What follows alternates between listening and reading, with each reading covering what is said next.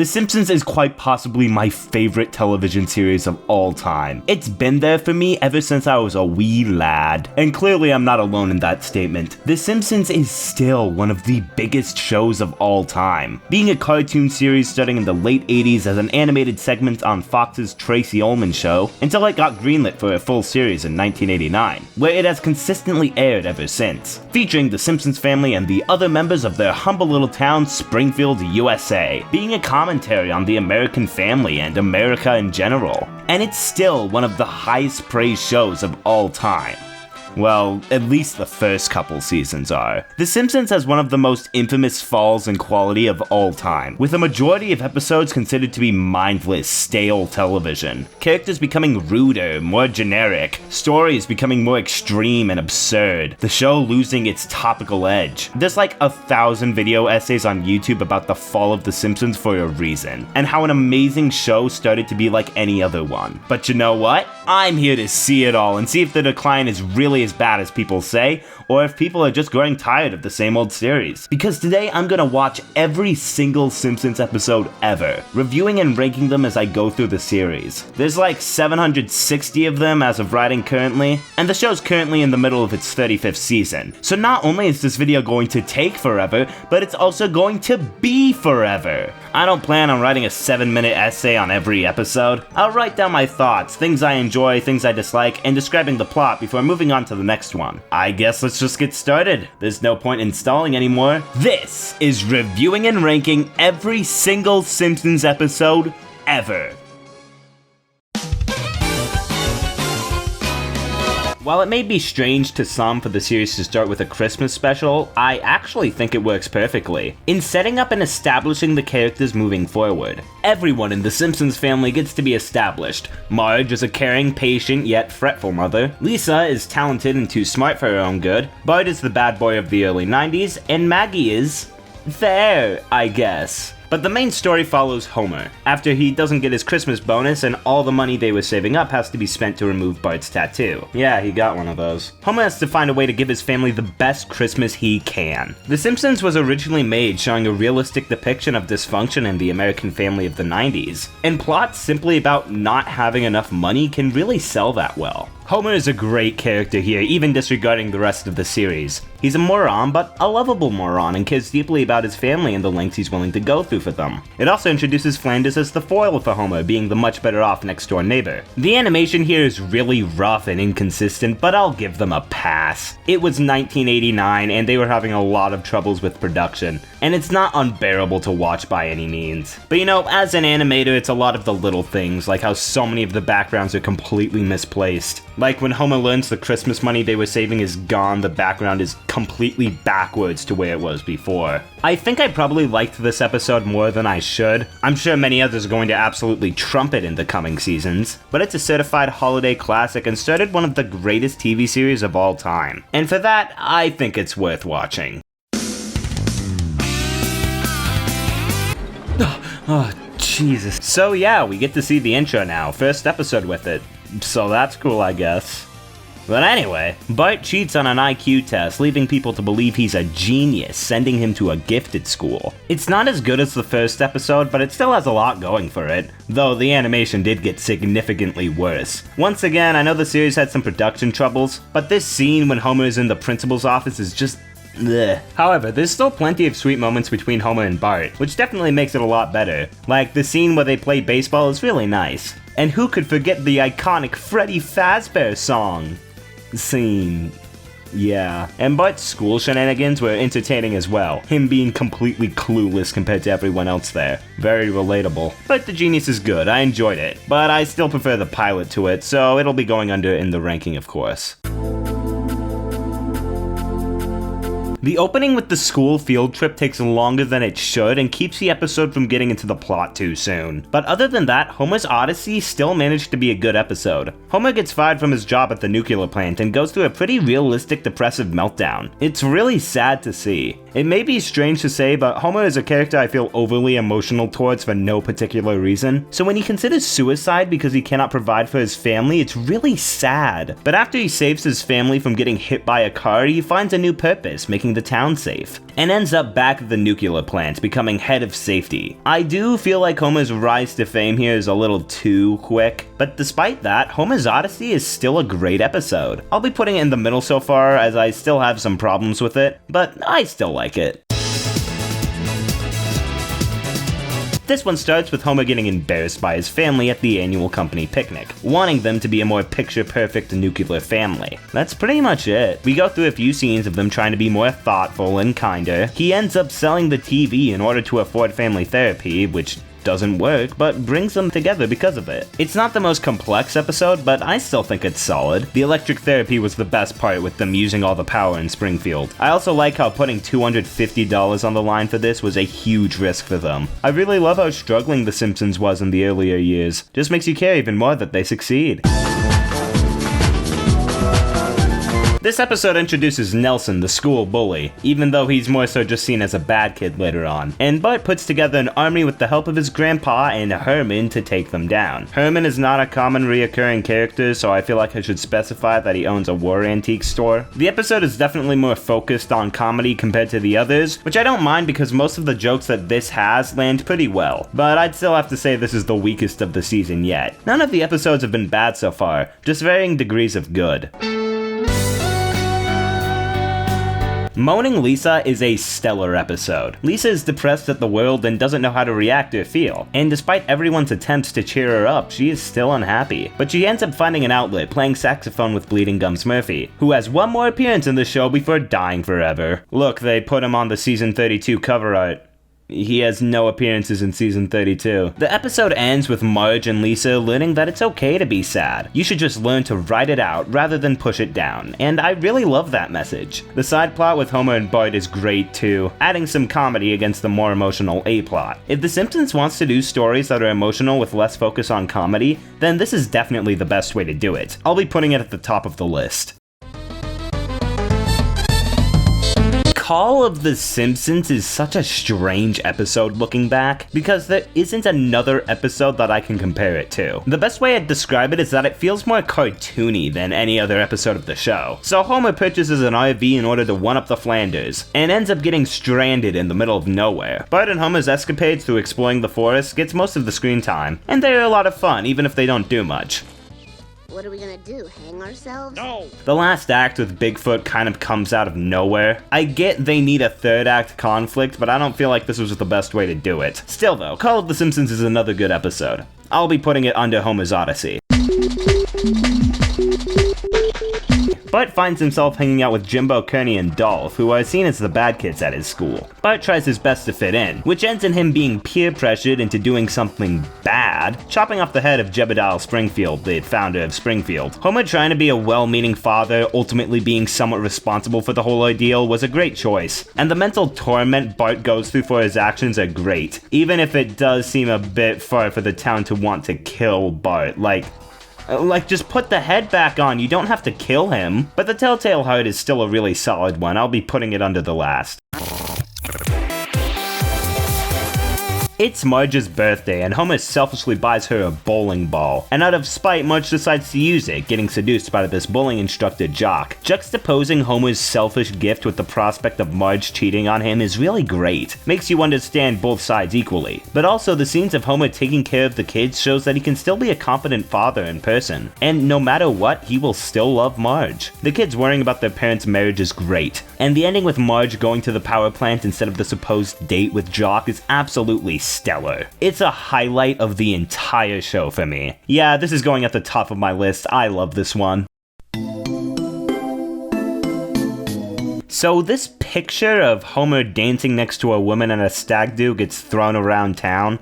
Not even with another woman, next to another woman. And Marge gets extremely upset with this, exploding and kicking Homer out of the house, which is just like, hell, even if it was with, I wouldn't care. We've been in a relationship for over 10 years. Maybe this was a little more extreme in the 90s, but nowadays it just seems unreasonable. but it turns into Homer trying to teach Bart that women aren't just attractive objects, and it starts to get really good. And the ending song and speech Homer gives was a really good way to round it out. After Bart throws out Homer's back and blows up the school, Principal Skinner decides to send him to France for a student exchange program. This one is really cruel. Bart being abused by his exchange parents and starved in France is really too much. It's also kind of ridiculous that Bart just suddenly knows French. If you've tried to learn a language before, you know you wouldn't just get it like this. But Homer and Adele's relationship is sweet, even if he ended up being a spy. I don't know, I'm pretty mixed on this one. It's never been a favorite. Homer encounters a robbery with Krusty the Clown, and this leaves Bart distraught as Krusty has always been his hero, not believing he could have done it. It turns into a mystery with Bart and Lisa trying to prove Krusty innocent, with Sideshow Bob ending up being the culprit, who was Krusty's sidekick before being replaced by Sideshow Mel. Wait, how did he actually disguise himself? You can't just change body shape like that. Sideshow Bob is a great guy and Kelsey Grammer delivers an excellent performance as him. Looking forward to seeing him in only like 3 other episodes. But hey, this one is still great, and the ending was the best part. Fun fact, this was originally going to be the first episode of the series. However, it was pushed back so much because over 95% of the animation had to be redone because it wasn't what the showrunners wanted. That's why there are some shots in here that can be described as incredibly smooth, and some that just look terrible. There's even deleted animation that looks even smoother than the final product, and animation that looked infinitely worse. Honestly, that's the most interesting part of the episode. The main story with Homer and Marge going on a night out, and the kids being left with this evil babysitter that plans to rob their house isn't really the most interesting. Marge being overly mad at Homer in the beginning wouldn't really work as well as a pilot, considering how he just didn't kiss her at the beginning, that was it. Works well with the context of the other episodes, honestly. I'll be putting it at the bottom of the ranking, it's a really rough one.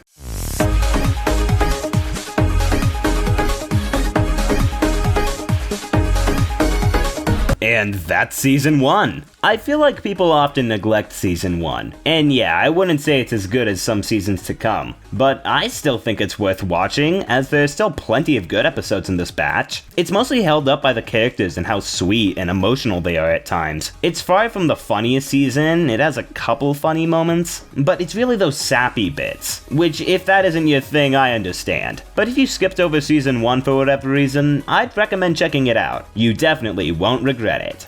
Alright, that wasn't too bad. How many more times do I have to do this?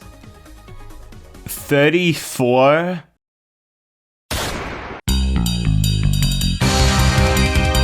Well, I didn't know the quality shift between seasons would be this drastic, because Bart Gets an F is genuinely one of the greatest episodes of the entire show. Bart needs to pass this test or else he'll have to repeat the 4th grade, where he actually tries his best to study but just can't find himself focusing. I have ADHD and have always struggled with school, so a plot about having to pass a test or fail is very relatable to me. But even despite that, this episode hits the nail on the goddamn head. Bart does everything he can to delay or improve the inevitable. Attempting to study, tutoring with Martin, to asking God for a snowstorm. And yet despite all of that, he can't focus enough to get through it. And that final scene is just absolutely perfect. While I know it's a bit of a Deus Ex Machina with Bart showing his applied knowledge to Miss Krabappel, it fits with the overall commentary about how flawed the American school system is. This is going at the top of the list, of course. Oh my god, this is another one I love. Homer is bald and decides to do some silly insurance fraud in order to get new hair growth medicine. And it works. And everything starts going perfectly for him, with him receiving a promotion and hiring an assistant named Carl. Not to be confused, of course, with Carl. Carl is only ever in this episode, I think. And he is such a brilliant character. I love him. He makes this episode. I also love how everything goes right for him at work and how Mr. Burns treats him. An episode where everything goes right can be really entertaining. And it works because there's still the threat of him being found out as a fraud. He ends up losing it by the end because, you know, status quo. But that ending scene with Homer and Marge makes it all worth it, man. Simpson and Delilah is another amazing episode. The Treehouse of Horror episodes are easily the most prolific subseries of The Simpsons, to the point where they have not missed a year. period. And I've always been a fan of these episodes. I'd watch them all the time as a kid. So how does the very first one hold up? Well, the first segment with the haunted house is alright. The second segment is the best with King and Kodos. And the third is the weakest, but still decent, as it is The Tale of the Raven by Edgar Allan Poe. But it's not even parodying it, it's just telling the story. But it's all still pretty good. Yeah, that's about it. It's the weakest of the season so far, but that's because the last two have been so great. Why don't we get a Treehouse of Horror ranking while we're at it? I mean, doesn't matter right now, but yeah. This one jumps right into it with a fish with 3 eyes being found in a lake right next to the nuclear plant. Yeah, so this is a Mr. Burns episode. He tries running for governor so that he can stop the plant from being shut down. As much as I like Mr. Burns, it's still the weakest of the season. It's a pretty good episode up against the last 3. It's one of the more funny episodes so far at least, and the ending was also really great with Marge expressing herself. Well, if it isn't the Simps. Me win? So Homer becomes a dancing mascot for the Springfield baseball team. No. I like the interactions Homer and Burns have at the beginning, but otherwise, this one is pretty mediocre. I'm sure when we get to the later seasons, this may be a godsend, but no, I'm not too big a fan of this one. This one dives more into Homer and Flanders' rivalry, with both Bart and Todd entering a mini-golf tournament. I like Lisa trying to motivate and help Bart, that part was funny, and Homer and Flanders bet on the competition with both of them losing. I do like how Flanders gets a bit miffed in this one, makes him more complex than, well, a punching bag. This one is good. If you start building a balloon for every flash-in-the-pan cartoon character, you'll turn the parade into a farce. This is a Thanksgiving special, and you don't see those too often. With Bart burning Lisa's centerpiece and getting kicked out of the house. Him roaming around town looking for food is pretty good with the family worrying. The ending with Bart and Lisa is really sweet and shows a really realistic depiction of a brother and sister relationship. This one is great, one of my favorites of the season so far. The opening with both Homer and Bart having the same agreement to go see Truckosaurus Monster Rally is a really nice moment, but Lisa's recital being used as tension at the beginning just kind of fills out the opening and feels like a waste of time. Anyways, the main plot is about Bart wanting to be a daredevil, doing these dangerous stunts, ending up planning to jump over Springfield Gorge. Honestly, this episode is pretty average. The only part I really liked was the ending with Homer being the one to jump the gorge, which is one of the most iconic scenes in the series and is also really funny. Sad to see it come from such an average episode. After Maggie hits Homer in the head with a honestly pretty good Psycho parody, Marge starts protesting against violence in cartoons. This one is great. I love the commentary that what is appropriate and inappropriate is subjective. It's also really funny, like Marge's new cartoon and the Smartline interview. Also, the storyboards in The Office are just beautiful. Yeah, I love this one. I'll be putting it onto Simpson and Elia. I love how this episode starts with a title card for no reason. It's not even like a milestone, this is episode 23, but it jumps right into it. Bart gets hit by Mr. Burns while skateboarding, getting knocked unconscious and getting a vision of the afterlife. Hey, cool, I'm dead. Homer takes Burns to court in an attempt to win $1 million. He doesn't, obviously, but the moments in the court are at the very least entertaining. This episode is really funny. It introduces Lionel Hutz and Dr. Nick Riviera, both of which are hilarious characters by the way. And Mr. Burns is at his absolute best here. He is unrelentingly despicable and it's so funny. And the ending with Homer questioning if he actually loves Marge after she stopped him from getting $1 million, and her forgiving her is really satisfying. I love this one. One of my favorites of the season. Oh my god, this is another one I absolutely adore. I don't remember season 2 having so many great ones. Homer ends up getting poisoned from some sushi and only has 1 day to live, with him making the most of the day before he kicks the bucket. Once again, Homer is a character I feel overly emotional towards, so as you'd imagine, this episode hits like a train. Him spending his last moments with Bart, Lisa, and his dad. But dude, that ending, I almost cry every single time. Oh, it's so good. Even though Homer doesn't die at the end, like, of course he doesn't, they aren't gonna end the series here. It was still really great to see this concept, and it's one of my favorite episodes of the entire series. I'll be putting this one at the top of the list. I may change my mind on that later, but it's that good. This is the first of the show's flashback episodes, with Homer and Marge telling the story of how they met in high school, with younger Homer trying to win over Marge against Artie, who's just this little nerd. Only mentioning him because he has like 5 episodes dedicated to him in the future. Can't wait for when flashback episodes take place in the early 2000s instead of the 70s.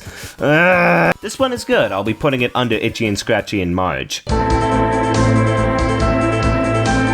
So Homer gets free cable and Lisa is worried that her family is going to hell for stealing television. It's good, pretty average for this season. The ending was the best part, with Homer realizing how much of a thief he is. I'll be putting it above Treehouse of Horror. Marge asks Homer to pair up her sister Selma with another man, but Skinner feels more of an attachment to her twin sister, Patty, and starts going out with her instead. Seymour is definitely pretty likable here, being absolutely love-struck by Patty, loosening up at school and letting Bart get away with everything. But in the end, of course, they don't get married, and they kinda lay on that conclusion for the whole episode. Still though, this one is fine, definitely one of the weakest of the season though.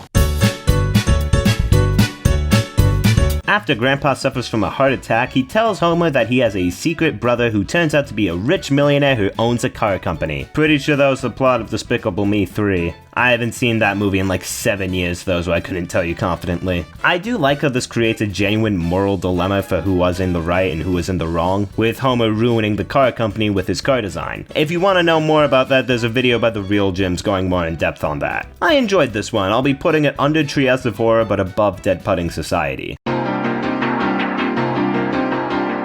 After Santa's little helper keeps destroying things like Homer's new shoes, they decide to send him to obedience school where Bart can't get him to listen, but he better, because if it doesn't work, they'll give him away. The subplot about Marge and Lisa quilting and spending time together while she was sick was nice, and the main plot is mostly fine, but they don't get to the obedience school until there's like 7 minutes of the episode left. And also the ending is just, the dog doesn't know how to do anything, and suddenly he just knows.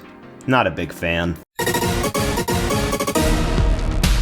Grandpa falls in love with this girl at his retirement home, but then she dies while the family takes him out, missing her last moments. But Grandpa inherits all her money, so now he's gotta figure out how to spend it. The episode is one that is just kinda whatever, honestly, but I think it just comes down to the fact that I like Abe, so I enjoy this more than I probably should. But it's not ending up very high on my list.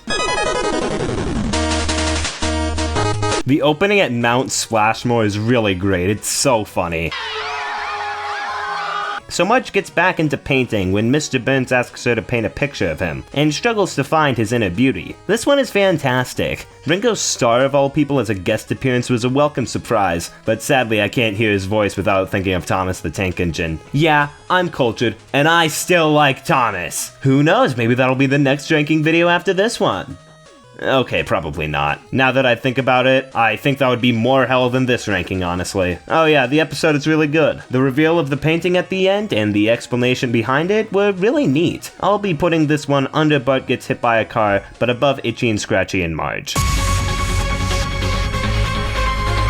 Oh my god, this is another one I love. And despite all the others, this might be my favorite of the season so far. Lisa gets a crush on a new substitute teacher, seeing him as a role model. But because of this, her relationship with her father starts to dwindle. There's also a nice side plot about Bart running for class president. It definitely gives some lighthearted humor against the serious main plot. And it all comes together brilliantly. I genuinely think the last few minutes of this episode are perfect. With the "You Are Lisa Simpson" ending when Mr. Bergstrom leaves, and the scene with Homer and Lisa making up is so sweet, it hurts. This season just keeps getting better and better. Maybe I spoke too soon. So this one has Homer and Marge going to couples therapy, where Homer just wants to catch this big fish instead of going. What a jerk. It does that thing where he accidentally gets in the boat and accidentally catches the fish, and it's so stupid and forced just for conflict. At least the subplot with Grandpa babysitting is pretty funny, so I'll be putting it above some of the other lower entries on this list, but I don't think this one's anything higher than decent. The pacing of this episode is a little all over the place. The first act is about Bart going to a comic convention. The second act is about him trying to get money to buy the comic before splitting 3 ways with Martin and Milhouse. And the last is them fighting over it. It's pretty average for season 2, but still a good time. Their parody game is really good here though, more than usual. Mr. Burns needs a blood transplant with rare blood, and Bart, sharing the same blood type, gives it in the hope of getting riches. This one is amazing, really funny also, with Bart and Homer trying to retrieve the letter they mailed, and the ending with Marge trying to put a moral to the story. It's a very solid way to end this season.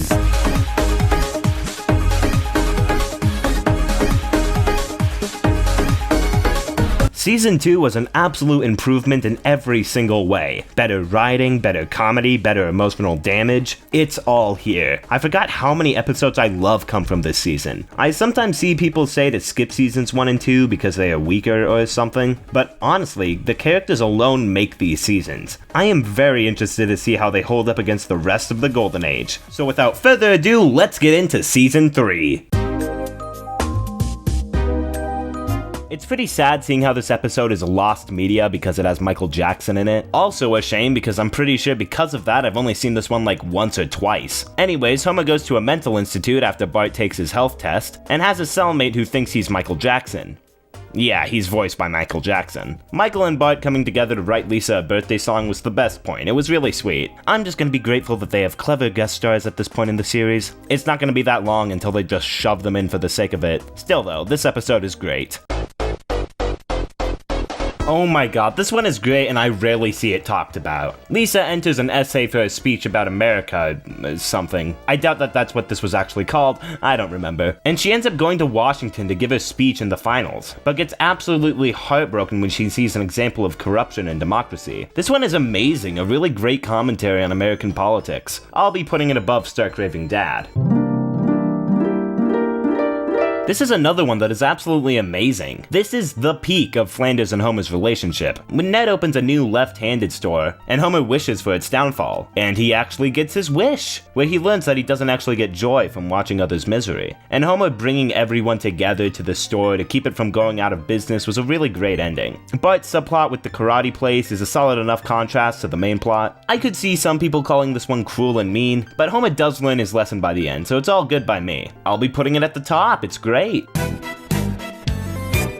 opening with Bart having the worst day ever was pretty funny, and this is also the first episode with Fat Tony. Any episodes with him gotta be good, with Bart being the Mafia's servant as a job. This is sadly the weakest of the season so far, but it's far from bad, it's really good. But when it becomes about Principal Skinner being murdered, I start to lose interest. Like, of course they didn't kill him. At least it was pretty funny and it got us this scene. I'll be defending you on the charge of murder 1. Wow, even if I lose, I'll be famous.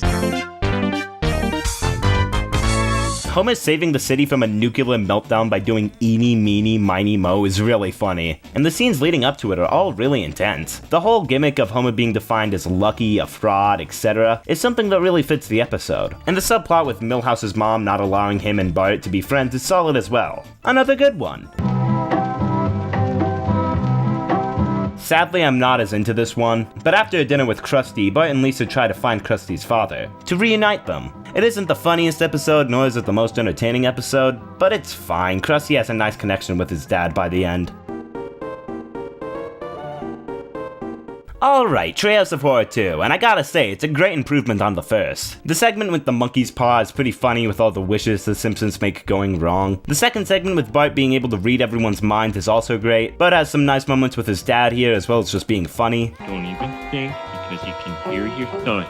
And when he's least expecting it, bash his head in with a chair. And the final segment with Burns turning Homer into a robot really freaked me out when I was younger. All around a good episode, I'll be putting it under Stark Raving Dad. I also love how they just messed up the music at the end, with the track being played twice at the same time. It's hard to explain, just go see it for yourself.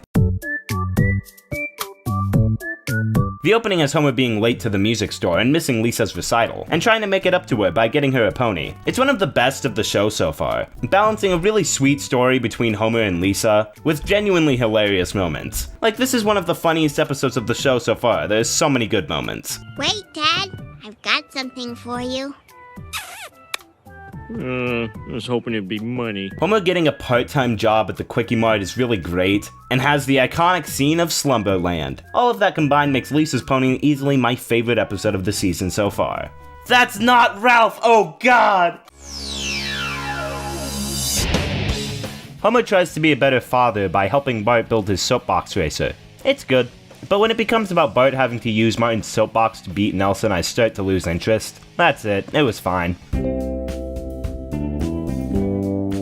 The stuff with Lisa's slumber party is really great, and funnily transitions into the main plot with Moe taking Homer's drink as his own, turning the bar into a new hotspot with Homer of course being angry about it. This one is great. It's a typical taking someone else's idea story, but it manages to be really funny, so it's going pretty high on the list because of that. Like the Cheers parody, Homer's making people happy tangent, and Bart bringing alcohol into the school was the best part. Bart, are those liquor bottles? Brought enough for everybody. Take those to the teacher's lounge. You can have what's left at the end of the day.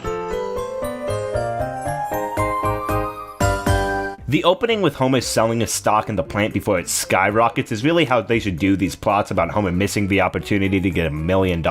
It's a trope I've always kinda hated because of how obvious it is that they aren't gonna win the money. Of course, Bart gets hit by a car from earlier was an exception because Homer not winning the money led to a really great ending. But here it's definitely played for laughs, which is great. Anyways, the episode is alright. The plant gets bought by Germans and it's got the Land of Chocolate segment, which is really hilarious. It's good, it's pretty funny, but compared to the other great episodes this season, it's ending up around the middle. This one has Homer telling the story of Homer and Marge in their late 20s, and how Bart coming into their life complicated things. This one is really sweet, I love it. Homer's character trait of being incompetent here, but still caring deeply about his family is really at its peak here. It's not the funniest episode, it has its moments, but it's really the Homer and Marge dynamic here that makes me enjoy it so much. I'll be putting it under When Flanders Failed. It's Bart's birthday, and Homer buys Bart a radio microphone. Do you have any of those microphones left? Yeah, a couple. Has some good moments with Bart playing with his toy, like the Rod and Todd bit, but once the whole well stuff happens with Timmy O'Toole, I start to lose interest. Especially when the town of Springfield doesn't help Bart when he eventually falls down the well. I just think it's cruel. At least it has this moment. It's not our fault. We didn't want the boy. He was an accident. Homer! Lisa decides to take an interest in football with Homer, where Homer gambles on Lisa's predictions for who will win. I like Homer and Lisa's relationship in this one, there's a lot of sweet moments between them, but it really falls apart when Lisa thinks that Homer was only doing it because she correctly guessed every team, and saying that her love for her father is in which team wins the Super Bowl is way too confusing. I'll be putting it above Radio Bart. Alright, episode 50. Marge snaps from stress, so she takes a vacation, while Bart and Lisa stay with Patty and Selma, and Homer takes care of Maggie back at home. I like Homer spending time with Maggie a lot, it's sweet, but Homer eventually loses her when she goes out looking for Marge. It's alright, pretty middle of the road. So this one is strangely enough a Mrs. Krabappel episode, with Bart sending her love messages.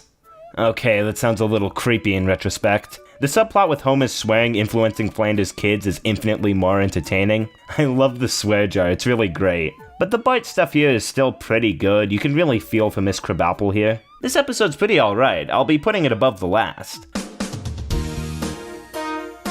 Homer needs to prove himself on the company's softball team after a bunch of big leaguers get put on to win Burns a bet. It's not the most complicated episode, but it really makes up for it. Because this is the funniest episode of the show so far. It is hilarious. Here. I love this one. Almost every single gag here is a classic. The new players all falling under misfortune is so great. All of them are so good. I can't really say much more than it's really funny, I guess, but I don't know. Under When Flanders Failed. Homie, you're good at lots of things. Like what? Like snuggling? Yeah, none of my friends can watch me. Bart and Lisa both take a job test, and Bart learns that he is going to be a police officer, and Lisa learns that she will likely be a homemaker, with Bart becoming more of a stickler for the rules, and Lisa being more of a troublemaker. I really love how they still feel like their characters. Lisa's just going through a bad phase, and Bart loves the feel of authority. The ending with Bart sacrificing himself for Lisa was great too. I'll be putting it under Mr. Lisa Goes to Washington. Besides the giant golden Homer moment, this episode is just okay. The family all has to pitch in order to afford the dog's surgery. All of this is wasted when the dog runs away. Yeah, this one is fine. Never really cared for it that much. I like the doggy heaven bit with Homer, but that's about it. Oh, and the ending text, that was funny. But that doesn't stop this one from being the weakest of the season. Anyways, next one, I guess. I don't care for the opening with Homer being called out by Marge for talking during the movie, but after that he drives out of town and meets this girl, Lurleen, at a bar. I haven't felt this way since Funky Town. Funky Town! Homer decides to help manage her country music, with Marge being suspicious of if Homer and Lurleen are having an affair. It's alright, I guess. I do like how Homer sees this thing exclusively platonically, and how oblivious he is to the whole thing. Keeps Homer from feeling like he's gone too far, while still understanding Marge's and Lureen's perspectives. Ending is great too, with Homer almost cheating on Marge. It's going in around the middle of the list. Sure, this episode is great, but not everything can go at the top. Oh, that's hot. There isn't a man alive who wouldn't get turned on by that. Well, goodbye. These talking dinosaurs are more real than most real families on TV. You got that right! So Selma turns out to be dating Sideshow Bob, this being his second episode, who got out of prison to be with Selma, marrying her where he plans on killing her on their honeymoon. As far as Sideshow Bob episodes go, this one is alright, I guess. This one coming up later that's a lot better, but I guess compared to the other ones, this is sadly above average. Why was the animation so smooth there? This does start the whole explanation of Bob's plan at the end with Bart figuring it all out. It gets way absurd later. Bart trying to explain to Homer was hilarious though, I completely forgot about it. The animation was really funny. I know most of this episode review was me ranting about upcoming episodes, but yeah, that's about it. Under Flaming Moe's. I always forget about this one, and I still do. The end. Okay, but this episode focuses on Otto, who's the kid's bus driver, I guess, with him moving into the Simpsons house after he lost his job. It takes 14 minutes for them to get to that concept, and it's barely entertaining enough to keep my attention. It's mediocre. The best part was the opening with the Spinal Tap concert, and even then, it was just okay. The most joy I got out of this episode was the ending with Patty letting Otto pass because Otto wanted to prove Homer wrong. Other than that, you can probably skip this one. This one is fine. The opening with the Indiana Jones parody is iconic, but Milhouse falls in love with this new girl, Samantha. There's a sex ed scene immediately after. She's faking it. I love that scene. The subplot about Homer getting a better vocabulary is really funny, but other than that, I don't care for this one very much. It's funny, but that's about it. Homer's ending gag was the best part. I started watching this episode knowing that it was a sequel to the Herb Powell one from season 2, only to realize that I have no idea how they'd get to the concept of Homer's sperm being sterile from radiation to Herb Powell inventing a baby-speaking machine. I was very confused. I do like how Mr. Burns does this whole ceremony for Homer's reward/contract. Homer needs to buy a new couch after the kids break it with the reward money. Uncle Herb needing the money to make his machine. It feels so overly convoluted. Still though, this is another one that's just fine. Does Herb ever come back? Is this his last episode? Well, I guess I'll let you know in 7 hours.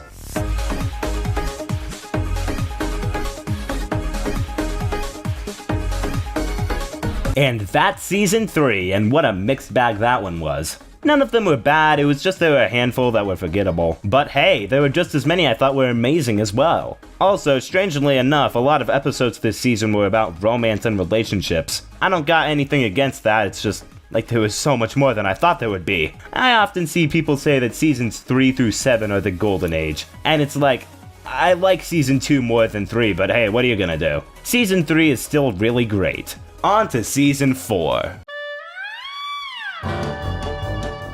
This episode is iconic, where Bart and Lisa go to Camp Krusty over the summer, with the whole place turning out to be absolute garbage and dangerous, while Marge and Homer have a wonderful time at home without them. I do think the opening with the last day of school goes on a bit long, but otherwise, I think this episode is really solid, has a lot of funny moments. This is Krusty brand imitation gruel. 9 out of 10 orphans can't tell the difference.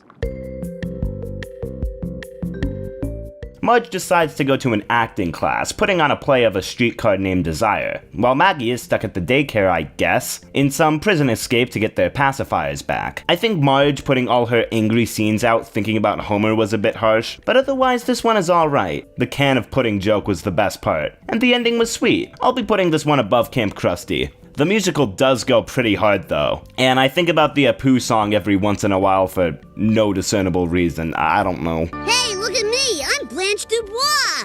Mom!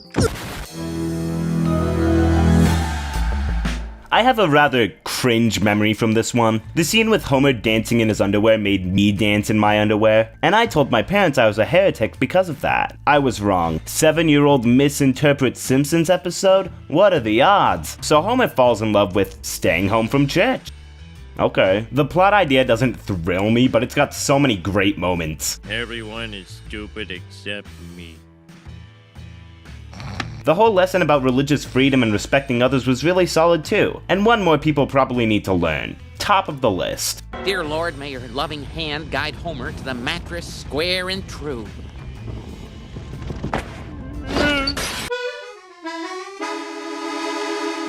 The opening with the Disneyland copyright and the school carnival happened to align perfectly with me watching this episode for this ranking, and when the Steamboat Willie's copyright expired. Hopefully that can give you some idea of how long this video took. Anyways, I like this one a ton. Lisa's self-image starts to falter, so Homer gives up his ride on the Duff blimp to put Lisa in a beauty contest. That's really sweet, and I love this one. Well, if I could gouge out somebody else's eyes and shove them into my sockets, I would, but to me, she's beautiful. It's also really funny, there's so many good moments in this one, but when it gets to the part of her speaking against the cigarette company, I start to lose interest, and then she stops being the queen, and that's about it. Despite the somewhat lackluster third act, this is still one of my favorites of the season.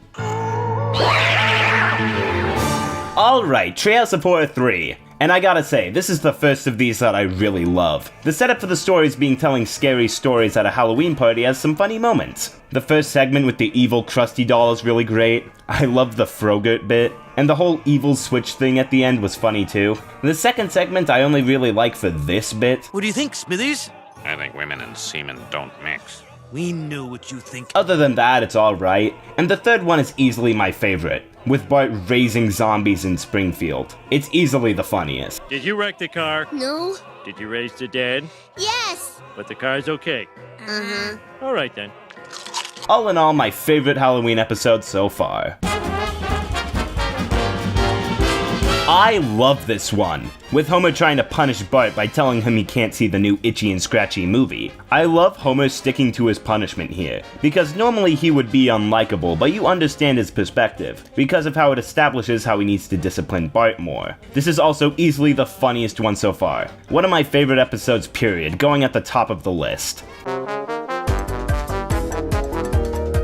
Wow, I always forget about this one, which is especially surprising because I'd watched the last one all the time as a kid. Figured it would have autoplayed more. Okay, maybe it did. I did get a nostalgic wave for Tom Jones' It's Not Unusual at the end. The entire Simpsons household is slanted, so Marge applies for a job at the nuclear plant with Homer, with Mr. Burns falling in love with her. I feel so bad for the one old guy who lost his job. Like, is he okay? I need to know! I need to know! The subplot with Bart lying to get out of his test is pretty cruel though. This is definitely the weakest of the season so far. But it really says a lot when this is the worst one, because this one is really funny. And worst doesn't mean bad, it just means, well, worst. That medicine's not for you. Come on, Marge. Maybe I'm not getting enough estrogen. Give me that. So Bart gets a crush on this teenager who moved in next door, while Homer sues a seafood place for not truly being all you can eat. This one is pretty good, has a lot of funny moments, like Homer's birds and the bees talk, Bart's fantasy, and Moe getting prank called finally gets a conclusion, which was great. The whole trope of a teenager saying, "Oh, if you were older, I'd totally go out with you," is something that really doesn't sit well with me. Like, if I was a babysitter and one of the 10-year-olds liked me, I'd drown myself in a river. Simba, on the ball. After Homer gets in a car accident with his own car, he buys a plow truck and becoming Mr. Plow himself. This episode is another iconic one, though I do start to lose interest when Barney starts being competitive with Homer. where Barney gets stranded on a mountain and Homer has to save him. Still, I think this is a solid episode. I'll be putting it under the last. This season just keeps topping itself. Lisa's First Word is one of my favorites. We see the story of Lisa coming into the family, and the troubles that came to Homer, Marge, and Bart because of this. This one has so many great moments with Bart. Strangely, when he is at his most childish, I like him the most. It's cute. And the ending with Lisa's First Word is so sweet. This is one of my favorites. It's not the funniest episode, but it makes up for it with its charm. Homer desperately needs heart surgery, after multiple instances of heart palpitations. I really like this one. It has so many great moments like him at Mr. Burns' office. Love the animation of it. It does feel somewhat directionless, however. I really love how he has to resort to a poor quality surgery because of the American healthcare system. Like, that stuff is scary, man, and I am grateful that I don't have to worry about that in my family. But then the surgery just succeeds thanks to Lisa, and that's it. Could have been really great. Thankfully, this one is really funny, so it makes up for most of it. How could any episode with Nick Riviera be bad? It's kind of like a weaker version of the Blowfish episode. It still does have some sweet moments, with Homer saying his last statements with Lisa and Bart. I'll be putting it under Treehouse of Horror 3, but above Lisa the Beauty Queen. What the hell is that? Marge vs. the Monorail, we are finally here! Is this the greatest TV episode of all time? It's good. So after Mr. Burns pays the town over $3 million, they decide to spend it on a monorail, suggested by this scammer. The climax is really great. The soundtrack really helps out the intensity, but best episode of the show? Not really. I always feel like when I'm talking about something that is considered the best and I don't think it's the best, I always feel like I come off as negative, because this is a really great episode. It's one of my favorites of the season so far. It's just not perfect, I don't know. You know what? Under Lisa's First Word, but above Treehouse of Horror 3. Maybe that'll give you some perspective on how I feel about it. Summer's Choice is definitely far more of a comfort episode for me. I know it's nothing spectacular, but I've always loved coming back to this one. The plot is fine. Selma feeling she's running out of time to have a baby, eventually babysitting Bart and Lisa at Duff Gardens, because Homer got sick. But this is just an episode with tons of great moments as well, like Homer and his sandwich, or Lisa going on a drug trip thanks to the theme park water. I don't even care that much for Selma as a character. Or maybe I do. I haven't really given it that much thought. But even if I detach my personal enjoyment and look at it critically, Selma's Choice still tells a fun story throughout. This may be controversial, but I'll be putting this one above Marge vs. the Monorail. While I think that episode is technically better, I just enjoy this one more.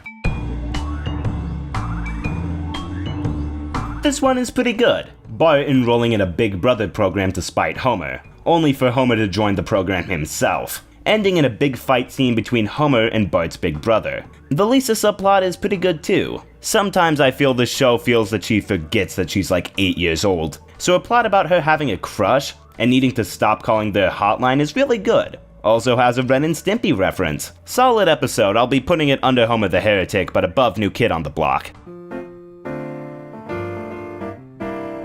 I Love Lisa is another great episode. Ralph's character has always been undefined up to this point, but it's finally reached its best iteration, with him being a stupid but loving second grader. I really like him here, and I hate how she breaks his heart. It's really sad, but it's so good. This is my favorite episode of the season so far. It's also really funny, but I doubt that's a surprise. All of these have been very funny so far.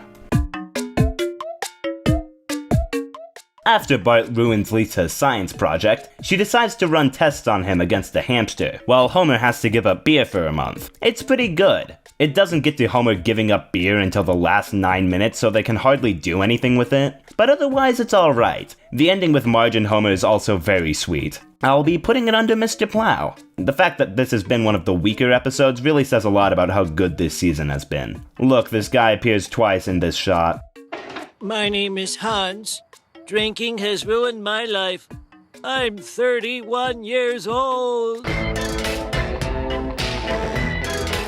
Last Exit to Springfield should in theory be one of the most forgettable episodes of the entire show. I mean, a plot about the plant workers going on strike doesn't sound that interesting, but I constantly see this one in the top 10 episodes of all time, and it's all because it's so damn funny. It's just gag after hilarious gag and reference. It's honestly admirable how good this one is. Then again, it's still a plot about Homer fighting for a fair union contract, and Lisa needing braces, so it's not going at the top. But it's still very good. Yay! I don't know why I put yay in the script. Well guys, it's all over. It's a clip show episode! Pack it in, the series has truly gone over the deep end. I don't actually mind this one that much at all. Everything with the April Fool's pranks between Bart and Homer is great. But once it actually gets to the clip show, I lose interest, which is 5 minutes in. So yeah, it's not terrible, it's far from the worst thing ever, but I'm just sitting here bored waiting for it to be over. Just kinda reminds me of episodes I'd rather be watching. I also think I watched this one a lot as a kid, so I think I also have just grown tired of it. Yeah, this is going at the bottom. So Bart and Lisa write for Itchy and Scratchy after they feel the show is going downhill. But they have to put Grandpa's name on it in order to be recognized, so they gotta deal with that now. And Homer has to retake his high school science class so he can graduate high school. I'll bet you trade it all for one night with my wife. I would. Just you wait. We get an entire episode dedicated to this idea later in like season 13. It's pretty good. I mostly liked it for the stuff with Homer at his classes, but the Itchy and Scratchy stuff is also really good. Has a funny Ren and Stimpy roast. When I learned what this was referencing, I loved it. Also just had a Ned Flanders bit at the end because they ran out of time. Isn't that great? I like the opening a lot with Bart and the bullies being locked downstairs during a school inspection, which ends in him getting expelled. But I can't be the only one who finds it strange how this one starts with him getting expelled to killing snakes for a holiday. A lot of episodes have this issue, as a lot of episodes can feel very disconnected from their starting point. It's not a huge deal since they are still pretty funny, but like, how do they write this stuff? Do they like come up with the Whacking Day plot but also want to do a Bart expelled story? This is a terrible example, actually, as it's pretty much just A plot, B plot. But this has been a problem with others. Ignore my terrible evidence, you just gotta trust me, bro. Okay, but as an episode, this one is still very funny. I like a lot of the Whacking Day stuff, and Lisa trying to stand up to the terrible holiday. And Marge teaching Bart in school was also great. I love how she got him interested in that one history book. They do have to convert back to normal at the end, but still, this one is pretty good. I'll be putting it under Homer the Heretic. I am evil Homer. I am evil Homer. I am evil Homer. I am evil Homer.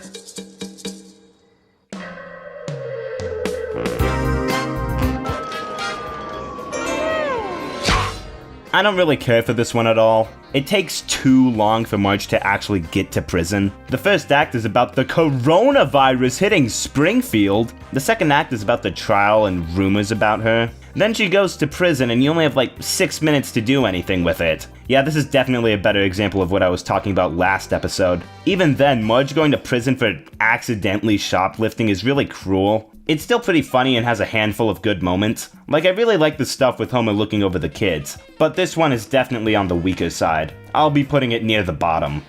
If there's one thing America needs, it's more lawyers. Can you imagine a world without lawyers?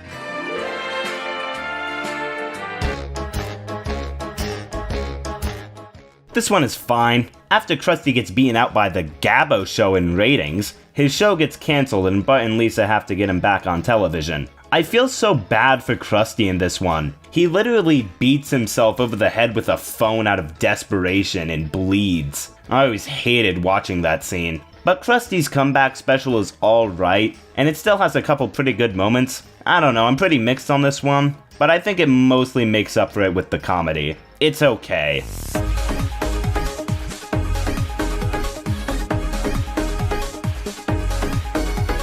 Despite a couple at the end that I thought were just alright, Season 4 is mostly comprised of some of the best, most memorable episodes of the show. I don't think I'd necessarily call it my favorite so far. I think I like 2 just a bit more for personal reasons, but this is by far the most consistent season yet, and one I really enjoyed watching for the most part. Well, on to Season 5.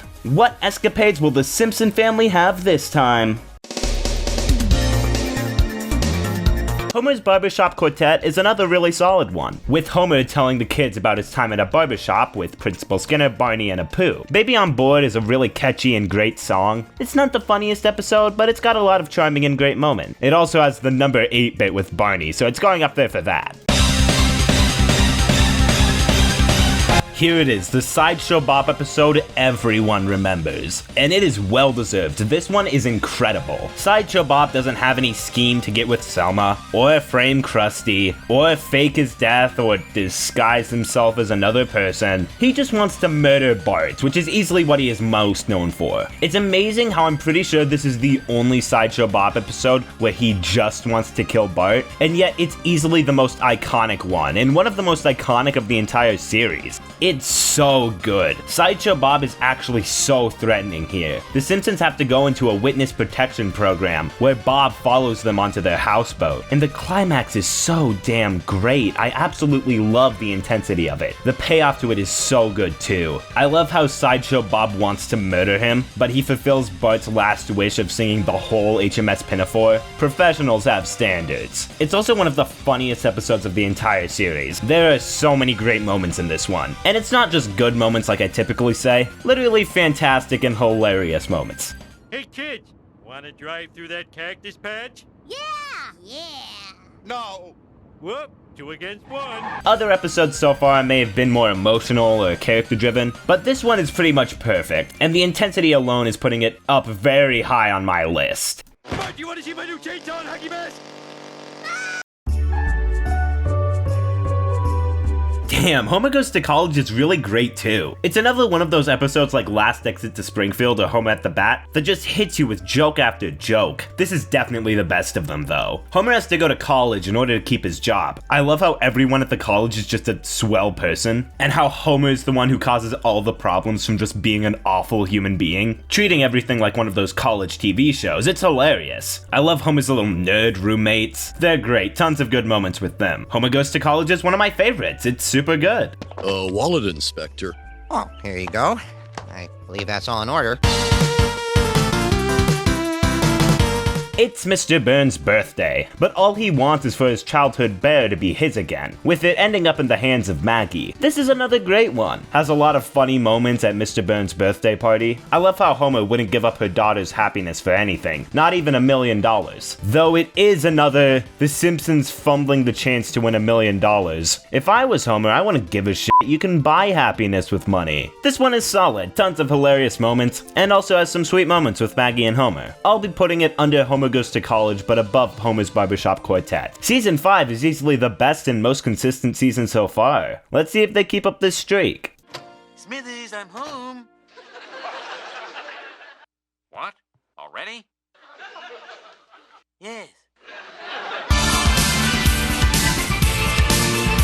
Alright, Treehouse of Horror 4. And I gotta say, this is probably my favorite of these so far. I like the in-between segments with Bart at the museum, but Marge coming into the episode to once again say how scary this episode is going to be is getting pretty lame. Like, I'm being 100% honest, I'm much more scared of the intro sequence than anything in these episodes. The score spooks me, man. It's not that big of a problem, I'm blowing this out of proportion, I know. The one with Homer selling his soul to the devil who is Flanders is great. Why did they put the soul donut in the fridge though? Just like bury it underground. I like all the stuff with Homer in hell. It has some very impressive animated sequences, and the ironic punishment section, as well as Homer's court case. The one parodying that Twilight Zone episode, with the man on the plane seeing a monster on the side of the plane. Nightmare at 2,000 Feet, that's the one. It's pretty good, with Bart instead seeing a gremlin destroying the bus slowly. And the Dracula one is definitely the best, with Mr. Burns rampaging around, turning Bart into a vampire. It's probably the funniest segment so far. I love every single joke in this one. I don't think there's a single one that misses. I think it's probably my favorite individual Treehouse of Horror segment. Quick! We have got to kill the boy! How'd you know he's a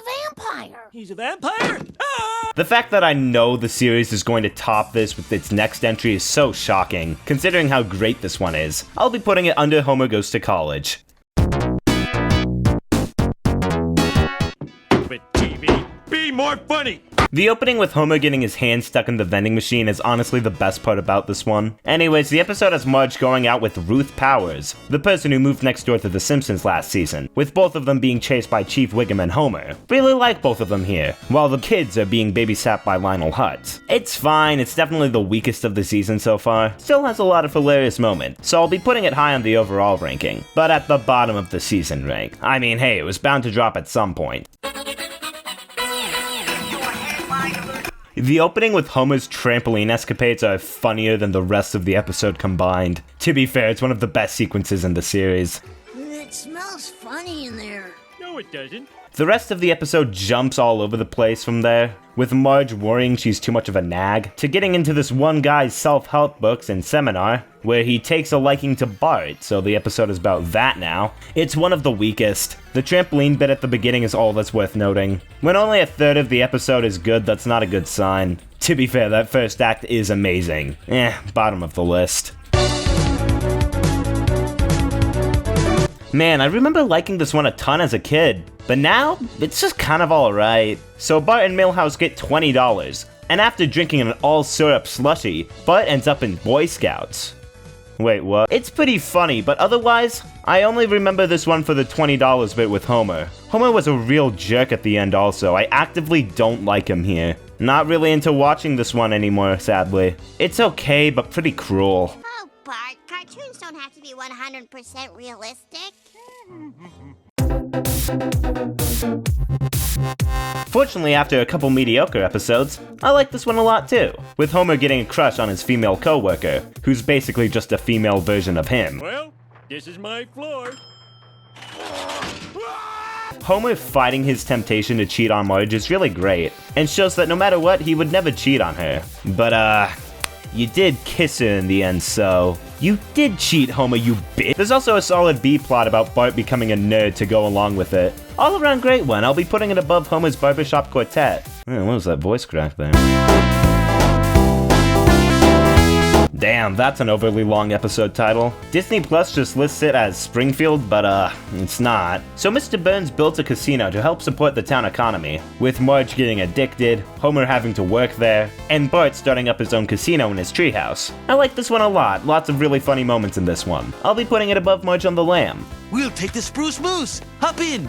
But, sir... I said hop in. This one kinda sucks. Well, for the show so far at least. It's still pretty good in the grand scheme of things. But the town of Springfield all gets robbed by this cat burglar. And they just kinda sit around for 20 minutes, waiting for the obvious conclusion that it was this old guy who was only introduced in this episode. It just jumps around different plot points until it ends. It's okay, but it's going on the lower end of the list. This season has really been a mixed bag so far.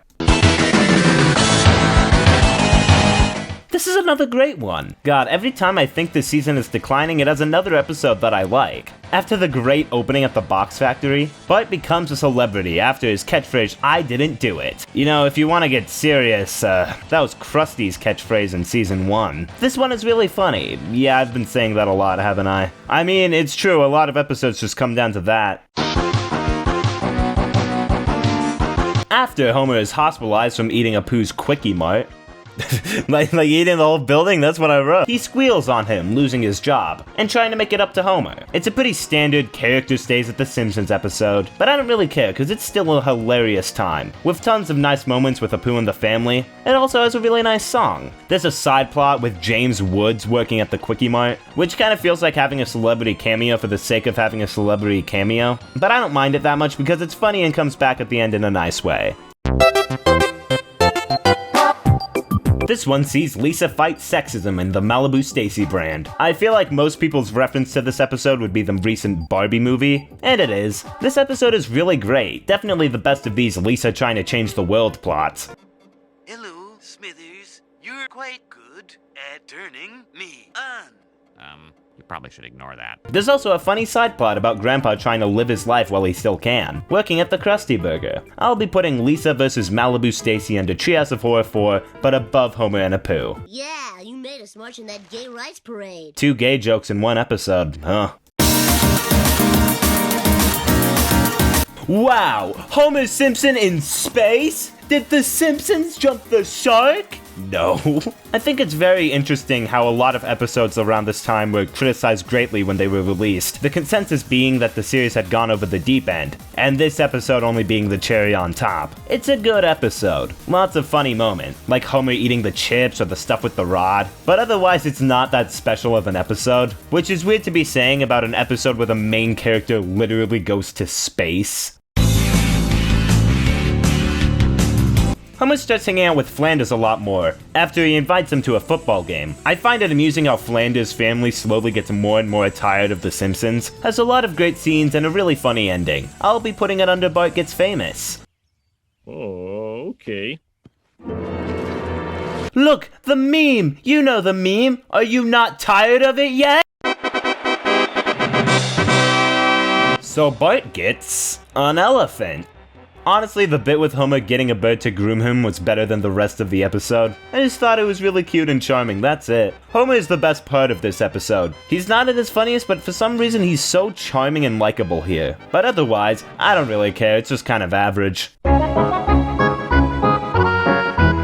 So Bart becomes Mr. Burns' heir, with Mr. Burns wanting to spend as much time as possible with Bart. This one is good. I like Mr. Burns a lot, so any episode with him is going to be great. And the final scene of Bart choosing between a life of fortune or firing his dad was good. I'll be putting it under Homer Loves Flanders but above Springfield, or How I Learned to Stop Roaring and Love Legalized Gambling. Yes, future me, you have to say all of that. Haha, what a loser.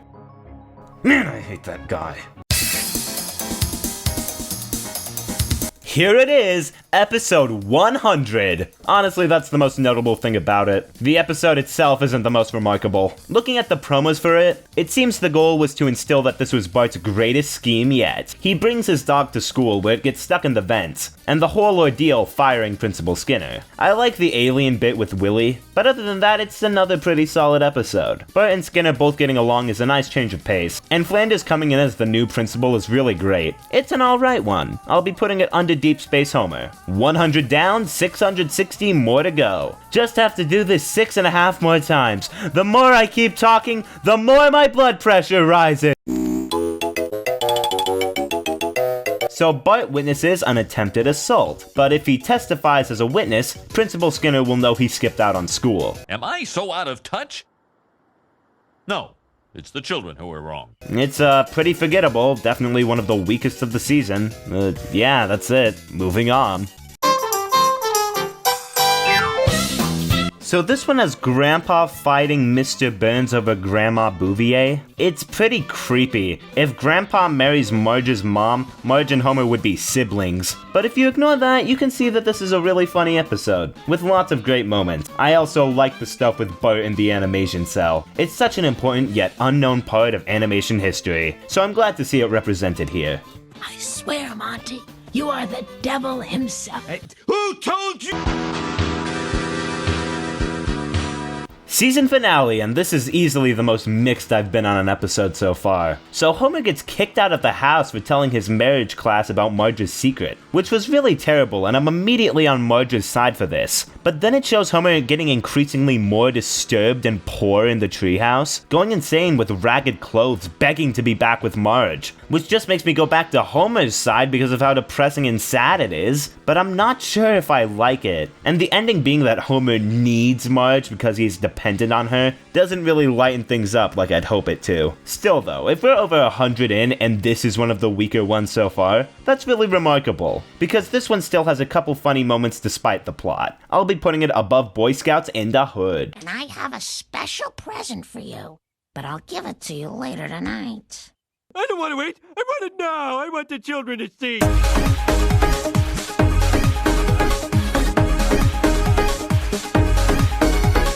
Season 5 was definitely more of a mixed bag, having some of the best and worst episodes of the show so far. But none of it was bad. There's still plenty of great episodes in here, and most of them are worth coming back to. I feel like it starts way too strong though, so maybe that makes me see the rest of it in a lesser light, but for the most part, these were pretty solid. And being completely honest, I'd rather watch an episode at the lower end of the Season 5 ranking than an episode of most other TV shows. But let's get on to what might just be the greatest season of the show yet, Season 6.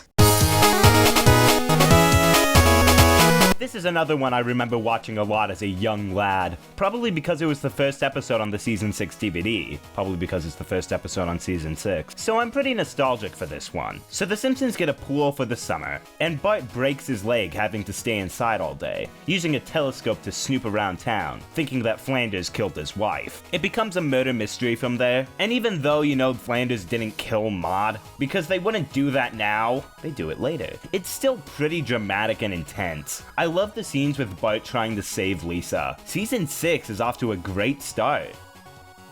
I ate a burger while watching this one. Yeah.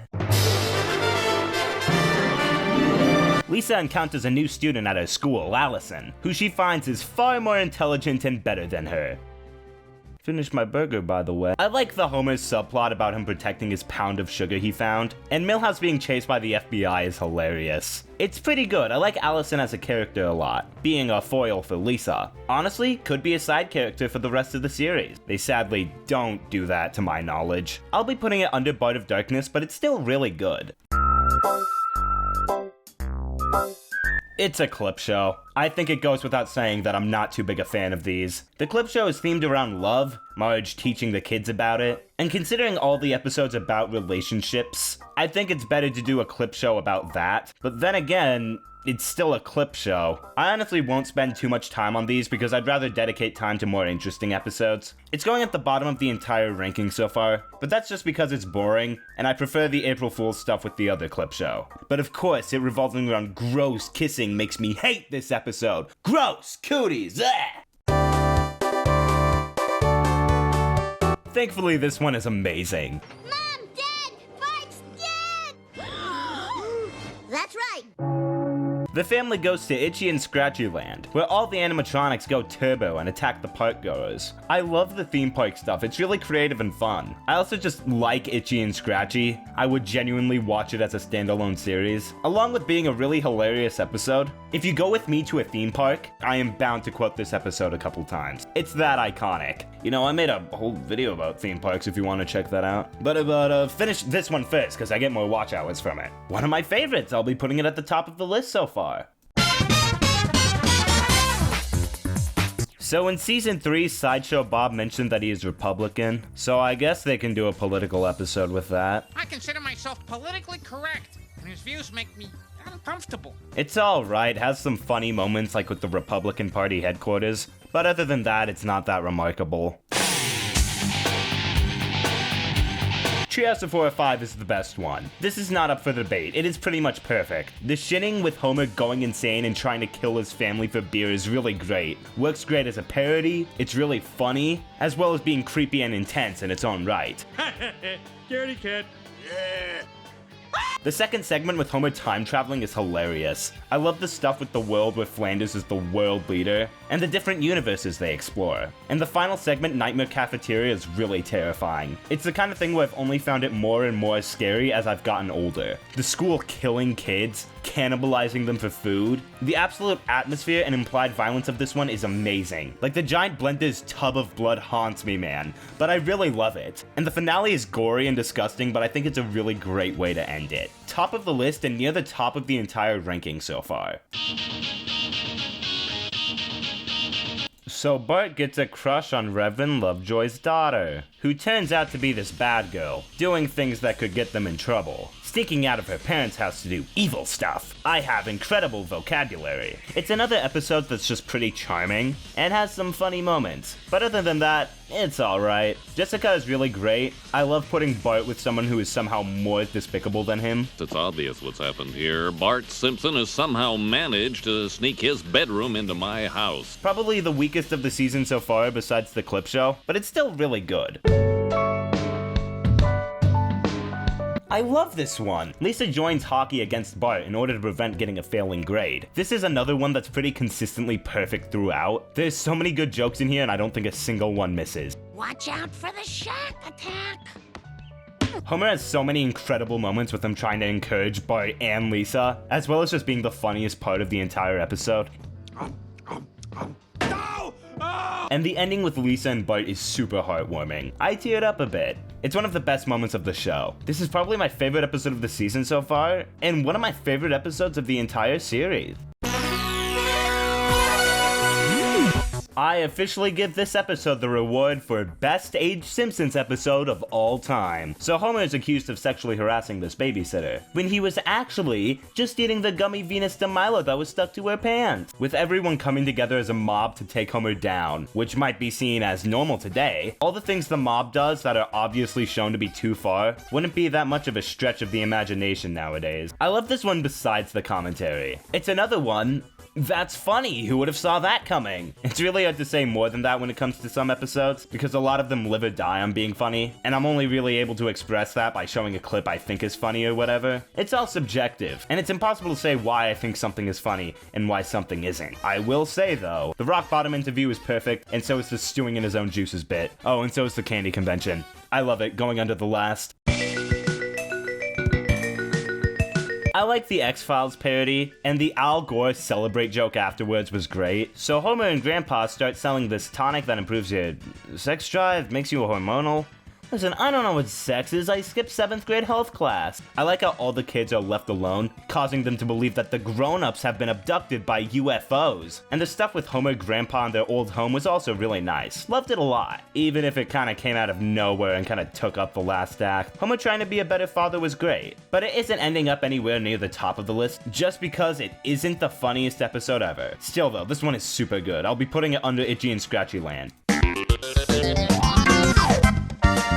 I love the opening with Homer being banned from Moe's bar and trying to find another place for it. There's something bothering me about this place. But when it becomes about Marge's fear of flying and her father and going to therapy, which is alright, I just don't care for it too much, it's still pretty funny. And it's still a pretty good history lesson on Marge, learning more about her past, which we don't see that much. I'll be putting it under Sideshow Bob Roberts, but above Bart's girlfriend.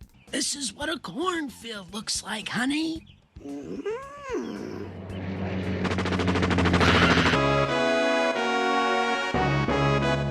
I love this one a lot. It's an episode that's entirely held together by jokes. Homer finds out about this secret cult behind the town and joins it, turning out to be the chosen one. It's one of the funniest episodes of the whole show. There's so many great moments in this one. Oh, and don't bother calling 911 anymore. Here's the real number.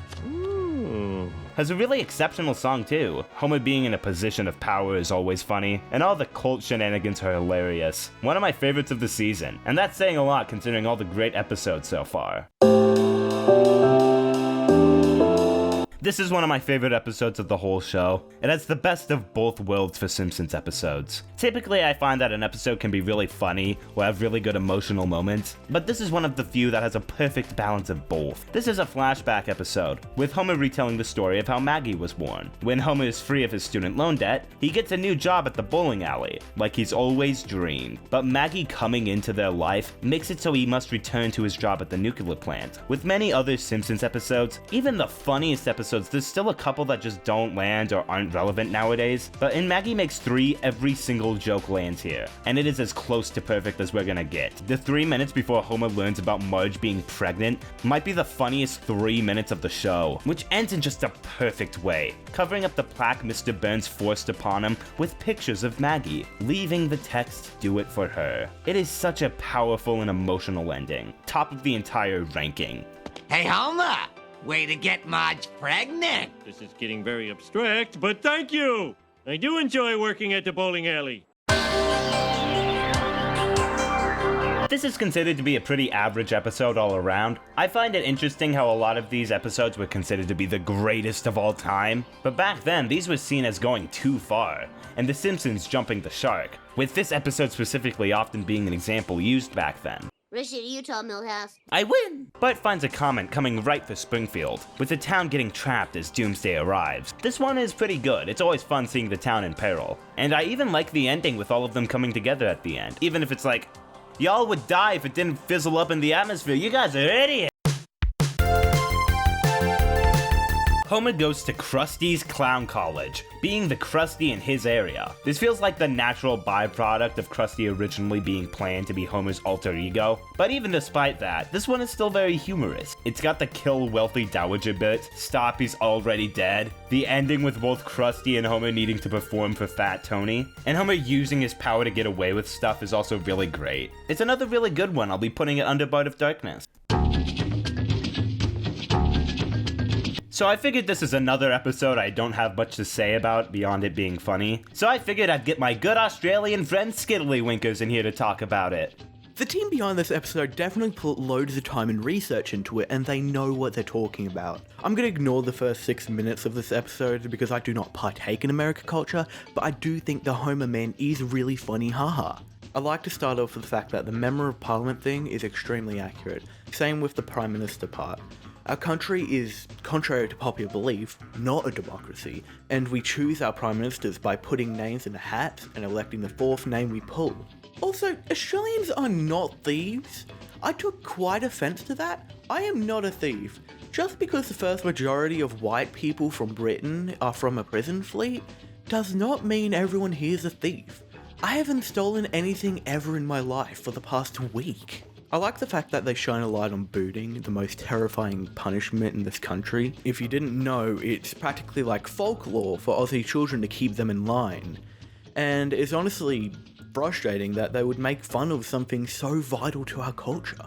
Final thoughts? Honestly, Bart deserved the boot, and he even got offered the sacred Prime Minister boot, and all he did was treat it like a joke, and it honestly infuriates me. This episode actually disappointed me. It shined a light on a lot of amazing Australian things that isn't widely known, but instead it treats it as a joke, and it pisses me off.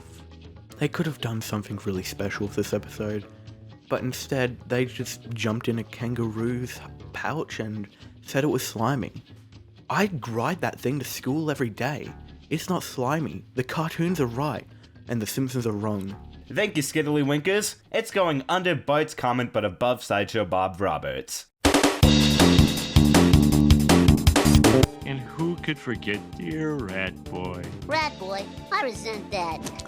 So Homer takes out a loan from Patty and Selma, which they use to blackmail him, and Bart has to take a ballet class, learning how much he loves it. This is one of the weaker episodes of the season, but it's going above a lot of the other weaker runs from other seasons because of how hilarious an episode from this year can be. This one is great, and I do really like the endings to both of the plot. It was nice to see Homer do something for Marge's sisters.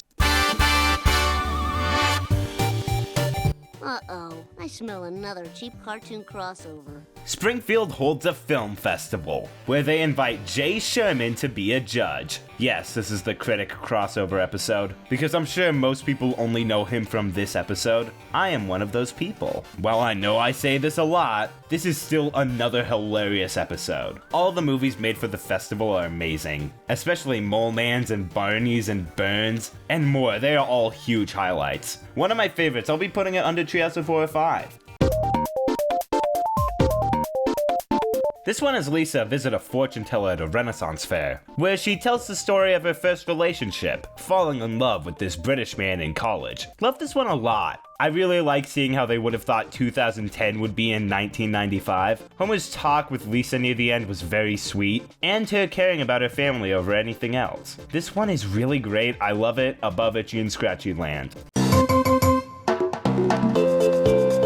So Santa's little helper falls in love with another racing dog, and they have tons of little puppies together, which the Simpsons then have to deal with. Love this one a lot. I feel so bad for the cat. Does Snowball even have episodes dedicated to them in the show? And the See My Vest song is excellent, one of the better Simpsons songs. Another favorite of the season. This season has easily been the best so far, there's so many incredible ones this year. I'll be putting it above Grandpa vs. Sexual Inadequacy. Don't remember the ending being so dark though, Jesus Christ. Oh no, wait, he's fine. So the teachers go on strike and it's good. Has a lot of funny moments like the rest of these. But the teachers going on strike isn't the most interesting. I like Marge being Bart's teacher though. Lisa, get in here! In this house, we obey the laws of thermodynamics! Oh, this is the one I was talking about earlier, where Bleeding Gums Murphy dies. This one is great. I really love the song. It's another really catchy Simpsons song, and when Lisa loses bleeding gums, you feel so bad for her. I really love it. And Bart spending his $500 on Bleeding Gums' album for her was very sweet. $500? You'll never see that much money again. Take a look at this. That one made me wheeze. I'm recording the audio for this in season 21. I don't remember what joke this is. So Marge wants to make her life more exciting, so she becomes a police officer. I like the scene of Marge arresting Homer, and yeah, this one is good. All the more reason to hurry up. Hey, what could be going 100 miles per hour? This is another one I remember liking a lot more as a kid, but that doesn't mean it's bad. I really like this simple slice of life episode about the kids trying to take back their lemon tree from Shelbyville, sneaking into town. It's not the funniest episode, which makes it one of the weaker ones this season, but I like it a ton. Has a lot of charming moments, and Milhouse is really great. He's the best part. Who Shot Mr. Burns is definitely the biggest thing The Simpsons has ever done. Well, besides the movie. But this is definitely where The Simpsons peaked in scope as an episodic series, with a two-parter about a mystery on who shot Mr. Burns. The first part airing at the end of season 6, and the second part airing at the beginning of season 7. And I do not remember this one being as good as it is. It's really great. And I feel like my biggest problem with it is that, well, it's a first part that's supposed to hold you over until the second. But still though, this episode establishes things really well, with Mr. Burns tapping the oil in Springfield Elementary, destroying Bart's treehouse, not remembering Homer's name, firing Mr. Smithers, toxicating Moe's bar, and blocking out the sun. And after a really intense and great scene in Springfield Town Hall, Mr. Burns literally threatening to kill Bart. I really loved that, it was a great build-up. He gets shot. And especially after seeing the headache video on how this episode actually establishes who the culprit is in the second part, it's really something to be admired. Who Shot Mr. Burns Part 1 is absolutely incredible. I'll be putting it near the top of the list.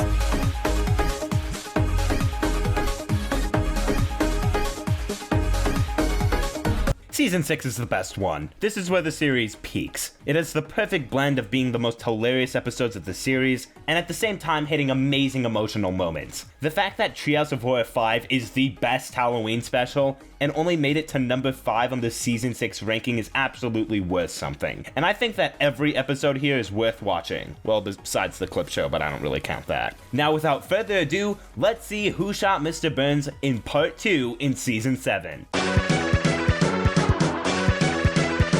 Well, here it is, the long-awaited Part 2 to Who Shot Mr. Burns. So Maggie did it. Okay. I think the reveal is pretty funny and a great subversion of expectations. Typically with these types of two-part mysteries, the Part 2 can feel like waiting until they just finally reveal the mystery. But thankfully this episode prevents that, by being about the police solving the mystery. And yeah, it can drag sometimes, like this isn't a favorite for me like the first part. But still though, it's really good. Has a lot of funny moments, and the final scene with Homer threatening Mr. Burns is really great. So this is one of those strange early season episodes that was made using computer animation. Honestly, if this is where the show permanently made that change, I don't think it would have mattered that much, because it still looks pretty good. The animation cells don't jitter around at all. My only real complaint is the weird white glow shown on all the characters, which is strange because I heard this episode was panned for its poor animation. But honestly, there's no way I could recognize any of this on a blurry CRT. In fact, I have a CRT, let me check it right now. Yeah, it looks fine. Anyways, this episode is about the Radioactive Man movie coming to be filmed in Springfield, with Milhouse being cast as the sidekick Fall Out Boy. Yes, like the band. It's good, yeah, listen, I've set it up for the time quota, so it doesn't matter. So the kids get taken away by Child Protective Services. Finally! With the kids being sent to the Flanders house as their adopted parents. The Flanders are always fun characters, and I really like the emotional connection with the parents and the kids, and Homer and Marge at their parenting class also had some funny moments. And put your garbage in a garbage can, people. I can't stress that enough. Garbage in garbage can. Makes sense. I like this one a lot, probably my favorite of the season so far. I spoke too soon, this one is amazing. Bart sells his soul to Milhouse for $5. with him slowly seeing everything interesting about him be stripped away. I remember seeing somewhere that this episode was used as a teaching tool to show what it means to have a soul, and that's cool, I guess. This one is really hilarious. I love the side plot with Mo turning his bar into a family restaurant. The dream sequence Bart has is really neat too, and it has some really smart representations of not having a soul. Going at the top. Here's you.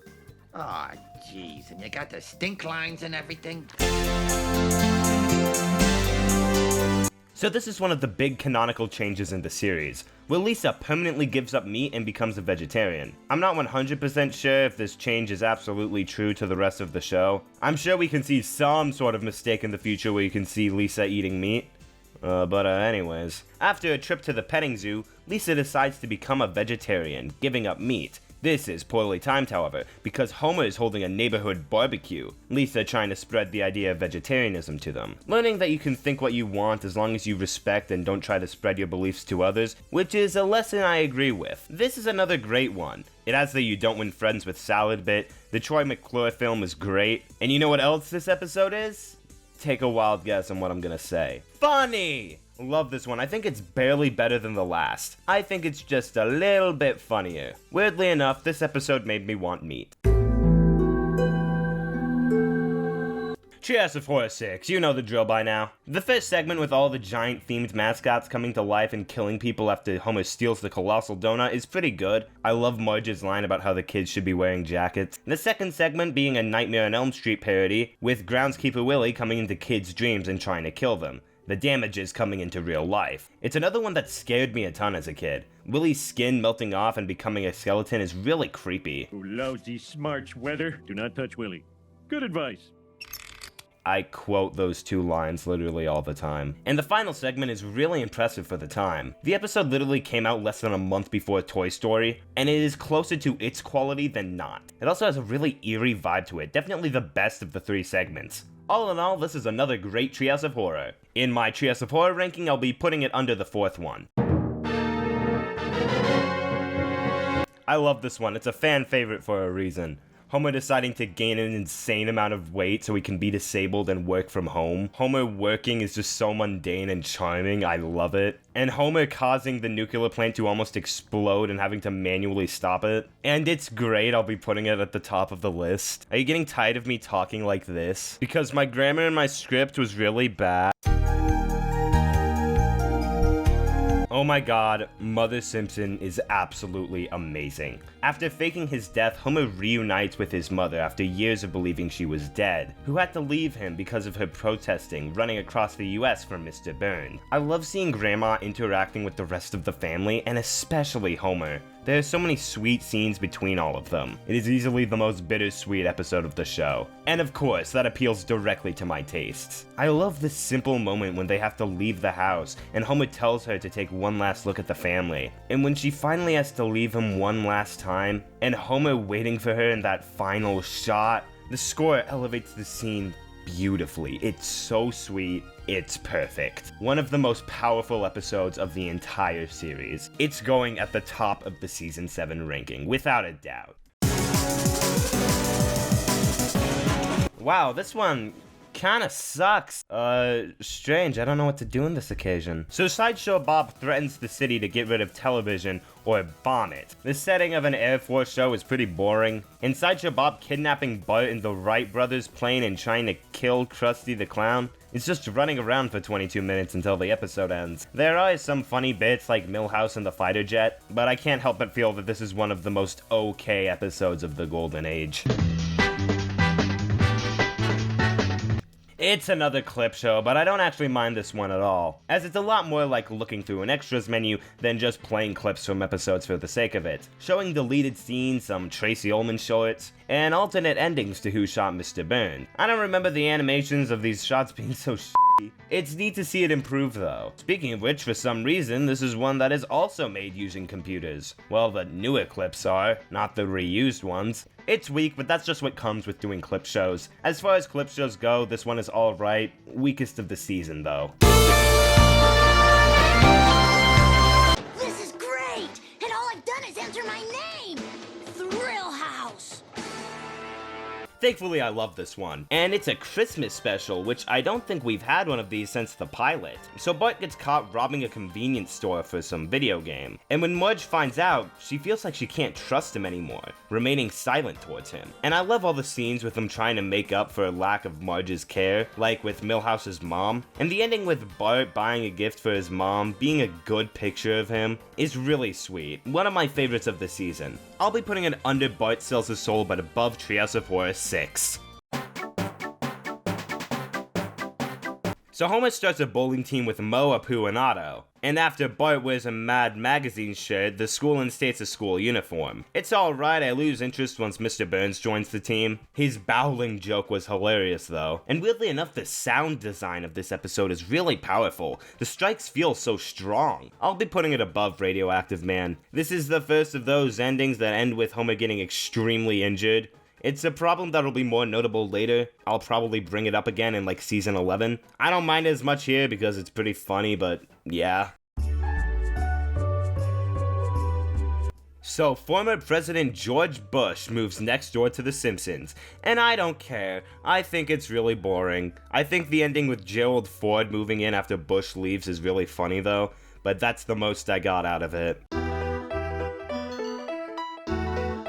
So Marge splurges on a nice suit, spending time with upper-class families wanting to fit in. I like it a lot. It makes me realize how few episodes are focused on Marge as the main character. Marge is definitely the most underrated character in the show. She's really great. I love how she reacts when she ruins her suit. It's so perfectly fit to her character. And the ending with her choosing her family over the club was sweet. I'll be putting it above Home Sweet Home Diddly Dum Doodly. So Bart accidentally makes Krusty the Clown go to prison for tax evasion, and then Krusty kills himself.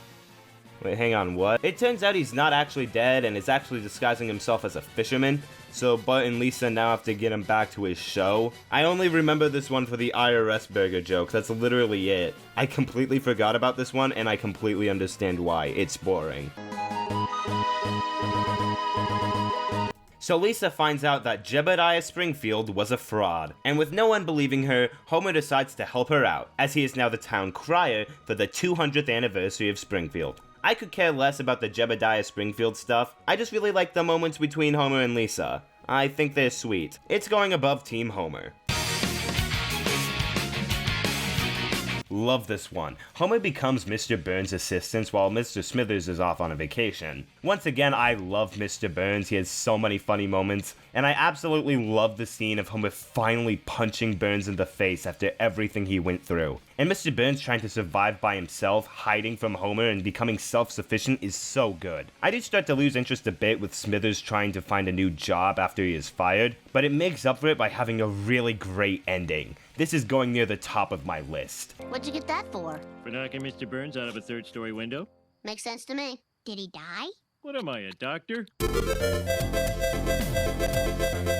So Bart finds the original creator of Itchy, whose idea was stolen from him by Roger Myers Sr. It's pretty good. They win the court case, but now they have to get Itchy and Scratchy back on the air after the company goes out of business. But they don't even solve the problem. These two Lisa and Bart lookalikes come and solve it themselves. Now that's The Simpsons for you. It's pretty good. Itchy and Scratchy episodes are always fun. I'll be putting it above Who Shot Mr. Burns Part 2.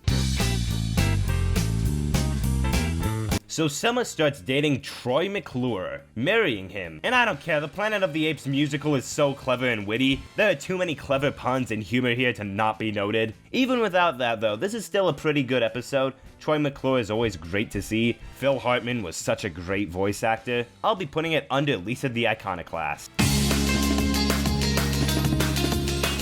So Bart gets a fake ID.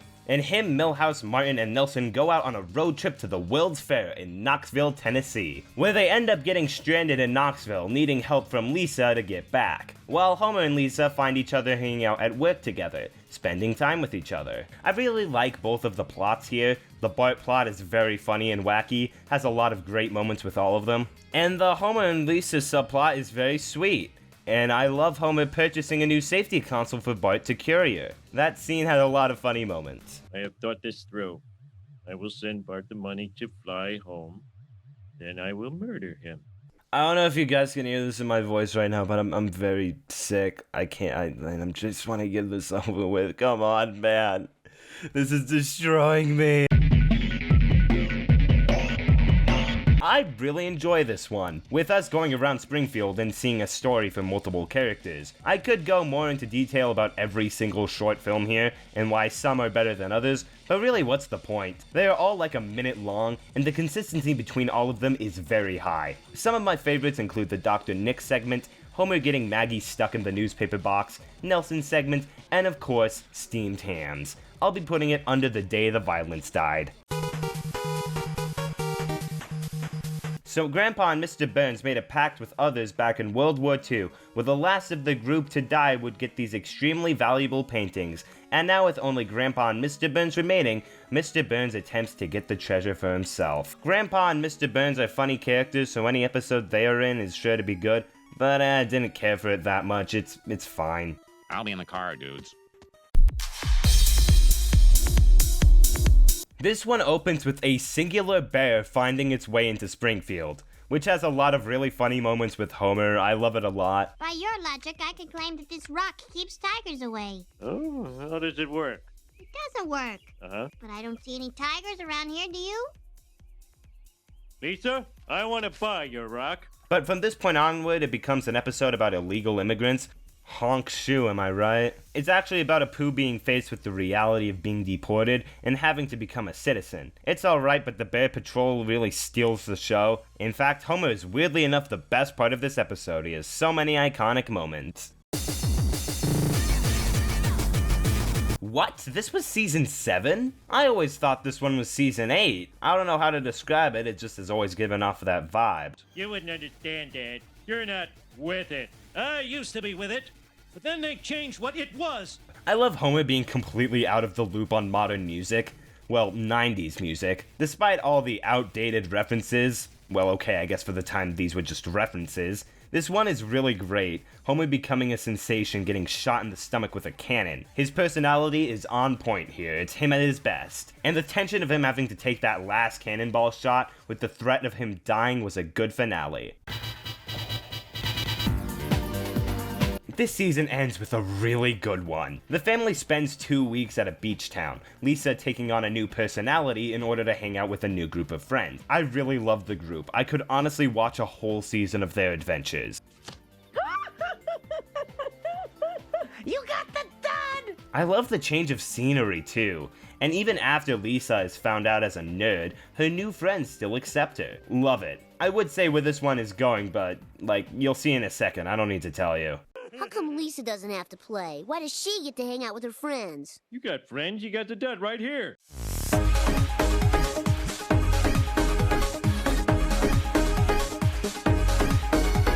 See, it ended up at number 2, I really liked it. Season 7 was pretty good for the most part. The highs were just as high as Season 6, but the lows were some of the most mediocre we've seen yet. Still though, I always like the weird experimental years of any series. They are typically some of my favorites of the show. I see some people leave Season 8 out of the golden age, so I guess we'll have to see if Season 8 will manage to be one of my favorite seasons, or be the start of a major decline. Only one way to find out. Through other people's opinions online, of course.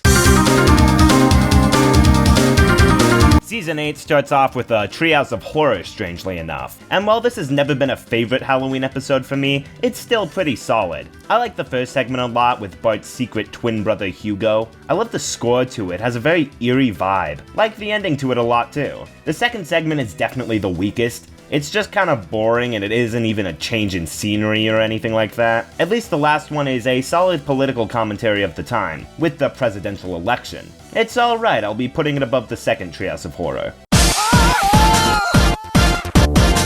Homer gets a new job for the Globex Corporation, and moves to Cypress Creek with the family. This is the episode with Hank Scorpio, and his legacy is honestly deserved. He's great. I love how he's literally a James Bond villain and just this nice guy at the same time. I like all the escapades of the other Simpsons too, slowly getting tired of the town. I love Bart at remedial education a lot, and Homer leaving for his family is a pretty good ending. Even with all of that, I've always felt this is one of the more overrated episodes of the series. Like, it's really funny, and Hank Scorpio is great. But second best in the series? No. Still going above the last though, I enjoyed a ton.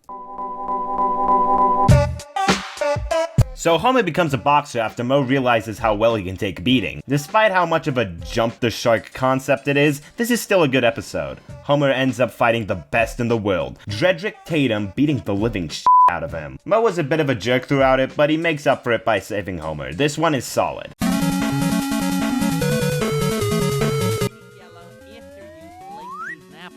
Of course, in Canada, the whole thing's flip-flop. So Mr. Burns' long-lost son finally returns to him after years of being separated. Larry has a very funny voice, and I wish it wasn't used on such an unremarkable character. It's funny but forgettable, going at the bottom of the Season 8 list so far.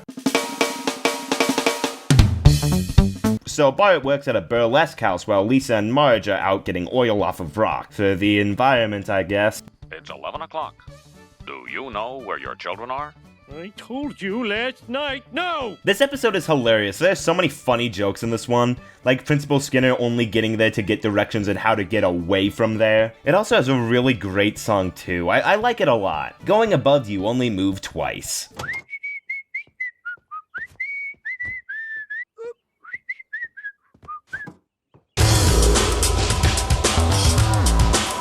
This might be my favorite of the season so far. Milhouse's parents get a divorce at Marge's party, and how it's affected their family. I really love this scene with Milhouse on the bus, Nelson and Kearney of all people trying to cheer him up, relating to him, and him wrecking the house because of how carefree Luann has become. It just has some really nice and realistic moments with Milhouse. And Kirk loses his job and is now sleeping in a race car bed. So that's it after 20 years. So long, good luck. I don't recall saying good luck. I do start to lose interest a bit when it becomes about Homer thinking Marge is going to get a divorce with him, but the ending with them having a second wedding is sweet, so I don't mind it at all. Top of the list, I enjoyed it a lot. It is strange how they decide to keep Kirk and Luann separate for the series. I mean, I guess it wasn't that important for the show, and they squeeze some plots out of it later.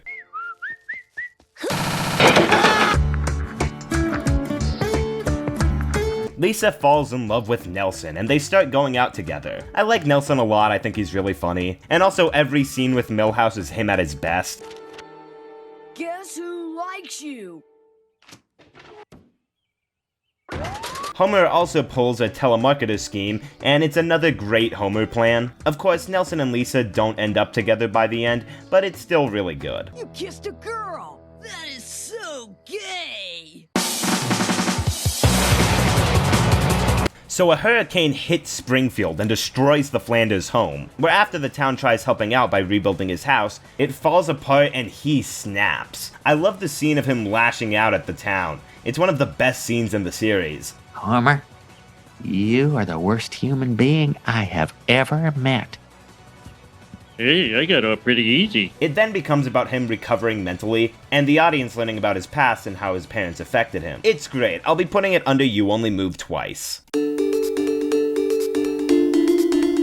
Homer eats the hottest chili at a chili cook-off, and then goes on a surreal journey, getting lost somewhere in an unreal desert. The animation is super impressive, it's so distinct and creative. I love how the desert looks, the colors stand out so well. The design of the coyote is really great, and it becoming about finding Homer's soulmate, worried that Marge may not be her soulmate. I love the ending too, Homer going insane before Marge coming back to him.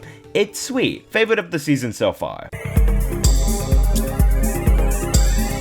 The X-Files is one of my favorite shows, so a crossover with them and The Simpsons, my favorite show, sounds great. And thankfully, this one is pretty good. With Homer finding an alien in the woods, Agent Mulder and Scully coming into Springfield to work on the case. One of these days, I'll make a video talking about the X-Files, but I guess this is as close as we're going to get for now. Seriously though, the X-Files is more than just the iconic theme song. It's got genuine mystery, some amazing Monster of the Week episodes, and drama. This episode though, yeah, it's good. I approve of it. This means that you will consume this episode and we will all be happy specimens on it. So Marge purchases a pretzel company in order to compete with the other moms of Springfield. This is another great Marge episode. Those are always a rarity. It does go in a strange direction when Homer gets the Mafia to help her business become successful. It combines two rarely seen plots, the Mafia and Marge episodes, and it's good. So Mr. Burns tasks all the power plant workers on a mountain in a race to reach the cabin first, Homer being paired up with Mr. Burns. First to the top, I forgot, and last gets fired. Homer and Burns cheating before getting trapped in the cabin. I like Bart and Lisa getting stuck with Mr. Smithers. It's a strange combination, but it's really funny. And I love Homer and Burns interacting so casually, before they go crazy and try to kill each other, of course. Did you hear something? No. Did I? I don't know. Favorite of the season so far, top of the list, synonym. So the Simpsons decide to hire a nanny, who's this Mary Poppins parody. The family drives her insane. I like the songs. Simpsons musicals are always fun. As for the episode itself, I mean, yeah, they can't function without her, but they like that and then it just ends. I appreciate the effort, but I hope we get a Simpsons musical with an actual plot one of these days. Do you think we'll ever see her again? I'm sure we will, honey. If you need any proof that The Simpsons was actually criticized during these later golden years, then look no further than the Itchy and Scratchy and Poochie show. The show making fun of the idea of it running out of ideas is really great, and says a lot about the industry in general, and how concepts will slowly start to become stale over time, and there's not much you can do about it. It is concerning how they were already teasing the idea of jumping the shark, considering how we are only like 20% of the way done, which, damn, that really sucks actually. But the episode itself is incredible. It is easily the most quotable episode of the entire series. Like the boy, I hope someone got fired for that blunder, and when are they gonna get to the fireworks factory? And of course, I have to go now. My planet needs me. Best episode ever. Well, not really, but like, it's really good. I really need to stop saying when an episode is my favorite of the season, man. Just leads to situations like this. So Homer meets this nice guy, John, who the family all love. There's just one problem though. He's gay! Where after learning that he is gay, Homer starts to worry that his likeness will start to rub off on Bart. Homer is actively homophobic here and I love it. It's such a strange choice, but it was a very common sentiment in the 90s. There's so many great and hilarious moments here, like Homer setting up Bart in front of a suggestive cigarette sign, or the scene in the gay steel mill, or just the entirety of the ending with them going out in the forest to hunt. And Homer learning how being gay isn't that bad at all actually, and what really matters is how you are as a human being, which I think is a really wonderful message. Top of the list, Itchy and Scratchy and Poochie is definitely more iconic, but I just like this one more. Like, it's my opinion, get off my back! And God bless Mom and Dad and Lisa and Maggie, and please God, kill Sideshow Bob. Bart, no! Thankfully, this Sideshow Bob episode was a lot better than the last. So Sideshow Bob is released from prison to live with his brother Cecil, where Bart and Lisa try to foil his schemes despite not actually having any evil motive, where it is discovered that Cecil actually plans to blow up the Springfield Dam with Bob and the kids still inside it. I don't think I like this one as much as Cape Fear, but it's still really great. Bob is so likable here. Him being sent back to jail was pretty dumb though. I honestly wouldn't have minded this being the conclusion to his character. I'd recommend checking this one out if you haven't seen it in a while. I think it's one of the more underrated episodes of the show, mainly because of how funny it is. So Lisa starts babysitting and does well for herself, to the point when Marge and Homer go out on a date night, she is left in charge. I think it works well for the first half. Bart is pretty reasonably upset by this, and while he is a jerk about it, you can at least see where he's coming from. But when Bart dislocates his arm and injures his head, and Lisa has to carry him in a wheelbarrow when he falls down a hill directly into public view, like, what did she do to deserve any of this? It's still pretty funny, so I don't mind it too much, but it goes too far. This is going at the bottom of my Season 8 list. So, turns out Springfield has never banned alcohol, which is realized after Bart accidentally gets drunk at a parade. So Homer and Bart have to smuggle it in illegally. I like Homer and Bart bonding over their scheme, Marge being on board because of how clever it is, and the scene in Moe's Pet Shop. This one is good, just a bit forgettable. I don't really care much for the detective guy, even if he does have some funny moments. To alcohol, the cause of and solution to all of life's problems. So Principal Skinner and Edna Krabappel fall in love. Oh, Krabappel, like Crabapple, I get it now! With Bart basically being the one to keep the relationship together. It's solid, we do get to see more of this later, but I got nothing to say, man. The f***, here's a clip. Mrs. Krabappel and Principal Skinner were in the closet making babies, and I saw one of the babies, and the baby looked at me.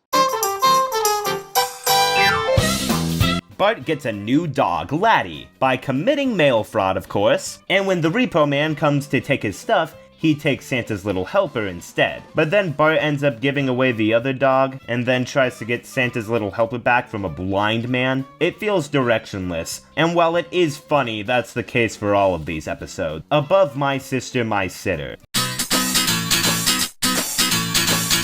I like this one. Lisa and Mr. Burns teaming up after Burns loses his plant is a strange pairing that works really well. Seeing Mr. Burns interact with the world after losing everything is really great. And so is the reveal that no matter what happens, he is still an evil man looking for profit. But there's a joke at the end about Homer suffering 4 simultaneous heart attacks, and I think I've mentioned before how these jokes are only going to get worse and worse. I don't like jokes about Homer literally dying. It doesn't work in context of the show. Despite that though, this one is good. I'm not gonna knock it for the last 30 seconds being unpleasant.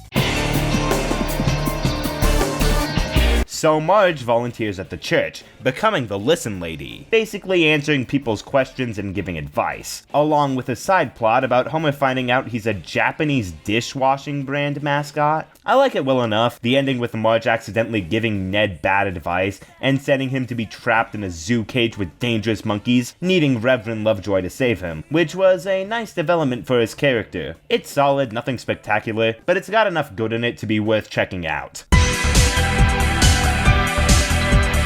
Okay, here it is. This is the big one. It's the highest rated episode on IMDb for a good reason. It's so good that me and my friend Calvin have done a speech interpretation of it in school. It's so good, it makes me sound lame. So Frank Grimes is this super determined and hard worker, having to work at the nuclear plant and deal with Homer, being frustrated about how much better off he is despite spending his day slacking off. There's also a subplot about Bart owning a factory, I guess, but that's not really that important. It's incredible. The scene with Homer's dinner party is perfect, Grimes being absolutely baffled by Homer's wealth and experiences, and when Grimes attempts to prove to the other plant workers how much of a fraud he is, he fails, and goes insane replicating Homer's mannerisms before killing himself. It creates such a likable and understandable character before murdering him, and leaving us to resent Homer for his actions. But Homer isn't why he's in a lower position. As unfair as it may seem for Homer to be better off than Grimes is,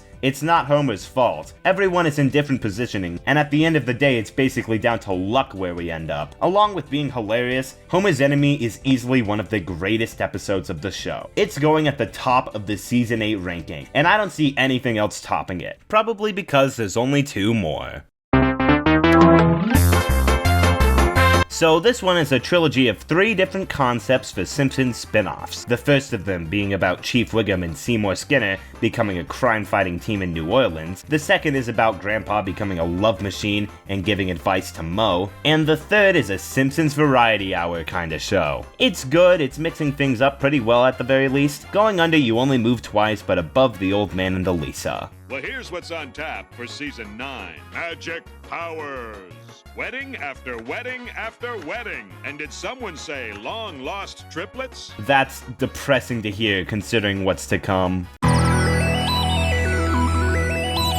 Homer sends Bart to a military school, where Lisa decides to join, looking for more of a challenge and to prove herself. Okay, I love this one. Lisa actually having to overcome a school that's actively working against her is really great, overcoming adversity and sexism. And I love the character moments between her, Bart, and Marge, as well as being a very funny episode, makes The Secret War of Lisa Simpson one of my favorites of Season 8.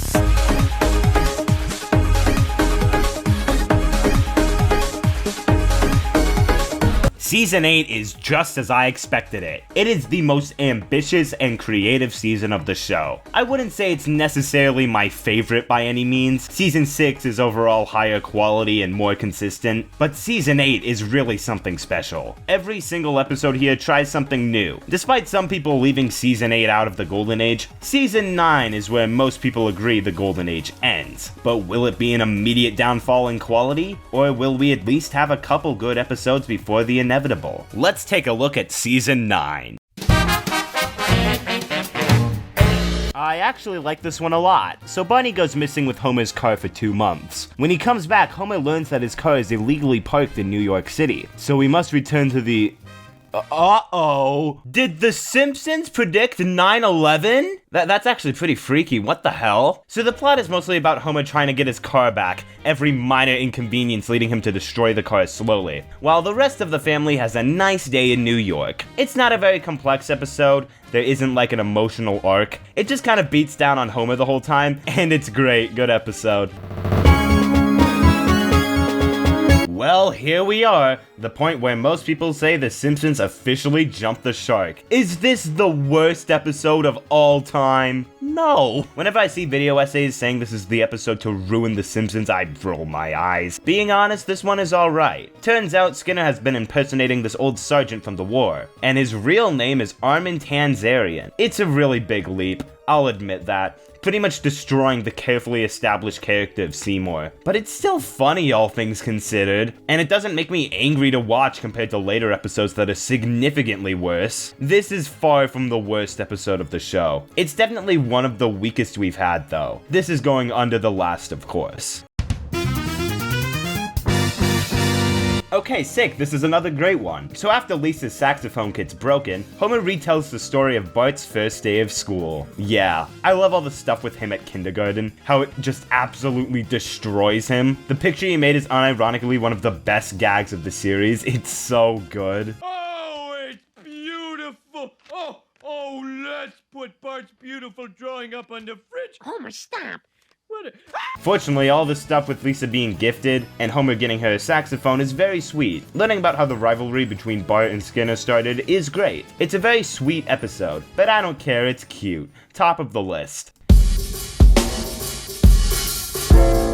I like the opening with the Fox censor fixing the script to be TVG. I'm pretty sure this was around the time that television made TV ratings apply to every episode, instead of just a blanket statement like the first 8 seasons. I have no idea why they chose the blanket to be TVPG-D, however. D for suggestive dialogue. Yeah, the early years definitely had some suggestive dialogue here and there, but you wanna know what else it had? Language, sex, and violence. Well, for TVPG standards at least. Anyways, the episode, the first segment is pretty fun, with the town being blown up and Homer being all alone. The mutants are pretty good too, and the ending always catches me off guard. The second segment is also a lot of fun, with Bart switching bodies with a fly. It's pretty gross, but another really fun one, with some really impressive animation. Homer, what are you doing? Something I should have done a long time ago. I'll teach you to mess with my machine! And the final one is definitely the weakest, but it's neat to see a 1600s version of Springfield. Pretty solid Treehouse of Horror all around, honestly. I'll be putting it under the last Halloween one. The opening with the whole town rioting over a soccer game being boring is hilarious. Does raise the question why the World Cup would be held in Springfield when, like, neither of the countries in the game are America. Is that usual, or am I the crazy one here? But now with the whole city under mob control, the family decides to get some security, with Homer deciding to get a literal gun. This one is going at the top exclusively for the jokes. There's one every 10 seconds and I don't think a single one misses. One of my favorite episodes of the show.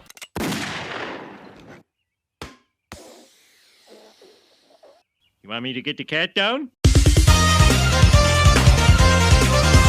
You know, Homer, it's very easy to criticize. Fun, too. That's like a Calvin and Hobbes joke, and I love it. Bart signs up for football, and Homer becomes the coach. This is another really funny one. Also has a great King of the Hill reference. Wow. I'm finally gonna see Easter Island. All right, with the giant heads. With the what now? I like this one. The plot of Marge having to pretend to be Apu's wife is a bit of a jump, but it's still a really funny one. And it ends with Apu getting married, which is nice, I guess. Good for him.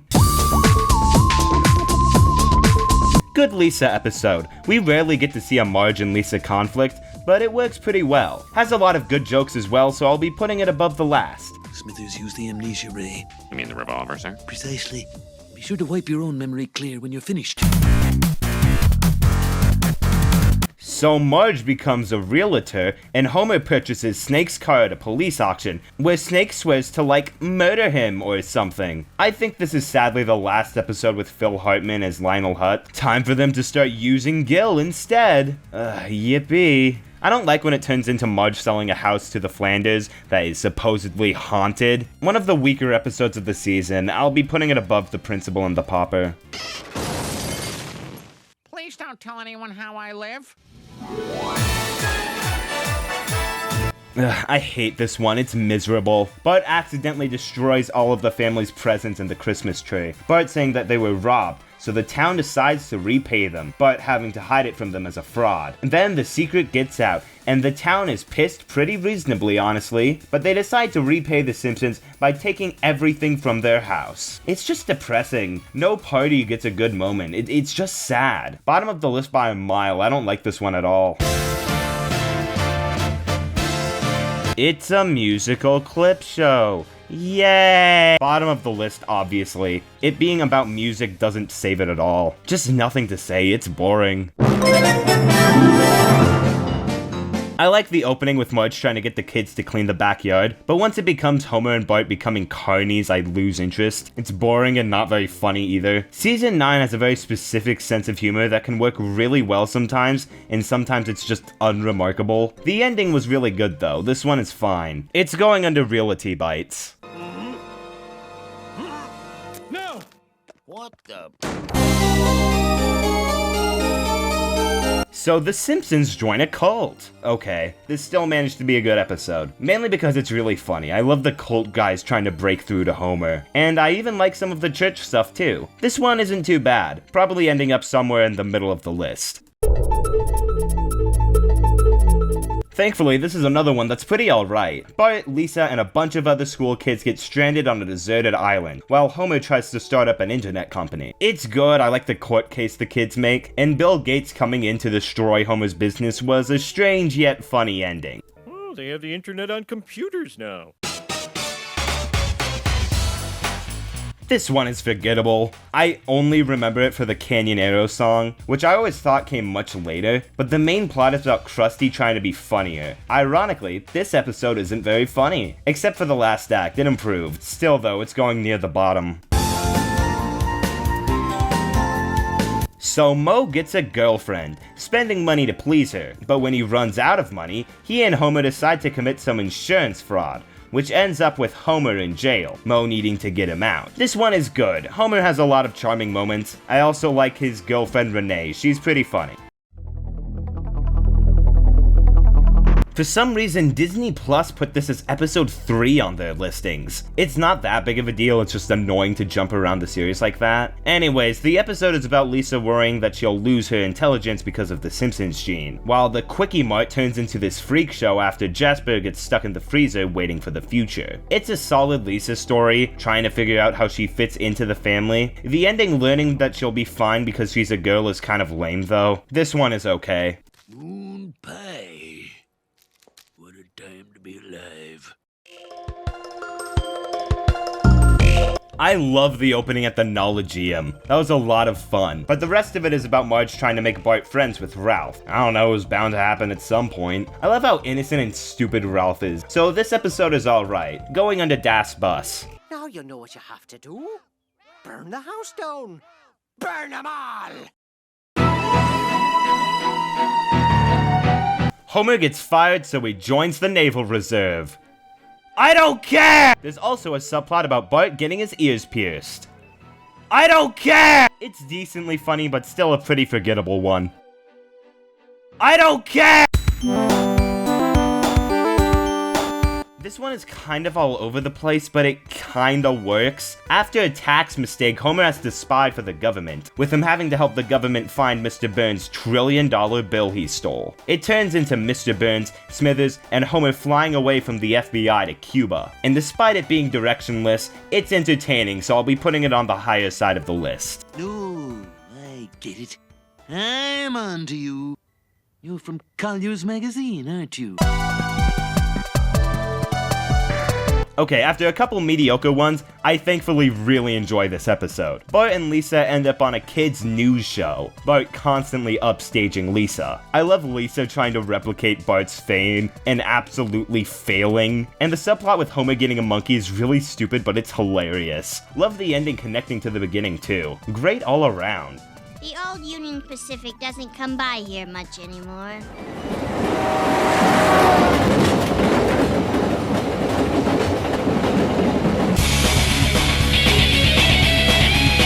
Oh boy, episode 200, and it is absolutely nothing to write home about. Homer runs and is elected to be the sanitation commissioner. It has a fun musical segment and a couple pretty funny jokes, so it's going on the higher end of the list, but that's mostly because of how mediocre a lot of the others have been. The ending is pretty great also, with them revealing that they just move Springfield when there's too much trash. It's okay. And with that, we're about 25% of the way done. I just have to do this 3 more times. Yay, I guess.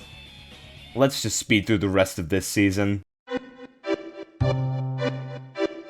After Homer gets Bart embarrassed by being weak at a picnic, he decides to start exercising, and has to climb this mountain for a stunt promotion. This is a good one. It's funny, and Homer trying to improve himself is entertaining.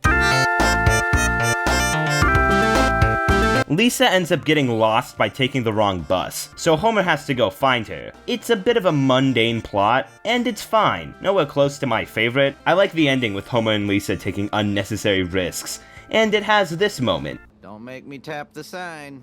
But I'm lost and I need to know where. It's fine. I'll be putting it under Trash of the Titans. After Homer and Marge's marriage once again hit a rut, they realize that they get a lot of, sexual pleasure from the fear of getting caught. I actually like this one a ton. It's pretty funny, and I love the relationship between Marge and Homer here. It also has a solid subplot with Bart using a gold detector, and Homer and Marge running through town naked was pretty intense and fun. I like it a lot. I'll be putting it under the City of New York vs. Homer Simpson.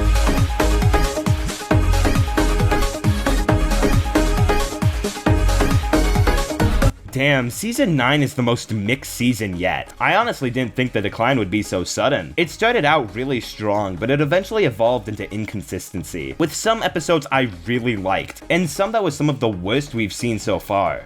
Is this still part of The Simpsons Golden Age? I'd consider it to be half and half. Half of these episodes are really good, and the other half are starting to form zombie Simpsons. And it's only going to get worse, isn't it? Homer and Bart try to sell grease, and Lisa tries to fit in with a new girl, who's totally hip and popular, who has a cell phone. I like the Lisa plot a lot more than the Homer plot. It feels like they've done 1,000 different versions of Homer trying to sell something. But kids trying to grow up way before they are ready is a great message. Like, come on, a 2nd grade dance would end up exactly like this. Homer having a midlife crisis 10 seasons in is pretty stupid considering how much he's done, but it manages to work. Homer getting obsessed with Thomas Edison and trying to make inventions like he did. His first batch of inventions are all really funny. I love the makeup shotgun. Women won't like being shot in the face, Homer. Great episode. Bart ends up shooting a bird, which really disappoints Marge. But when she sees him trying to nurse their eggs back to health, she's touched. But then the eggs end up being lizards that need to be killed, Bart still wanting to keep them. I like this one, there's heart-touching moments with Marge and Bart here, which we don't see that often. Also has the last segment with Phil Hartman before he died, going under the last. Another year, another treehouse of horror. And this is a solid one, with the hair of Snake possessing Homer's head and killing the victims of the people responsible for sending him to the chair. I love the one about Lisa and Bart being transported into Itchy and Scratchy World while they try to kill them. It's a ton of fun, and the final segment is definitely the weakest, with Maggie actually being the daughter of Kang, but the second one raised this one up pretty high by itself. It's good, I like it a lot. Hello. Oh, great. Mormon. So Homer crashes into Alec Baldwin and Kim Basinger's home in Springfield. I guess anything is possible. This is definitely where it started becoming more about getting the guest stars into the episode, rather than building a character around them. Anyways, this episode is really mediocre. One of the worst of the show. I just don't care. It's boring. So Homer returns to his mom's old hippie camp to find out his middle name, Homer J. Simpson. It's J. He then starts to adopt the hippie lifestyle before ruining these two guys' drink company. One of the guys is voiced by George Carlin. And with that, I think we've had 3 Thomas the Tank Engine narrators in the show so far. Now all we need is Michael Angelis and Michael Brandon, and it'll all be complete. I don't know why I've been talking about Thomas so much in this video. I don't even like it that much. Like, more than the average person, but I'd still admit it's just an above-average kids show. Anyways, the episode, can we talk about Thomas is Dead? It's a pretty weak one, going above the last. This one is pretty good. Lisa gets sick and ends up getting distracted from playing Crash Bandicoot, but because of that, she didn't do her homework for the test and has to cheat in order to pass. There's also a good side plot about Homer raising a lobster, and it's a really solid one. Ending's really great too. Hi, Lisa. Hi, Super Nintendo Chalmers. This is definitely the worst episode we've seen so far. It's the first one I'd actively consider to be bad. So Homer refuses to let his father use the bathroom on a long car ride, which causes his kidneys to explode, which leads to Homer giving up his kidney, which would be nice and his family treats with respect. If you didn't cause them to explode, of course give up your kidney, you asshole. But then the operation comes and he runs away. Get the hell back in there! I feel like this might have worked if Homer wasn't the reason his father could die. Then him being fearful of the situation could make sense, and could still be pretty dark if that's what they were going for. He becomes a pirate, and then comes back to the hospital to redeem himself finally, before leaving one more time. But there isn't even any time left when he leaves again, cause Homer gets crushed by a car and they force the kidney out of him. And it ends on Homer threatening to take Bart's kidney. Beautiful. Even if they did fix all those problems and made Homer more likable, it would still be a crappy episode, because when it's not being cruel, it's being boring. This is honestly far more of a jump the shark moment to me than the principal and the pauper. Bottom of the entire list, I really hated it. So Homer becomes a bodyguard for Mayor Quimby after Mark Hamill causes an outrage at the sci-fi convention. Yeah, the guy from Star Wars was in this episode. It's good enough. Any episode with Fat Tony in it is a good one. Nothing spectacular, but it has its moments. Unfortunately, I'll forget about it in 10 minutes. So Flanders reveals that he is 60 years old, and decides to have Homer teach him how to live his life again, with them going to Vegas and accidentally marrying 2 women while drunk. Yeah, it's good, not a lot to say. All of these episodes just kinda happen nowadays. I'm sure I'd take it over what's to come, but, you know, I wanna complain now! Under Lisa gets an A.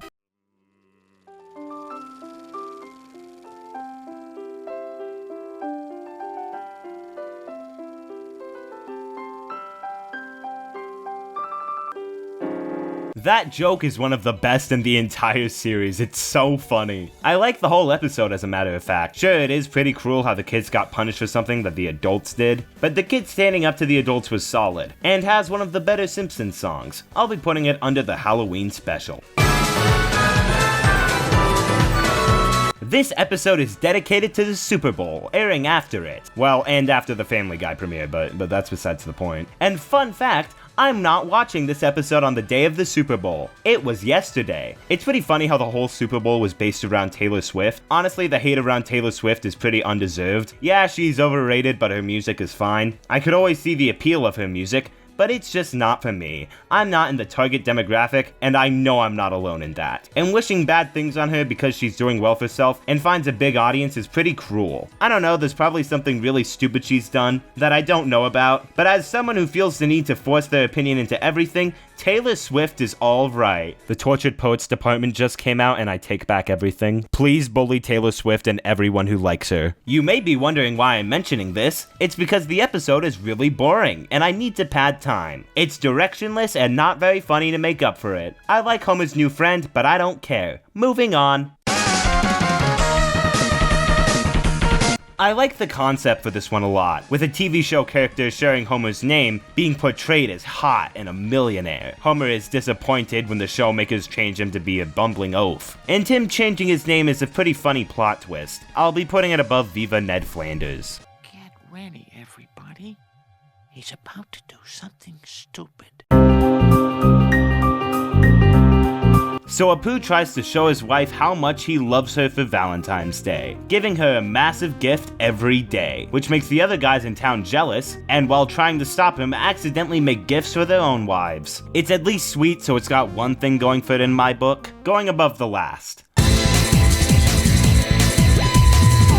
didn't think it was physically possible, but this both sucks and blows. Oh, so that's where that came from. Dad, you were supposed to pay for those snacks. I saw Krabappel's butt, I paid. So Marge gets a new car, and starts living life and getting road rage. I do start to lose interest once it becomes about the rhinos attacking Homer, Lisa, and Bart at the zoo. Still though, it's fine. Probably going somewhere in the middle of the list. Ends with Homer getting shot multiple times during the credits. This will not be the last time, and I hate that. It both sucks and blows. You see, that was a reference to the episode itself, so it's not cringe. I swear, it's not cringe! So Homer has to put an antenna tower in Lisa's room after desecrating the Bill of Rights. They're related, I swear. So Lisa has to live in Bart's room now. But it stops once Lisa realizes that her and Homer are drifting apart. So they go into sensory deprivation tanks. But the Repo Depot takes the tanks, and then Homer's tank falls out of the trunk and gets buried by Flanders. And then he falls into a sewer and then on the beach. Maybe I should stop recapping the full stories. I honestly like the subplot with Marge listening to our baby monitor, which can pick up signals from other people's phones. And the ending with Bart and Milhouse pranking her is really funny. Gotcha, missus. Ow! But it really picks up with the ending, with Lisa getting sympathy for Homer. It may have been a bit directionless, but I like where it went. Under the Wizard of Evergreen Terrace. I was surprised by how much I enjoyed it. Didn't we just have an episode title like this? Homer to the Max and Maximum Homer Drive are pretty interchangeable, honestly. Baby Homer, he's so sad! This says a lot about our society. I will be crying. Anyways, Homer enters a steak eating contest where the other guy dies. So he takes the man's job, and Homer becomes a trucker. But it's actually a lot of fun. The subplot about Lisa and Marge getting a doorbell may sound really boring, but I like it too. Top of the list. This is an anthology of The Simpsons retelling Bible stories. You know, I typically think anthologies like these are a nice way to mix things up, and that's the bare minimum for this one. I don't care for it that much, and that's a common theme for this season. Okay, I actually really like this one. After Homer purchases a grill and can't build it, actually going insane, he is able to sell it as art and gets into the industry. I love Homer in this one. I love it when he makes art and starts getting mad. It's so funny. It does lose me in the last act with him trying to do something new. Still a really good episode. The ending is really funny, and also has the first Everything's Coming Up Milhouse moment. Above Treehouse of Horror 9, but under Make Room for Lisa. Alright, gang, shirts and skins, let's hustle! I like the opening with Bart ruining the odds of Springfield getting the Olympics, but the rest of it is about Bart recruiting for the retirement home with Lisa. It's whatever. I like the stuff with Homer and the Springs a lot more, but even then, the old man and the C student gets the grade of C. But that doesn't mean anything here, so I'll be putting it under mid to the mob. Maybe you should see a doctor about that cord in your brain. Maybe you should mind your own business. Afternoon, miss. So Mr. Burns wants to be a more popular billionaire, so he tries to find the Loch Ness Monster. Okay, that's all, it's okay. These are all starting to blend in. I'm running out of things to say. I'm only 224 in, how could this happen? Lisa becomes a Mensa member, and they start leading the town. I honestly like the subplot about Homer making sexy shots of himself for Marge, but otherwise it's just kind of boring. Oh look, it's that one clip everyone used on Twitter once Epstein's list got out. That's inconvenient timing. Above Simpsons Bible stories. Come on, stay yellow, stay yellow! Man, I'm making record time. If only I had someplace to be. Season 10 ends with The Simpsons going to Tokyo, and thankfully it's a pretty fun one. It's pretty stereotypical, and I think that's what I like about it. This super exaggerated idea of Japan, and the ending of them having to win their plane tickets back on a game show was pretty amusing. It's a solid episode to end this middling season.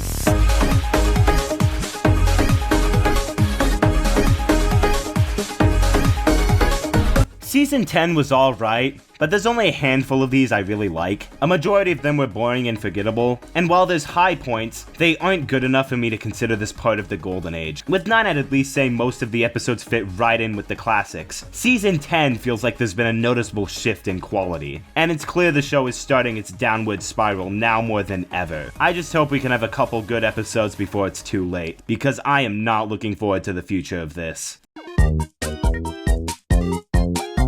Season 11 isn't off to a good start, so Homer works with Mel Gibson in order to make his movie better. It's so boring. It's too absurd and not very entertaining to make up for it. One of the weakest of the show so far. Hope this isn't a trend for the rest of the season.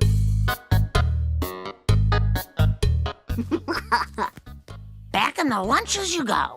Ew, Mom. Bart takes ADHD medication and becomes super focused in school. As someone who has ADHD, I relate to this plot, but it goes in a wackier direction, Bart eventually going anxious and insane. I get you want to make your plots unpredictable, but it's too much. I liked it when it was a simpler plot about Bart focusing for once. Still better than the last though. Homer becomes a food critic, where with the help of Lisa, writes his reviews for the newspaper. It's another one that just spirals out of control. Homer starts to leave negative reviews, and then all the chefs in Springfield plan to kill him. I know you gotta have a conflict, but a lot of these have felt too extreme. This one is alright though, I'll be putting it in the middle of the list. The 10th Treehouse of Horror, and thankfully, I like this one a lot. The first segment with the family accidentally killing Flanders and him being a werewolf was pretty cool. I like the second segment with Bart and Lisa becoming superheroes. The concepts are getting closer to sci-fi than horror, but it's entertaining, so I could care less. Also, is Xena a real thing, or is it just some guest star? I could probably check, but I don't feel like it. And the last segment is definitely my favorite, with Y2K hitting Springfield. This came out on Halloween of 1999. So this was a pretty big concern at the time. But even then, it's neat to look into it like a time capsule. Also manages to be very funny. And I like the ending of Homer and Bart being sent to the sun. Best of the season. I enjoyed it a lot. Don't worry, Dad. We'll be dead in 5 minutes. Not fast enough. I like the opening with Homer's glove slap shenanigans, challenging everyone to a duel, which causes trouble when someone actually accepts the duel, so the family runs away back to Grandpa's old farm and try to live. I have no idea how they got away with Sneed's feed and seed on television, but regardless, this is a really funny episode. I love the family eating tumbleweed, and the Tamako stuff was pretty good too. This one is great. Season 11 started out pretty mediocre, but it's been improving. Let's hope it keeps it up. Turn off the TV. I have some bad news about Lenny. Not Lenny! Why have there been so many jokes about Lenny recently? And why have they all been so good? So Homer bowls himself a perfect game, but when he isn't famous anymore, he tries to kill himself. Great. If you ever want proof that you just can't make things emotional and I'll eat it up, this is proof. Because why would Homer want to kill himself here? Anyways, in the last act it becomes a Maggie episode, with Homer trying to spend time with her, and the ending with Maggie saving Homer from drowning is pretty absurd. This one is ridiculous. I remember my dad putting on the last act of this episode on TV one day, and it was the first time I had ever seen The Simpsons on live TV at that point. I was like 8 and it had been a couple of years since I had last watched The Simpsons. That is literally the only thing I remember this episode for. It's forgettable otherwise. Apu and Manjula decide to have children, where they give birth to octuplets. I don't know, it's kind of miserable. And while it has a few good moments, it also just kind of bores me. Going above beyond Blunderdome, but under Guess Who's Coming to criticize dinner.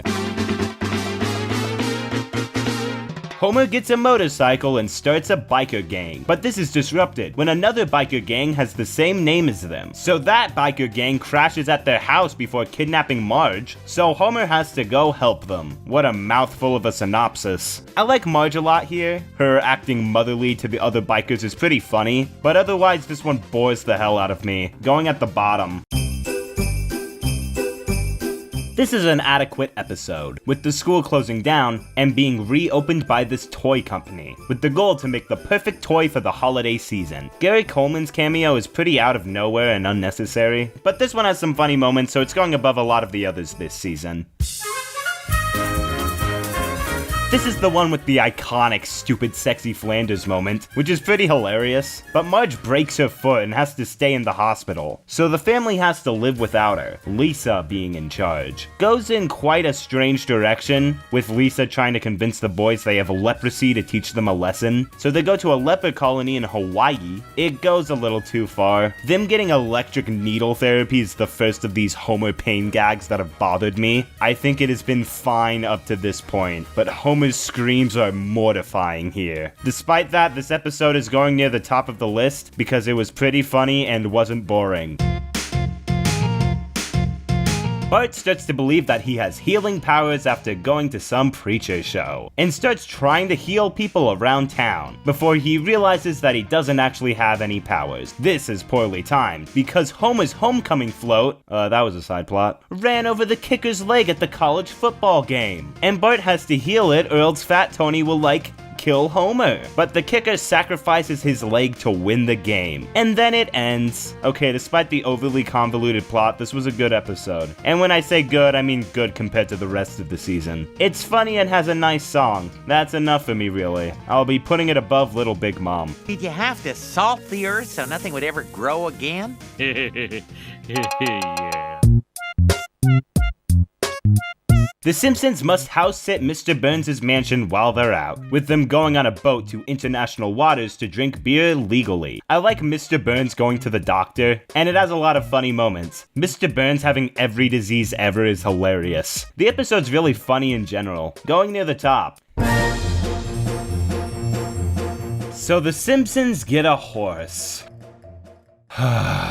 They already did that! I mean, I'd consider horse racing a different category of story. The Simpsons can do an episode about horse racing and have an episode about Lisa getting a horse. But I have a problem with it when it becomes about the other jockeys secretly being elves, and if the horse doesn't lose, they will literally eat Homer. It's not even that funny, but at least I wasn't bored while watching it. Look, I just want the horse to have a good home or be food.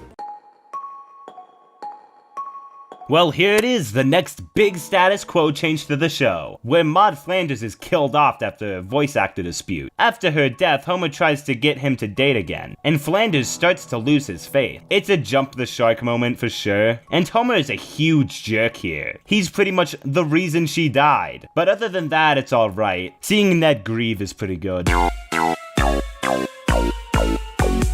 So Homer accidentally becomes a missionary to escape the entirety of the PBS network, where he is sent to this island to change the native people's religion. There's no plot, it's pointless. He makes a casino, and then they destroy each other, so he builds a chapel, but then a volcano happens, and then the episode literally just ends. There's no conclusion, they literally just repeat the same gag they did earlier. At least there's a call out to other Fox shows. That was mildly entertaining for me to point at the screen to. I honestly like the 2-minute segment of Bart becoming the man of the house and going to work more than the rest of the episode.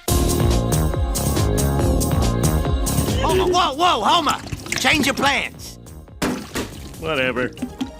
This one is good. Moe gets plastic surgery and everything starts coming up Moe. It's pretty funny, and the balloon stuff with the kids was strangely endearing. That's it. I don't got a lot to say about every episode.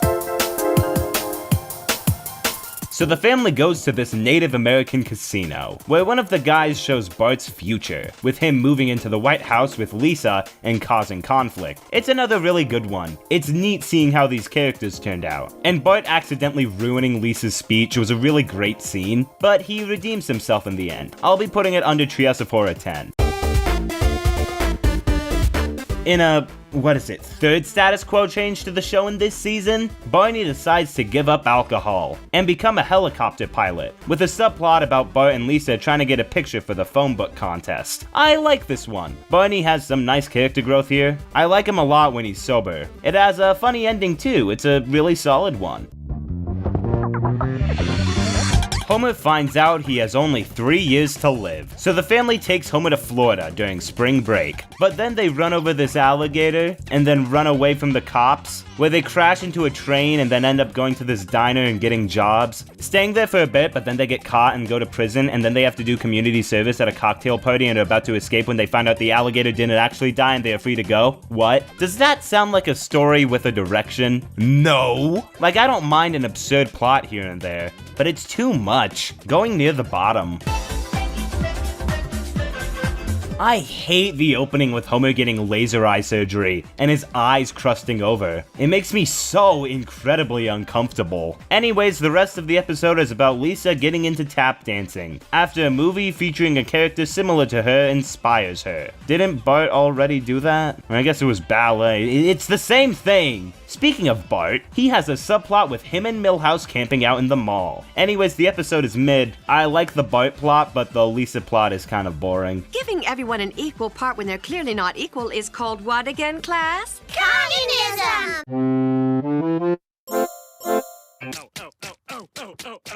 No knife games on the kitchen table. So Otto breaks up with his girlfriend and she has to move in with the Simpsons. And then Marge gets jealous of her and tries to kill her. I think that says enough. Bottom of the list. Behind the Laughter is a parody of those MTV documentaries, this time focusing on the Simpsons family. And it's a really great one. It's very meta, but it works really well. I love the decline they go through, just like all those musicians. It's fun. Let's just say that fame was like a drug. But what was even more like a drug was the drugs. One of my favorites of the season. I'll be putting it very high on the season 11 list.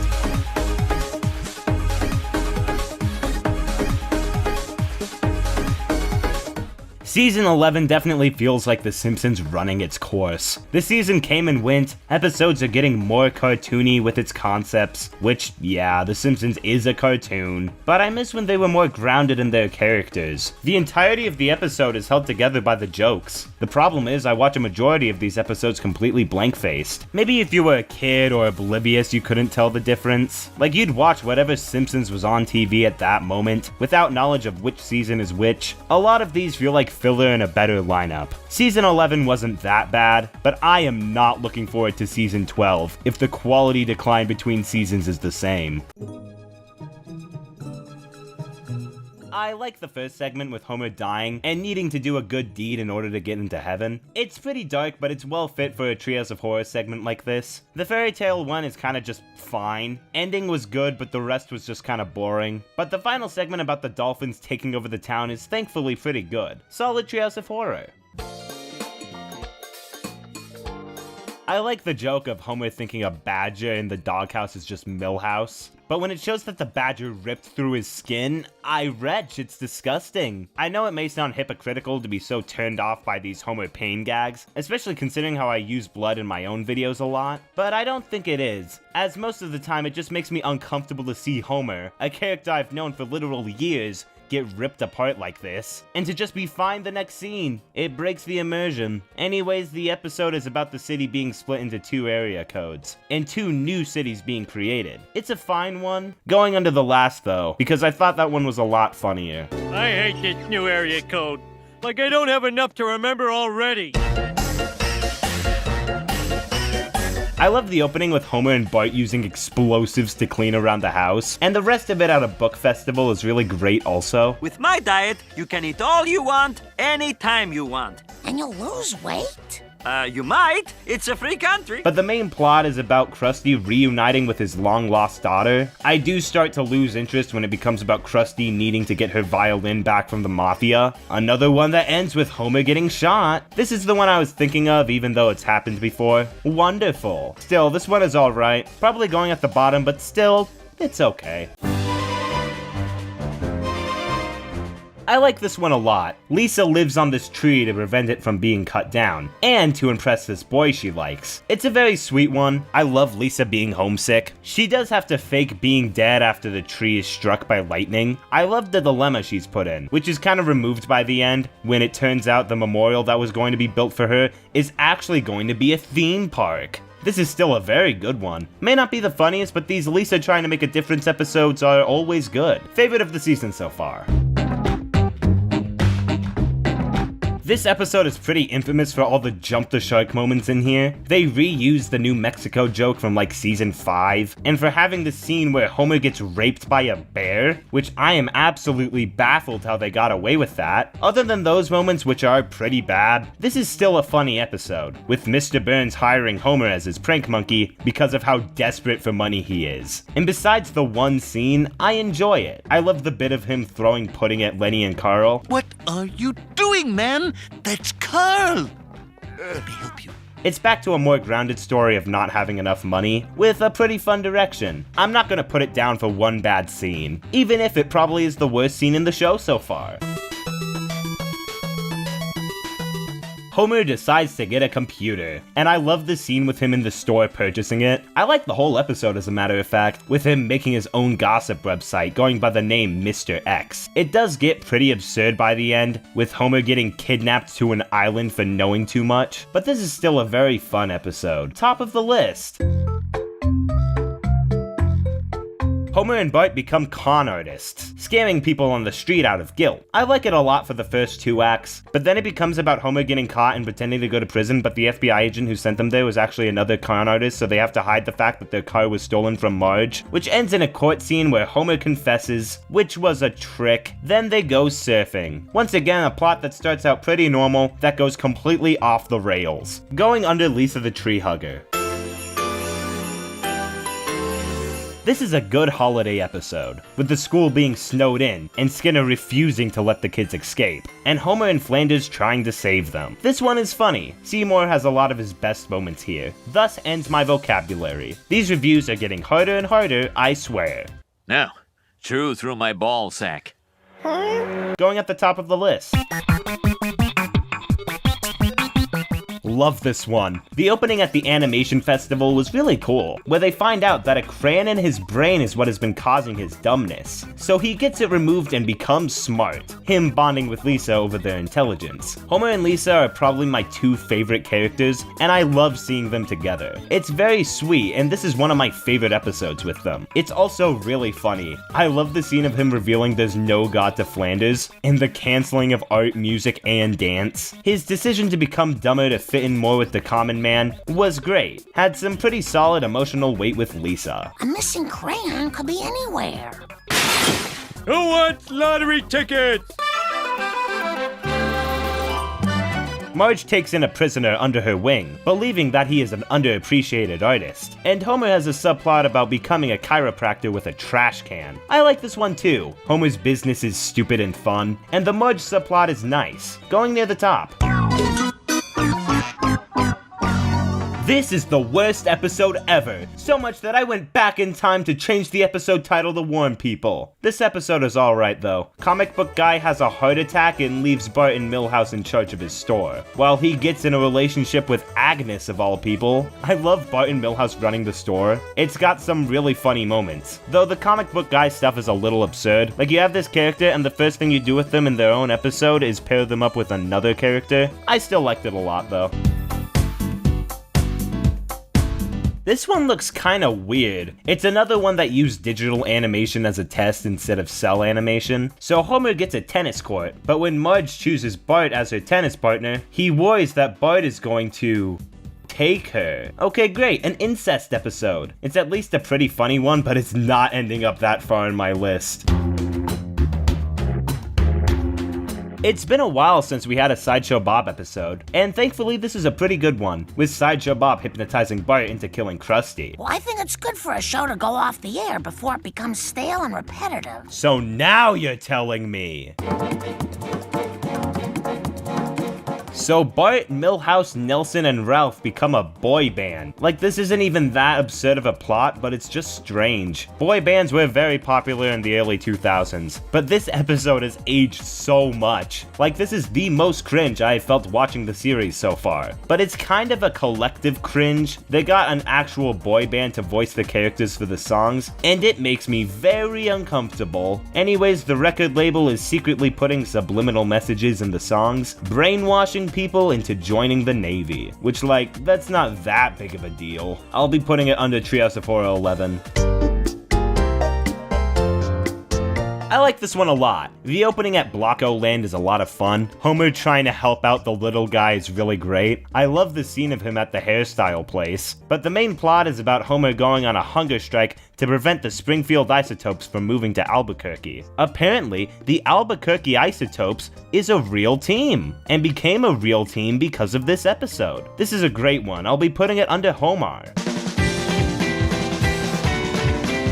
This one introduces a new bully character to the school, which is a girl named Francine who bullies Lisa. I don't know why, but I always get a kick out of bullies just being really normal people, treating it like a business. The scenes with Nelson, Jimbo, and their gang are really funny to me, and the whole thing about bullies being attracted to a chemical nerds have is pretty good too. And I even like the subplot of Homer starting a baby-proofing business. Solid episode all around. It also has the Lisa presentation meme, for some reason. I'll be putting it under the Great Money Caper. The Simpsons are going to Africa! This one is forgettable and boring. They get lost in the forest and end up with this chimpanzee scientist, who I think is based off a real person I learned about one time, but I forgot their name. I don't really care though. Worst of the season, surprisingly. This is one of my favorite episodes of the show, period. Trilogy of Error is not your standard anthology, with Homer, Lisa, and Bart all experiencing part of a crazy day. The first act is about Homer's thumb being sliced off, and him needing to get it reattached. By the second act, it resets and starts at the beginning of the day again, with Lisa needing to rush to school and turn in her science project Linguo. Restart one last time with Bart and Milhouse getting into fireworks, with all of their stories colliding by the end. It's just really fun to watch unfold, all of their stories intersecting at points affecting one another's. It's really impressive. Like, they made sure that all the clocks and time worked in context to the other stories. It's so cool. It also has a really good soundtrack, like when Fat Tony and his gang are chasing Bart, and I also love Linguo's stupid face. Along with being the funniest of the season so far, makes this an episode I could watch over and over again. Trilogy of Error is incredible, top of the list without a doubt, and it's going pretty high on the final ranking as well. This is where I come to cry. Cool. Flanders decides to fulfill his dead wife's dream of a Christian theme park. It then becomes a plot about the statue of Maud being sentient or something, and giving people visions. This is a weak episode. It's funny, but it just lost me more and more as it went on. Going under Simpsons Safari, but under Tennis the Menace. So Homer breaks his leg, and while he's recovering, he babysits Rod and Todd, and starts running a daycare center. I like where it starts, but I don't really like the conflict of Bart and Lisa trying to get back at him for neglecting them, and Homer then kidnapping all the kids after he's revealed to be a bad person was going too far. The first two acts were really good, but it fell into insanity, going above New Kids on the Block. Gotta sneeze. No, it's gone! No! This one tells 3 stories of tall tales, except with the Simpsons in the tall tales and jokes. Do I have to talk about every episode? I have nothing to say, it's just boring and forgettable. The Oregon Trail one reminded me of the Teen Titans Go episode, and I would unironically want to watch that one so much more than this. Sadly, a below average way to end what's been a pretty good season.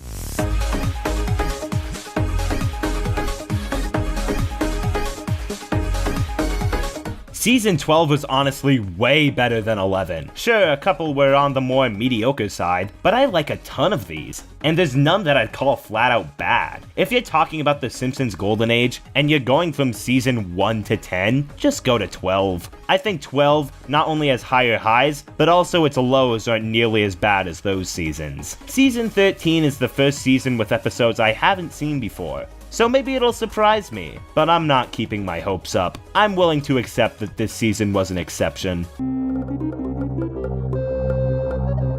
Great, we start the season on another anthology. We literally just had one, and this is probably the weakest Halloween episode so far. I don't care for the one where Homer gets cursed by this fortune teller. I like the 2001 parody. It's the only segment here I really like, and the final Harry Potter one is boring. It was made before the actual Harry Potter movie, so it's just a bland wizard school without any personality. This one sucks.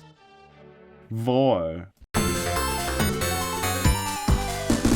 Homer and Bart have to be tethered together via court rule. Sitcom-y plot, but it's fun. It's sweet seeing Bart and Homer interact. They have a lot of funny moments. And Marge and Homer's punishment was really funny. This is a good one, I'll be putting it above the last. Moe returns to bartender school, leaving Homer in charge back at home. When he returns, he renovates it into a modern lounge, losing his original customers. So Homer starts his own bar in his garage, but it's actually a hunting club, so Homer has to prove they are hunters. I like the opening, but I slowly start to lose interest. I'll be putting it at the bottom. Oh! Whoa! Hemorrhage mundo! Once again, ew. Burns falls in love with this girl, Gloria, who's voiced by Julia Louis-Dreyfus, with Homer having to help him appear hip and young, where he even asks to marry her. But it then becomes about Snake kidnapping both Homer and Gloria. This one is okay, I'm slowly starting to get used to these episodes going completely off the rails. I was close to putting it at the bottom, but this joke prevented me from doing so.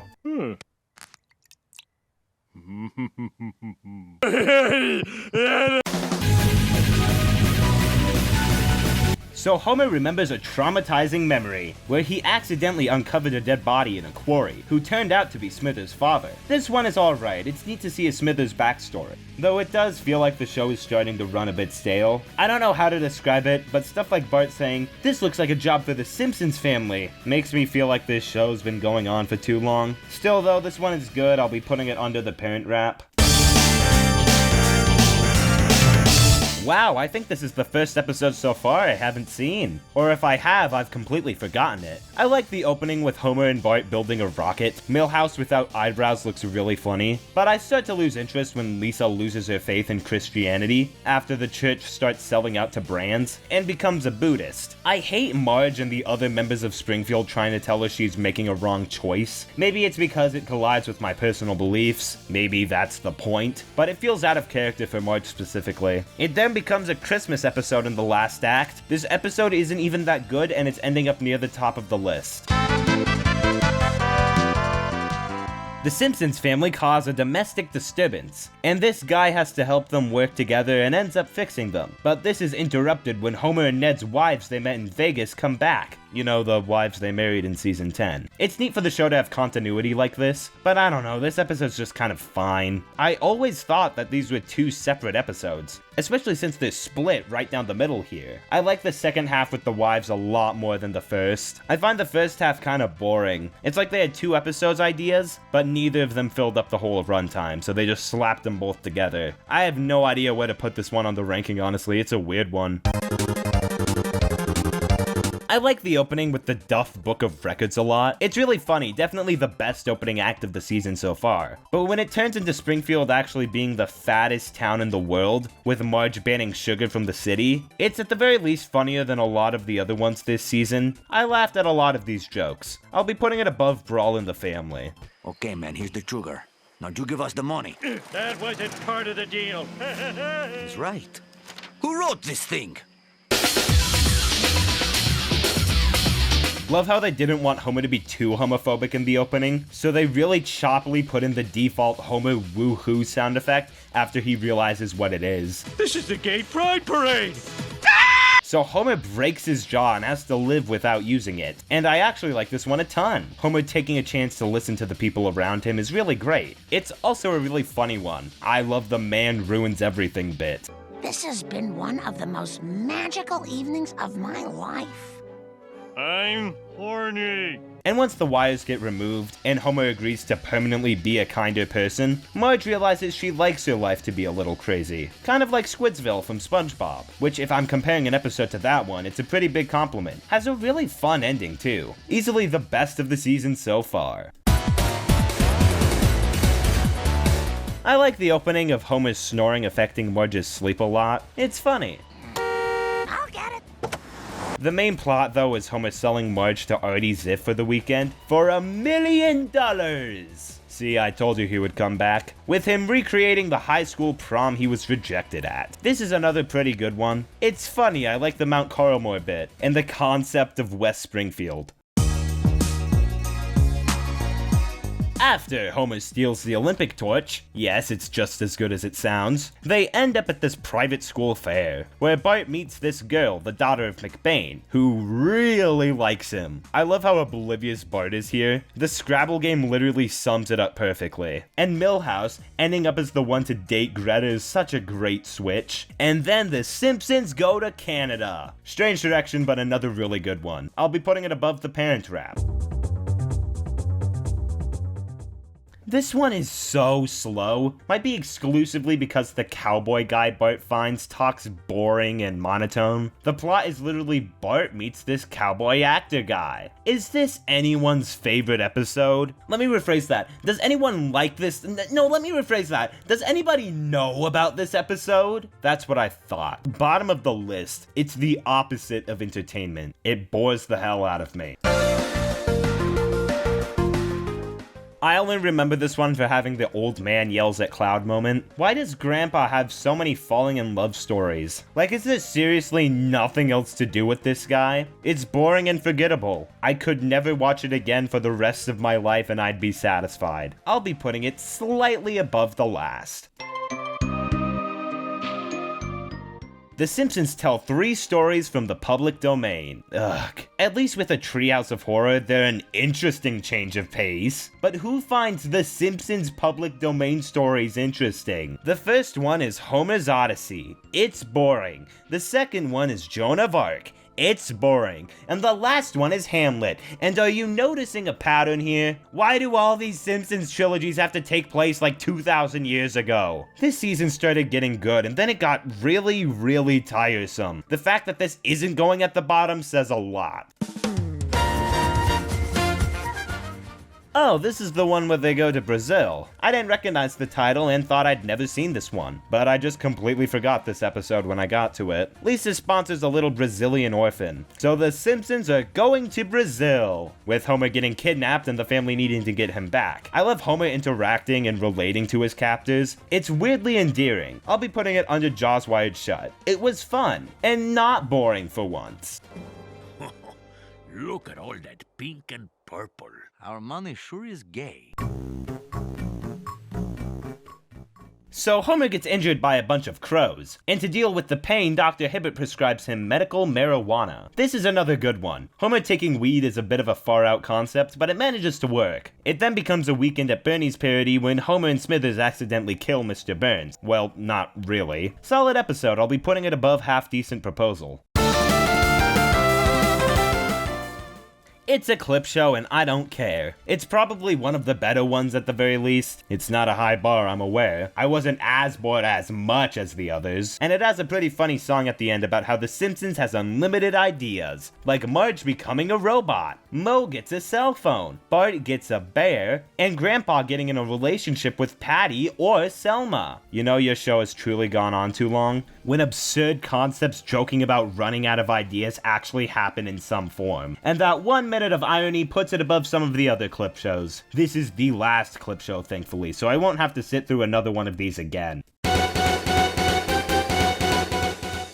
Any cartoon episode about making a cartoon is going to appeal to me. I love how the Danger Dog cartoonist is basically just living a kid's dream. The main story is about Bart turning his dad into a Flash cartoon, Angry Dad, and Homer eventually giving up on anger. I like the internet commentary stuff, and Stan Lee being just insane is really funny. This is a really good episode, it's going near the top. So Homer catches Apu cheating on his wife. It's depressing. They get a divorce, Apu almost kills himself, but it's not like Homer's Odyssey, where there's an emotional impact. Manjula 100% deserved to leave Apu here. I like the Barney screw the audience joke, and Homer walking away backwards, but other than that, I don't like it. So Lisa starts hanging out with college girls, trying to pass as a student for them, while Bart gets the panda virus and has to live in a bubble. The colors on this one were for some reason really good, like Lisa jumping from the bubble at the end looked really pretty. Genuinely some of the best cell animation I've ever seen. I like the college girls she hangs out with a lot, as well as being pretty funny. This one is alright, I'll be putting it in the middle of the list. This one is kind of all over the place. So Homer buys a koi pond for him and Marge's anniversary, which has this endangered animal in it, which Homer almost kills. Because of this, Homer has to do community service. So while working as a Meals on Wheels guy, he and Marge become this old lady's servants. But then she dies and the town thinks Homer and Marge murdered her. So he abuses this power before getting arrested for real, and going to jail. Homer tells the warden that he killed her so Marge can go off free, and Homer is about to get the electric chair. But last second, it turns out this was all a reality show dedicated to seeing how people would react if they were framed. Huh? I like the joke of Mr. Burns covering for Homer, and I like Homer sacrificing himself for Marge. And the scenes ending up to the electric chair were great. Just makes you wonder how we got here though. This episode is kind of a mess, but the few good scenes it has puts it higher on the list than it probably should. The opening with the heat wave hitting Springfield is a lot of fun. I love the shot of the family moving around this fan, and so is the rest of the episode. After the town's police force is continually shown to be incompetent, Homer starts his own security company, Spring Shield. It's a really good one, has a lot of funny moments. It has a montage of Fat Tony and his gang driving through Springfield that goes so unbelievably hard. And the ending with Maggie shooting Fat Tony and his goons is hilarious. One of my favorites of the season. You know, I've had a lot of jobs. Boxer, mascot, astronaut, imitation crusty, baby proofer, trucker, hippie, plow driver, food critic, conceptual artist, grease salesman, carny, mayor, grifter, bodyguard for the mayor, country western manager, garbage commissioner, mountain climber, farmer, inventor, smithers, poochie, celebrity assistant, power plant worker, fortune cookie writer, beer baron, quickie mart clerk, homophobe, and missionary.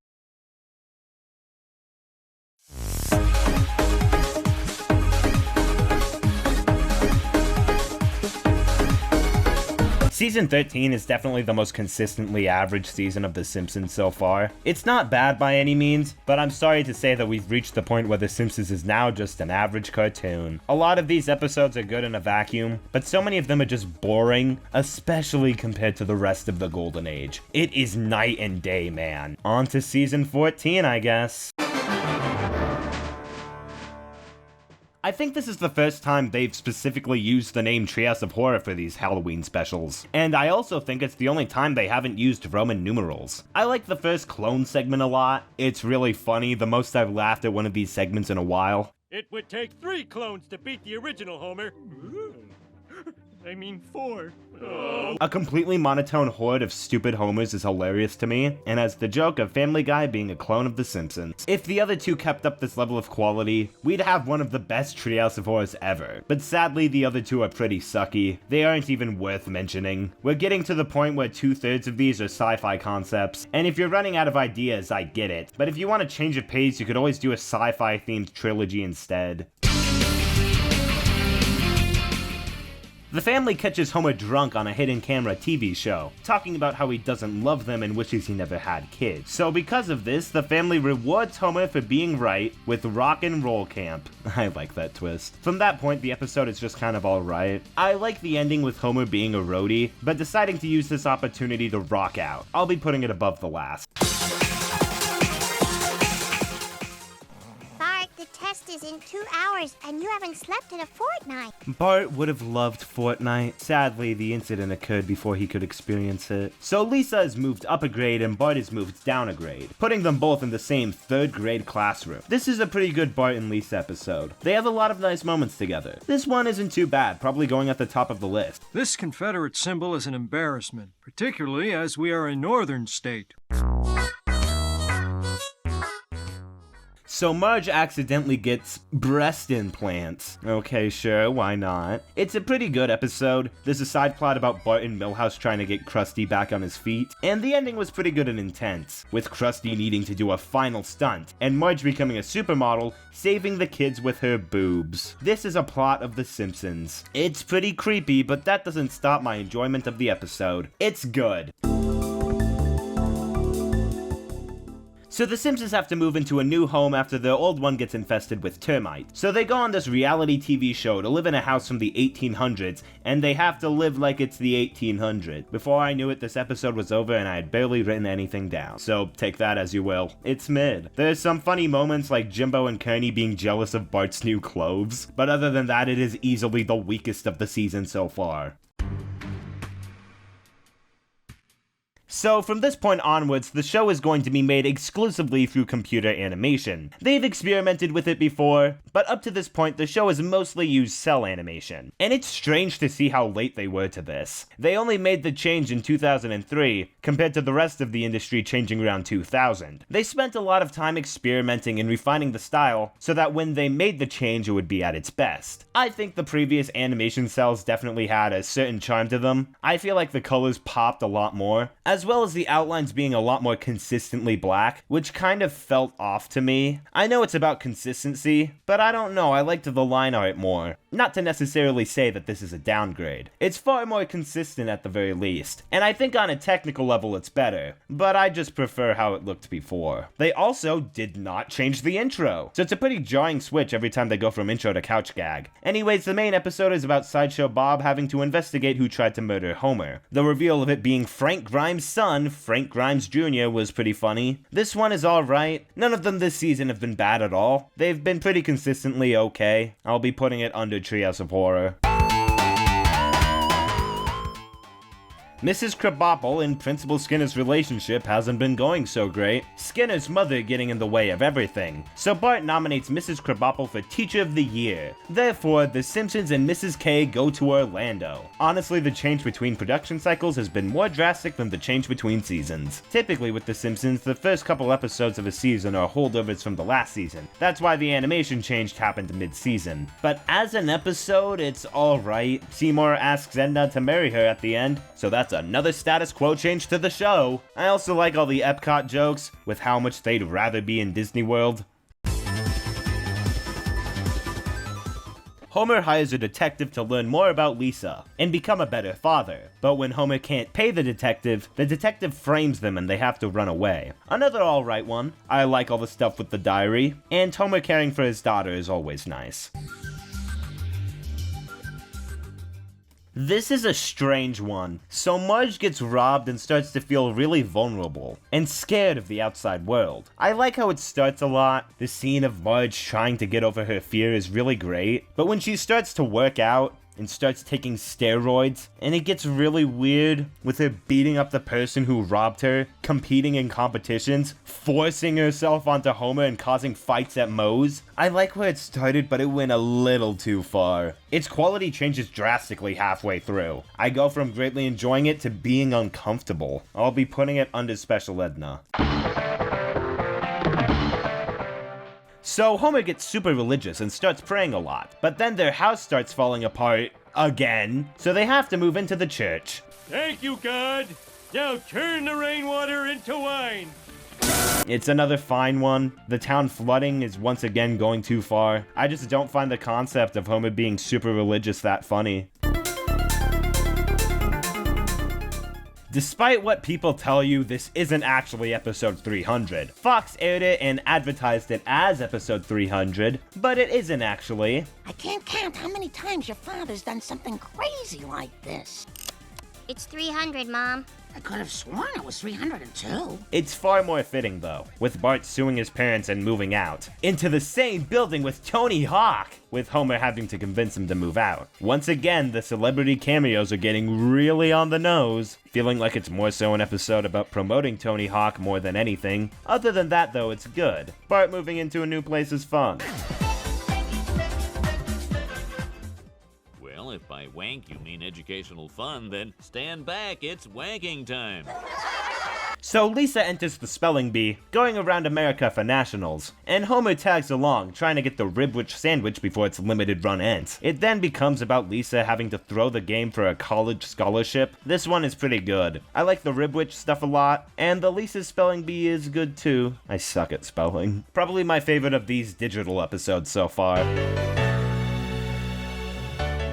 So Ned starts going out with this movie star, Sarah Salone. I actually like this one. The mics kept peaking during this episode. It was very distracting. This is a really solid Ned episode. He's got a good moral dilemma here. I'll be putting it under Barting Over.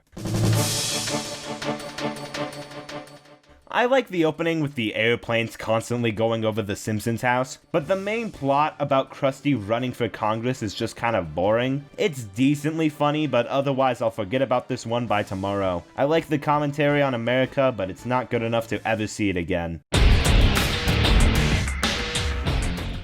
I like the joke of Maggie getting Marge and Homer's music tape. I like the whole episode, as a matter of fact. It's really funny. I like the scenes with the guy who everyone said predicted Andrew Tate. It's great seeing Homer try to improve his life. Homer eventually becoming the owner of the nuclear power plant, and him getting slowly disconnected from his life and family. Teaches a great message about not letting work take over your life. Definitely my favorite of the season so far. Was surprised by how much I enjoyed it.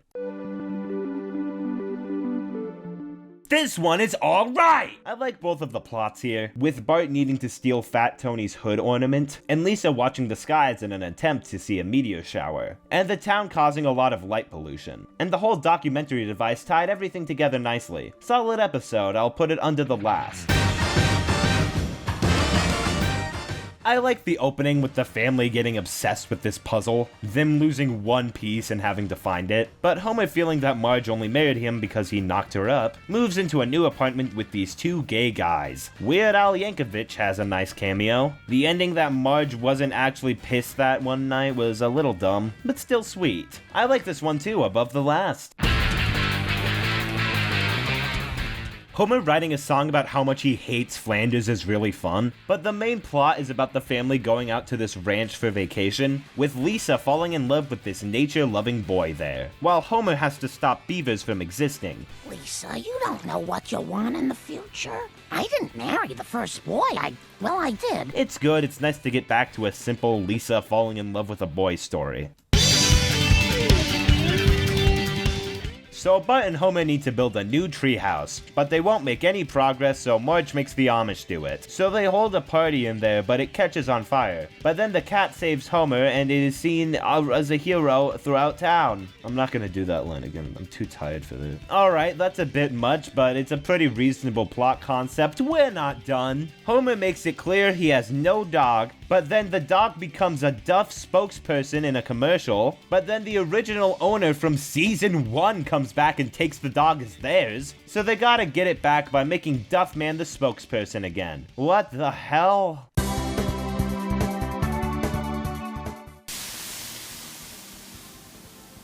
Even I think this is crazy. Even I think this is a little crazy. Homer's character has really declined. He's just a bunch of dumb idiot jokes now. They think the scene of him watching two shows and switching emotions between them is really funny. It goes on for like a full minute. So Homer loses his license and gets into walking instead of driving, which I like a lot. It's charming and has a nice song. But when Marge hits Homer with the car by accident, I stop liking it. Marge being extremely stressed isn't fun either. Turns into a marriage crisis episode in the last act, and it's one of the worst ones. Homer only lost his license at the beginning. Everything else he did was out of his control. And I get Marge being stressed, but I don't see how that's reason enough for her to hate Homer so much. What's with this specific type of title pun that makes me want to put it at the bottom of the season's list? I like the opening with the South Park parody, and Bart and Milhouse trashing Flanders' Beatles collection. But when it becomes about them having to replicate Native American tribe stuff, I immediately lose interest. This one probably hasn't aged too well. They constantly refer to Native Americans as Indians, and stereotyping their activities. I'm not at liberty to discuss that, frankly. It's just something I've been thinking about. This is a perfect opportunity. We'll beat those cavalry kids by selling candy. Season 14 ends on a good one, with Mo of all characters being paired up with Maggie, spending time with her and babysitting her. It's a pretty sweet one. I like him retelling The Godfather to Maggie. They stop letting him see her after he gets too obsessive, and it turning into a Fat Tony episode by the end was fun, with them needing to find Maggie. This is a good episode. Mo is a really great character when used seriously. Instead of joking at his expense, I'll be putting it second on the rankings.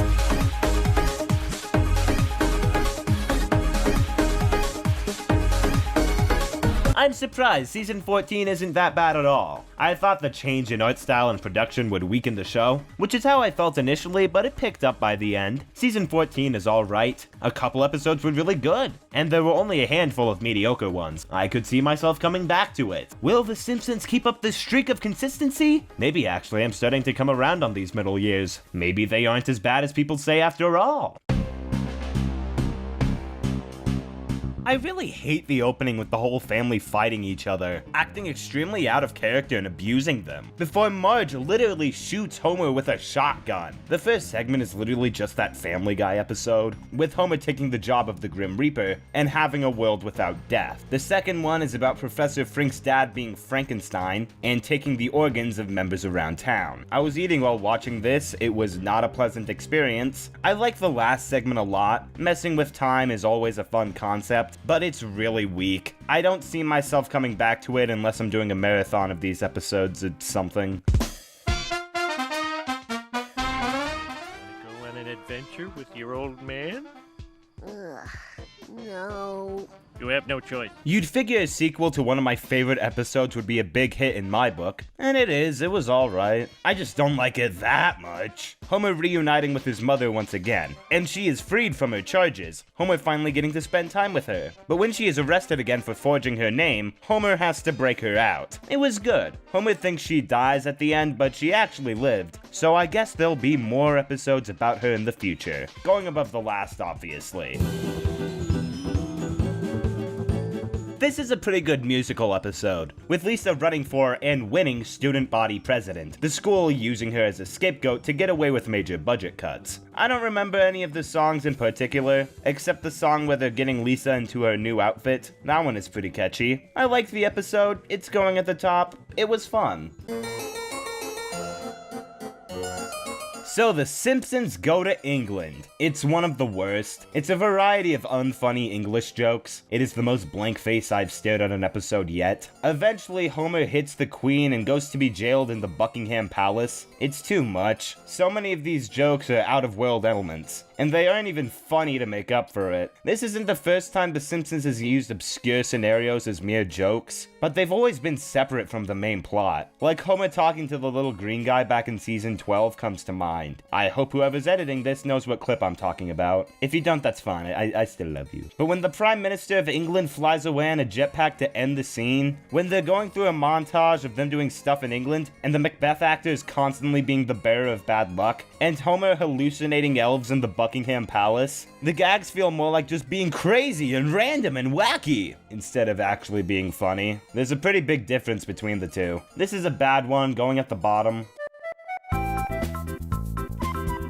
Homer gets Marge a kitchen carnival for caramel treats, then gets attacked by a bear, and then after being traumatized by bears being shoved everywhere in his life, he then has to stand up and fight a bear. But then he becomes friends with the bear. I once again just stare completely blank-faced at this one. It barely counts as entertainment, it's boring. It's barely going above the last.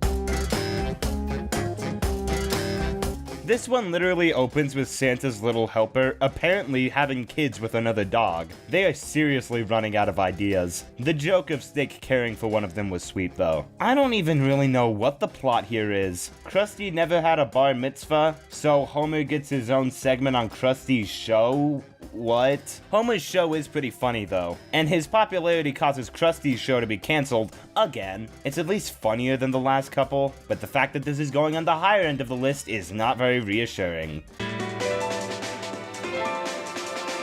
As far as Christmas specials go, this one is alright. It's nice to see Homer take an interest in being a nicer person, though Flanders being the one to be mad about this is very out of character for him. He would literally not care about any sort of competition to whomever is nicer. Isn't envy a literal sin? Still though, this one is alright. I'll be putting it under My Mother the Carjacker. After a baby concert destroys the town and causes millions in property damage, a new organization of singles, seniors, childless couples, and teens and gays decide that they will not be paying for children's stuff anymore, and make the town unsuitable for children. Too far of a concept, but I like the ending with all the kids in Springfield defending themselves by hugging the voters. This one isn't the most remarkable, but it's alright.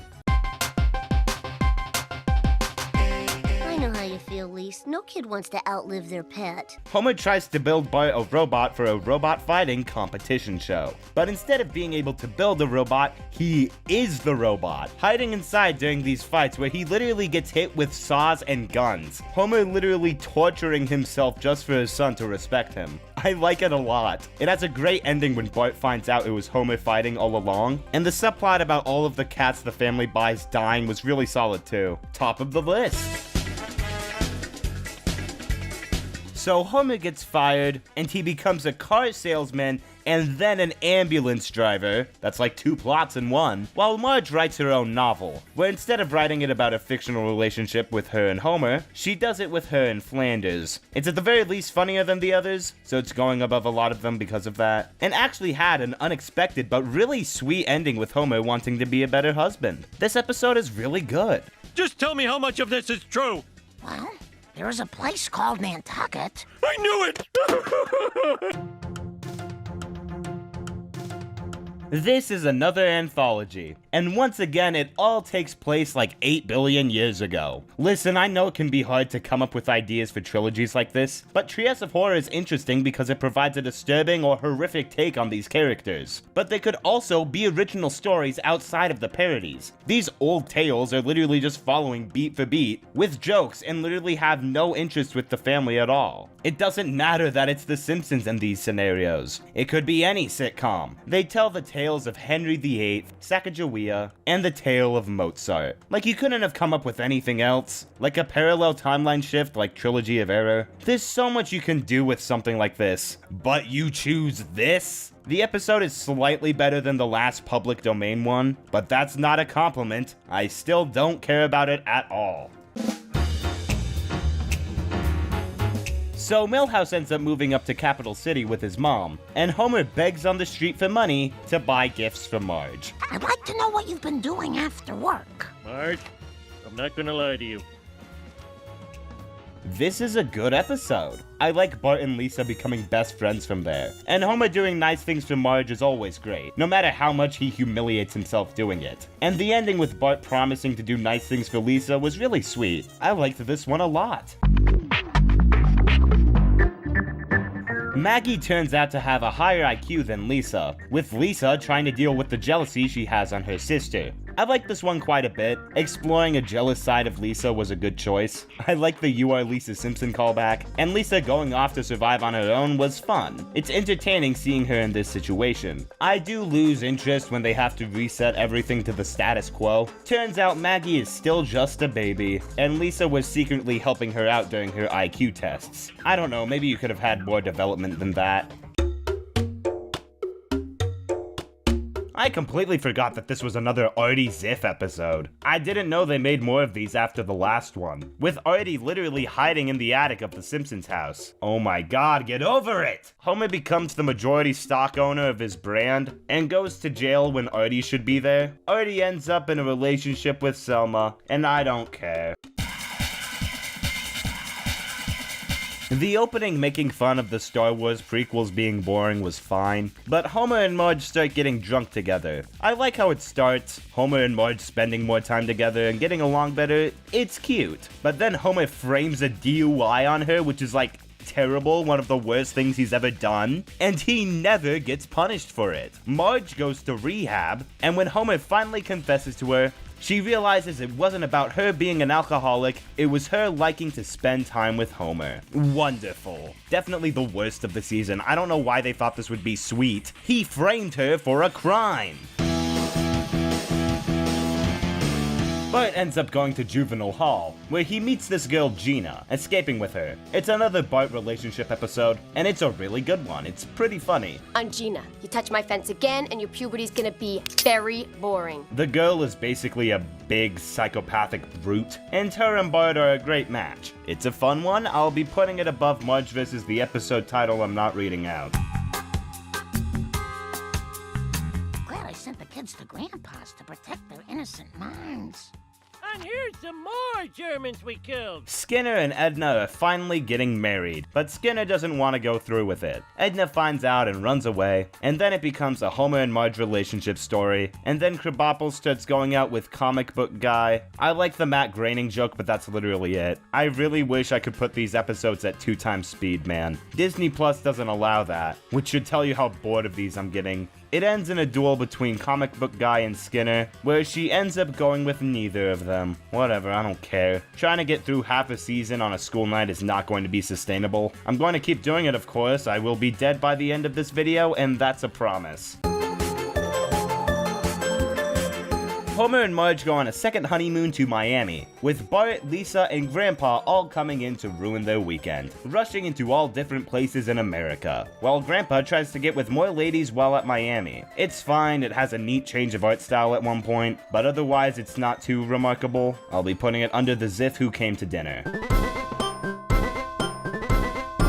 Homer becomes a town superhero, Pie Man, stopping evildoers from doing evil things.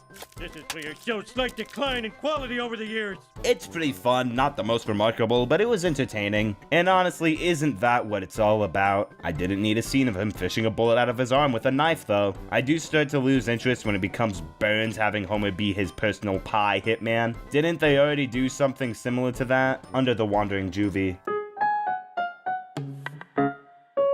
What if Marge wasn't Homer's first kiss? But she actually was. Man, they are really desperate for any type of past episode, aren't they? I'm Lenny, and this is Carl. Wow, a Negro. We're not even halfway through, and they're already stretching for this. It's so obvious it's Marge. It's the same voice without the raspiness. Maybe that's just me considering how I've listened to this show for several episodes. Whatever, I like Homer being at the camp, but everything with their relationship is boring. Bart goes temporarily deaf and accidentally moons the American flag, so now everyone hates the Simpsons family. The town getting all up in arms about something that clearly wasn't his fault is awful. Springfield hasn't been shown as literally the most patriotic town ever. The mob just changes to whatever the plot demands. Maybe it's just my own political views, but I think that mooning the American flag is a valid form of free speech. But then the family gets taken to Alcatraz for being traitors to America? They don't deserve any of this. And along with just being boring makes this one of the worst so far. Now on, you're the Simps. That'll save time. Lisa starts up her own newspaper company. This is poorly timed, however, as Burns is purchasing all the media outlets to be biased in his image. This is a good episode, I like it a lot. Has some really great political commentary, as well as some sweet moments with Homer near the end. And it concluding with everyone making their own newspaper was a really great ending. Check out the Willy World News. I reviewed the new tractors. They're all shite. Can he say that? Like, on national television?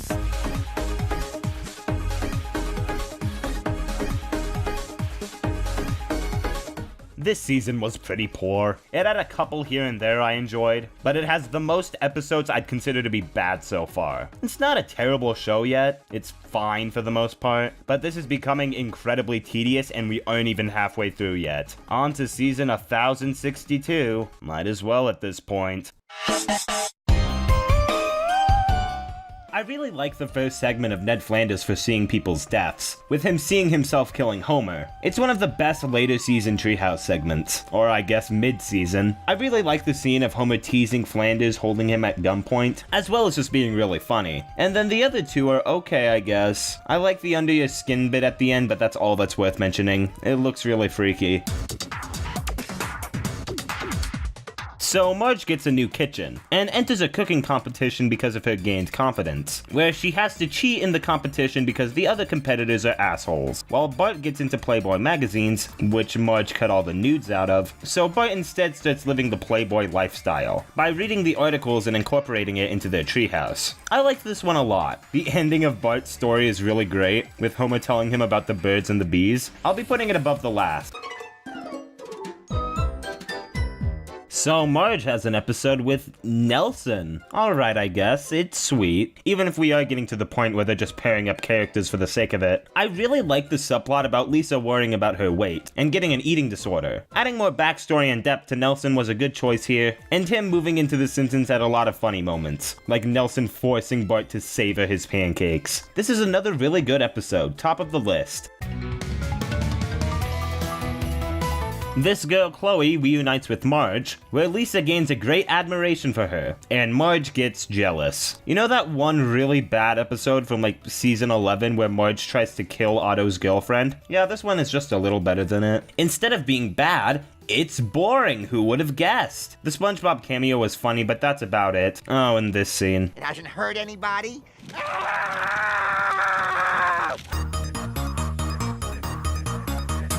Bart realizes he's not a kid anymore, which is a plot I'm surprised it took them 340 episodes to get to, and starts his own t-shirt brand. I like how Bart becomes the main provider in the family, and the subplot with Homer playing with Lisa is also sweet, even if it literally comes out of nowhere and just stops the plot for a bit in the last act. And they have to get the rights for the t-shirt company back again. Despite the weird structure, this is a good episode. Have they just started putting deleted scenes during the credits? I mean, I'm not against it, it's just strange. Korea did it, and look at the quality of their animation.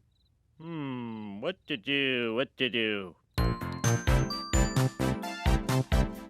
So Homer needs to smuggle drugs into Springfield after they become expensive. Hola, senor. We are gringos who wish to spend mucho dinero in your country. Splendid. Welcome to Canada. I just wrote a frowny face in the script. I don't know what else you want me to say. So, Homer takes out a second mortgage to help most bars stay open, and since Marge is now a part owner, she goes to help renovate it, with Homer worrying that they're getting in a relationship with each other. This episode is fine, I guess. You know that Moe and Marge obviously aren't going to end up together, so there's very little stakes, but I like the ending at the very least. I'm just going to call the suicide hotline now. And they've blocked my number. Oh, God! That joke is f***ing depressing. I don't know, maybe it's just me who doesn't find suicide very funny, but that's one of the only jokes they do with him anymore. So Homer becomes a hit internet guy, and becomes a professional choreographer for football players to have cooler dances, while Ned tries to make his own Christian home movies, which turn out to be overly gory. It then becomes about Homer having to do the Super Bowl halftime show, where both the plots combine, with Flanders helping him do it. It's alright, I suppose, I don't hate it, but I don't necessarily love it either. And what would you use instead of nuclear power? Solar. Hydroelectric. A mix of conservation and wind. Who told you about those? Okay, I like that joke. After Marge and Homer forbid Bart from going to a rap concert, he goes anyway, and to avoid punishment he tells them that he was kidnapped. It then becomes a Chief Wiggum plot, about him having to find Bart to save his reputation, which I was not expecting. I thought this was going to be more about rap, like Bart going on tour or something. It's a lot like Homerpalooza, where I don't really cringe at it at all. It's just somewhat representative of the time period. This one is alright, it's going in the middle of the list. But I'm already paying a guy for that. Skinner, I order you to step off, dog. Wow, this one has aged pretty terribly. So Springfield legalizes gay marriage, and Homer becomes a pastor to marry people, using this as an opportunity to make money. And Patty wanting him to marry her and her fiancé, with her coming out as gay. Marge is completely fine with gay people, even supporting them, until Patty comes out, which is just like, ugh. She's fine with gay people until they're in your family? That's terrible. What's even worse is that the fiancé is actually trans. Wow, we're moving on. This one is very uncomfortable to talk about. So Lisa literally gets a restraining order against Bart, and uses this as an opportunity to make his life a living hell. This is one of the worst. Lisa is an absolute asshole here. Bart's prank at the beginning was really cruel, but Lisa being even worse doesn't really make up for it. Just makes it extremely bitter. Homer's sprawl mart shenanigans are funny, but that's about it. Worst of the season. Selma gets menopause and decides to adopt a little Chinese girl, but when the application asks for a husband, she puts Homer's name down. Take a guess where the rest of the episode takes place. The answer may shock you. That's right, Burger King. This one is alright. The conflict of Homer having to pretend to be Selma's husband is good. Out of fear that Homer may die one day, Marge starts saving up money. Pretty reasonable, honestly, but this greatly upsets Homer, so out of spite, he spends all the money they were saving up on an RV. Homer is such an asshole here. There is nothing redeemable about him, and yet he doesn't get reprimanded for this. In fact, the exact opposite happens. Marge learns that it was all just money, so it didn't really matter at all. Really terrible episode. In this exciting new episode of The Simpsons, Homer goes to prison. Hasn't he been there like 50 billion times? But he becomes a prison snitch. That's right. An unauthorized tattoo. I came here right away. I actually like this one quite a bit. The first half is pretty boring, but thankfully it becomes a really funny one. And the subplot about the cat having a double life is pretty fun too. I'll be putting it under All's Fair Enough in War. God, these reviews are really starting to get repetitive, aren't they? I think I've said funny over 100 times at this point. 150 times to be exact.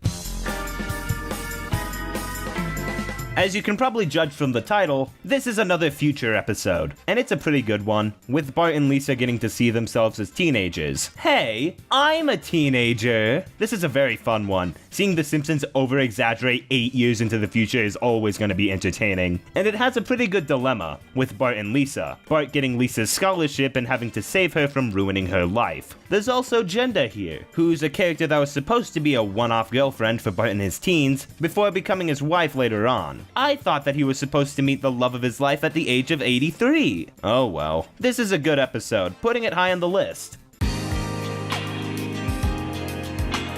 Then take Bart to get CIRCUMCISED. Huh?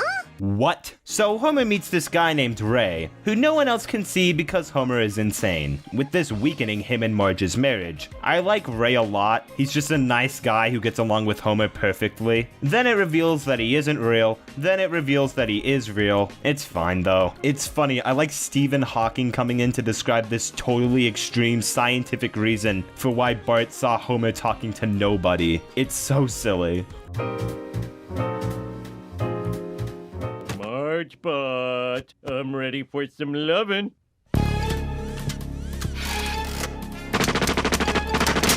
Welp, Marge becomes a robot. We're here. So Bart gets really fat thanks to the new unhealthy school vending machines. And then he has a heart attack, so they send him to fat camp. And in order to afford it, the Simpsons have to turn their house into a German youth hostel. What the hell? It's fine, I just wish it went in a different direction.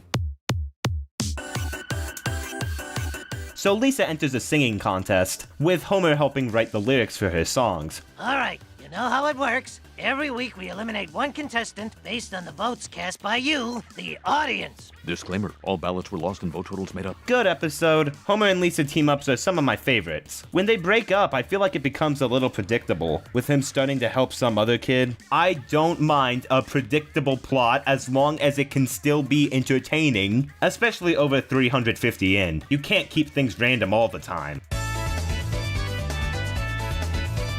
Homer accidentally calculates the rapture that will end next Wednesday. Well, okay. He ends up being wrong and everyone hates him. But then he predicts it again and then he's right. But it's all a dream. If you want to do a Treehouse of Horror about the rapture, fine, whatever. But doing something like this in a normal episode is really immersion breaking. So Flanders rents out a room in his house to 2 college girls, who are secretly making porn without their knowledge. Well, as far as porn in a TV PG show can go. Oh, Bart, turn away from that screen and look out the window. No problemo.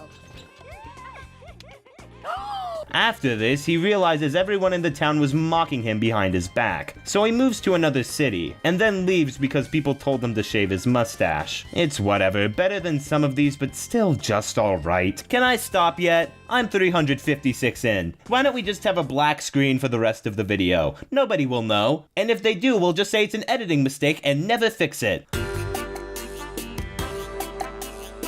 Bart gets expelled and has to go to a Catholic school, and Homer and Bart start to take the Catholic lifestyle, with Marge not being able to accept that they're going to different heavens. Why have both of these ended up in heaven recently? Anyways, it's boring.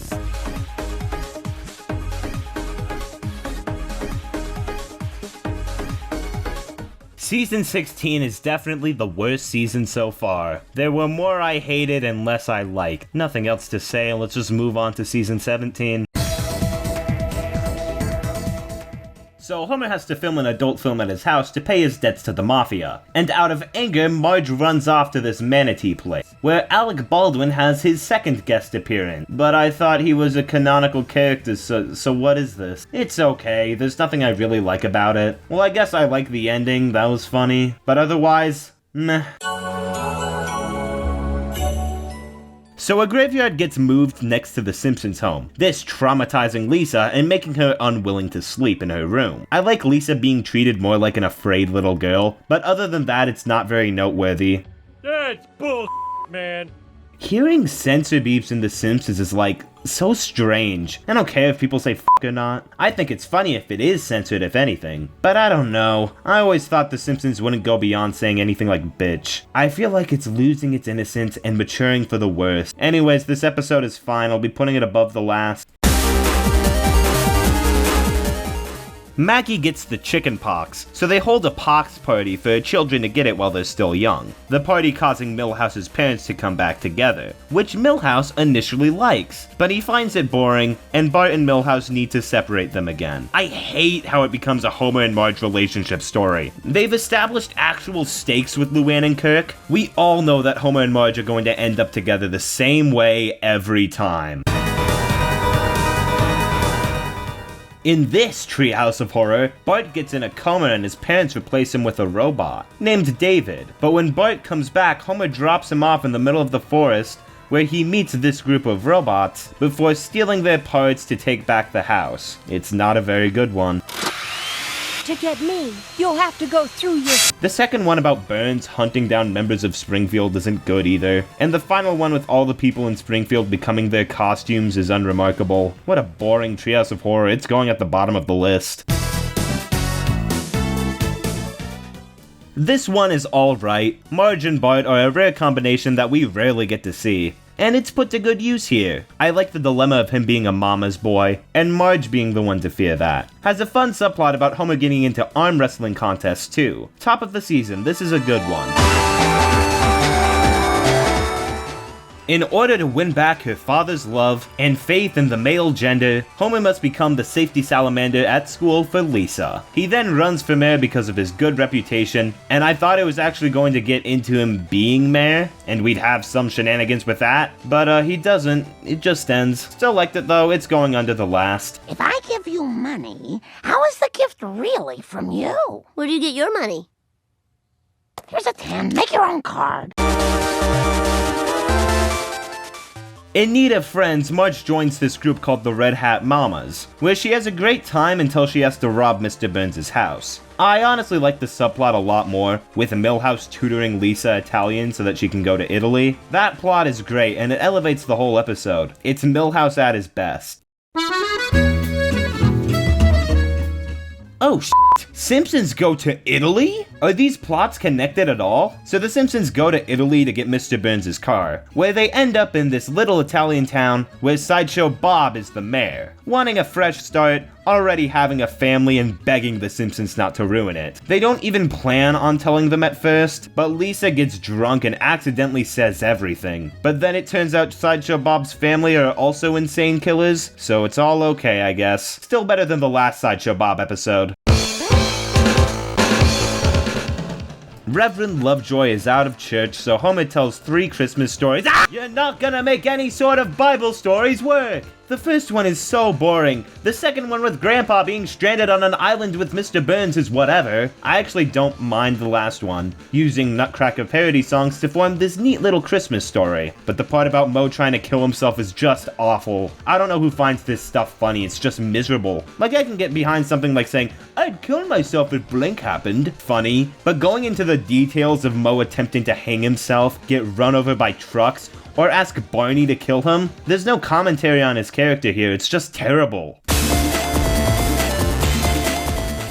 So Homer finds out his dad might not actually be his dad. The new guy is very cool and awesome, and Grandpa is not that. And the new guy is also apparently his actual dad, except they aren't. This is the episode that everyone said predicted the Ocean Gate submarine disaster that happened like a year ago or something. It's one of the worst, such a Principal and the Pauper-like story. At least that one was funny. I sit by the trash so people have to come up to me. Finished your soda, eh? Ugh, that is such a Family Guy cutaway gag.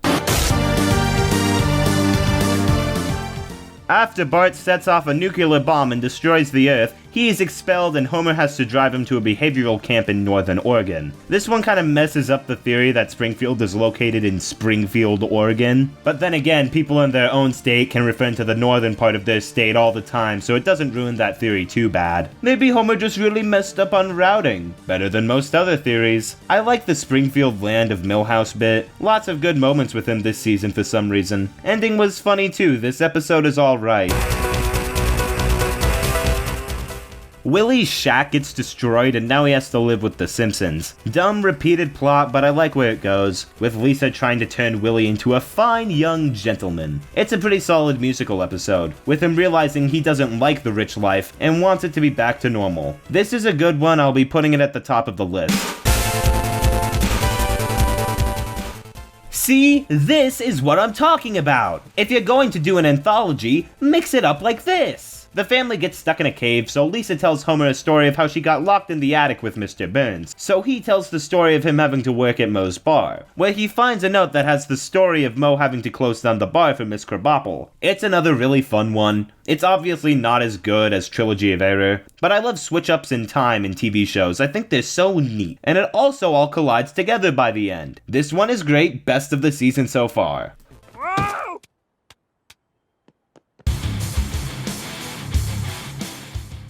Wow, I like this one a lot too. Marge starts babysitting Rod and Todd, and starts to spice up their lifestyle a little more, to the dismay of Flanders. There's also a fun subplot about Bart getting kidnapped by a monkey, and taking a motherly role to him. It's just a nice episode overall. I like it a lot. Has some nice character growth of the whole Flanders family. It's also a good Marge episode. Sadly, the only thing preventing these episodes from being as high as the Golden Age is that they just aren't that funny, so a lot of episodes are based on if I like the characters or the plots. Anyways, top of the list again.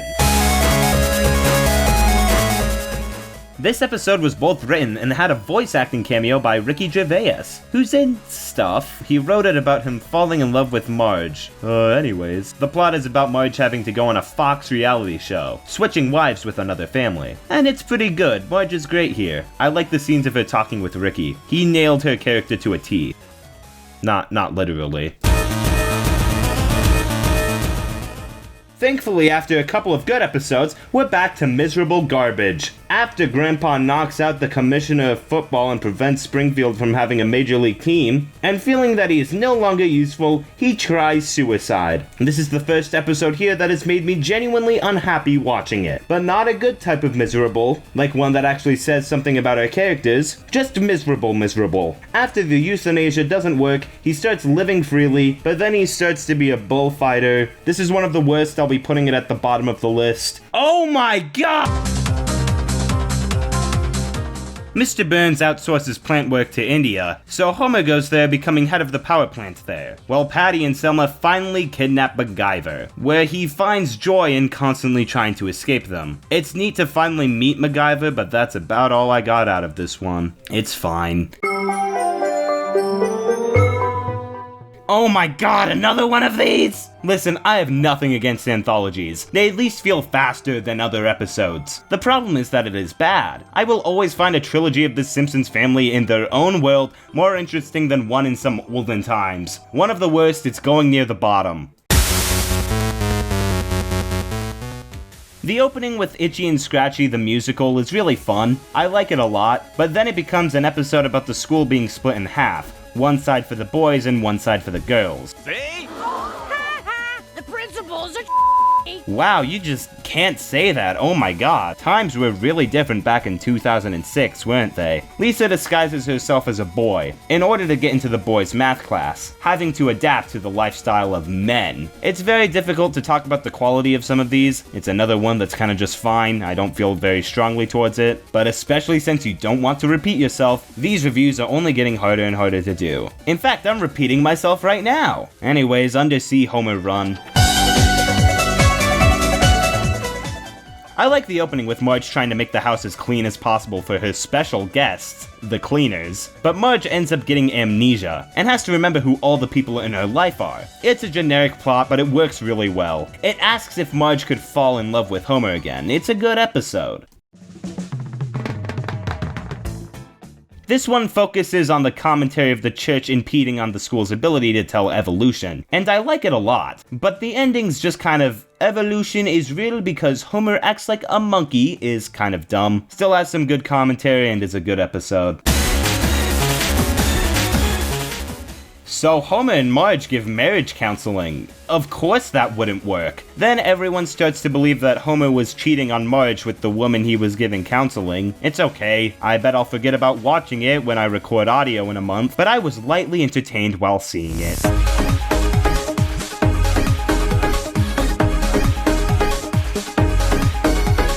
The line between good and bad episodes is really starting to blur. A majority of these were boring. There's only like 3 or 4 that I really enjoyed. You can just feel the show slowly rotting away. It's been going on for way too long. Good news though, we're barely halfway through. I just have to do this all again.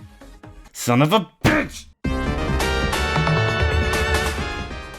This one literally starts the same as Homerpalooza, with Otto being suspended and the family needing to carpool. But then it turns into a Fat Tony episode, and he's really great. Fat Tony's son is kind of a bland character, but I like Fat Tony, so it makes up for it.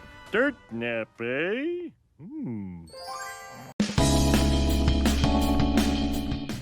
Bart gets really into drums, and joins a jazz band to the dismay of Lisa, who's very jealous about the whole thing. My interest starts to wane a bit when it becomes about Lisa protecting a bunch of animals, but it comes back in the end in a nice way, so I don't mind it.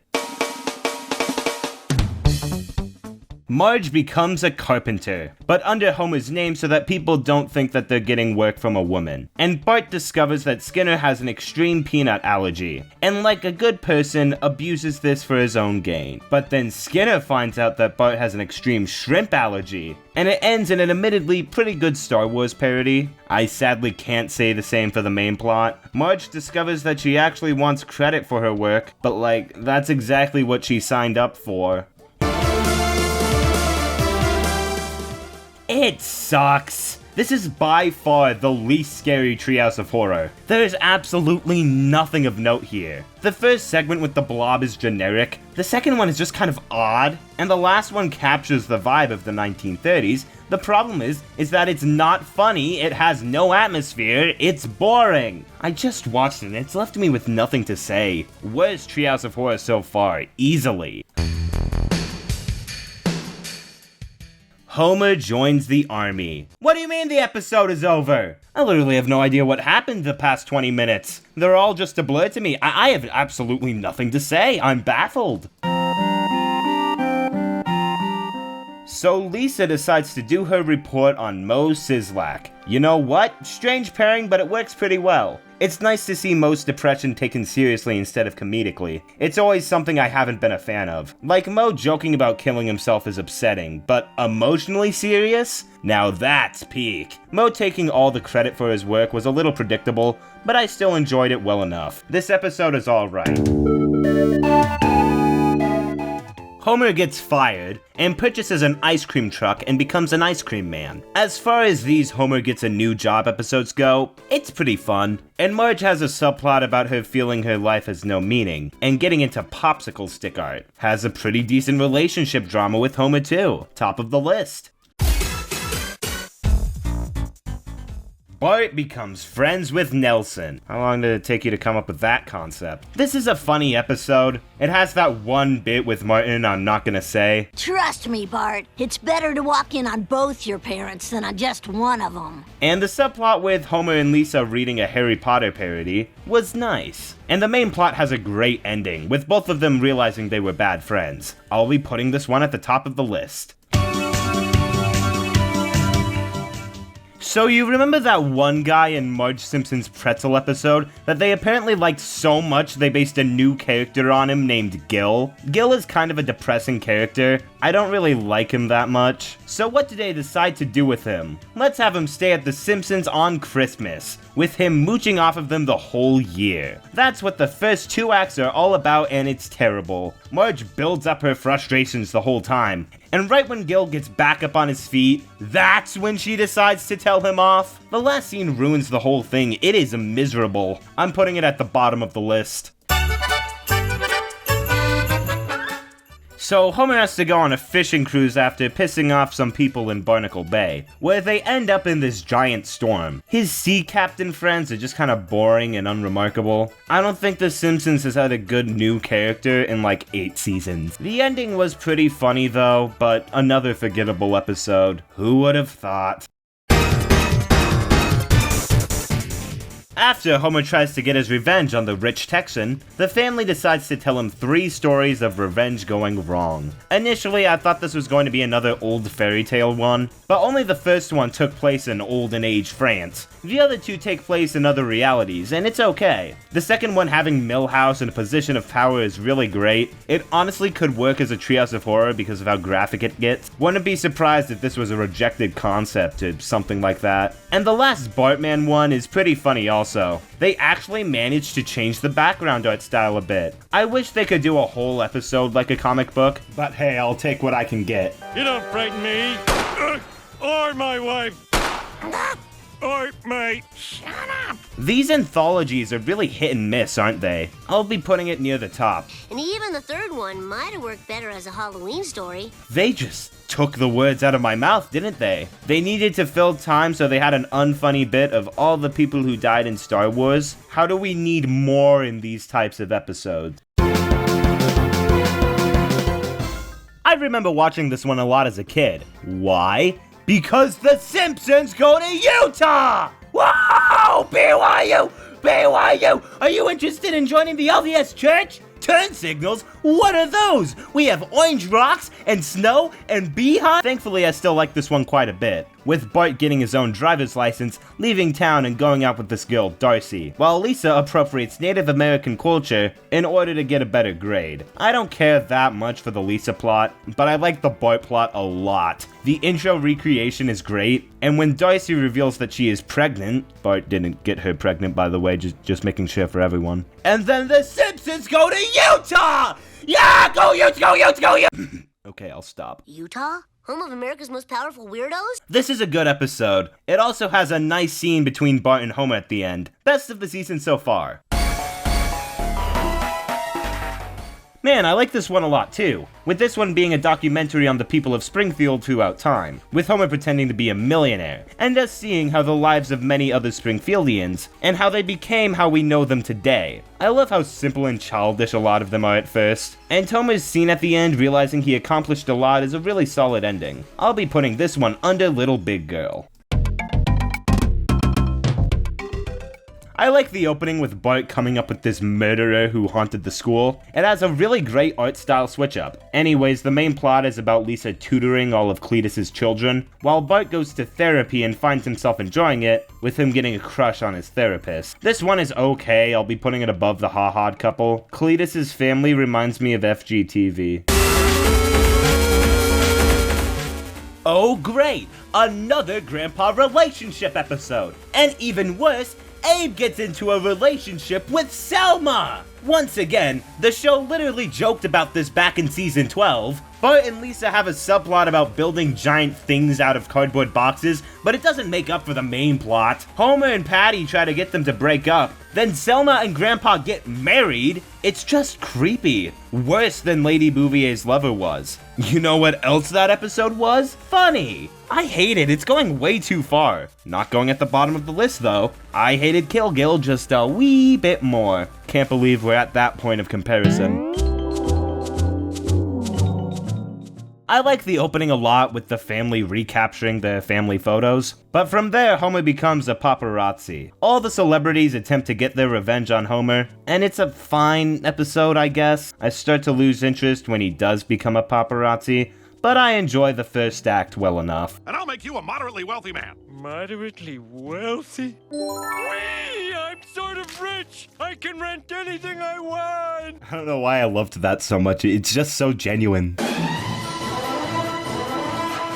Marge doesn't have an email address, so she becomes an internet gamer, getting into this MMORPG. I think it's a parody of RuneScape. I haven't played RuneScape though, so I couldn't tell you. It sounds terrible, but it really isn't that bad. Maybe it would be cringy if I actually got the reference, but they actually create a solid world around the show's characters. And the reveal that Bart is the most powerful character in the game, and Marge coming in to act motherly towards him is great. I miss overly protective Marge. Homer and Lisa have a subplot about Homer being Lisa's soccer coach, and it's a pretty good one. Despite the concept, it manages to have a good relationship on both ends. Good stuff.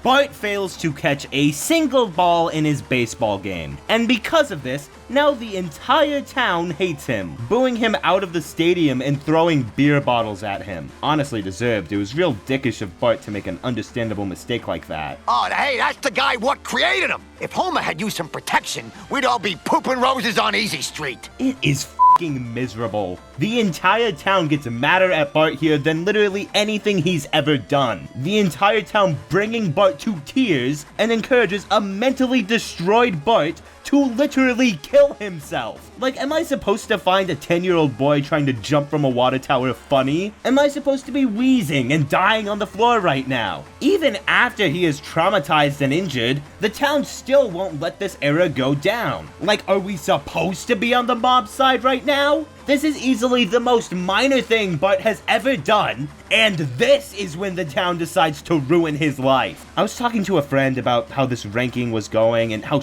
this episode is, and he said it's a commentary on how people care too much about things and get too violent over sports or whatever. But if you have to manipulate your established and grounded characters in order to fulfill that message, then you shouldn't even bother in the first place. Like, would Chief Wiggum really yell at Bart to jump from a water tower? The stupid but well-meaning police officer turning into a Twitter user. The only saving grace to this one is the Homer's side plot of him getting a job as a mattress salesman. It's boring, puts me to sleep, ironically. This is definitely the worst episode of the entire show so far. I have no idea how they thought this was okay.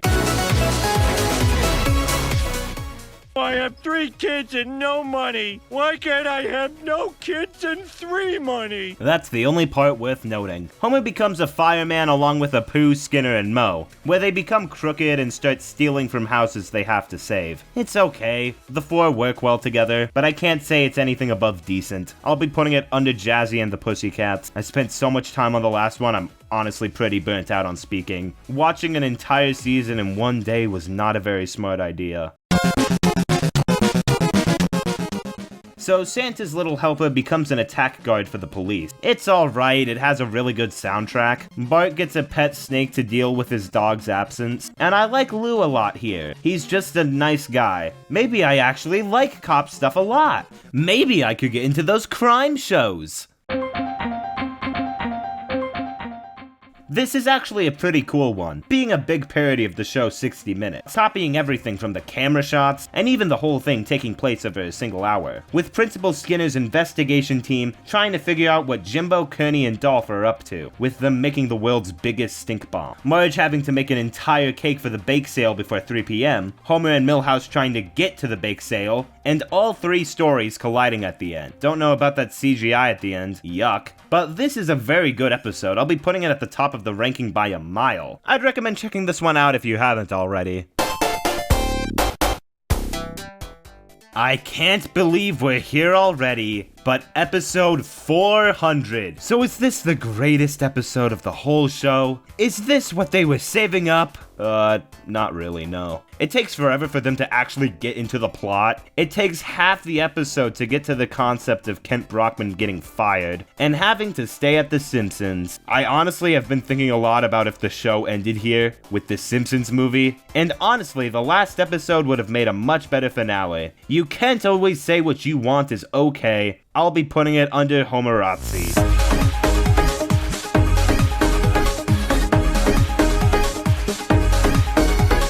What a strange season. There were a handful of pretty good episodes, but it still has some of the absolute worst so far. When it wants to be good, it can. I think that 24 Minutes and Little Big Girl are genuinely great episodes that can even compare to the Golden Era. But then there's The Boys of Bummer, which makes me want to go to therapy. I wouldn't say it's overall as bad as season 16, which is currently my lowest on average, but it's still not worth checking out the whole thing by any means. Now, between season 18 and 19, The Simpsons Movie was released on July 27th, 2007, and being born in 2008, I have watched the hell out of this movie. It was one of, and is still one of my most watched films of all time. This film is practically ingrained into my mind, and I gotta say, returning to it years later, I still think it's pretty good. Not as good as I used to think, however, which we'll get into, but I guess I'll brush over the development of this movie a wee bit first. This is a film that apparently went through a lot of development hell. It took years to finally get this movie out there. It was originally supposed to come out in like 2003. The script had to be revised 160 times, which just thinking about that sounds awful. Imagine you're on your third revision of your movie script and someone tells you to redo it 157 more times. So The Simpsons Movie is a bit of a weird one to talk about in that context, because this movie has some really bad pacing issues. As the big Simpsons blockbuster,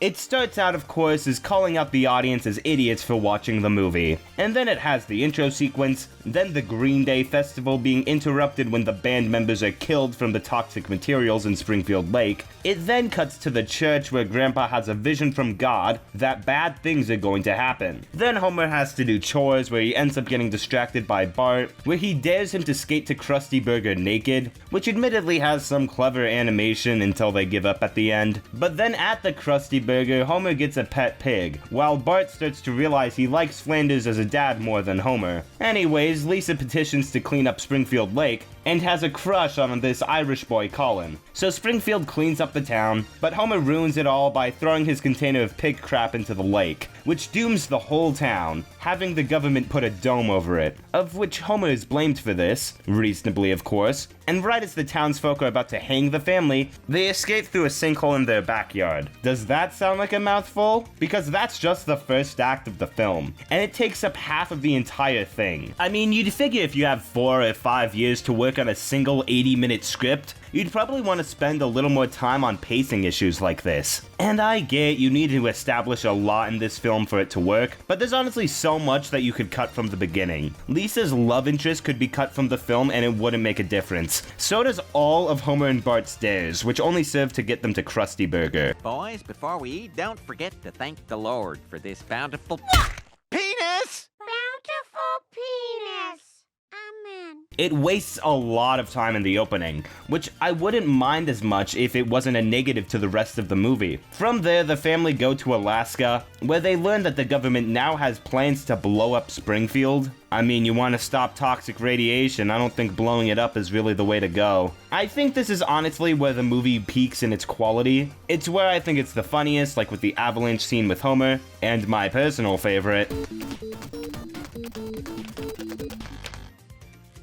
The Disney parody has some really fluid animation and is incredibly authentic. And most importantly, I think the Homer and Marge relationship stuff is actually really good, with Marge and the kids leaving Homer to go save Springfield. It has a lot of weight to it, and when Homer comes running outside looking for his family, the scene just ends. You know, I guess they just ran out of time or budget, and I understand they couldn't have cut anything. Oh, wait a minute! And in addition to that, the characters here are so simple and Flanderized. Surprisingly, Ned Flanders is the least Flanderized character here. His religion isn't really a character trait. Lisa is completely forgettable. All she wants is to save the environment and go out with Colin. The only thing she does is have Springfield clean up their act at the beginning. Lisa used to be the voice of reason, but now it seems she's more focused on saving the world. Homer is a selfish baboon who messes everything up. Bart only gets into trouble. And come to think of it, there's not a single resident of Springfield outside of the main cast that actually contributes to the plot. They all just work as a mob. They could be a giant pile of gray mush for all I care. I get you want this to feel like a big event and all, but there's gotta be a better way to do it that adds more individuality to these characters. I don't know, maybe I had my hopes too high. Homer then has an epiphany with the help of Boob Lady, which has some neat animation, and Homer realizes that he must save the town from, like, exploding or whatever. The ending is pretty good, with Homer coming in to save Springfield from being bombed, tossing it out of the dome and saving the world. Despite my problems with it, I still enjoy The Simpsons movie a lot. Maybe it's nostalgia, maybe I'm just getting tired of watching The Simpsons and I'm exaggerating a slight bump in quality, or maybe it's just really funny. But I feel that's kind of The Simpsons movie in a nutshell. I think it has some really nice animation, it has a handful of really funny moments, but I feel like it messes up on any of its attempts to do something more. It's like this is The Simpsons movie. The Simpsons on the big screen. Ah, crap, we gotta write a script, don't we? It would have made an alright conclusion to the series if they decided to end it right here, and I think a lot of people would have been satisfied. I sure as hell would have. While I think The Simpsons should have ended by season 8 or 9, mainly because that's where I consider the golden age to end, that's not to discredit The Simpsons movie of its title. 400 episodes and a feature film to end it off. Thank you all for joining me on this adventure, and I hope you enjoyed it just as much as I did making it. But I guess we might as well get into ranking every— Jesus Christ, we have another 370 to go? Son of a bitch! They killed Dr. Nick. This is so sad.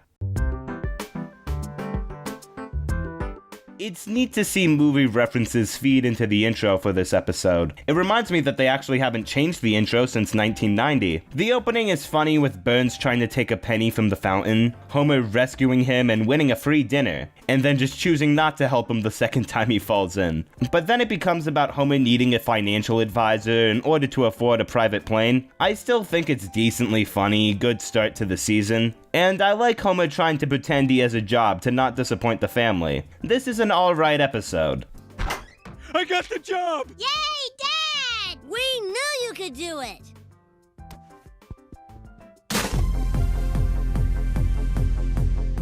So Homer sprains his back and it causes him to have a beautiful singing voice, but only when he's lying down. I start to lose interest when he becomes Homer's manager who fell in love with him, trying to kill Homer, which happens way too late into the plot, which makes the whole thing feel much longer than it really is. This one is fine, it's going under the last. So Homer becomes a tow truck driver, where he starts to become mad with power, and Maggie starts to become more independent, to the dismay of Marge. Homer then ends up getting kidnapped for not staying in his zone as revenge from the townspeople, but like, how did the townsfolk know about the towboy rules?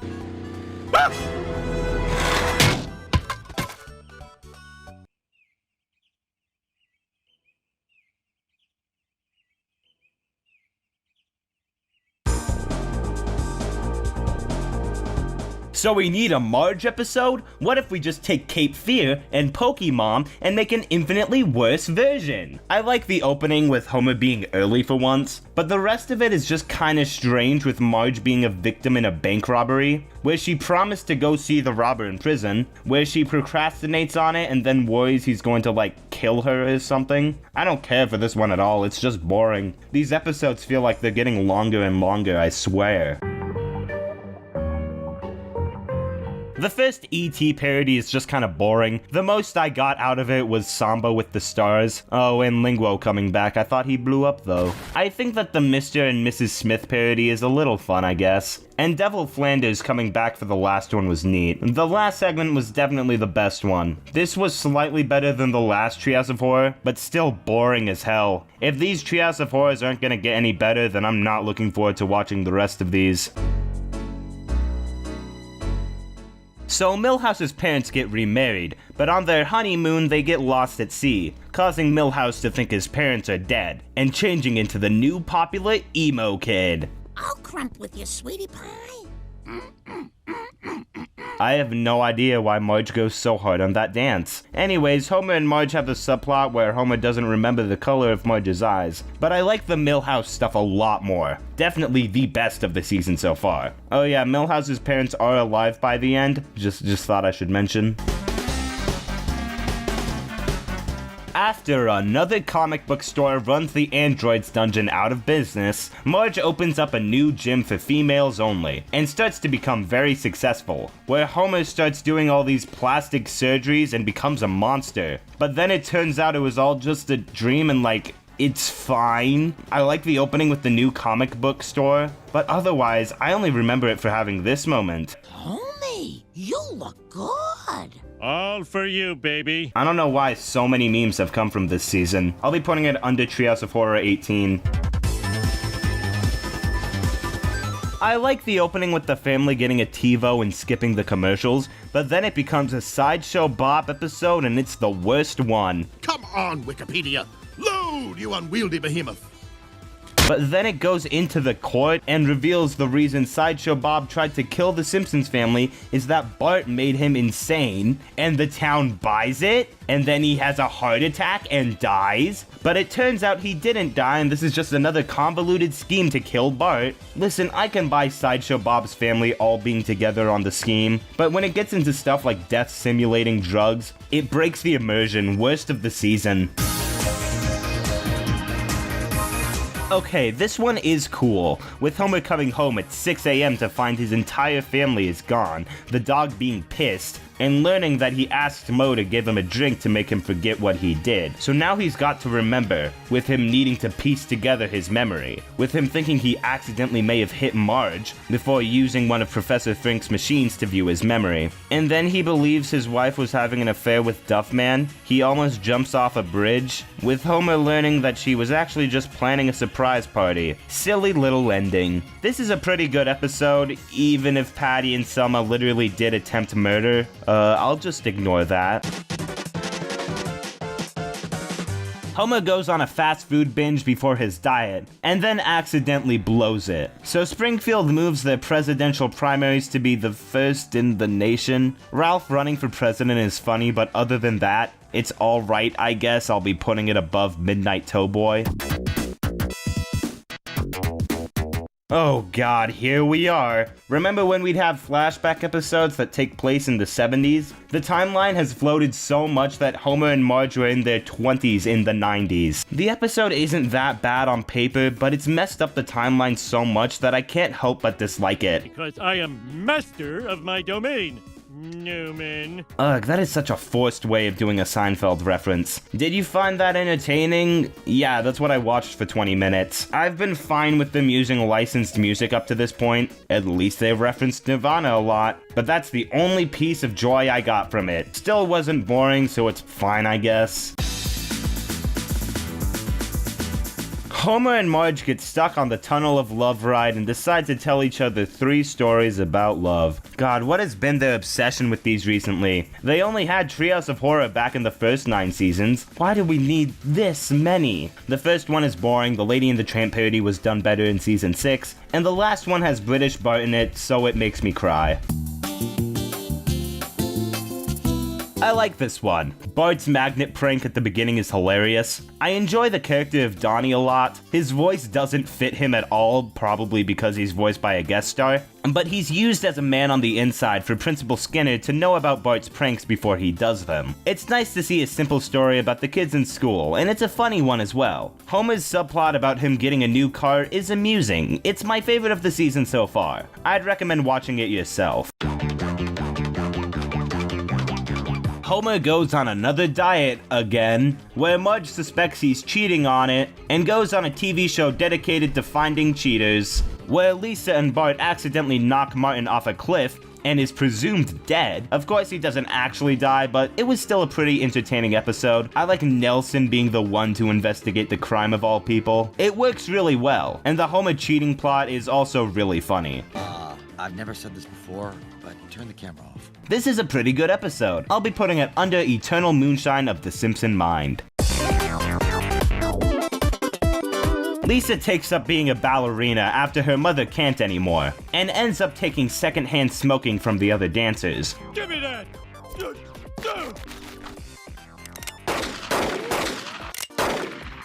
I can't believe how easy it is in this country to get cigarettes. Meanwhile, Homer and Bart have a subplot about making beef jerky before they start getting eaten by raccoons. This is a really funny episode. I love how they find out the raccoons are just like a smaller version of their family. It's oddly sweet, and the Lisa subplot also puts her in a position she hasn't really been in before, trying to justify smoking by thinking about all the great feminists who have smoked. This is pretty great. I like both of the plots here, and both of them are really funny, so I'll be putting it at the top. Meet me at the place we discussed. Who was that? Wrong number.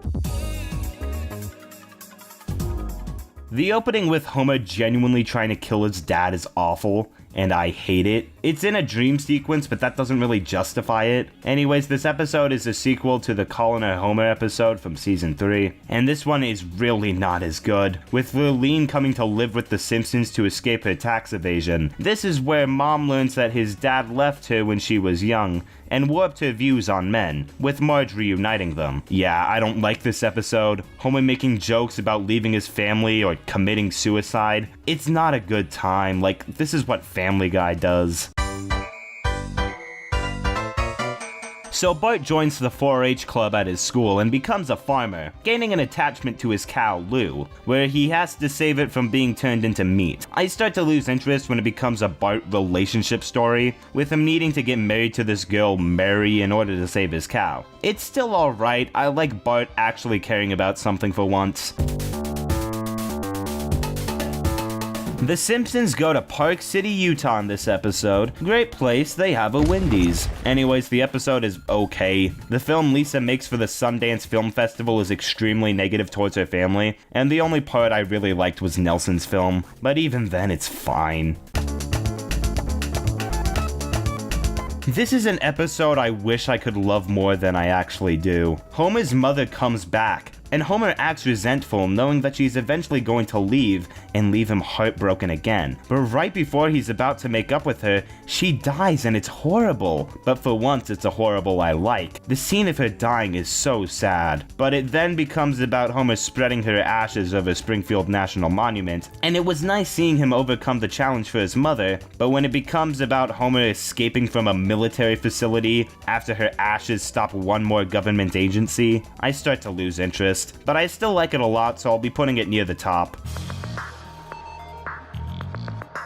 This one has Sideshow Mel tell the story of Lisa being Krusty's intern, and eventually taking over the whole show. It's a strange one, but I like it. Lisa doing her show is fun, and the subplot about Homer and Bart coin collecting is endearing. This one is alright, and the change of format was nice.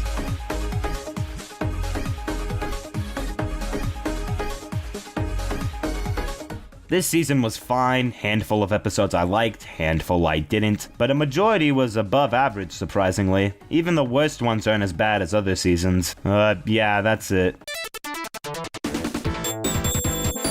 Season 20 starts off pretty strong actually. I like this one quite a bit, with Homer and Flanders both becoming bounty hunters, and Marge getting a job at a bakery, only to find out it's an erotic bakery. I don't care much for the Marge stuff, but the Homer and Flanders plot is really entertaining. They have a lot of nice moments together here, even if bringing back the monorail was kinda just pandering. And while their breakup is pretty forced, their ending is pretty fun, with Flanders being assigned one last job as a bounty hunter, the last job being Homer. I really love this one too. I love this kind of era where cell phones were just becoming relevant, so a simple plot about Bart needing to get a cell phone works very well. And it was made before the iPhone, so it's not all about the crazy apps it has.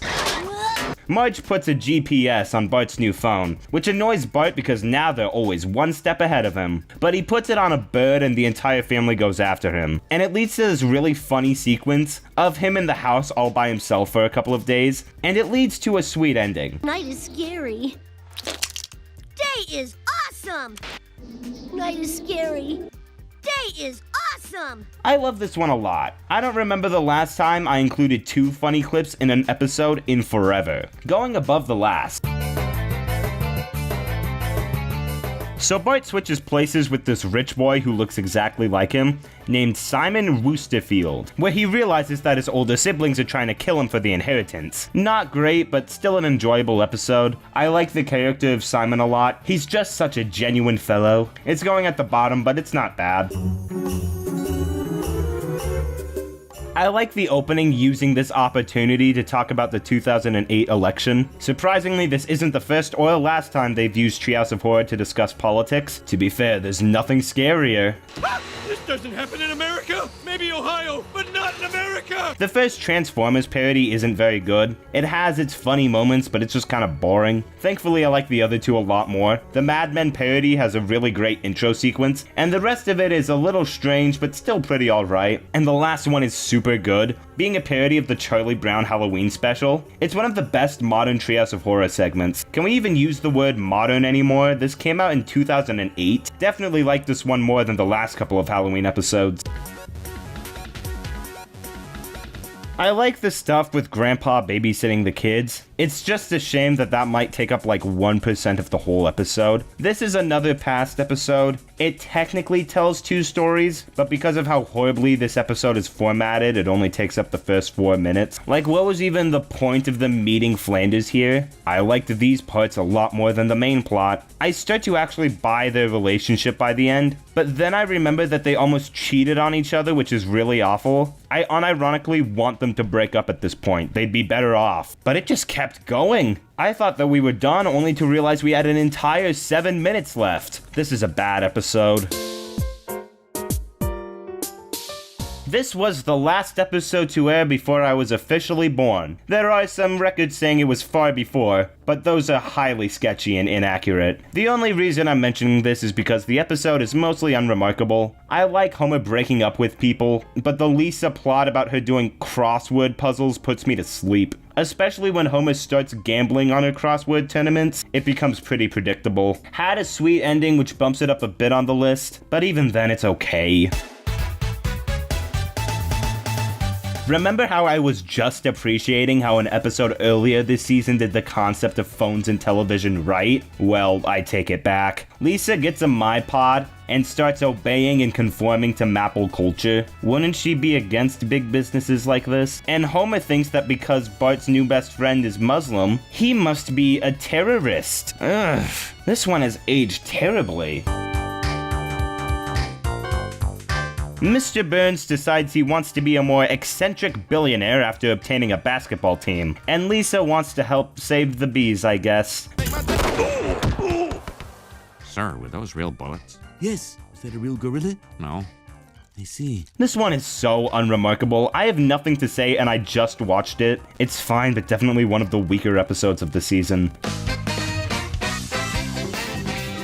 So Lisa meets this new girl at the rec center. I actually like the stuff with them becoming friends. It's nice to see someone on Lisa's level of intelligence. It's very endearing. But then she actually starts believing in their own fantasy world, believing it's real. Finally, the schizophrenia episode of The Simpsons. Took them long enough. It ended on a Fall Out Boy version of the theme song, which is like, they weren't even guest stars in the episode.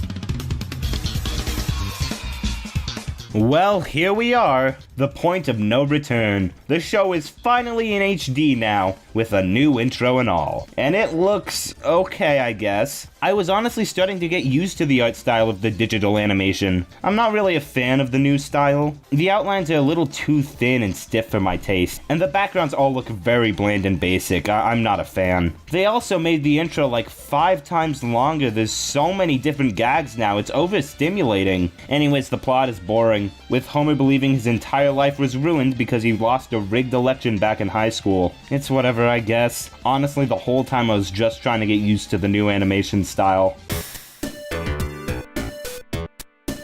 So Bart ends up getting a perfect score on a pre-test, but he actually didn't, and now he and a bunch of other low performers get stuck in Capital City, while Homer forgets to turn in his insurance information, so he has to go until 3 p.m. without getting injured or having anyone else get injured. I was more interested in the minute-long clip show of Homer getting hurt than anything in the actual episode. The moving trees in the background are going to give me a seizure.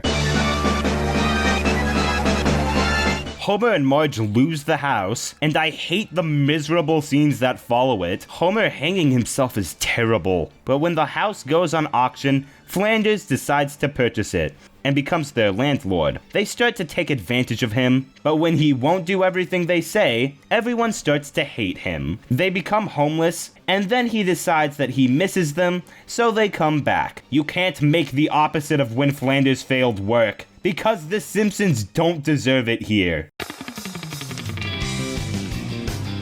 So Marge goes blind after looking at a solar eclipse, and can't become stressed because it would affect the healing process somehow. This is poorly timed, however, as Homer just lost Maggie to some nuns, so the family have to help get her back and not tell Marge. I think the stuff with Lisa becoming a nun is boring, especially when it reveals that Maggie is some sort of sacred gem. No.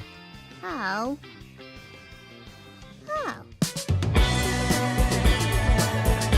So the Simpsons go to Ireland after getting a hot tub, where Homer and Grandpa get drunk and accidentally buy a bar. So they gotta deal with that now, while Marge and the kids see the sights of Ireland. It's boring. They turn the bar into a smoker's bar after seeing how liberal Ireland is, and then they get arrested and kicked out of the country. What a crappy episode.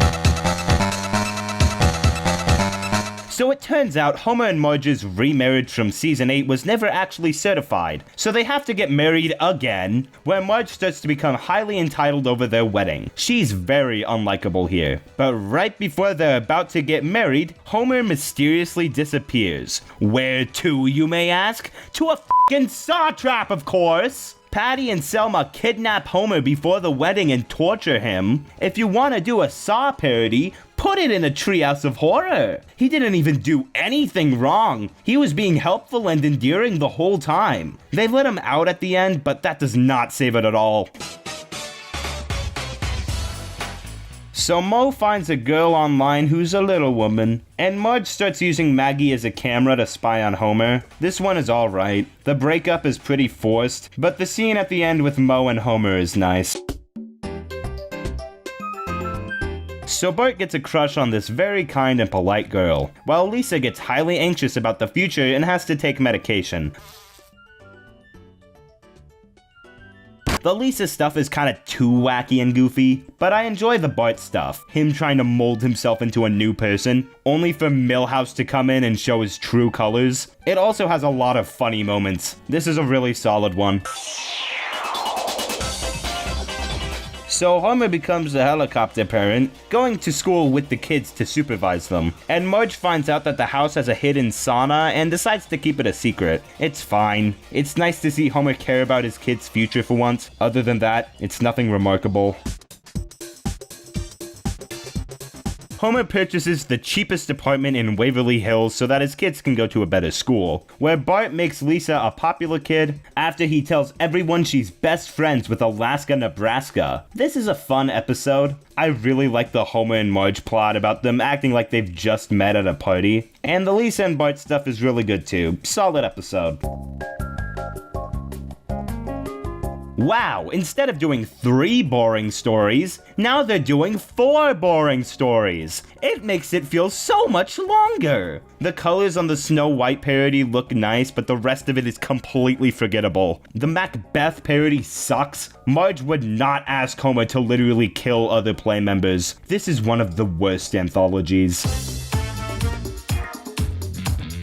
So a bunch of Ogden villains move into Springfield and start taking all of the jobs. This was eye-opening politically. This was made 8 years before Trump was elected, so the political commentary of The Wall was surprising to me, because I had no idea it was a thing before Trump. But then again, what the hell do I know? I understand I know the absolute bare minimum when it comes to politics. Anyways, this episode is boring. It's a little too keen on spreading its message, so they form all the characters into ideas they wouldn't have initially. The message isn't even that strong. Maybe Springfieldians and Ogdenvillians aren't that different after all. Who would have thought?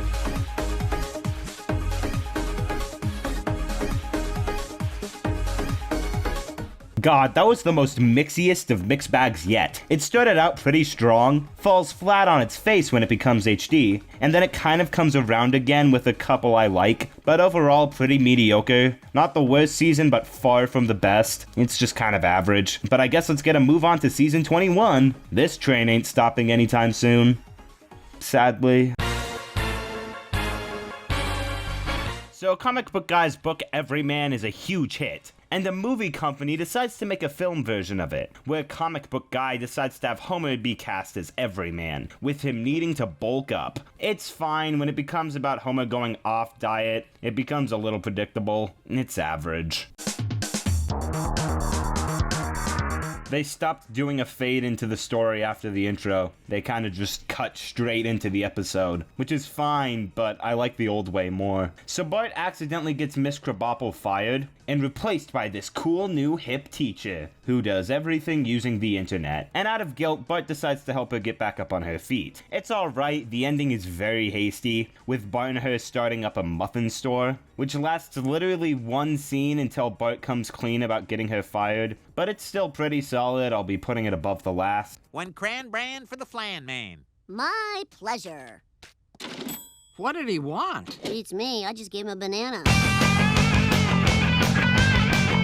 So Marge is against the Ultimate Punch, Kick, and Choke Championship in Springfield. That's a tongue twister. And decides to take it down, with her needing to defeat the founder to donate the stadium. Marge being entitled in the beginning is kinda whatever, highlights the more naggy sides of her character, but I like the final scene a lot. It starts to get good. This episode isn't bad either. I'll be putting it under Bart Gets a Z. The 20th annual Treehouse of Horror. And I gotta say, this one is really good, especially for a modern one. I think the opening is great. It's one of the few times they have a creative title card for the episode. Freaked me out a ton as a kid. The crisscross one with Bart and Lisa is great. I love Lisa being unknowing of the whole thing until the reveal. Even if the black and white is a bit on the nose, it adds to the memorability and humor. Like Mom and Dad say snuggle when what they really mean is let's lock the door and hug. They've already had a zombie segment back in season 4, but this one still manages to be good. As it gets far more intense, it isn't as funny, but I like the more apocalyptic vibe to it. It stands on its own. And the last Moe musical is very charming and fun too, with Homer getting impaled on Moe's beer supply, where it makes the drink taste much better. The songs unironically go pretty hard. I especially like the Homer being gay song in the last one too. This is the first Treehouse of Horror in years where I've liked all 3 segments. Makes this one of my favorite Treehouse of Horrors so far. I like this one a lot too, with Carl becoming Homer's supervisor and stressing him out at work, while Marge accidentally becomes a sexy model and starts living that lifestyle, with Homer not being able to satisfy her out of sleep deprivation. It's a funny one. It makes me realize we haven't really gotten a spotlight on Carl before. And the Marge stuff is pretty good too, even if Marge almost cheating on Homer was going a little far. So Bart hears of an amazing prankster who destroyed Skinner and made him a harsher teacher, and tries to get him back on his feet from living with his mom. The Marge stuff is pretty good, with her needing to make her snacks healthier for her mom's group, but the Bart part is just kind of boring until the end. I like how the guy becomes a TV writer. So the family crashes into and has to live in this redneck place for a couple of days, where Homer bonds with them over their appreciation of moonshine, I guess. And Lisa becomes friends with witches who are accused of making the town blind. Isn't it convenient how the town became blind right when they said so? The episode is whatever. It has a couple funny moments, but otherwise it's forgettable. I like the concept for this one a lot, with Bart wanting to have a brother. I can't believe it took them almost 450 episodes to come to this. Figured it would have been obvious. After trying and failing to get his parents to have another kid, Bart adopts this child from the orphanage. I like the scenes between him and the kid. I forgot his name. It's nice to see someone Bart is on the same page with. Works well for a single episode. Don't know why they needed to do a South Park parody though. There was no build up to it.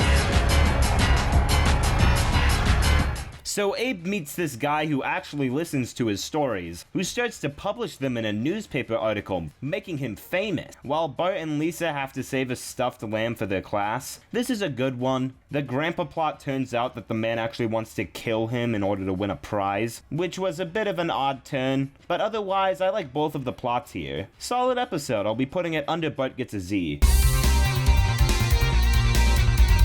So the Krusty the Clown show has a new character come on to appeal to female audiences, with Bart being frustrated about the show's new direction, Penelope falling in love with Krusty and taking over the show. He marries her, I guess, and they don't split up by the end, so I guess they're together. And the power plant subplot is fine, I guess, with Burns taking away donuts at the plant, and Homer, Lenny, and Carl looking at other jobs. This is another one that's pretty alright. You know what? This season has been far from terrible so far. It's been decent, all things considered. Watch, I'm gonna say that, and then the next episode is gonna be shit. Oh, I guess this was the 20th anniversary. Best is yet to come? Yeah, that's for sure. So Homer finally wins $1 million, but has to spend it without Marge knowing, as then she'll know that he wasn't there for their performance. While Lisa purchases the retirement Homer Wii, can't believe it took them 4 years to get to it after it released. I mean, I wouldn't care if you embarrassed me if we were millionaires. They even show that at the end. Keeping the whole thing a secret was literally for nothing.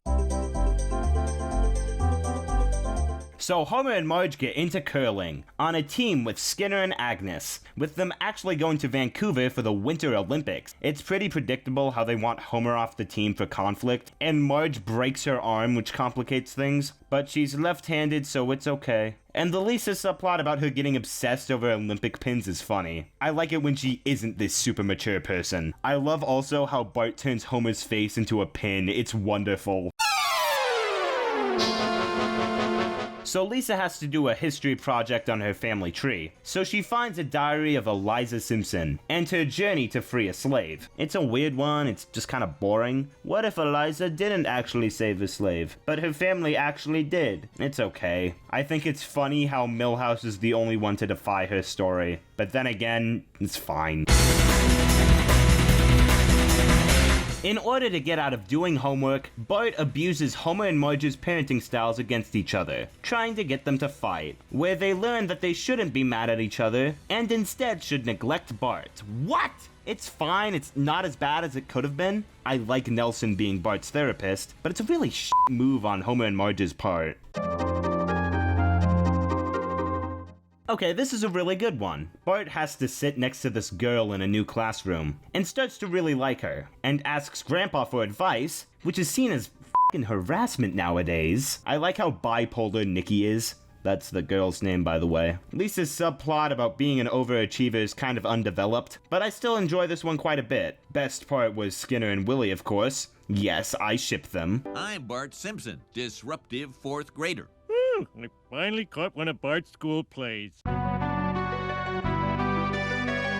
So Homer, Flanders, and others visit Jerusalem in the hopes of restoring Homer's faith. It's below average. It's the most stereotypical these characters get. Homer is an inconsiderate moron. Flanders is religious and is mad when other people aren't religious. And everyone else is there, I guess. Krusty literally comes with them. Remember how he was supposed to be a celebrity who wouldn't come in to see his #1 fan? Now I guess he's just best friends with the Simpsons. Homer gets stranded in the desert, and after being rescued, he believes he is the Messiah. His message is actually pretty alright, though I feel it should be obvious to anyone with an IQ over 90. But it's also really uninteresting and boring. There's this tour guide in the episode that has a really ear-grating voice, who is annoying, and goes on forever. This episode is mid. Like, it's not terrible, but it's far from anything worth watching. Mr. Burns recounts the story of how he ended up in prison, with him being found as a thief of paintings, where at prison he becomes a born-again Christian. It's unremarkable, and I will prove it by saying nothing more about it. Next.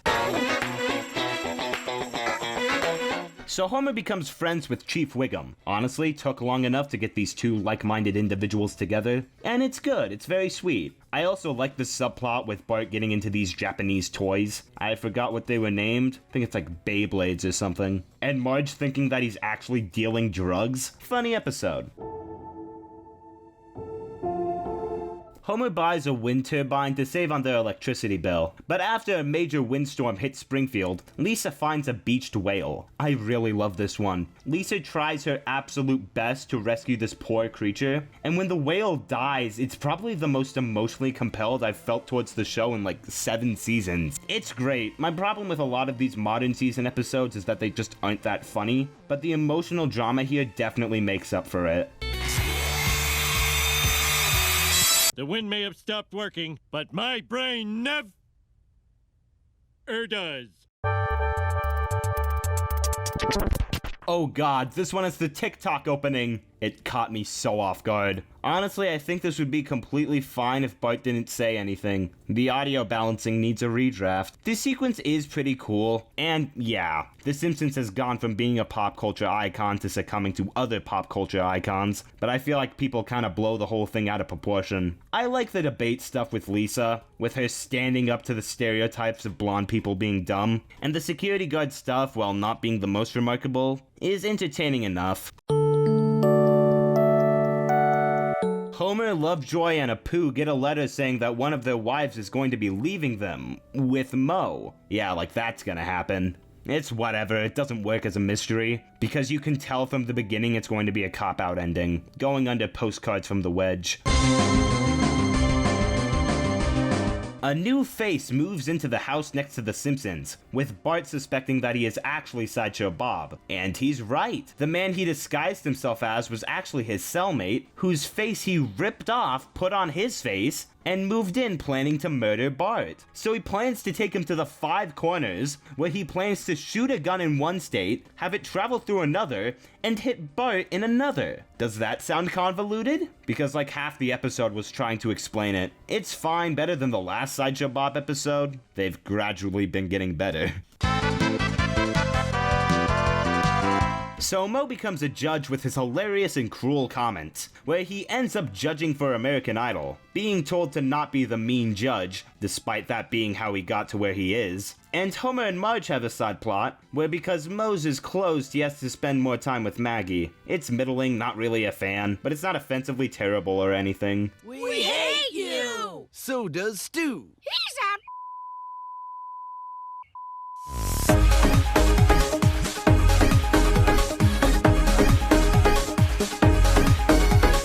You know what? Season 21 wasn't bad at all. Quite decent, in fact. Sure, it's not great by any means, there's a couple duds in here, especially by the end, but none of them are as bad as some of the other seasons. But there is still plenty of really good ones in here. They aren't like Golden Age standard, but I had a mostly pleasant time watching it. Maybe people are wrong about modern Simpsons. Maybe it's better than people say. Guess there's only one way to find out. So Krusty wins the Nobel Peace Prize, except he doesn't, so he needs help from Homer and Bart to redeem him in the eyes of Europe. And Lisa goes to a performing arts camp, falling in love with it. It's fine, I like how the two camp counselors live so poorly. Nice commentary, but other than that, this one is forgettable. So Grandpa gives everybody their inheritance before he dies, where Lisa decides to loan Nelson $50 to open up a bike shop, which is sweet. I like it a lot. I think it diving into Nelson making enough money to quit school is great, and teaches the message that you don't need to stay in school to be a success. And it also has a pretty funny side plot about Homer and Marge realizing they can return everything they buy for free. This one is good. The Banksy couch gag is all that's really worth noting about this one. So Lisa becomes a coach for Bart's Little League team without knowing anything about baseball. Therefore, Lisa uses sabermetrics to help them win. I hate Bart and Lisa's conflict in this one. Bart disobeys Lisa's rules, but still ends up winning anyway. So Lisa kicks him off the team, where she immediately regrets this decision. It's dog shit. I don't even know where the moral is. Is it like, follow your leader, don't follow them? They have a moment at the end, but they take a very, we were both wrong stance on the whole thing. Bad episode. It's also not funny in the slightest. I was very bored watching it. Another one that bores the hell out of me. The board game segment is serviceable. I like the concept, but that's pretty much the only thing holding it together. The Homer and Marge one is so boring. This guy comes onto their yacht where they think that he is secretly a murderer, except he's not, except he is, except he's not. And then the final Twilight parody is boring. Yet another forgettable treehouse of horror to add to the pile. I like the opening a lot, with Homer needing to get Maggie this specific kind of toy, having to spend hundreds of gallons of gas for it. Thankfully, I like the rest of the episode also, with Lisa learning that Marge was a straight-A student until she met Homer, not wanting to end up like her. Marge is really great here. I love the scene of Lisa saying that while she admires what Marge does, it's just not for her. I also love that Marge would go as far as to do all the school's laundry. It's pretty good, has a decent subplot with Bart accidentally beating up Nilsson. I like the ending to it a lot, going at the top of the list. It's alright. Thank God Mr. Burns isn't alive to see this. I'm back. I'm not finished giving you your bath. Mr. Burns learns he has 6 weeks to live, and accidentally suffers from amnesia, so now the entire town gets their revenge on him. It's whatever. I like how deadpan it is, Mr. Burns literally having nothing going on in his brain. But other than that, I just think it's kinda lame. Like the ending revealing that Mr. Burns found the key to living forever. Being a dick isn't really satisfying like I'd hope. He also doesn't have any despicable charm to him here. He's just kinda evil. Bad episode. Bart gets a bird again. We're just reusing episode plots now. It goes in a slightly different direction, with Santa's little helper eating the bird and Bart being unable to forgive him. It's pretty weak. If you're gonna reuse episode plots, then at least be funny. They also reuse the "Gray Skies Are Gonna Clear Up" song, which is clearly just pandering. Not a fan. Simpsons Christmas Stories 2, and it's a much worse version of an already mediocre episode. The Simpsons tell 4 stories revolving around the holiday. The Polar Express one is boring, but is extremely heartless, wanting to literally kill Santa. The second one, taking place during World War II, is weird. If you want to have an episode take place during this time period, you could just do it. The one with Martha Stewart coming to The Simpsons is like, what? And the final Muppets parody is neat, but also has absolutely no plot, and is more focused on promoting Katy Perry as a guest star, one of the worst of these anthologies. Doing 4 stories just makes the episodes feel so much longer. Please just do 3, it's not worth doing 4. Going at the bottom of the list, it's so boring. Yeah, I'll just kiss your belly button. Oh, that's not my belly button. But I didn't say stop. What? So Homer goes to prison and goes undercover to take down Fat Tony's gang, where he slowly becomes friends with Fat Tony until he dies? Oh, okay. Eventually, Homer is woken up by his cousin, Fit Tony, who gets fat and becomes Fat Tony again. Status quo, am I right? This isn't a very funny episode, but it's got Fat Tony in it, so it's going near the top.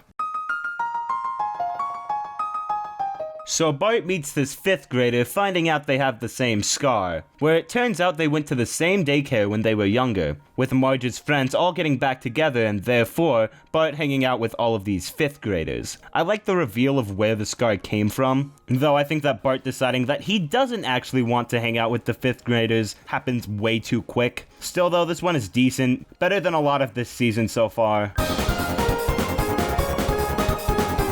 So Smithers helps Moe turn his bar into a gay bar. The Simpsons have gone woke! With him pretending to be gay for the support of the community, and eventually running for governor. While Skinner tries to set up the new music teacher's daughter with Bart, so he and the mother can chaperone and date. It's alright, Moe and Smithers are a strange pairing, but they work well together. However, there are once again a lot of dated jokes here. One specifically about transgender individuals made me really cringe. I'll be putting it under elementary school musical.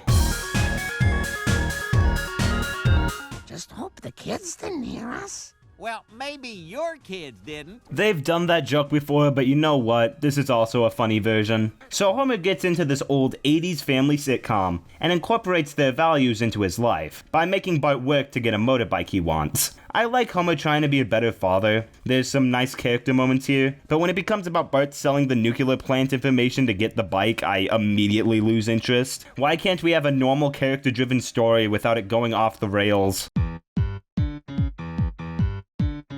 So Marge finds a gray hair on her head, where it turns out she had a ton of gray hair, and decides to embrace that style. Meanwhile, Homer becomes a wingman for Moe, and becoming the most popular at the bar. This one sucks. It's got a joke about Moe's soulmate killing themselves, which is just like awful. But I also hate how the two plots combine, with Marge coming to the bar and literally threatening to burn the ladies there. One of the weakest. It's neat seeing Marge with gray hair, but I hate it otherwise. So a man comes to the Simpsons house saying how he wants to turn Angry Dad into a movie. Yeah, remember that episode from season 13? Where the movie does very well, and Homer takes all the credit at the reward ceremonies. I actually like this one quite a bit. It's neat to see all the different movie parodies they do. They even change up the art style for each of them. It's very impressive. This episode is alright. So Grandpa gets kicked out of the retirement home and has to live with the Simpsons. So Homer starts drugging him to make him less cranky, which holy shit, it's a good thing Abe was okay with that, because otherwise that would have been one of the worst things he's ever done. So the medicine company makes the drug, and everything is going swell, until it reveals that the drug makes people's eyes pop out of their sockets. It's too far out there. This isn't a Simpsons plot. This is real in the Simpsons world. There have been cartoony moments in the show up until now, but honestly, it comes off as so lame. Like a desperate attempt to gain the audience's attention. This wouldn't even fit for a treehouse of horror. It's too tame. It's weird and gross for the show. Going at the bottom, I do not care for this one at all. So Homer becomes partners with this guy on a stoner comedy tour, only to realize that Cheech, that's the guy by the way, is very lame, while Marge and Lisa attempt to declutter the crazy cat lady's house, only to have their own house taken over by hoarding. It's boring. I honestly wish they leaned more into a stoner style of comedy here. Would have at least made it more interesting, but no, just make it boring instead. This episode is abysmal. Homer embarrasses Bart by tickling him until he pisses himself in front of an entire football stadium, where he then has to go to a parenting class. Then he starts being strangled in order to learn how harmful it is, and now Homer is so traumatized that he can't even punish Bart. So Bart starts abusing this, doing all this horrendous shit, being actively abusive towards him. It's miserable, and the ending is f***ing awful. The therapist takes Bart and Homer into the wilderness, trying to get them to cooperate together, failing, so he hangs Homer by a tree, begging Bart to save him, who just can't be bothered. So then the therapist starts strangling him, threatening to literally murder Bart, and honestly, I understand why. Bart is the biggest asshole I've ever seen in this one. But that doesn't make me think that Homer is in the right here. He's still neglectful. It is fascinating how they are literally torturing these characters, and yet there is still a valid reason to root against them. There's also no subplot at all, so it's solely focused on making me hate everyone. Wonderful. I think the opening with the family picking a bunch of peaches and having to use them all is decent. The Horticulture Society is having its Chinese lantern party, and we've got nothing to hawk. I think I have the solution to your problem. So Lisa becomes a magician, and I like it a little bit when she's using it to be popular at school, but when it becomes about this rival magician stealing her trick, I lose interest. So Selma starts going out with Fat Tony. And I like that relationship a lot, honestly. Even if breaking them up is very sudden, it's fine. I don't like the Bart and Lisa subplot about Bart finding truffles. Lisa is uncharacteristically mean and cruel here. This episode is going above the last Fat Tony episode. Strange that there were 2 this season.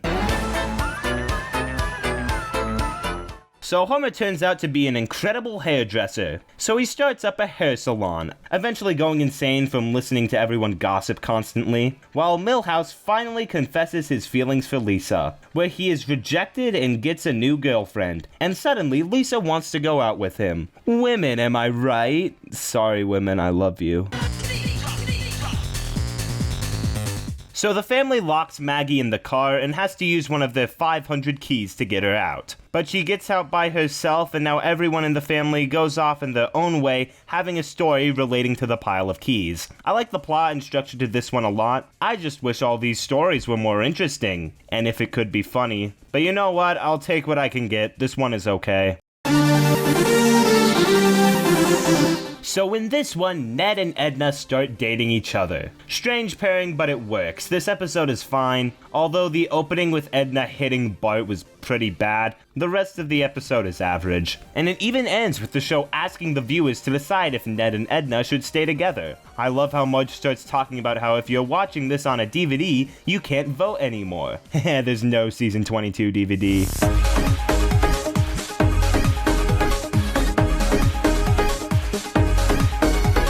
Welp, I was wrong. This is the worst one yet. Oh my god. There is almost nothing I like here. And I don't think I laughed a single time throughout the whole thing. The characters are getting so much meaner and crueler. It's getting legitimately unpleasant to watch. God, I am really not looking forward to watching the rest of this. Jesus Christ. I can say I hope it gets better, but who am I kidding? Looking at the episode list, almost nothing here looks appealing. I guess let's just move on to season 23. This is a weird one. It starts out pretty normal, with Homer trying to become friends with this new guy at work, who used to work for the government and has extreme trauma. I don't actually mind this one at all. It's strange, but it works pretty well. It's one of the only times I don't mind the plot getting absurd by the end, and has a satisfying ending. Not a bad season premiere, but also not a good season premiere. This one has an odd couch gag, done by the creator of Ren and Stimpy. That's it, I don't have anything to say about it, just thought I'd mention. Anyway, Superintendent Chalmers is challenged to actually teach Bart, where he gets him interested in President Teddy Roosevelt. I think it's pretty charming. It's neat to see him be interested in learning, even if the ending with them taking over the school is pretty absurd. Still is an alright episode. Once again, my biggest problem with it is that it just isn't funny. If they fix that, these episodes would be so much better. Instead, they just feel like they're missing something. The first segment is so lame, with Homer becoming paralyzed and only being able to communicate by farting. Like, I'm sorry, you can't just make farting the joke and have it be funny. You gotta go all the way to to make anything funny, honestly. And even then, I feel like that type of humor only works in its extremes, not what a 7-year-old would write. The Ned Flanders segment is decent, with Homer demanding him to kill people. I love the screw the audience joke at the beginning. Caught me so off guard, but it's great. And the Avatar parody is dog shit. Like, I understand why you'd want to parody it, but it's literally just the plot of the movie, but with Simpsons characters. One of the worst Halloween specials so far. There's only one segment here that I think is fine, and the other two are shit.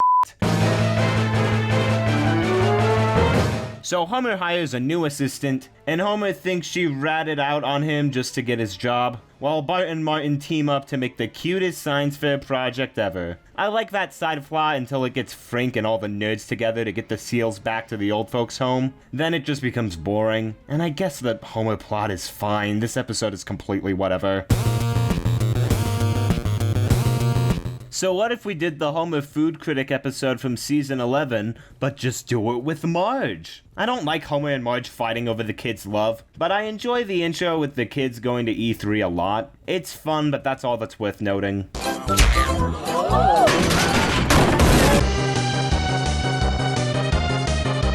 I think this is a parody of some sort of drama, but regardless, this is a good episode. Homer and a group of others deciding to all co-write a novel for profit, while Lisa tries to prove their strategy wrong by writing her own novel. I actually like this one a ton. The commentary on the book industry is very solid. I like them having to do this whole heist to get their book back, and has a nice showing of the creative process. Check this one out if you haven't, it's good. This is another weird one. Homer gets promoted to accountsman and starts getting really burnt out at work, except he actually likes it a lot, I guess. So he's gotta choose between his work and his family. Homer's character is all over the place. I feel like it's parodying something, but I have no idea what it is, so it's completely lost on me. Maybe if I figured out what it's parodying, I'd like it, but other than that, it just feels weird. I like the ending, but that's about it. It's another Krusty getting back on his feet episode, and it's fine, I guess. It becomes a little too predictable when his agent starts taking over the show in his image. The Museum of Television had some nice references, but felt like it took forever.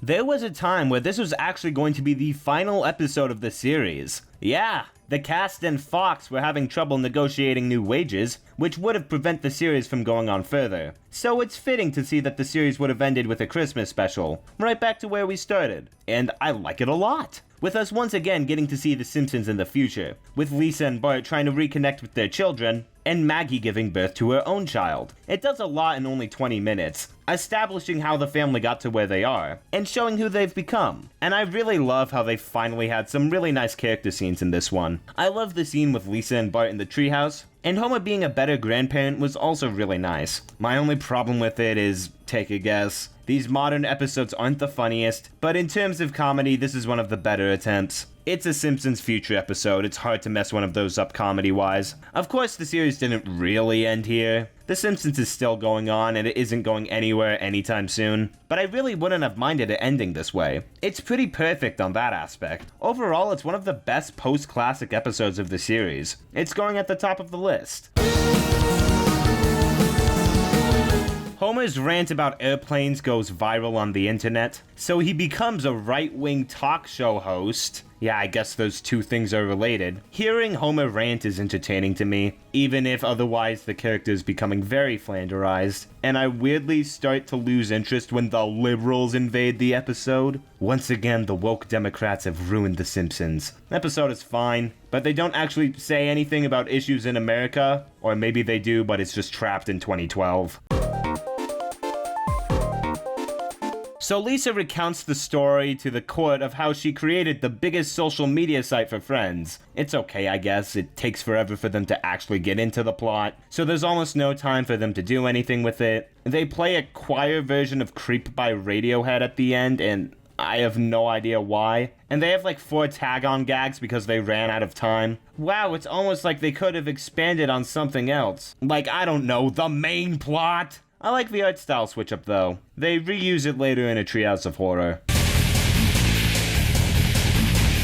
This is one of the most poorly written episodes of the entire show. I hate it. So Moe's famous bar rag tells the tale of how he ended up where he is. And even worse, it's not just a 3-story anthology, it's not just a 4-story anthology, it's a f***ing 5-story anthology. Wonderful! It is easily the most boring anthology I've ever seen. I hate watching all the stories here. It's so tedious. Why the f*** would I give a shit about Moe's bar rag? And I don't even care about the time periods or locations they go to. All of these blend together. And the Milhouse and Bart subplot is just terrible. They break up within 10 seconds, they maybe get 2 minutes of screen time in between them, and then they get back together and it ends. It's atrocious. It can't do any part of the story right. And the whole thing feels like it goes on forever because of how many stories it has.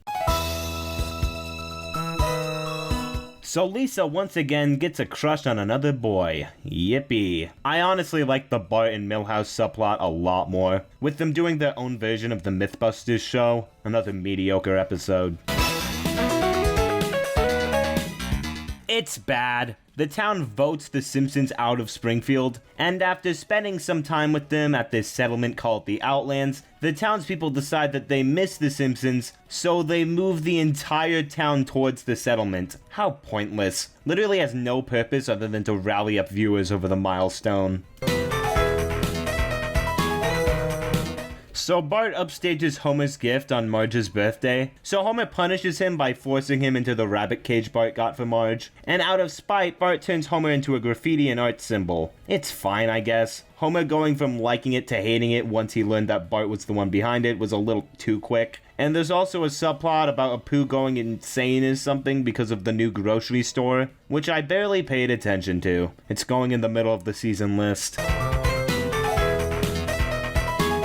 This is a weird episode, but I actually like it a lot. With Homer going into his dreams to find out what has been causing him so much trauma. It's a little bit of a jump the shark concept. It's weird to think that this really happened in the Simpsons world, but it's still a lot of fun to see the family go through each other's dreams. And the ending with us getting to see Mona again. Her death being what caused Homer to be traumatized was a nice moment. It's also really funny, for a modern season episode at least, so I enjoyed it the whole way through. Going under Holidays of Future Past. Ain't no problem that free food and free booze won't fix. Free? Oh. So all the plant workers get replaced by robots, with Homer being left as the only human employee. This episode is funny, but I don't know if that's intentionally done. The robots are so bland and boring, but in a good way. Such a peaceful end. This one is okay. What it doesn't have in being a good story, it's pretty funny. Even if the ending was sorta predictable. Like, of course the robots go against Homer by the end. But still, it's alright.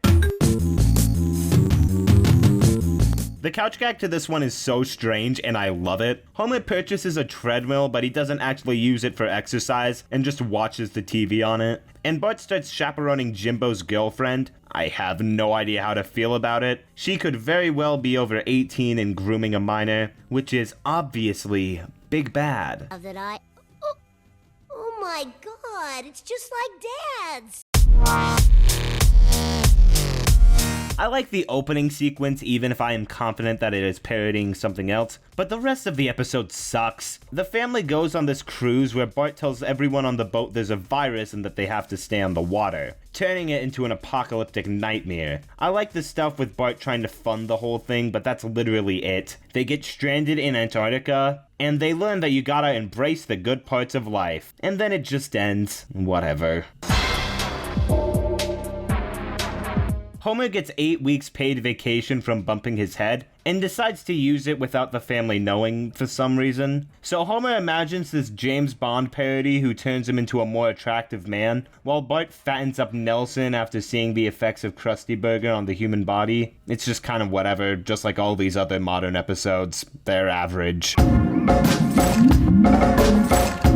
It turns out Ned and Edna married in private, where Edna starts to spend time and parent Rod and Todd. It's the typical marriage crisis story, but making it about Edna and Ned makes it a little more interesting. Rod and Todd are great as always, but it sadly doesn't save the episode from being not funny. Completely middle of the road. Is it controversial to say that I think this is far from the worst episode of the show? I don't even think it's the worst of this season. Am I going to appear on Amber Alert tomorrow? Now, don't get me wrong, it's pretty bad. It's very cringy, but I can't help but feel that everyone kinda exaggerates its badness. Lady Gaga comes to Springfield to help Lisa with her self-esteem. Everyone at Springfield Elementary is very uncharacteristically mean towards Lisa. That's my biggest problem with it, honestly. The kids at Springfield Elementary are all jerks. And it's a little too keen on sucking off Lady Gaga the whole time. Lisa's change to immediately liking Gaga was very quick also. She was literally telling her off one scene ago. But worst of the show, not at all. It doesn't really make me hate the characters. It bores me the same amount as all these other modern episodes. And tries to teach a message about positivity. A message that fails, of course, but hey, at least it tried. And there were a couple of jokes I thought were good. Never laughed audibly, of course, but there are plenty of parts here that I thought, hey, that was alright. Can you help me with my self-esteem? I'm not that good. Right, gotcha. I honestly don't get all the hate around Lisa Goes Gaga. Because while it may be cringe and a pretty obvious commercial for Lady Gaga, this is the same show where the entirety of Springfield told Bart to kill himself because he missed a baseball catch. I'd take this episode any day of the week over that. I'll be putting it under a totally fun thing Bart will never do again. Fight me! Go on, do it! I'm genuinely curious to hear your response!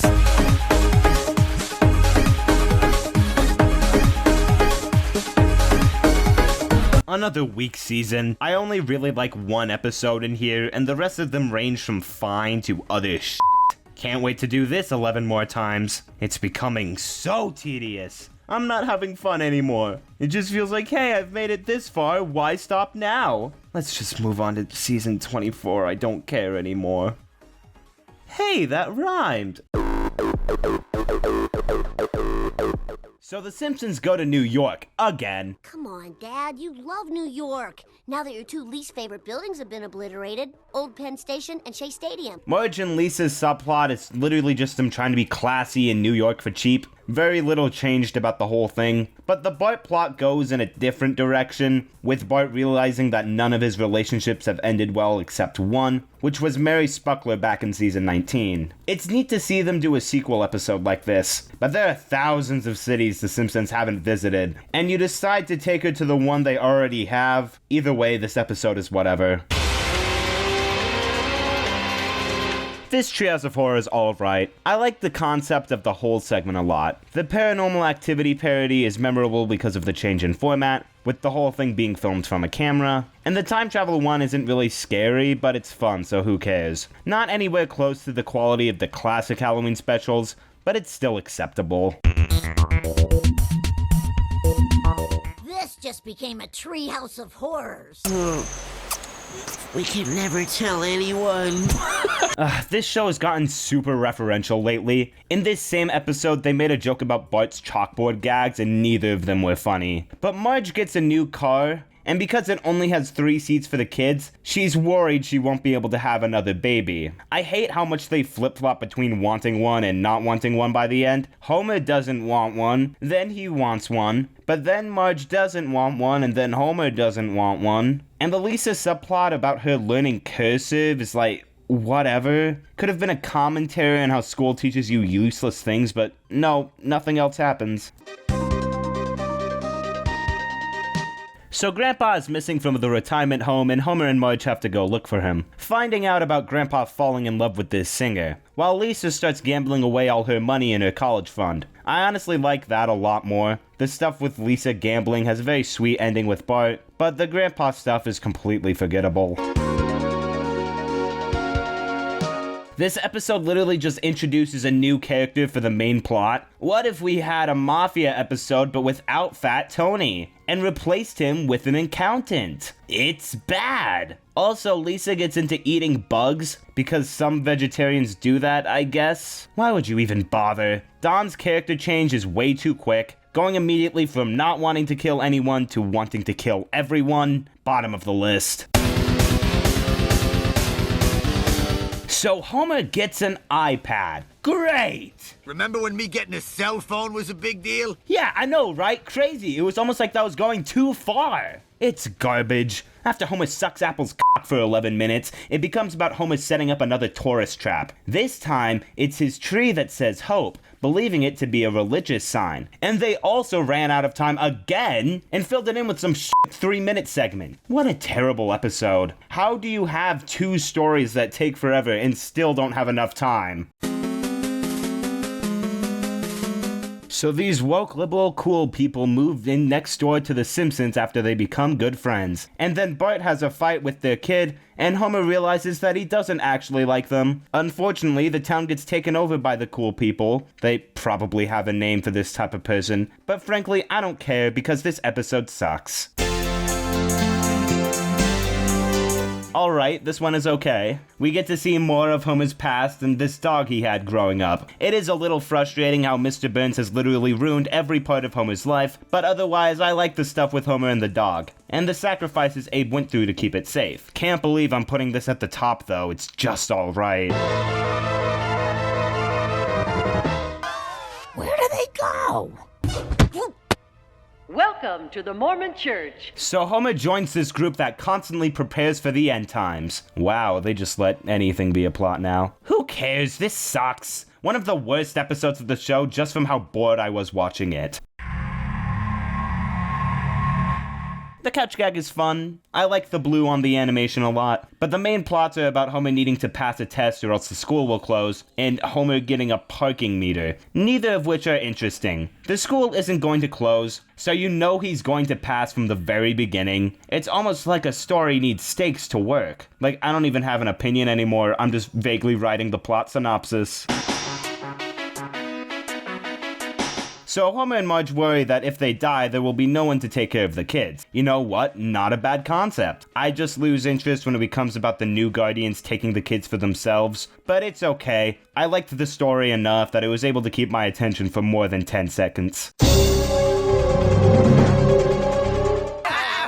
That sure makes up for my dad beating me last night. Who finds abuse like this funny? That's f***ing awful. So Mary comes back again. Remember her from 11 episodes ago? Figured they would have waited longer, honestly. Remember when Mary had this much smaller and better design? I hate how much taller she is, but suddenly her and Bart's relationship is because Bart refuses to pay attention to her. Wonderful, great. I f***ing hate it so much. All the suicide jokes when Homer and Bart get kicked out of the house are miserable. Bart and Mary's character dynamic completely changed for the worse. This is going near the bottom of the list. It's just unpleasant to watch.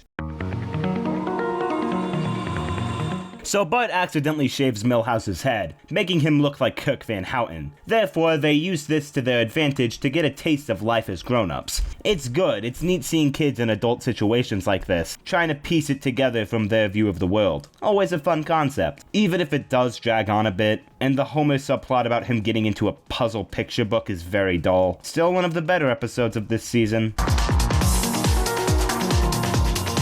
The family purchases a storage unit owned by Grandpa, where the contents of it accidentally make them believe that he is gay, when he actually just used to be a wrestler. It's got that one song that Neo The parodied on Twitter for a while. Goes hard. Anyways, he decides to get back into wrestling after Burns convinces him, and it's boring. I like Grandpa needing to make Bart less of an asshole, though.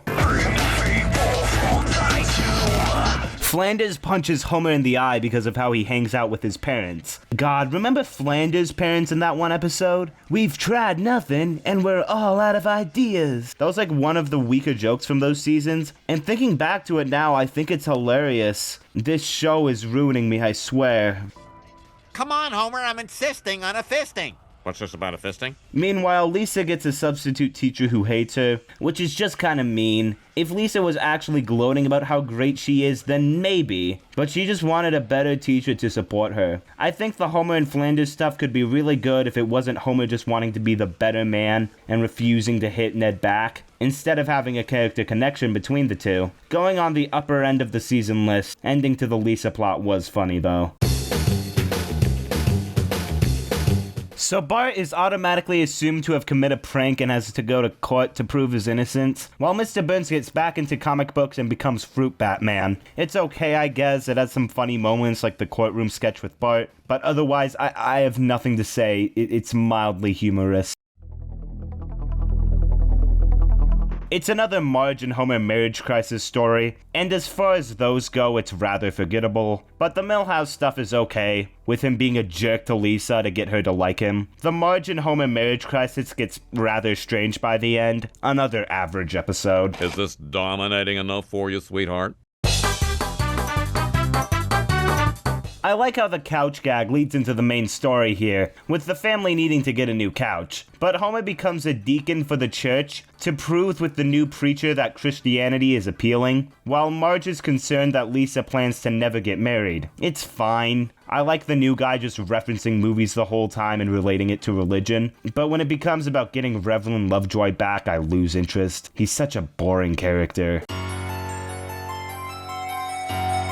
God, this one is so dark and unpleasant. I f***ing hate it. So Moe is finally about to kill himself, begging for help from his friends, of which they are just oblivious. Great. Thankfully, he survives and is given a second chance at life, only to find that it is still as depressing as ever. Everyone decides to pitch in for Moe giving him a trip to Capital City. But if they can't help, he's going to hang himself. Oh my god. Neither of the subplots can save it. The Bart and Grandpa stuff is okay, but the Lisa plot is so underdeveloped, with her getting mad at dead celebrities being used as holograms. But the main plot is definitely the worst. Mo gets a new suit and everything starts going well for him, but then the suit gets ruined and he's going to kill himself again when he just decides not to. Not today, old friend. But don't worry, holidays are just around the corner. Honestly, The Simpsons has only done the concept of suicide right once, and that was all the way back in season 1 with Homer's Odyssey, because the family actually cared, instead of the group just saying that they care for Mo. Comes off as so forced. They try to take Mo's suicidal intentions seriously, but turn it all into jokes. Awful. The Robot Chicken opening is the only thing really worth noting about this one. Bart gets a crush on his new piano teacher, and Homer finally goes bald. Both the plots have sweet endings with Marge, but otherwise the Homer B plot is underdeveloped, and the Bart A plot is predictable. Homer, Lenny, Mo, and Carl all finally win the lottery together, with Carl running away with the winnings to Iceland in an attempt to clear his family name. It's neat to see Carl, a character we don't really know that much about, get a backstory like this. Even if him saying that they aren't friends is very forced, it manages to be a solid episode throughout. This one is slightly above average for once. Wow. Oh lord, this is the Seth MacFarlane episode, creator of the popular adult animated cartoon, The Cleveland Show. He plays this guy on an online dating site that Marge accidentally ends up on. His design is so bad it's hilarious, honestly. But otherwise, the episode is alright. I like Homer just trying to make a sweet anniversary present. Even if him trying to keep it a secret leads to Marge respecting him less and less. Ending was worth it though. Sadly, it ends with not just one, but 2 unrelated segments to fill time. At least Seth doing the Brian Griffin scream was funny. Brian, look out!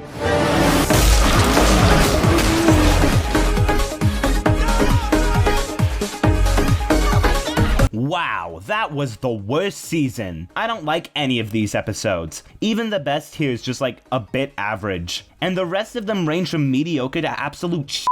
It picked up a bit by the end, but I would not recommend checking out any of these. Just like, watch anything else, please, I beg of you.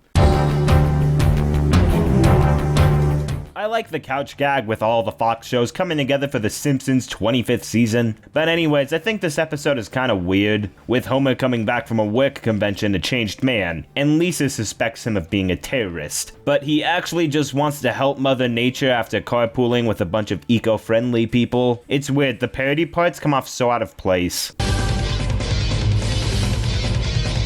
I actually really love the Treehouse of Horror themed opening here. The visuals are really cool. Strange it took them 24 years to try something like this. Actually, no, wait, they did this back in season 10. This is at least a very different take on it. The Dr. Seuss parody is actually pretty fun. I love how dark it gets, and the rhymes add to the experience. I also appreciate the art style change up. I like the second segment, with Bart literally getting decapitated and reattached onto Lisa's body. The visuals get kinda silly. I love Bart sticking his head in and out of Lisa's saxophone. When he learns that he has control over the body when Lisa is asleep, it also starts to get interesting. Ending is funny too. Sadly, the final segment sucks. It's just kind of boring and the concept isn't good enough to keep my interest in it. All in all, though, a decent Treehouse of Horror.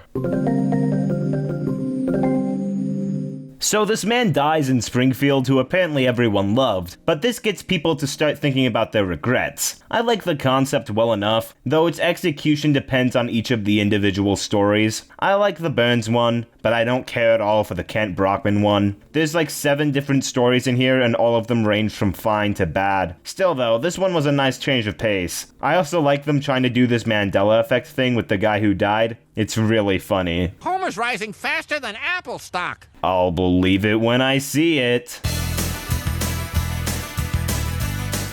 So Homer has a midlife crisis after learning about the term YOLO. Oh god, the show has really gone on too long, hasn't it? They've already done a Homer having a midlife crisis plot, and this is an infinitely worse version. The school implementing an honor code so people don't cheat on tests is boring too. I don't care much for this one. Okay, I actually like this one well enough. So Homer helps a woman give birth in an elevator. I think it's really sweet. Homer cares about the kid a lot, and it turning into a Homer-Marge relationship story adds to the conflict. It was a good choice, because of how he doesn't care for his own kids. It was nice to share this moment with someone who cared. Yeah, that guy didn't even look over once. Lobby, please. I also enjoy the cheerleading stuff with Lisa and, well, the cheerleaders. It's also a pretty funny one, especially for modern season standards. One of the best HD episodes. You can hear the players swear from up here. I'll kick your ass, Millhouse! Lisa gets a new friend, who seems to be just as smart as her. But Isabel turns out to be a hardcore Republican. I don't know about this one really. Lisa has always been shown to be very liberal compared to the rest of her family, which has always been whatever the plot desires. So putting her in this situation is interesting, but like, they're both 8. I don't know why she'd make such a deal about this. How often do abortion rights come up in second grade discussion? I don't know, maybe this would work better if they were both a little older. I wasn't bored by it, so it's fine.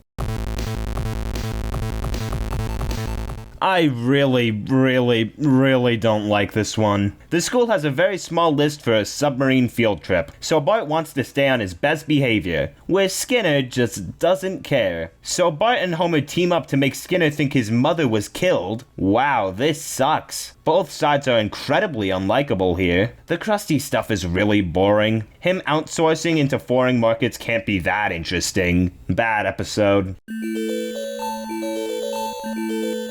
Springfield is the only town in America to get snow due to global warming, so Marge turns their house into a bed and breakfast, so they have to deal with that now. It's just average. It's a Christmas episode, so it can hit a little harder in the feels, but I still have to admit, it's not very special.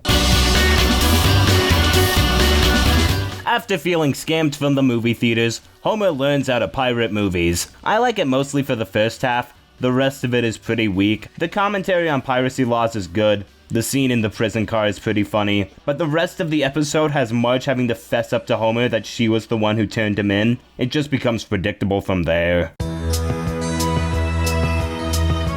Another one I hate, it makes me want to kill myself. So comic book guy finally gets a girlfriend again, and meets this Japanese girl who's just as nerdy as him. It's so f***ing cringy. The compilation of them doing all this nerd stuff together with Japanese pop music in the background, like, I had to stop multiple times watching this just to get through this one. It's too much. She still remains as his wife though, so that's another status quo change I guess. I don't like this one. It's going near the bottom.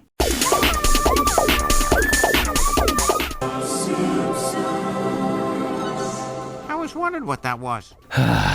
So Mr. Burns gives everyone Google Glasses. Well, I imagine this one is a lot more relevant nowadays with the Apple Vision Pro and all. I don't get the deal with all the stuff with Marge going to therapy. There was literally an episode back in season 6 dedicated around this fact. There's also a subplot about Bart giving Nelson a Valentine or something. This one is average. So Lisa starts hanging out with Sideshow Bob after he starts working as a scientist at a genetic research facility. That doesn't really sound like a good idea to me. The episode even calls this out. He's tried to kill the Simpsons countless times. I especially lose interest once it becomes about him genetically modifying himself with DNA. As far as Sideshow Bob episodes go, this is very weak. There's a nice tribute to Marsha Wallace at the end though, the voice actor for Edna who died around this time. It is telling that this show has gone on for too long when voice actors start dying, but what are you gonna do? It was a nice send-off. So Bart meets this new kid who has a falcon and starts to enjoy it along with him. Then it turns out the boy is insane. Okay, I guess. I wish it spent more time on the boy's downward spiral. I wish he went more insane. This one is just mediocre. So Grandpa and his friends move into the Simpsons house after a retirement home gets closed, where Homer decides to become an old man himself. I like that aspect. He's very charming acting like an old man. And Bart becomes friends with Nelson. Okay, they literally already did that! They involve the other bullies in this one, so it's a little different, I guess. But this is still a subpar episode. I like the opening with Lisa getting a guinea pig, but I also find the main plot interesting, with the Simpsons buying a painting from the Van Houtens that turns out to be worth a fortune, with them trying to decide if they want to split the money or keep it to themselves. I like how much of a moral dilemma it is here. I lose a bit of interest when it comes to finding the original artist, but other than that, good episode. I'll be putting it under labor pains. It's also pretty funny. I like the whole buying Milhouse's silence bit. After Lisa gives a speech based on her father, describing him as a hero, he becomes a soccer referee once again because he gave her daughter a red card in that one episode from season 18. The Simpsons go to Brazil for the World Cup again, so they're reusing two plots now. I hate when it becomes about Lisa not actually being Homer's hero. It's wild that they're doing sequel episodes to middle-aged episodes of the show, but I guess as far as sequel episodes go, this one is forgettable. Great, we finally have a Minecraft opening couch gag. Why not at this point? So Bart saves Snake, or Jailbird, from getting arrested, and as thanks he starts giving them all these gifts. I honestly like that plot a lot more than the main, with Lisa spending time with this kid who wants to be a competitive eater, and Marge worrying that she is going to marry someone like Homer, which, one of the worst marriage crisis stories. Homer taking Lisa out to dinner was sweet, but that's about it. Poor quality episode.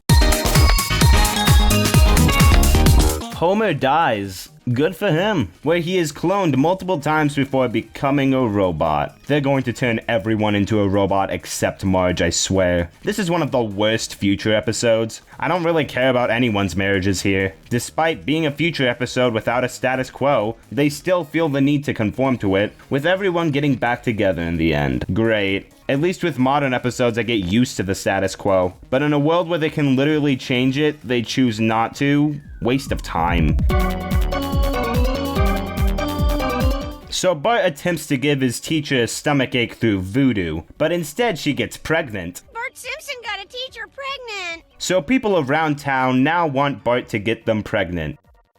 Through voodoo. Wow, I can really make this sound as disgusting as I want. That is until Fat Tony wants to get his horse pregnant and forces Bart to do his thing, with the horse turning out to be gay. It's fine, has a nice song, which is enough, I guess.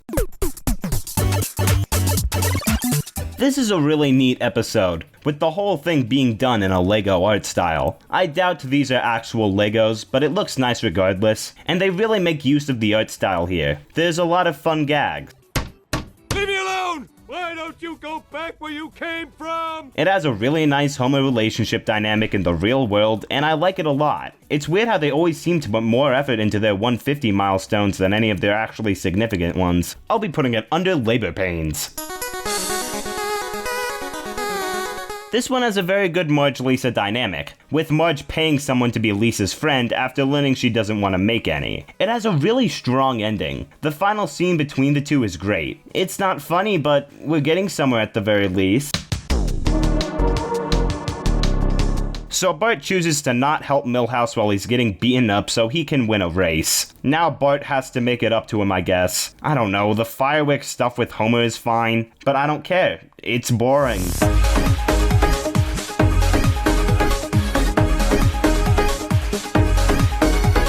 Season 25 was a little better than Season 24. It was not a high bar to cross. Last season really felt like rock bottom. At least I actually liked some episodes here. But we're still in that modern Simpsons rot, and it doesn't seem like we're getting out of it anytime soon. Definitely one of the better modern seasons. I think a majority of these are fine, but still really, really mediocre. Only 10 more to go.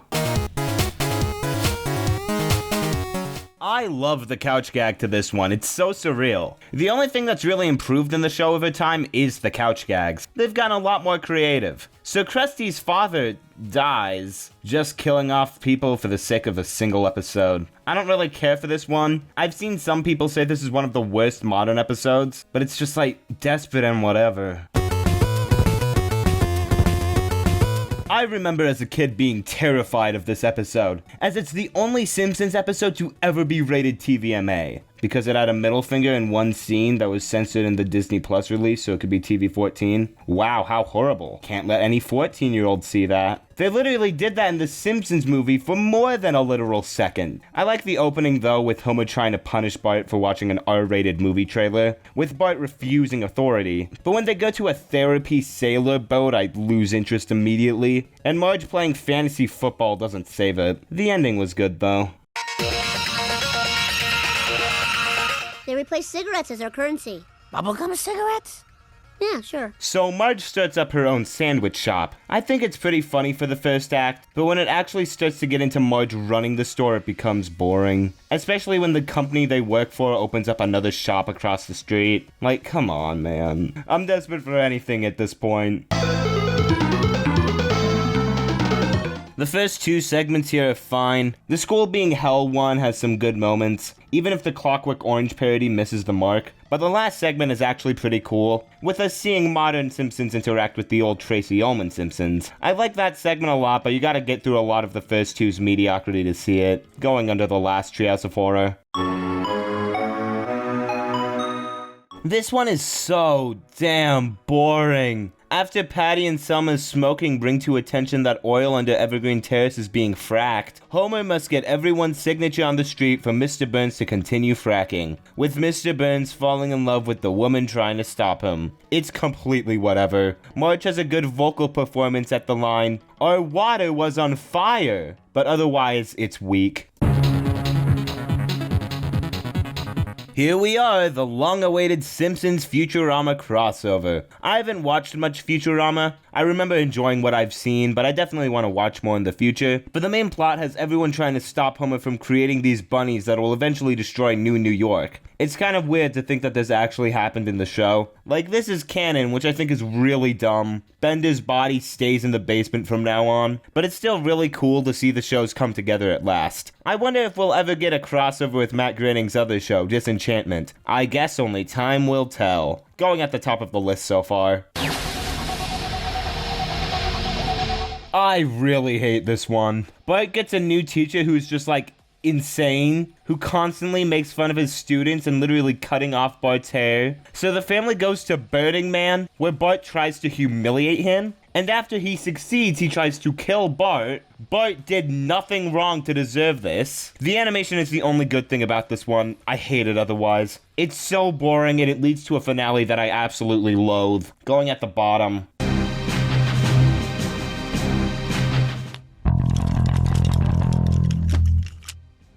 So Homer gets a bass guitar and turns out to love it, where he and all the other husbands having a midlife crisis decide to start a garage band. I actually like it quite a bit. It goes through all the tropes you'd expect with the band separating and having some drama. It's fun. I'll be putting it under Simpsorama.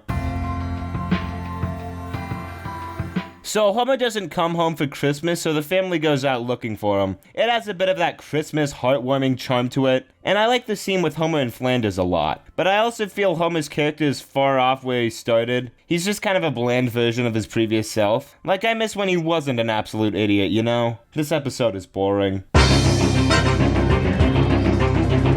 The plot here is absolute horse shit. With the Simpsons literally getting abducted by Kang and Kodos. This really happened. This is not a Treehouse of Horror. I tried to understand why this episode pissed me off so much, while stuff like Simpsorama or some of the earlier Jump the Shark stuff didn't. And it's because it's absolutely in your face about the whole thing. I fucking hate the whole concept. Even if the episode was entertaining, I'd still loathe it. But who would have guessed it's one of the most boring episodes of the show? The Simpsons cannot just create an entirely new world like that. It feels so bland. I was waiting for it to be done. And the ending with them literally getting eaten, like, this is not an episode of The Simpsons. We will send you back to your planet and your memories will fade. So it will be as if none of this ever happened. Listen, if you don't even want the episode you're writing to really happen, then don't fucking make it! Like, I can't just move on to another episode like this. Why not go to another fucking planet instead of any of these other plots?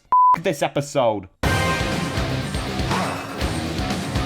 Bart's New Friend is a really interesting episode, with Homer being hypnotized into thinking he's a 10-year-old. I actually like it quite a bit. It's neat to see Homer be 10, and in a way have Bart be his brother. I like the bit with Homer talking to Bart about if he was older, he wouldn't want 3 kids and a job. And Bart actually caring for him, trying to give him a last taste of childhood was great. This episode is also pretty funny, so it's going at the top of the season 26 list. Not a very competitive area, I'm aware.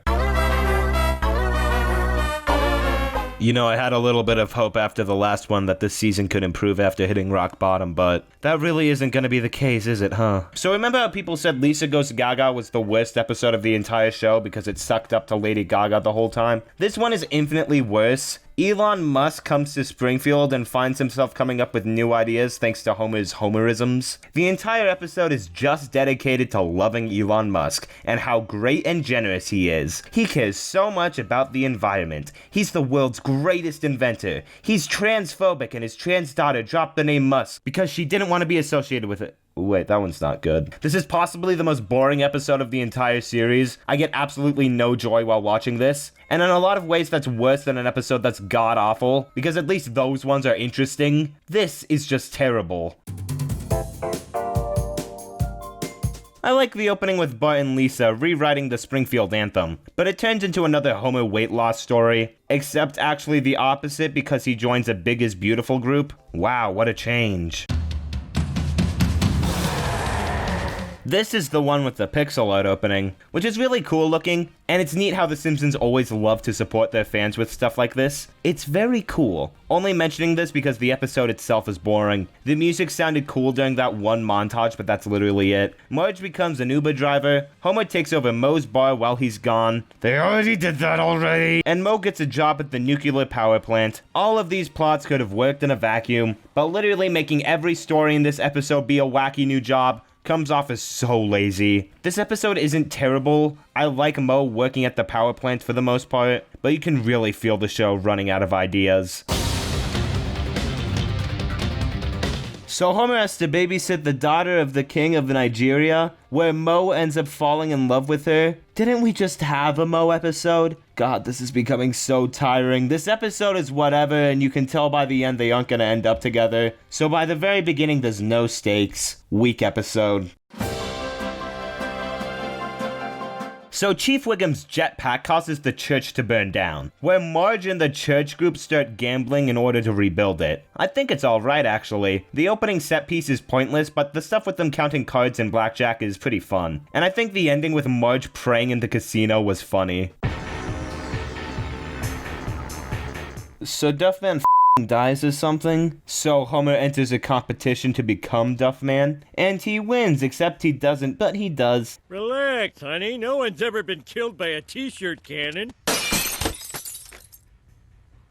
Then he can't drink beer because he is Duffman, so he realizes beer is actually really bad. Great, I don't care. This episode is a little funnier than the rest of the slog this season, so it's going in the middle of the list.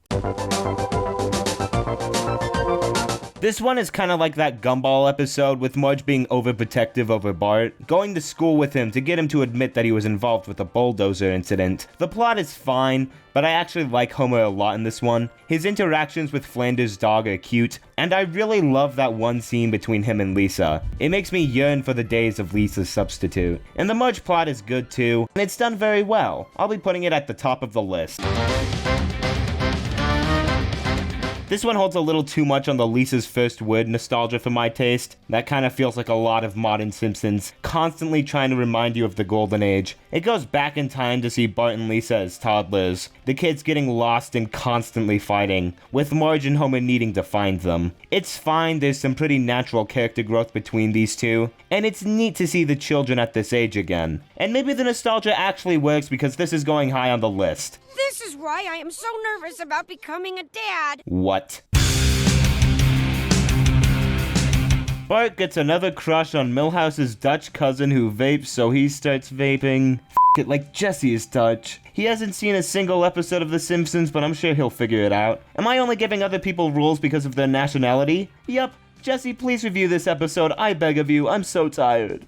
It had funny jokes that actually made me laugh, but I didn't really care about the plot all that much, because the A plot was a bit all over the place, and the B plot felt kind of short and rushed. But there were some goated Dutch references, like Schulbach and Spijkerpoepen. Thank you, Jesse.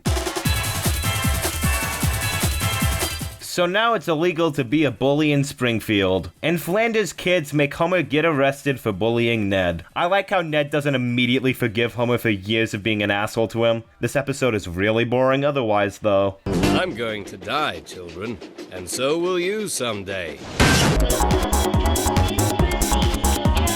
The Rick and Morty couch gag is a million times more interesting than anything else in the episode. The school turns all digital and then it doesn't. I tuned out, I'm sorry.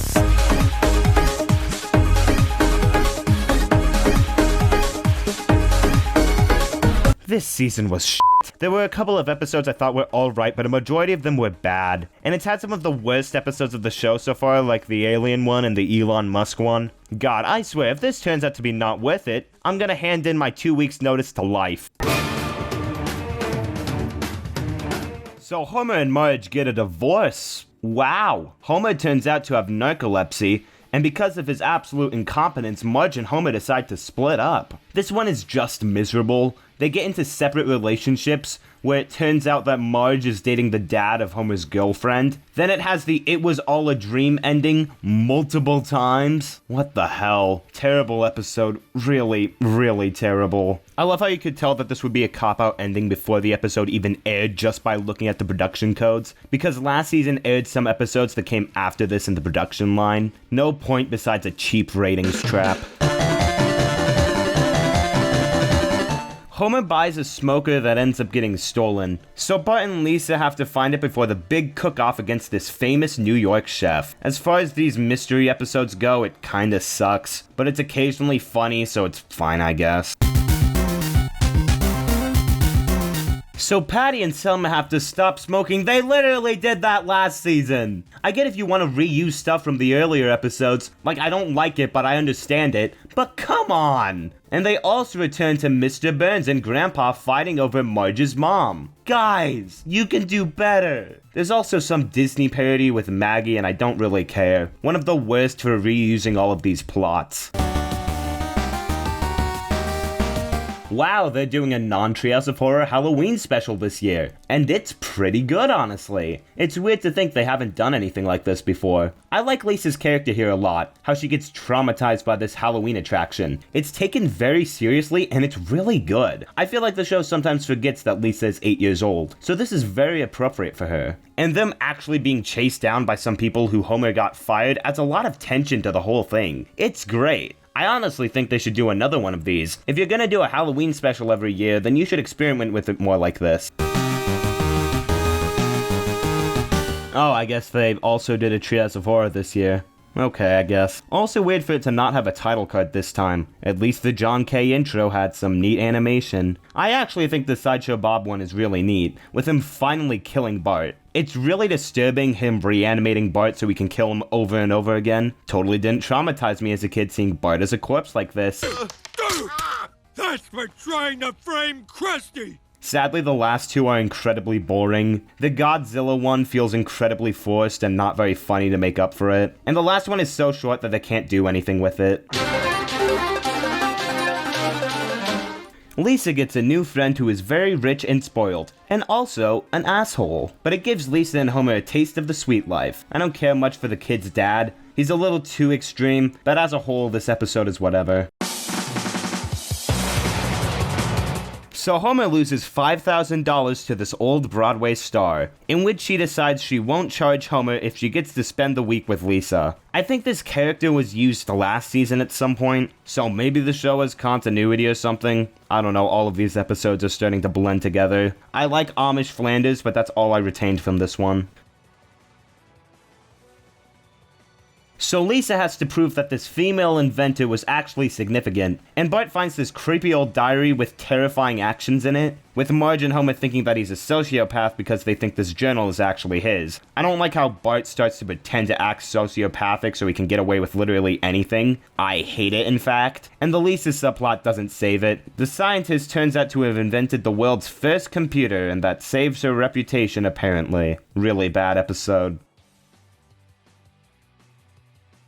I never thought I'd say this about a season 27 episode, but I actually like Barthood a ton. It's parodying this movie Boyhood, which I haven't seen, but it takes us through different periods of Bart's life, and how his relationships with his parents, sister, and grandfather evolved. I love it. It's just a really great character study on Bart, and how everyone has influenced him to be who he eventually becomes. Probably one of the best studies in the entire series. Barthood is going at the top of the list. It's one of the best episodes of the HD era. Homer gets fired because of a picture that Marge posted online, and creates an app that determines if posts on social media will have serious consequences. You know what? Not a terrible modern season idea. I think Lisa testing out the product on Bart is really funny, and Homer's new job is okay also. But when it turns into Conrad secretly talking to Lisa and being sentient, like, great, conflict. Lisa will never be successful in the status quo. Still, this is a good episode.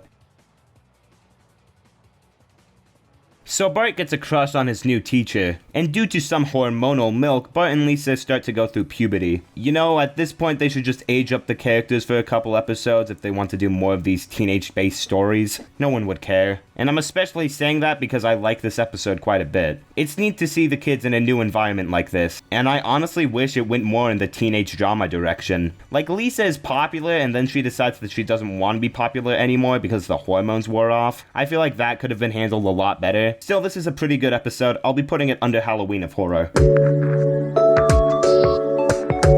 So the Quickie Mart gets destroyed during a town parade, where Apu's nephew turns it into a hip new organic grocery store. It's weird. I thought this is where they were finally going to remove Apu from the show, especially when they get into the whole thing about him being a stereotype. As far as Apu plots go, this one is fine, I guess. And the Bart stuff isn't really great either, with Homer making him promise to never pull another prank again.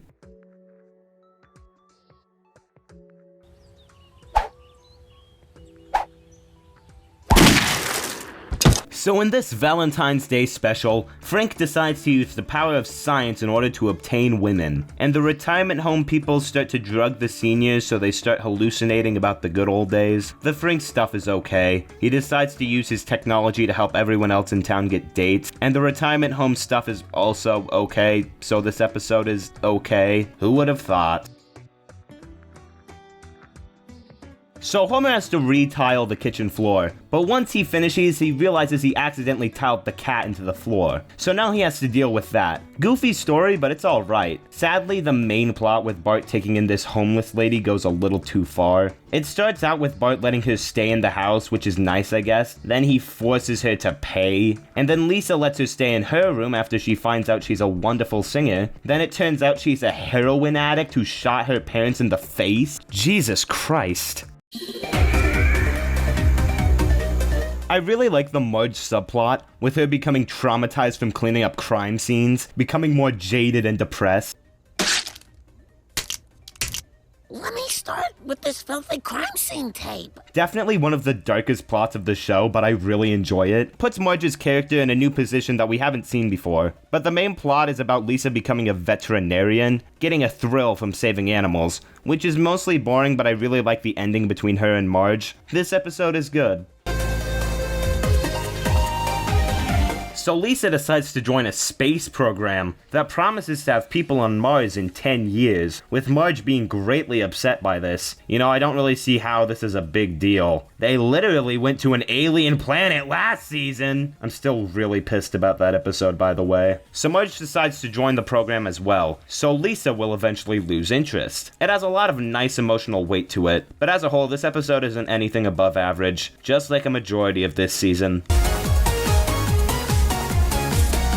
So Mr. Smithers starts becoming more stern at work after he realizes he has no chance at a gay relationship with Mr. Burns. So the power plant workers hold a party in order to get him into a relationship so he'll be nicer. Meanwhile, Milhouse tries to get the stage role of main character in Casablanca so he can spend more time with Lisa, hoping to fall in love. It's fine. The ending to the Smithers story is very forced, with the man he's dating just breaking up with him like that. I think the Milhouse story is occasionally funny, but far from anything remarkable. I think the opening with Bart being completely unable to prank anyone is funny, but it eventually goes into Bart giving up pranking because of that. Like, didn't they already do this in this season? but then it goes right back into me liking it when it becomes a Bart and Maggie plot, which is a relationship we've strangely never seen before. I initially didn't care much for the main story, with Lisa revealing she doesn't actually like Jazz. I get Jazz means a lot to Lisa, but it still establishes that Marge has always supported her, regardless of if she likes Jazz or not. But in a weird way I come around on it, because Lisa definitely learns a lesson by the end, and it makes sense for an 8-year-old to be bratty like this. I'm a little mixed on this one, but overall I'd say it's fine. So Homer tells Maggie a bedtime story about the time they went to the Grand Canyon with Flanders. It's pretty good for a modern season episode. I like the Homer and Flanders relationship growth here, even if it does come off as very out of character, especially by the end. Like, I don't know, shouldn't Homer be more of an asshole? This one is still good. I'll be putting it under Halloween of Horror. Damn, another vacation episode? I mean, we just had one, didn't we? Whatever, I don't care. The Simpsons clean out the garage and find an old car that was left by a previous owner. You know, right there. So the Simpsons go to France again, but in order to afford the trip, Homer must carry a snake for the mob. But he doesn't actually deliver it when he learns it won't have a good home. So him and Lisa have to return it to its natural ecosystem. The two guys from season 1 come back. The whole show is just referencing the Golden Age over and over again. Not like Australia or Brazil, Japan, London, China, that World's Fair Bart drove to. Marge didn't know about the World's Fair. That was the whole point of the episode! So Homer joins an improv club in order to help him with public speaking, because that's a problem he has, I guess. It's not like he'd be able to rally up a crowd in the early years, just whatever the plot desires. It's kinda cool how the last couple of minutes are completely improvised live, even if they fill it with a bunch of unrelated gags to keep your attention. Not terrible, but I wish they could have done more with this concept. A full 22 minutes completely improvised would have been really cool. They could even get around it by having it all done during the commercial breaks. Oh well. So Marge gets arrested for leaving Bart unsupervised. Okay. And goes to jail for her crimes that they literally already did that!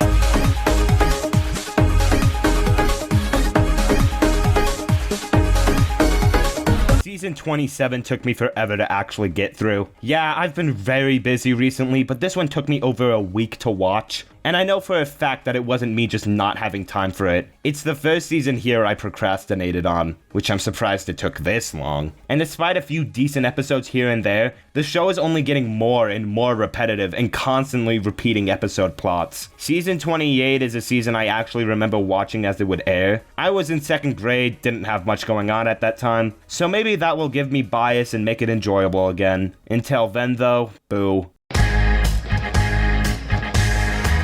The town gets destroyed after the new Lord Lad statue turns out to be a giant reflective Raymaker Thing Guy object. Yes. And so Mr. Burns volunteers to rebuild the Springfield Bowl and put on a show, in order to get past his trauma of being made a fool on stage. But it turns out he was the bad guy in this, I guess, so he's punished by reliving his trauma. Best episode of the show. This is just a simple twins trick. They pull the other twin out of the tank behind the curtain. So Marge and the kids become virtual reality models for Mr. Burns, giving him a virtual family. Really, another Mr. Burns episode? Alright. With Homer being left home alone, he learns that he can just be friends with a woman, and starts to spend time with her. But when Marge comes back, she explodes at him because she isn't the main woman in his life? Wow, that's just terrible. The episode was fine up to that point, but they just created unnecessary relationship conflict. So Homer finds Bart wearing a Boston hat, the town that everyone in Springfield hates. Then Homer and the family go on a hate-cation to prove to Bart how horrible it is, except they love it, except then Bart doesn't. So he makes Homer refuse to support the Boston team, and then it's over. Bart destroying Lisa's chances at a good future was very rude, especially how it established how she doesn't feel like she belonged in Springfield. Can't believe this is going at the top.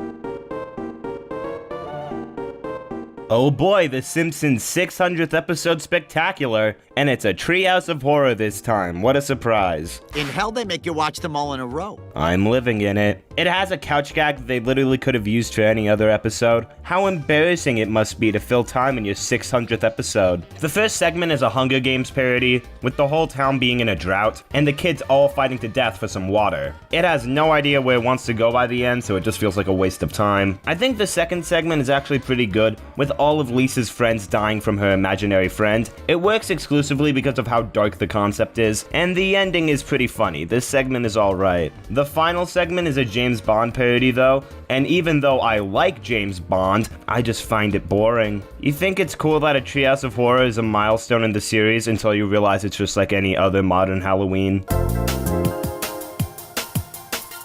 So Homer tries to improve his life again.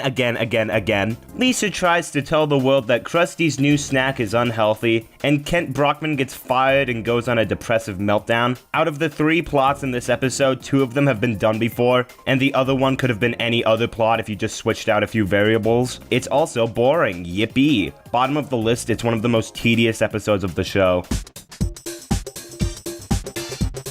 So Kirk and Homer start a lacrosse team after a series of injuries, where Homer cannot stand pretending to be friends with him. Has a nice song, that's it. Has no real problems, I guess, so it's going at the top. So the Simpsons go to Cuba again to get Grandpa some better healthcare, but instead of the healthcare helping him, he finds that the culture makes him feel young again, which improves his health, I guess. This is a good episode. It's nice to see Abe young and happy again, even if they have to revert back to the status quo. The intro being changed so that everybody in the Simpsons family dies was funny, but that's all I got out of this one. The main plot is about Homer starting to spend time with Milhouse, and out of spite, Bart starts to spend time with Kirk, kind of like a reverse of the Big Brother episode from season 4. It's much worse though. I find it really boring and it just jumps around concepts like the chore monkey for the whole thing. I'll be putting it under the town.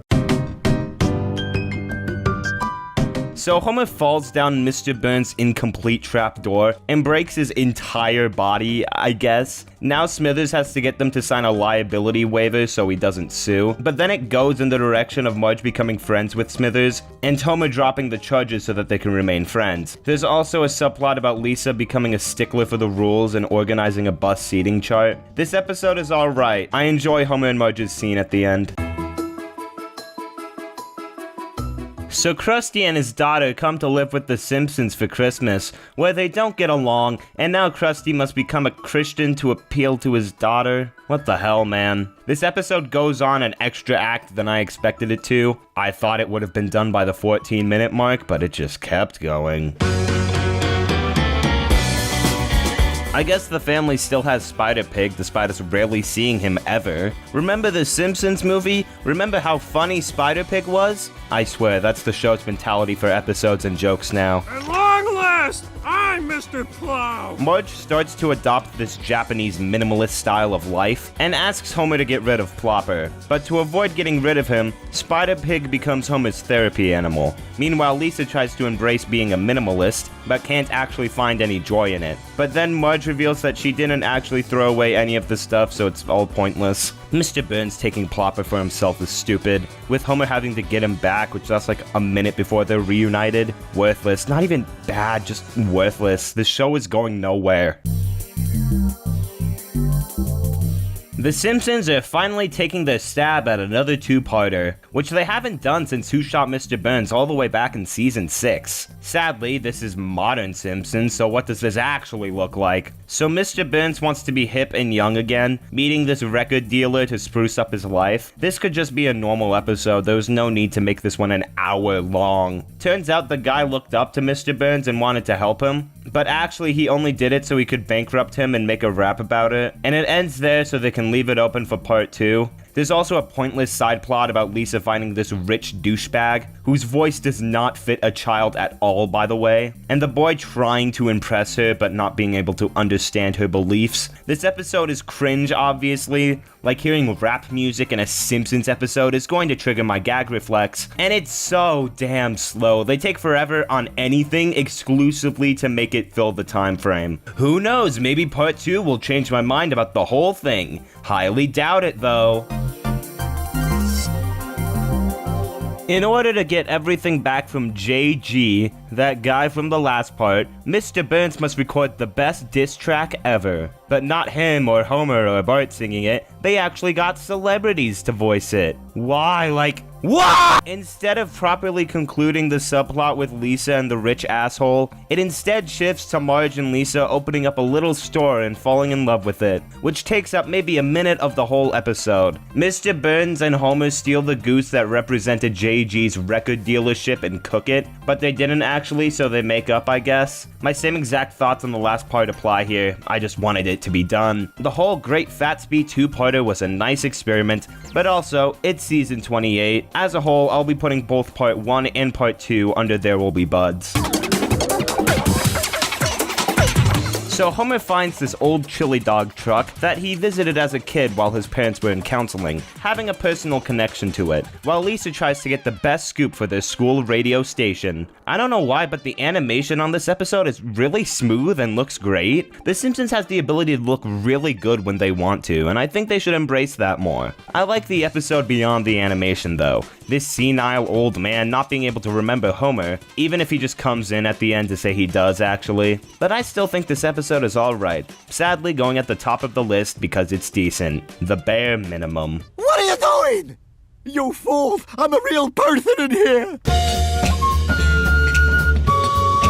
I think the couch gag with Homer going into other animated shows to retrieve the sailboat painting is funny. So Lisa gets this new hat at the beach that she clearly loves, and like a good brother, Bart decides to throw it out, his guilt manifesting into an imaginary being. I like how realistic of a plot this is. It makes Bart unlikable, but this is the kind of thing I could see a bratty kid doing. Lisa refusing to forgive him was very reminiscent of that. And Homer turns out to be a magnificent chess player, but the reason he is so good is because he wants to kill his father. Yikes. Strange twist aside, both of these stories have good endings and it's an alright episode. I'll be putting it under the last.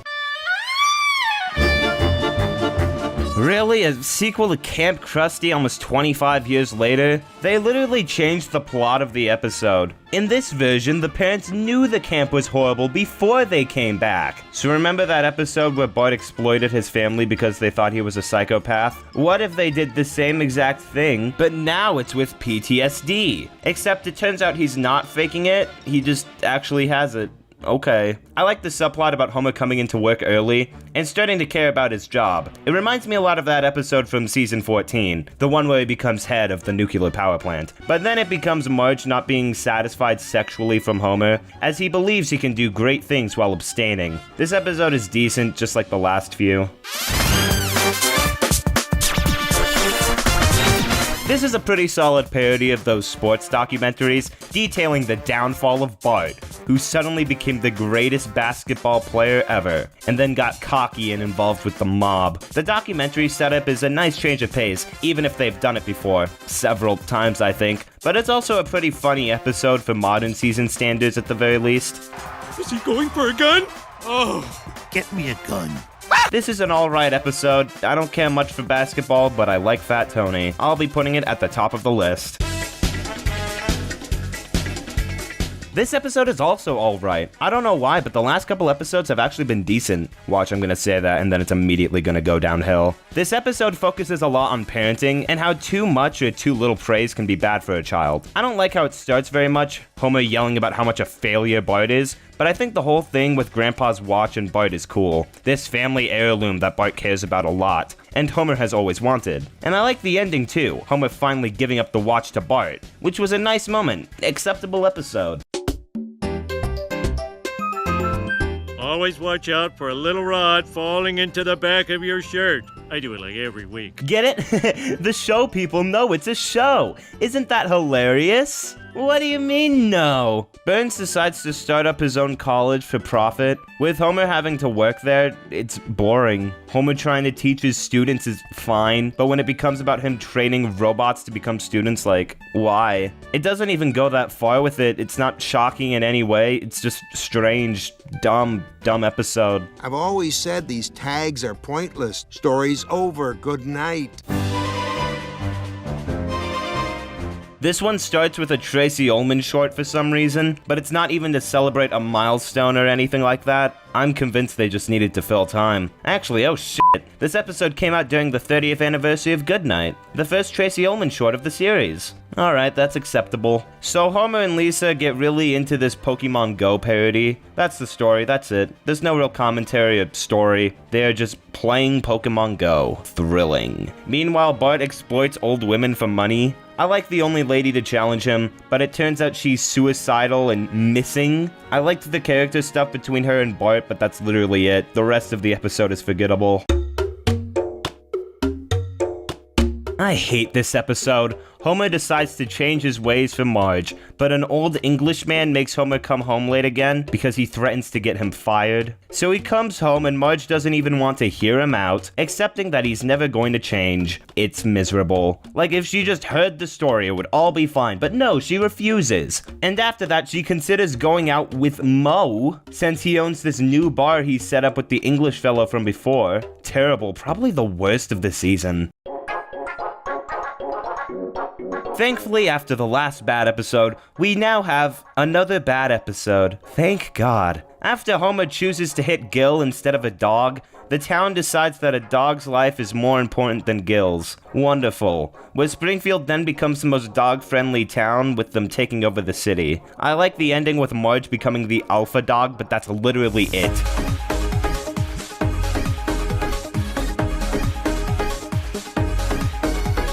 Despite a couple episodes that were average, season 28 is the same as usual. Mediocre episode after mediocre episode. The best one here had a single joke that made me laugh, and that was enough to put it at the top. That's the point of desperation I'm at, but I'm sure that it'll all pick up with season 29. I highly doubt it though. I think this is supposed to be a Game of Thrones parody of one of those types of shows. They all blend together, honestly. It must be so easy to make these kinds of episodes. All you have to do is come up with a new setting and say, well, this is what Millhouse would be like in this world. It's boring, nice change of scenery, I guess, but they messed up on actually making the episode good. This episode starts out really good, but I hate where it goes. With Lisa going to therapy and deciding to express her feelings in a comic book, with Marge doing the visuals. The comic accidentally being published, but turning out to be very successful. But Marge and Lisa get way too big for their britches. They both become very unlikable very quickly, especially when it becomes about turning Sad Girl into a theater experience. Sad Girl has a very nice art style. I'm just disappointed it couldn't be in a better episode. Maggie turns out to be an excellent whistler, so Homer decides to put her out there, becoming famous. Meanwhile, Marge decorates a post office for Fat Tony, with the whole thing turning out to be a whorehouse. I like the Marge plot because it has Fat Tony, and that is it. Moving on. This Treehouse of Horror is interesting, because it's one that I really want to enjoy. I like all the concepts for this one. The Exorcist parody has some really good lighting, and works well for a Treehouse of Horror. But it's over before it actually goes anywhere. It feels like it only has 3 scenes. If you can't trust a Catholic priest with a child, who can you trust? The Coraline parody with Lisa changes the animation style into 3D, which they haven't done since Treehouse of Horror 6, but there's a little too much meta humor in this one for my taste, and the final segment is one of the most disgusting in the series, if not the most disgusting, with Homer literally eating himself. I just wish it went farther in the art direction. Like, there is absolutely no blood in this segment, just detached parts of the body. Like, imagine how much more unsettling this would be, even during the parts where the cuts are off screen, if blood was splattering everywhere. Every segment here is one I could really like, but it feels scared to go farther with any of it, and feels very underdeveloped as a whole. I still found it entertaining, so it's going over a lot of the other modern Halloween specials. Top of the list.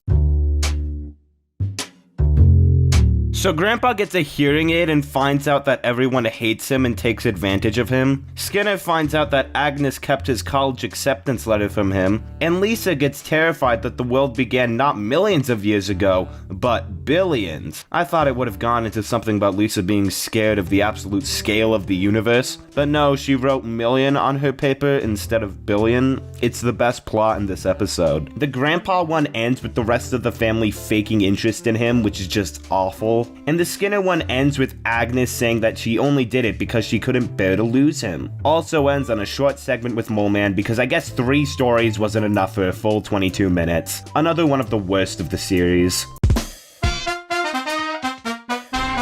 The opening with the monorail track being repurposed is only here to remind the viewers of better episodes. Anyways, Marge becomes the mayor of Springfield and has to use Homer to gain the approval of viewers. This one ended before it got anywhere. Why? Remember the Pin Pals? Remember how you all loved that episode? What if they just did that again? This episode isn't even that bad. It's boring, but like, it's fine. It started with a Shrimpsons opening, and that's all that's worth noting about it. This is another time shift episode, with us seeing older Lisa typing up her college essay, and her relationship with her family. It can be a little sad and cruel sometimes, but I think this episode is alright. We see her 7th birthday and how it was almost a disaster, her 14th birthday, and her finally attending college. This is definitely the best of the season so far. It's sweet. This is great. We don't have to visit Grandpa anymore.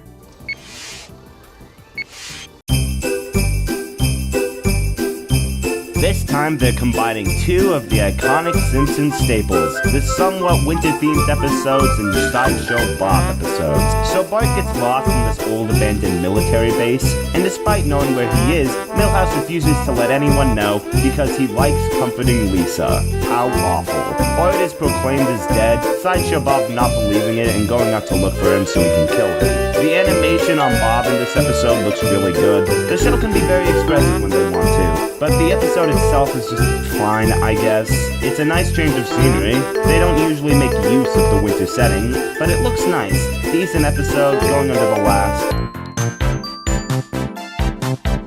This one opens with a La La Land parody. They've made like 2 references to it this season, and I'm sure it was incredibly relevant in 2018. Lisa falls in love with Ed Sheeran. I don't remember his name. I just know he was voiced by him. It does not fit whatsoever. That's a common problem with a lot of these guest stars. And Bart gets into chemistry, I guess, with Homer and Marge worrying that he's actually a meth addict. I don't care about the Lisa plot. Ed Sheeran and Nelson fighting over her. This episode is barely tolerable. This is another bad episode, not because it does anything particularly egregious, but because of how frustrating it is to watch. It's like all the annoying writing traits you could do. There's an overly long scene at the beginning establishing Mr. Burns fearing the end of the world, and wanting to build an ark for only the most intelligent, Professor Frink creating a specially designed test for the most valuable members of society, Lisa finds out that Ralph ended up scoring better than her, Bart gets dead last, but instead it turns out the tests were wrong and Homer actually scored dead last. How miserable. Then he learns cursive and it's all okay.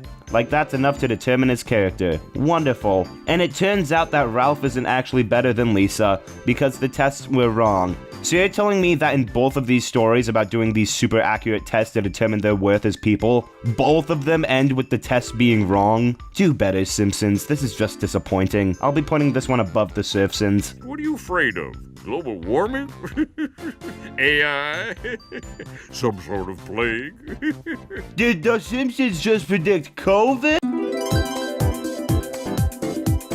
I think this is supposed to be a parody of one of those crime dramas. I couldn't tell you what it's parodying exactly, but a famous painting gets stolen and this old-timey detective has to solve who stole it. I do like how a man like Homer could fall in love with such a painting. New Homer interest stories are fun.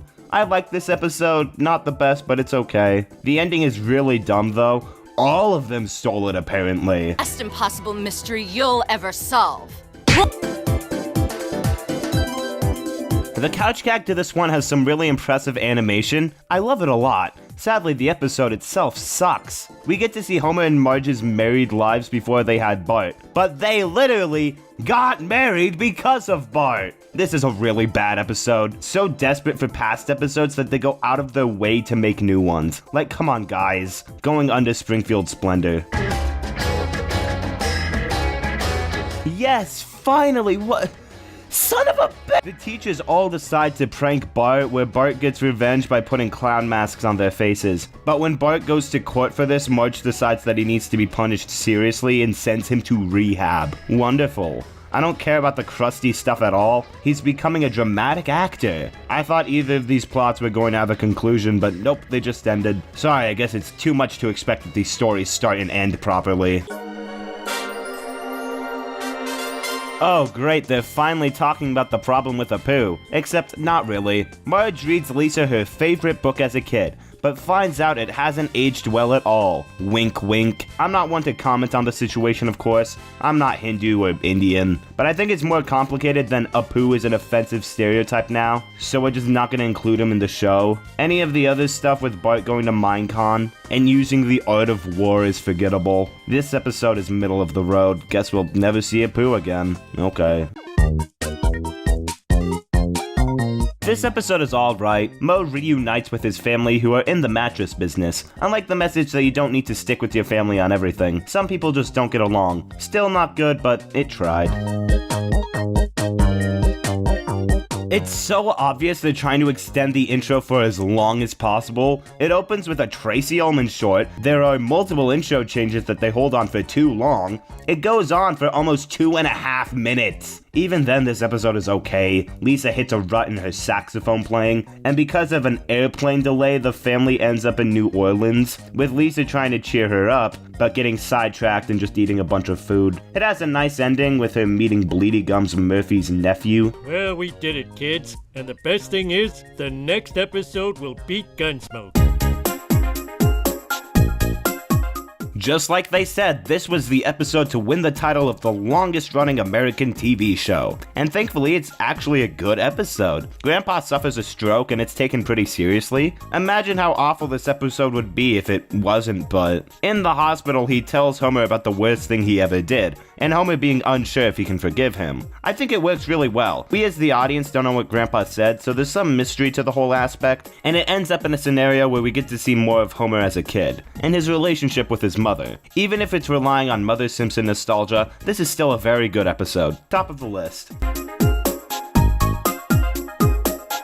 So Flanders loses his job at the Leftorium, with Homer helping him get a job at the power plant, but he gets fired, so it's a couple other odd jobs, before he becomes a teacher at the school, which is another permanent change, I think. I like how they relate it to him doing it for Edna. This episode could be better. I wish it went more on the odd job style of things, but it's fine, slightly above average for modern Simpsons.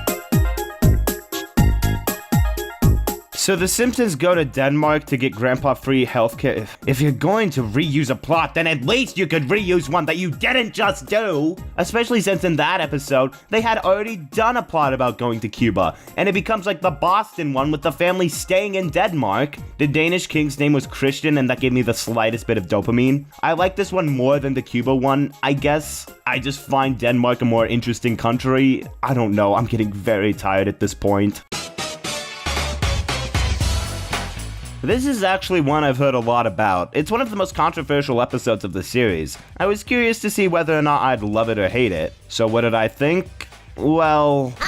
You passed the test, genius. Epic sister fail. So Bart pranks Lisa and she swears revenge on him, and Homer's carelessness causes Bart to be put in a coma. And Lisa decides to use this opportunity to give him horrible nightmares about death, where he has to help Maude Flanders avenge her death by killing Homer. It has an ending scene of how all the Simpsons characters are going to die, which would have been a great ending to the series, honestly. It's strangely serene, but I feel like it goes too far in some aspects. My mood towards the episode was changing all over the place while watching it. The first act was especially cruel, but it does a lot that I really like also. I'll be putting this episode in the middle of the entire ranking, not just season 29, but the whole series.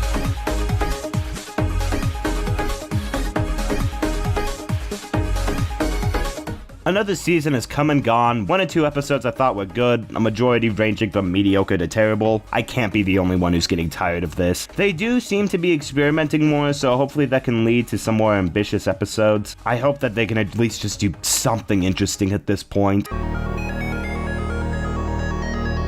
After Bart has to take a dare, he gets injured and ends up in the hospital again. Wasn't the last episode literally all about Bart being in the hospital? But Bart claims he saw heaven, so Flanders and Homer have to turn his vision into a Christian movie. They've done a plot about them making a movie before. I'm sure they've done a scamming religion episode also. Just uncreative and boring. Hope the rest of the season keeps up this episode's magnificent quality.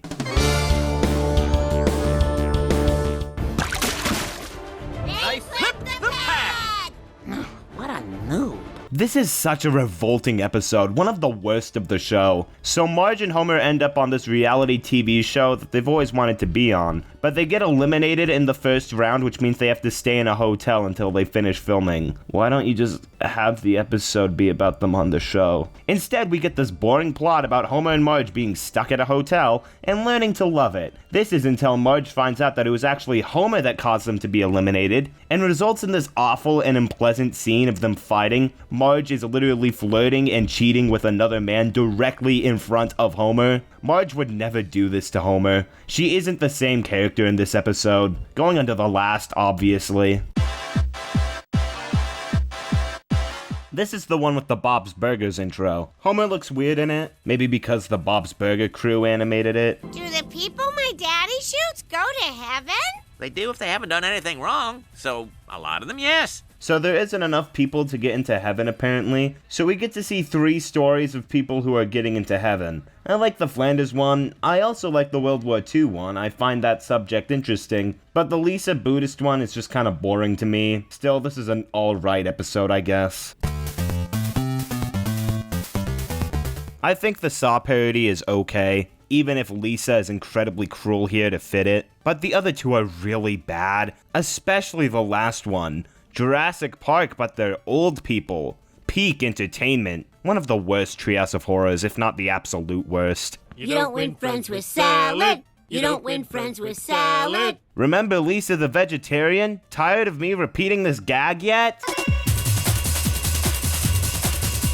Homer and Marge get a job at this car company and make the workplace a lot of fun. There's some very nice moments between the 2 here. They do have to make the company evil last second in order to fulfill a 3rd act conflict, but that's often the case with these wonderful companies. They're always trying to sell you information. Good episode. They do have an excellent LGBT policy. What's that stand for? Lazy goof-off buffoons? And transgender? You're not invited. And this is how I find out, huh? By you telling me in person? Gently? With plenty of notice? I like this episode, not because the plot is particularly interesting. It's a pretty average story about Bart buying Moe a mail-order bride. It has like 4 jokes I like, so that's all. My only problem is its need to revert back to the status quo. Marge becomes a drag queen, which gives her more confidence in herself, and Lisa decides to help people be happy because it makes her happy. Both of the plots are very sweet. It has one of the better Homer and Marge relationship stories, as Homer immediately feels bad for accidentally blowing her cover, and has a very nice ending. Only at bedtime, which I'm moving to after the Big Bang Theory. Bazinga! Whoever wrote that joke. Congratulations on getting a job at The Simpsons. It probably took a lot of hard work that should be appreciated. Plus, I liked the rest of the episode, I just didn't care much for that one joke. I hope you understand and have a very nice day. I watch every episode of a show, then write a summary, followed by snarky comments and a letter grade. Dear God, they know. I like the subplot of Homer becoming a TV reviewer until Marge leaves Homer because he was recapping their snuggle, forced conflict. And the Krusty plot is boring, with him becoming an actual circus clown. The show has truly gone off the rails. Overall, A-. Hey guys, I just watched this episode with Griffin here. I'm gonna have him do the review. Just a change of pace. Because it's funny, I guess. I don't know. What do you got to say about episode 9 of season 30, Daticus Finch? It wasn't good. It was. I've watched season 1 of The Simpsons before, and it's a pretty good. I like The Simpsons. It's fun. You sit down, you eat dinner, and it's a good TV show to watch. If you had not read To Kill a Mockingbird, you would not have any idea what's going on. And most people don't even have read To Kill a Mockingbird. I'm like the 1% in America because we're all stupid here, right? And then also, just like the comedy and stuff, like there's just so many scenes where it's like there's the part with like the cheerleaders or whatever, or like no, the deaf people, and they just sit there for like 10 seconds not doing anything. It's not bad, but it's just like, why? I don't understand. That's what it is. I don't understand half the jokes in this anymore. It doesn't really it doesn't flow, really. How long does the segment take? They're like 50 seconds an episode, huh? Thereabouts, yeah. It varies. Okay. Well, I got through my rant. Should I say other stuff?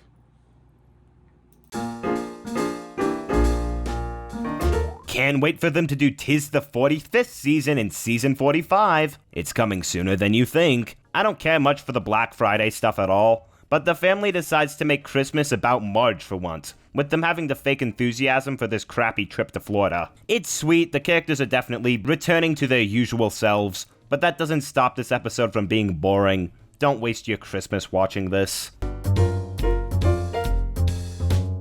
Grandpa remembers he did a photo shoot for a toy manufacturer after World War II, and never got paid royalties. It's alright, Grandpa's switch from being homophobic to homo-approver is very strange, which is to say that he isn't even that homophobic in the first place. This was one of the first episodes in years to win an Emmy. Can't really see why, it must have been a slow year. The Alamo's not the only thing I'm gonna remember. Nothing made me more depressed than Homer texting the hedge meme of himself to Lisa. Hey, remember how much you loved that episode? The rest of it is unremarkable. Something about Lisa faking how awesome she is to this other family. I really don't like this episode. Marge gets mad at Homer for watching Otter Things Season 2 without her, so Homer makes it up to her by being one of the greatest dancers of all time, and that's enough, I guess. The Bart plot is pointless. Entering a competition to get a bunch of Krusty toys or something? I wasn't paying attention, I'm being honest. Krusty recounts the story of his second ambitious film, The Sands of Space, where, of course, Homer and Marge are the production assistants, because it wouldn't be The Simpsons without one of the family members. It becomes another Homer and Marge fighting episode, with Krusty trying to break them up. I hate it, but... well, there's no but, it's just bad. Homer goes to court for stealing Comic Book Guy's vintage car, but makes up for it by having Comic Book Guy break Homer's keychain he got when he was a kid. That is the entire 22-minute plot. Watch the first 5 minutes and the last 5 minutes and you've missed nothing. Everything else is filler trying to convince the townsfolk that Homer is a nice guy. Really bad episode. Another incredibly mediocre one. Homer and Marge both get injured and deal with it in different ways. Homer decides to be a lazy bum, and Marge getting into kite surfing. After an incredibly tedious intro of Homer and Marge going to 3 different places for a date, that's a good way to describe it. Tedious and boring. Exactly what the show's been for the past 10 or so years. Homer gets Bart a gaming PC to keep the household quiet, and becomes a totally epic gamer and joins an esports league. With a young man that age, there's only one reason he's in the bathroom that long. Oh my god, he's playing with himself! The Simpsons has always done episodes on parts of pop culture, but when they're starting to use epic gaming lingo in their dialogue, it makes me want to die. Not a terrible episode or anything, I like the stuff they do in South Korea. Only one thing, which was the salt stuff. Homer becoming very zen. But this is a great example of the show losing its grip on pop culture. This is such a pathetic episode, not even that horrible or anything, just weak and pathetic. So Krusty introduces the new gender-swapped reboot of Itchy and Scratchy, with Bart starting a boys' rights group to hate not watch the new episodes. but Bart ends up loving the show and joins a feminist rights group. They could have actually said something about boys' rights groups and how pointless and harmful they are. But at the end, the message is, it doesn't matter what gender Itchy and Scratchy are, because guts are guts, and on the inside, we're all the same. Thanks, Simpsons, I really needed to learn that. I was waiting for them to say literally anything about the problems presented in the episode, but they didn't. How does it feel to be trolled, memed, gifed, and dare I say, pwned? How was this episode cringier than the last one? After wasting time with Dewey the music teacher for an opening, it then turns into a Whiplash parody, which I haven't seen before and only know it's a Whiplash parody because my dad showed me a trailer for it. I'm sure we'll watch it eventually. Marge joins another class, becoming the director for a play about Jebediah Springfield, and Homer takes Maggie to this Daddy and Me class so he can see the hot instructor. Sideshow Bob ends up leaving the show halfway and now Frink has to take over the role, but he serves no part in the episode. The only reaction this show gave me was boredom. Lisa is so stupid, so very, very stupid, so dumb and stupid and smelly too. Boredom and desire to consume Tylenol. Take us to Mount Splashmore? Will you take us to Mount Splashmore? You're here! Just pointing out whenever they reference the Golden Age, the family goes to Niagara Falls where Lisa falls in and ends up in Canada, realizing she likes it so much more than the States. Can't really tell what the conflict is here. The family can't see her, so Marge sneaks into Canada to meet up with Lisa, but they're stuck there because they need a passport stamp, so they sneak into America again. I like the Canadian stuff well enough. I guess it's interesting seeing The Simpsons in a new location, but that's all. Mediocre otherwise. This is probably the best episode of the season, with it being a big TV mystery of who stole Lisa's secret college money fund, with the police interviewing and questioning each Simpson. This is a decent episode, nothing amazing, but if you want a solid mystery, I'd recommend checking it out. Marge gets into crystals after they seem to help with Bart's ADHD, where she then starts a business selling them to other people, eventually having to deal with competing with other stores. Another decent episode. I like these Marge business adventures.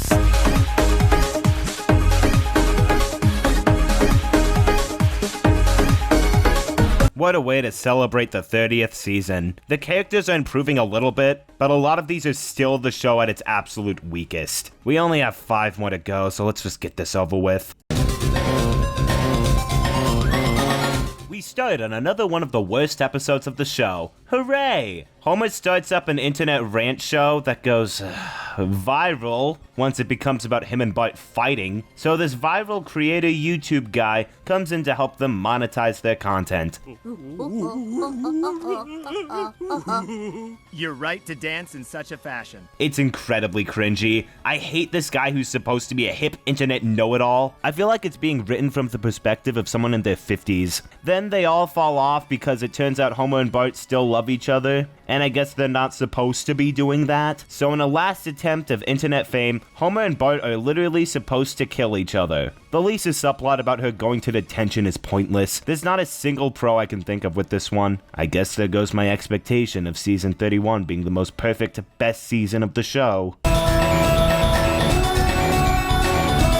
Homer gets demoted because he asked Mr. Burns to chip in $5 for Lenny's party. Off to a great start, I know. Anyways, Homer now has to teach this class about nuclear physics, where he tutors this character Mike, who is apparently obsessed with him. I thought they would have done something way more meta, like Mike knowing that Homer has like 700 wacky adventures, but no, he just looks up to him because he's the Michael Jordan of Sector 7G. I would have much preferred if they went through the meta route. I hate Mike, he's such a childish asshole. And I know that's the point, but I don't find it entertaining.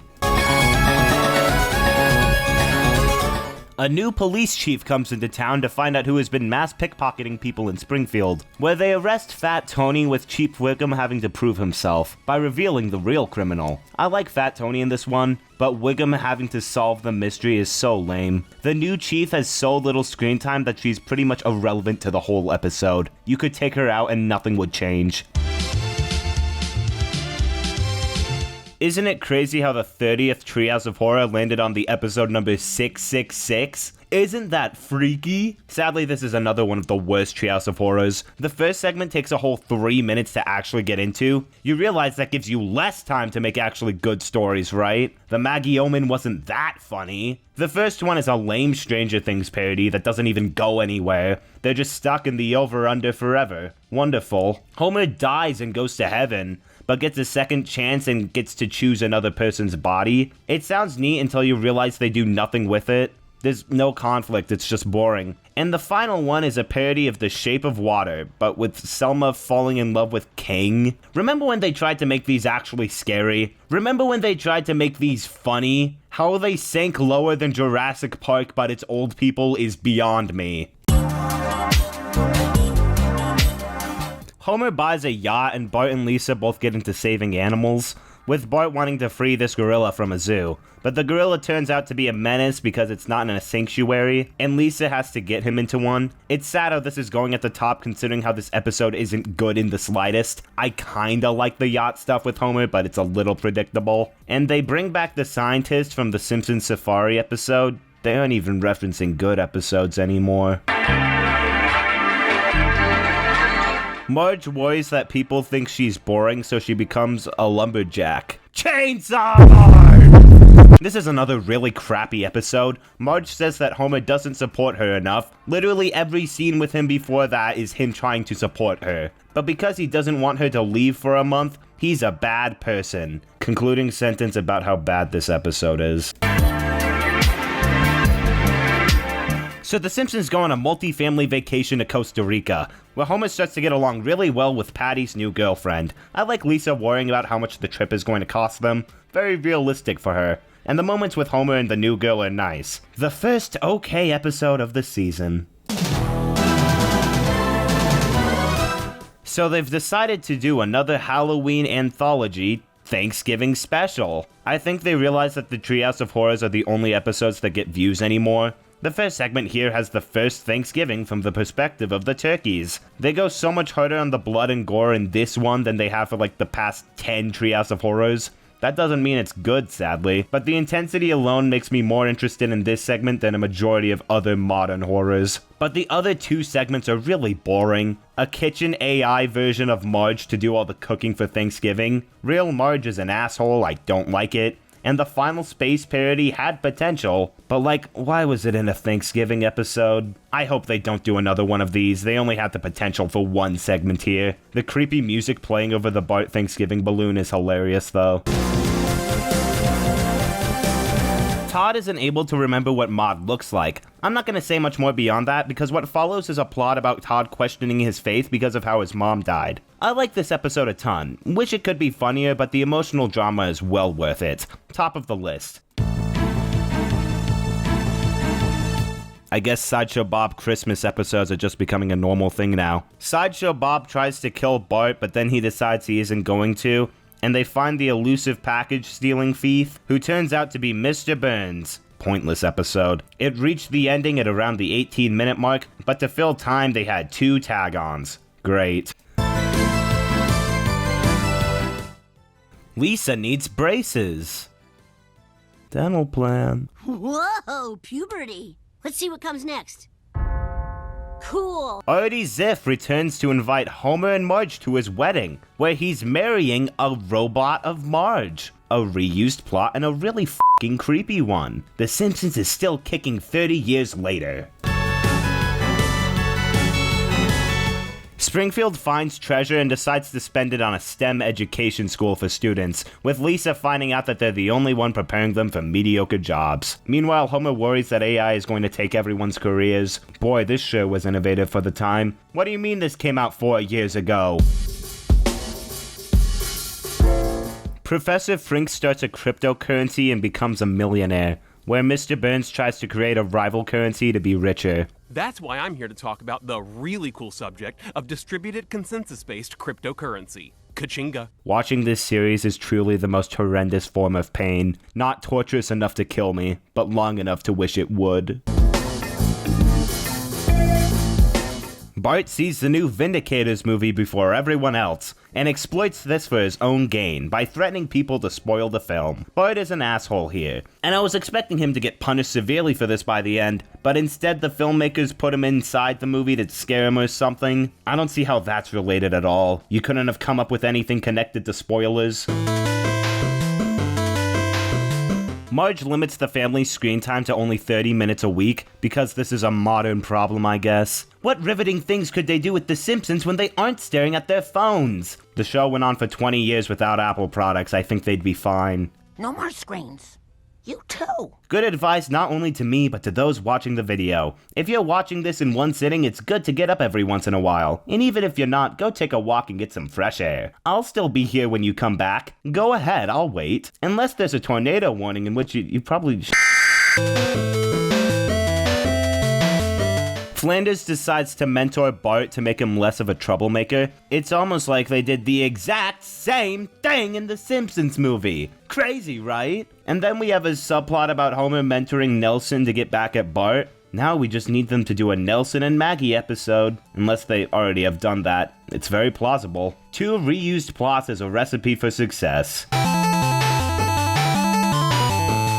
Marge accidentally gets a job selling pot, and Homer also gets a job selling pot, but he also sells them with normal food, which is enough to get Marge to stop them from selling weed. Completely whatever. I think it's handled a bit better than the episode where Homer did medicinal marijuana, but that episode did something really crucial that this episode didn't, which is be funny. I can't believe it, we've reached 2020. We're really close to being done. I'm kind of terrified. Marge watches Maggie fall in love with this other baby until his mother starts baby-proofing her more. Meanwhile, Homer starts harvesting helium with Cletus for Mr. Burns' benefit. It's like a slightly better version of the redneck episode from what season was it? Season 21. See, I can remember seasons properly. I just have to look it up. The Marge plot is kind of stupid though. She doesn't want to hang out with the other mom, and then she does so that Maggie can have a friend. Still a pretty weak episode. Well, I guess they've decided to have another attempt at a 2-parter. This time it's about a new priest coming into Springfield who everyone likes more than Reverend Lovejoy, because that's a problem, I guess. Bodie is just a nice, genuinely great guy, and now Reverend Lovejoy has to prove that he isn't that. Why did they have to make this a 2-parter? Oh boy, I'm sure intrigued by this cliffhanger. Handsome pastor and Easter ouster. What are they even doing anymore? Reverend Lovejoy finds out the new pastor burned a Bible one time, and then he's kicked out of town. Yes, this really needed a second part dedicated to it. I don't like this episode. Lisa goes to this sleepover where all of the girls are pricks. It's dejected, just bullying Lisa the whole time. She does get her revenge on them by the end, but I find that segment boring, so I just don't like the plot at all. Has an unneeded subplot about Homer and Marge going on some cruise. I really don't care for anything here. Weezer did the ending music for this one. What's with them getting random musicians to do these endings nowadays? This one gets into Santa's little helper suffering from PTSD, and this is definitely one of the better ones of the season, with us having to learn about where he came from and how much he missed his mother. It also has a handful of jokes I find funny, so as a whole, this is a good episode that you should watch.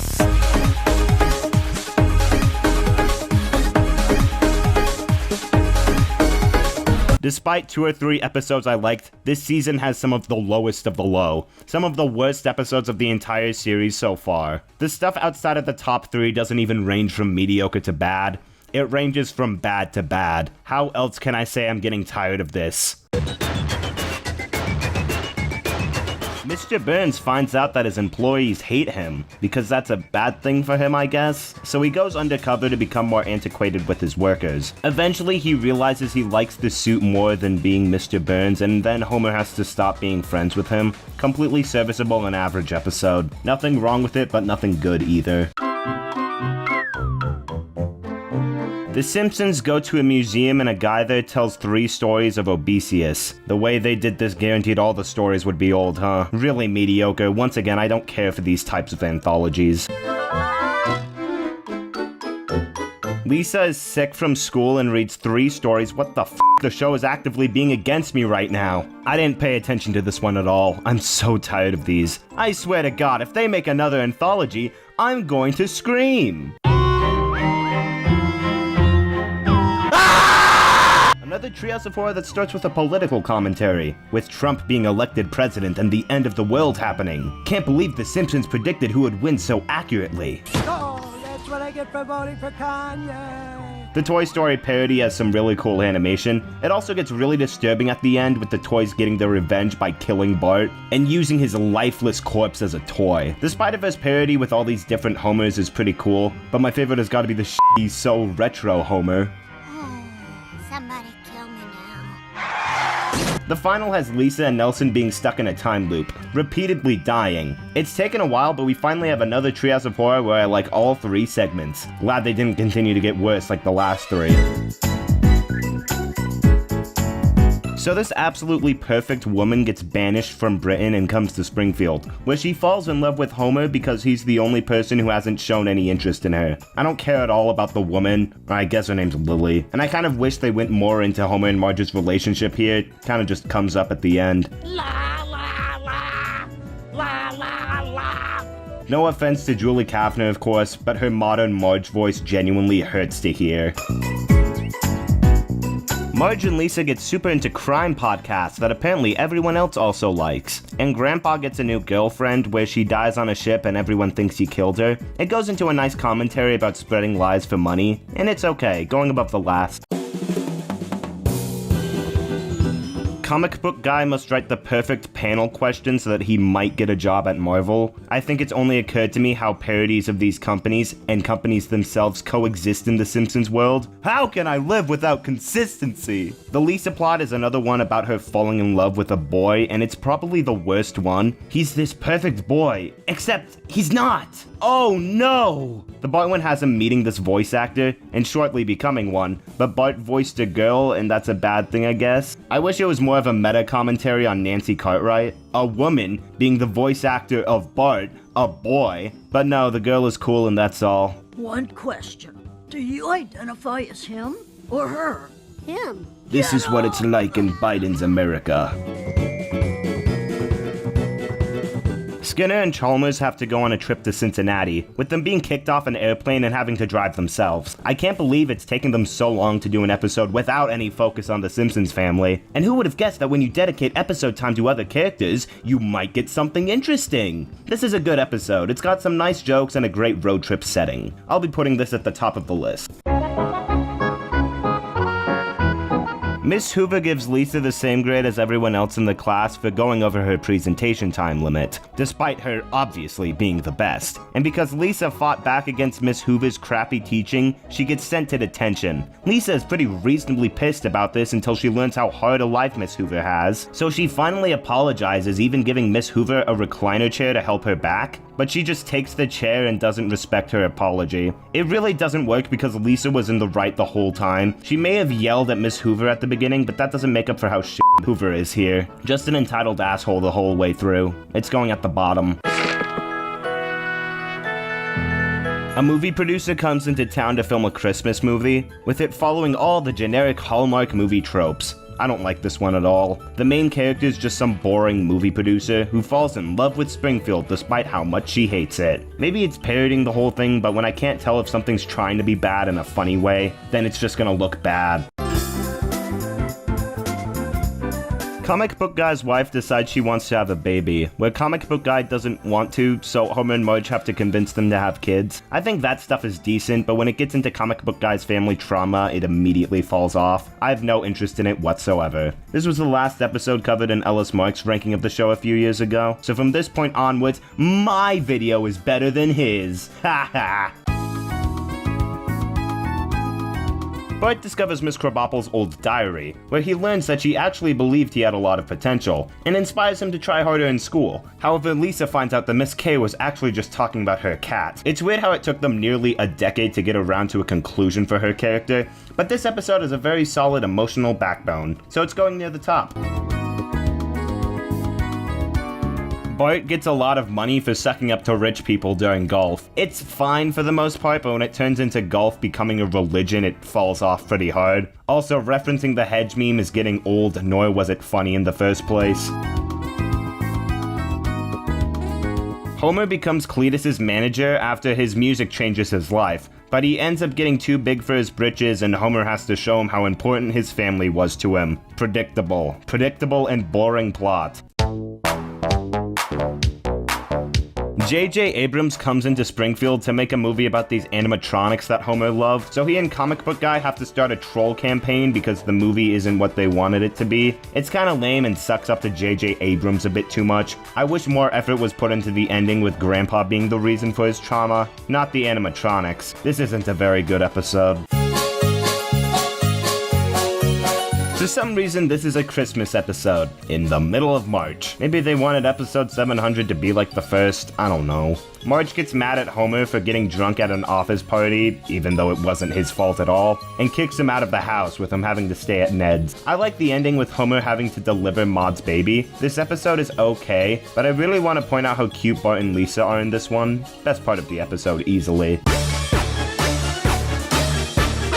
So we're finally getting an episode dedicated to Sarah Wiggum, because everyone was asking for that. Turns out she used to be this very cool thief in a crime group. There's probably words for those things. I guess it's neat to give backstory to an otherwise forgotten character, but boredom finds a way to invade every episode. Oh, now that's a fluid gender. I wouldn't mind asking them their preferred pronouns. Mr. Burns creates a vegan fast food chain of burgers that plan to save the world. I'm sure there is nothing wrong with this at all. And everyone lives happily ever after. This is true. This happened. Homer becomes a truck guy and Lisa lets this one musical artist take over her life, and creating his past self as an imaginary friend, becoming an asshole to everybody. I think the stuff with Homer getting a truck is pretty funny, and the Lisa plot works really well until the climax, when it turns out that the singer nowadays is racist, so she can't like him. This is a fine episode with a sweet ending. This is a very good future episode about Lisa and Marge's relationship, breaking apart when Marge learns she's not going to college. It follows a very fun working your way up the ladder story with Lisa, and it's great, going at the top. This delusional spy comes into Springfield trying to prove Grandpa actually works for Russia, and it's boring. I've been resisting a one-sentence review for a long time, but I finally caved in. Ah shit, I ruined it. This is a weird one. Mo turns out to be part of this confidential bartender society, where he ends up breaking the code. Now all of his friends are forced to stop drinking, where their lives end up perfectly, but because they're still loyal to Mo, they get to become alcoholics again. I don't really like it that much. It's not bad, but it's a little out there for an episode.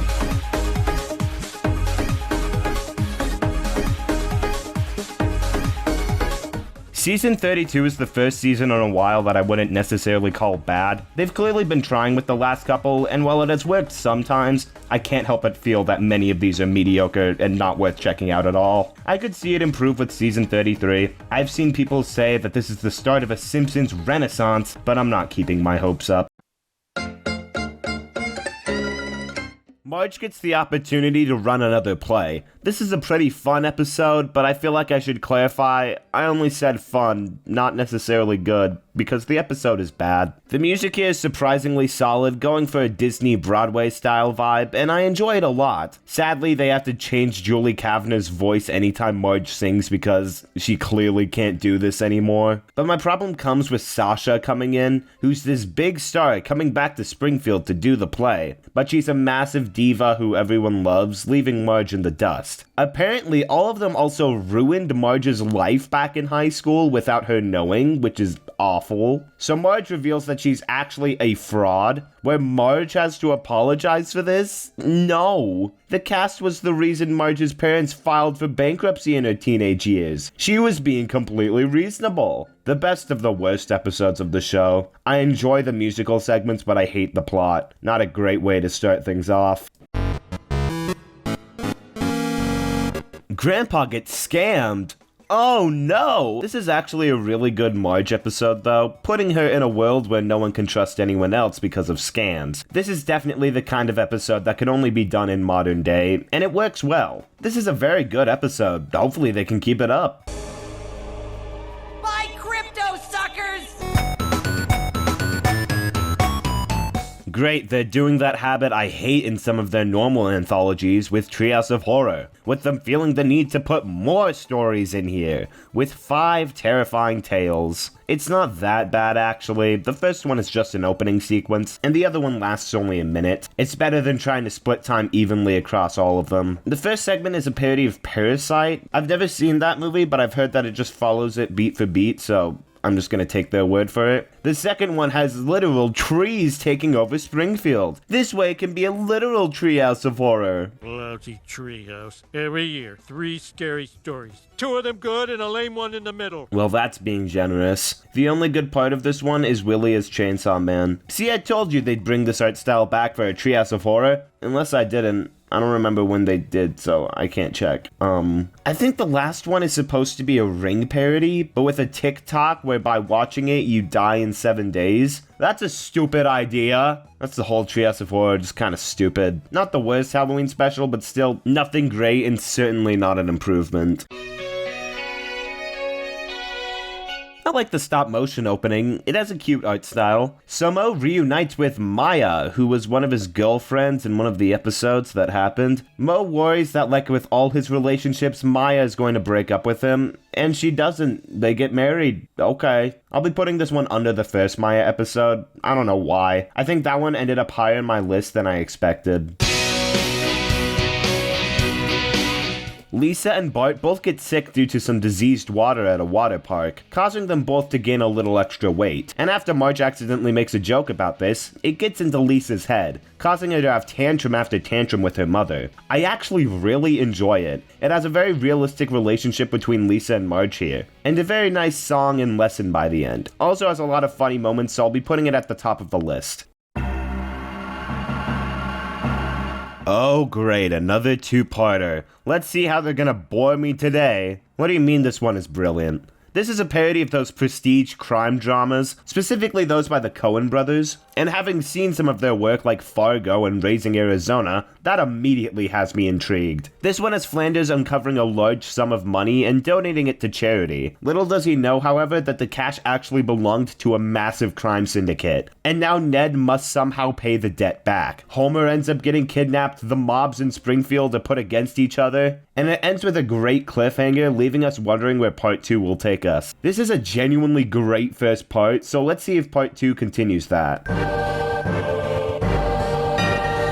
We learn more about Flanders' grandfather, and how despite shaping Ned's life, he isn't the man he's cracked up to be. In fact, being related to the money that this whole thing is about. Flanders has to steal the money from the orphanage in order to free Homer, but Homer is already saved by Marge, and Ned gets into a car wreck. Homer tries to save him before being distracted by the hoard of cash, and now Homer is seen as a hero even though Marge knows that Homer was only doing it for the money. We cut 3 years into the future, and Marge finds out that Homer has secretly been supporting Ned the whole time. But there's no time for that because the debt collector has come back one last time to kill Flanders. Holy shit, that was genuinely incredible. A little anticlimactic, but still, wow. Some of the absolute best from the show in years, going at the top of the list. Pack it in, guys. The Simpsons made a gay episode! Remember how back in the good old days, The Simpsons would never even touch the topic of gay people? But now The Simpsons are woke! And that's why the show is bad now. Smithers gets a boyfriend who's perfect for him, but he turns out to be evil. Not great.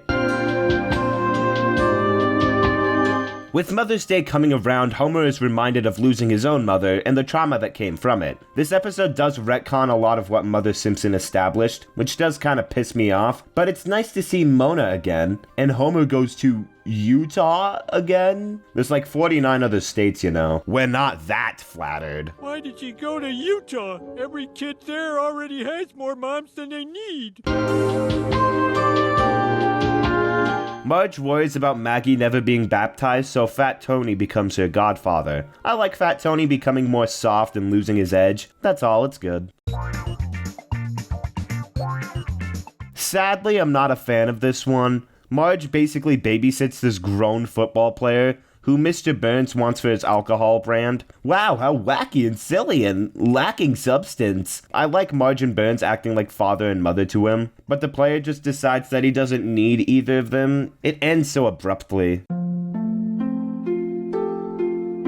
Alright, A Serious Flanders was definitely a sight to behold and was really something special, but I think Pixelated and Afraid is truly the best episode of this season. Feeling that their marriage has gone into a rut, Homer and Marge take a vacation to a romantic getaway, but end up getting lost in the wilderness, using only their wits to survive. The episode is very low on comedy and focuses a lot on Homer and Marge's relationship building, and it's genuinely some of the best in the series. It's taken seriously, them fighting off a wolf in the forest, Homer being honest to Marge about thinking for a brief moment that he shouldn't have gone out to help, so that they could keep the shelter they built together. It's so sweet and wonderful. Out of all the great episodes this season, this is definitely the one I recommend the most. It is fantastic, and I don't feel like I've used that word in a long time. Martin, Bart, Nelson, and Dolph get stranded in the wilderness as punishment for stuff, and get haunted by these Satanists who are actually just film students. The plot has some good moments with Lisa, with Bart being gone and wanting a chance at being the only child. Fun episode. The Simpsons cover cancel culture. This can only go well. Homer is found with his dog locked in the car, even though it wasn't his fault in the slightest. But now Homer gets revisited by the Institute with the promise to make his reputation clean again. I came around on this episode. It sounds really bad, but it's actually pretty good. Going above Bart's in jail.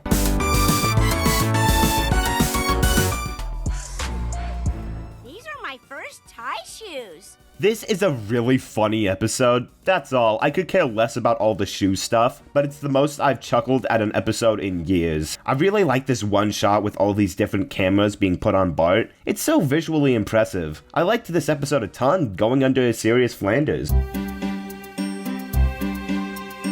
What if Brandine Spuckler was smart? What if I jumped off a bridge? Meanwhile, Lisa is entered into the school's League of Extraordinary Geniuses. Cletus and Brandine are cousins. Ew.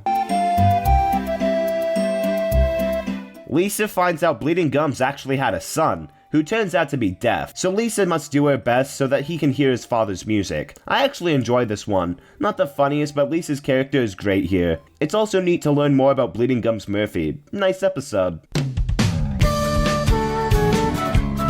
So I guess they finally decided to get Bart a new teacher, Miss Peyton, who is shown to be actually competent, with Bart having a crush on her. Meanwhile, Lisa has to hide her octopus from everyone, or else they'll know that she interfered as a documentary filmmaker. This is another solid one. Homer being a good parent was really great, and I'm looking forward to seeing more of a modern Simpsons character. Wowza! You're a kid, she's a grown-up, get over it. That's your amazing advice? That's not advice, that's just the truth. Lisa and Shauna episode, I guess they'd work well together. Why not? Turns out she's great at the drums. Meanwhile, Homer and Chalmers start to brew beer together. Giving Lisa a big sister type was a good move, even if I feel like they've already done something similar. That might just be the fact that I've watched over 700 of these. It could have happened.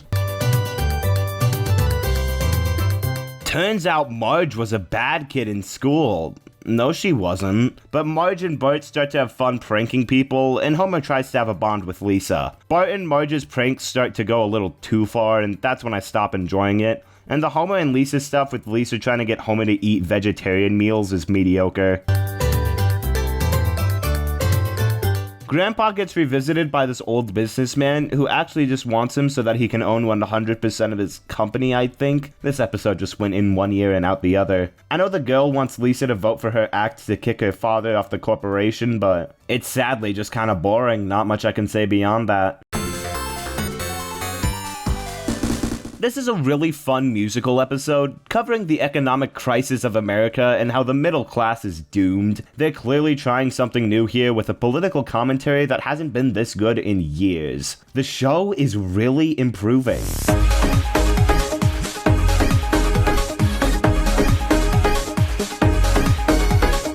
Season 33 was a massive step up in quality, genuinely some of the best output in years. Sure, not all of these are amazing, there's a couple in here that aren't great, but I'll give praise where praise is due. This is a major improvement. Let's see what they have in store for Season 34. To prove he's not dumb, Homer must find the missing turtle at the Springfield Zoo, joining a group dedicated to finding him. I think it's fine for the first act, but when it turns out Homer already solved the mystery, it becomes a little predictable. Fine start to a season, but not anything special. I've heard there's a cartoon show that can predict the future. Maybe we can watch it and find out what's going to happen.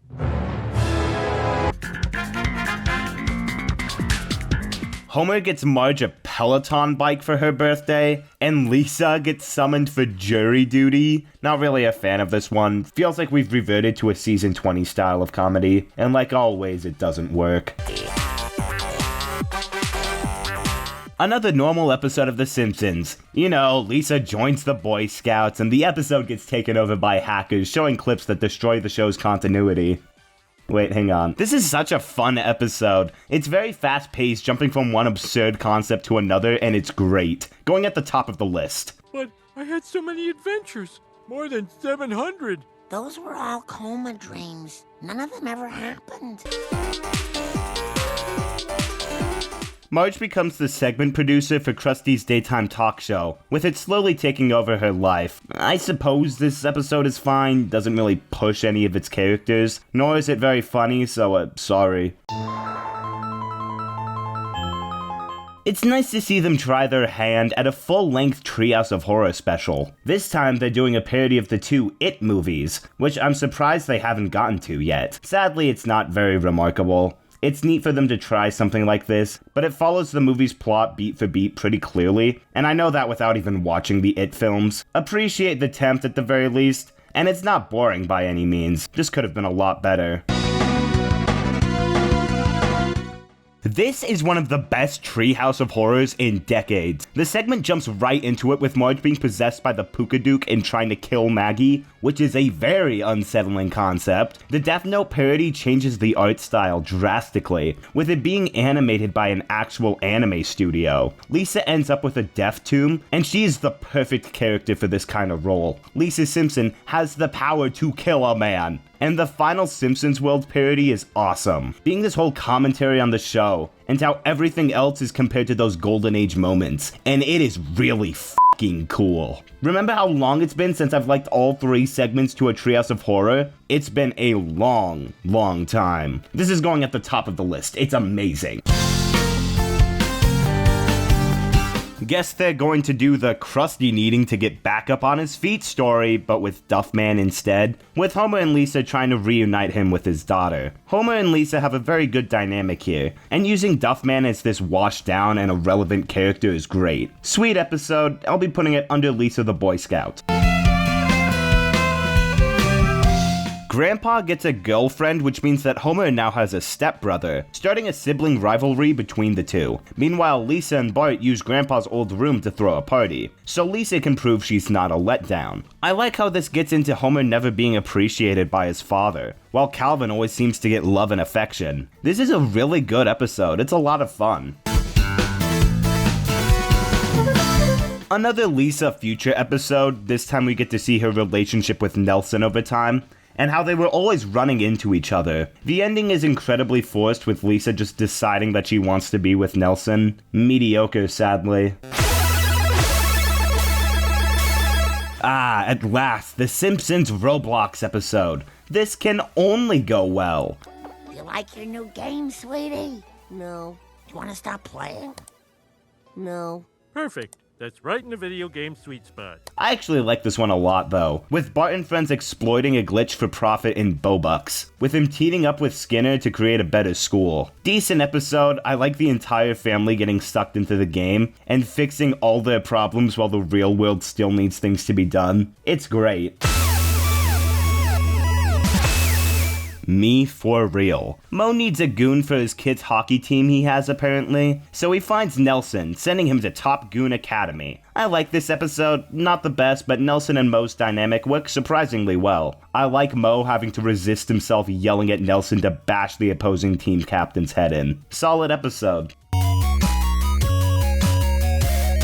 The plot for this one sounds f***ing awful, but it manages to work well because of how it's handled. The Simpsons become an internet vlog family, which sounds absolutely abysmal, but it's framed like someone going down an internet rabbit hole, slowly learning more and more about this crooked family. Really fun episode to watch unfold, and it even has a sweet ending. Flanders gets in trouble with the mob, so now he's gotta deal with that, I guess. Fat Tony is pretty good here, he's good anywhere, but I feel like I've said that 1,000 times at this point. I'm so uncreative, lol. This is a really interesting episode about Carl not understanding his heritage and wanting to learn more about his ancestors. I don't think it's appropriate for me to comment on how well this episode portrays black people, considering I am a 15-year-old white male, but I personally find the episode very entertaining. Not necessarily the funniest, but it's neat to see a new perspective in the Simpsons world. Going near the top of the list. I love this episode. Homer and Marge punish Bart for drawing in a children's book, trying to make it more interesting for them, but are shocked to find out that kids are actually interacting with books now more than ever. And fearing that because they assumed the worst, Marge and Homer worry that while they love Bart, they don't like him. We get to see them in a reality without Bart, and how rich and perfect their lives are. This could have been really mean, but the family ends up taking in an orphan Bart, and while initially bothered by his antics, learn to love him. And it all comes to an ending that was this close to making me cry. Can you remember the last time The Simpsons did that? Must have been like 30 years ago. Fucking amazing episode.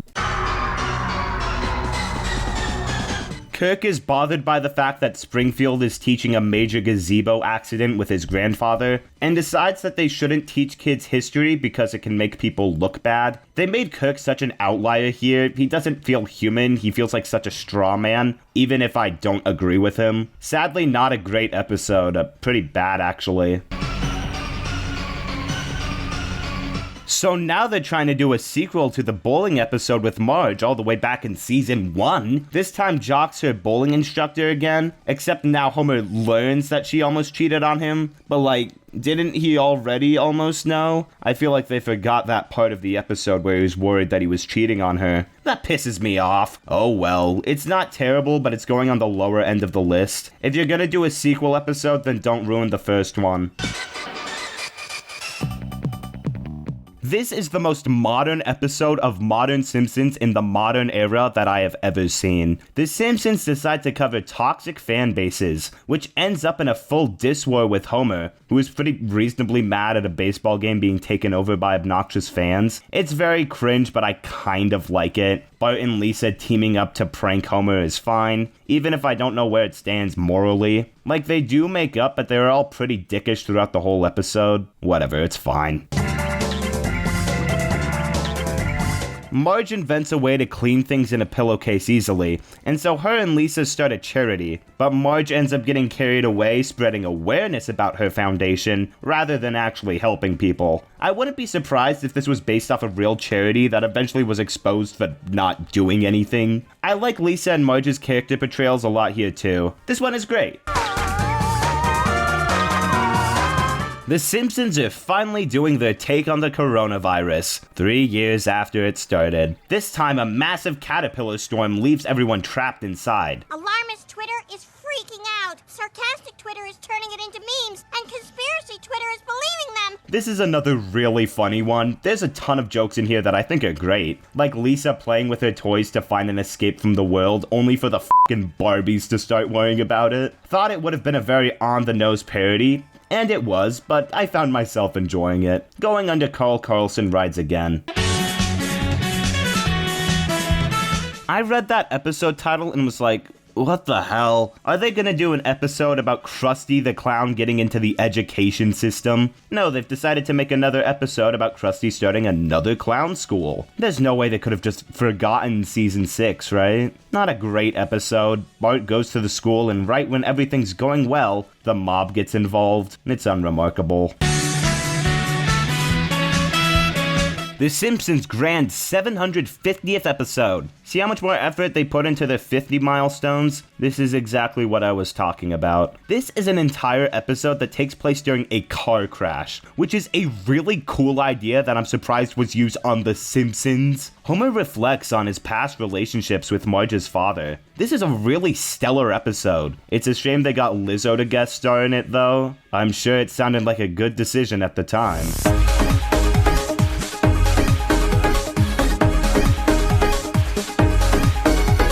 Wow, season 34 is incredible. Okay, there's a couple in here that kind of suck, but the good episodes in here? Oh my god, you have no idea how satisfying it is to watch something of actual quality again. Some of the best, most creative episodes of the show are coming from here, and the characters have improved significantly. I actually care for them now. We've only got one season left, and it's only 18 episodes long, so let's fucking finish this.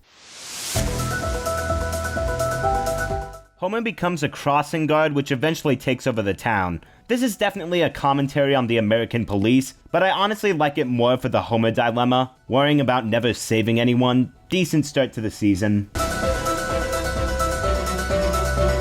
This episode is marvelous. It explores Marge's fears of her children growing up, knowing that one day everyone in her life is going to change. I really love it. Has a ton of really nice moments and a wonderful ending. One of the best Marge episodes, period. A new neighbor moves next door to The Simpsons, who sells Lamborghinis and accidentally gets Homer to agree on renovating their own house. Meanwhile, Bart and Nelson fight or something. There's nothing really unique about it. It's a fine episode, few good moments, but it's going at the bottom of the list.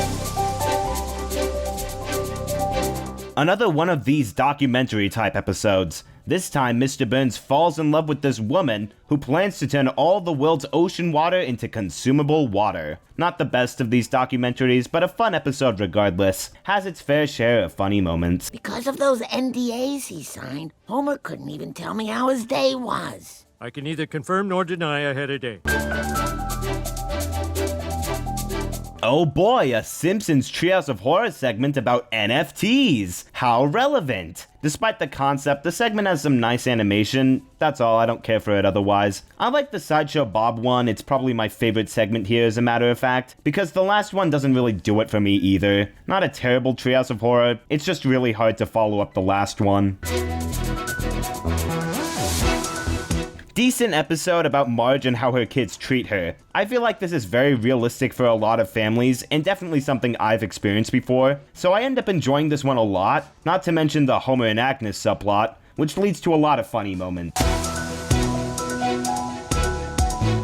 Future Lisa recounts one of their terrible Thanksgiving blackouts, where the entire town blamed Homer and the Simpsons struggled to survive in the new town. It's fine, I suppose. The change in tone was appreciated, but that's about it.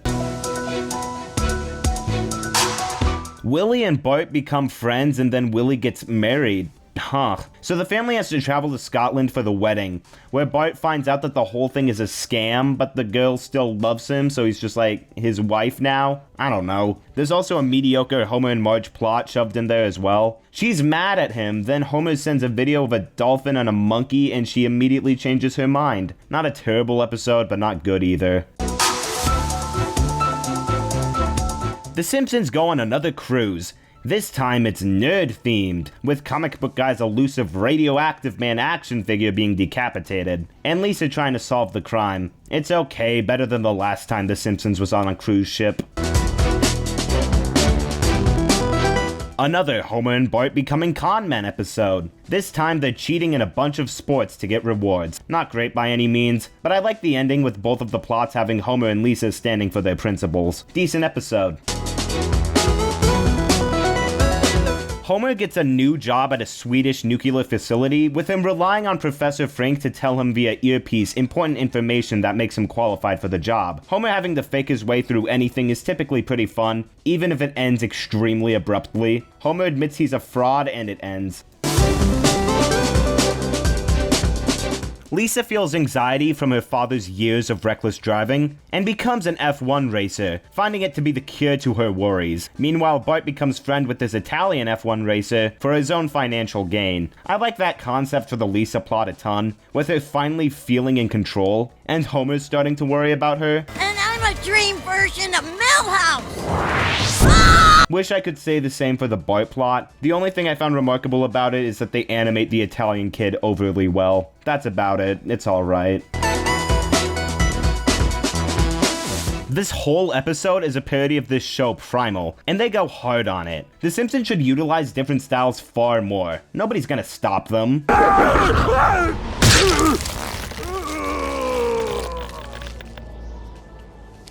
The episode is about Marge going into a parenting war with the Van Houtens, trying to prove to everyone that Bart is a good person. This is another really great episode. I love when they do something ambitious like this. I don't know how to make pork chops. Where do you kill the pigs? In the sink? Marge starts working in a food kitchen, finding it to be a very stressful environment with not enough pay, and the team going on strike. This might be looking a little too deep into it, but this was definitely based on the writers and actors strike happening at the time, and they send that message very well. I think the line that the CEO works 1 billion times harder than everyone else is brilliant. For some reason, this episode was everywhere in the news. It's the most I've ever seen people talk about modern Simpsons, all because they killed off Larry the Barfly. Remember Larry? I think it would be lucky if I mentioned him once. The gang all decides to go on this trip to Serenity Falls in order to spread his ashes, with everyone infighting. Maybe it could have worked. I like how they get into the fact that nobody really knew Larry, but it's just not that interesting of a character death. The only thing noteworthy about him was that he was with the show from the beginning. Will this show never end? Enough! Patience, my boy. Marge finds out that Homer's pants are worth a fortune. We're almost done, it's fine. Just let me die already. The Simpsons decide to cover tipping culture. Strange, it's like this is a thing that people are actually talking about nowadays. Couldn't put my finger on how The Simpsons could be relevant today. It's almost like this episode was made in this year. Crazy, right? Tell me you want it. Oh, God. Yes. Oh, God. Yes. Oh, God. Yes! I need a new bar. The commentary here is actually really solid, as well as being very funny. This makes it one of the best of the season, even if the song is very cringe. Only one more to go. Just how are we ending things off? Bart decides to purchase a human brain from Herman after getting $100 in store credit. And while initially just using it for pranking, Miss Peyton decides that he should actually be responsible for it and take it everywhere he goes. But eventually Bart starts to love the brain because it's a badass like him, but turns out it belonged to a nerd, so that ruins it for him, I guess. I thought he liked it because it was a brain. It's fine and has a couple moments I like, but the only thing I really got out of this one was Bart name-dropping Meat Canyon.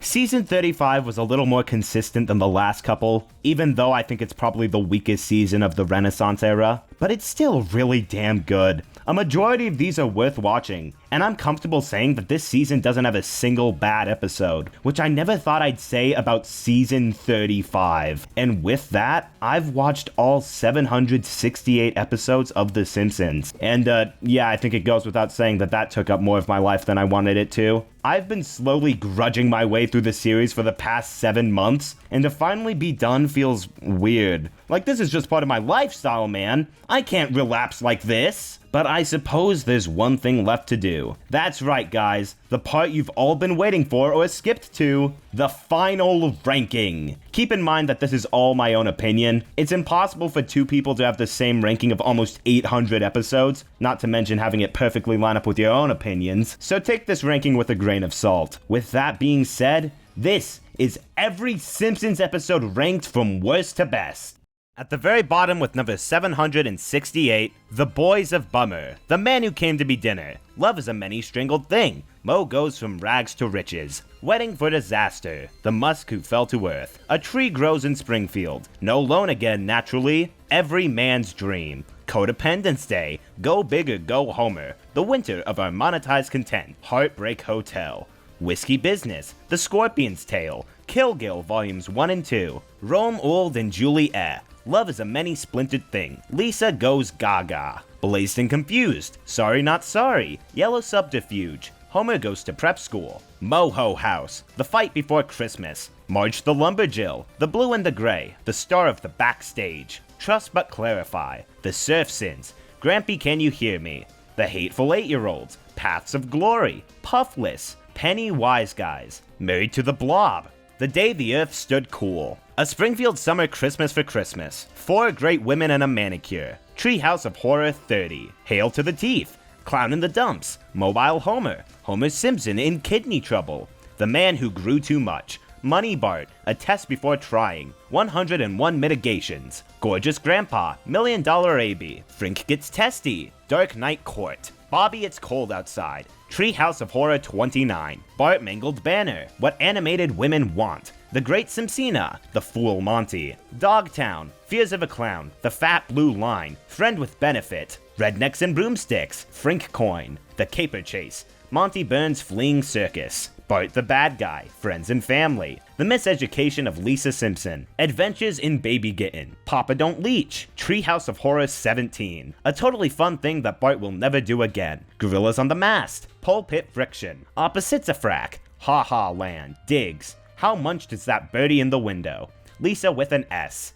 Better Off Ned. Q Detective. Bart's Not Dead. I'm Just a Girl Who Can't Say Dough. Bart vs. Itchy and Scratchy. No Good Read Goes Unpunished. Treehouse of Horror 22. The Clown Stays in the Picture. Replaceable You. The 10% Solution. My Sports. Lucas $. I Want You, She's So Heavy. The Nightmare After Christmas. Krusty the Clown. Take My Life Please. Dad Behavior. G.I. Annoyed Grunt. The Old Blue Mare She Ain't What She Used to Be. Yokel Hero. I'm Dancing As Fat As I Can. The Man in the Blue Flannel Pants. Love is in the N2O2 ARCO2 NEHECH4. Coming to Home-America. Dangerous Curves. The Princess Guide. Magical History Tour. At Long Last Leave. Mathlete's Feet. Bull E. The Greatest Story Ever Doed. On a Clear Day I Can't See My Sister. The Regina Monologues. The Nedliest Catch. Treehouse of Horror 21. Mo Letter Blues. Funeral for a Friend. Homer's Scissorhands. A Midsummer's Nice Dream. The Town. YOLO. Treehouse of Horror 23. Singing in the Lane. I Won't Be Home for Christmas. Specs in the City. In the Name of the Grandfather.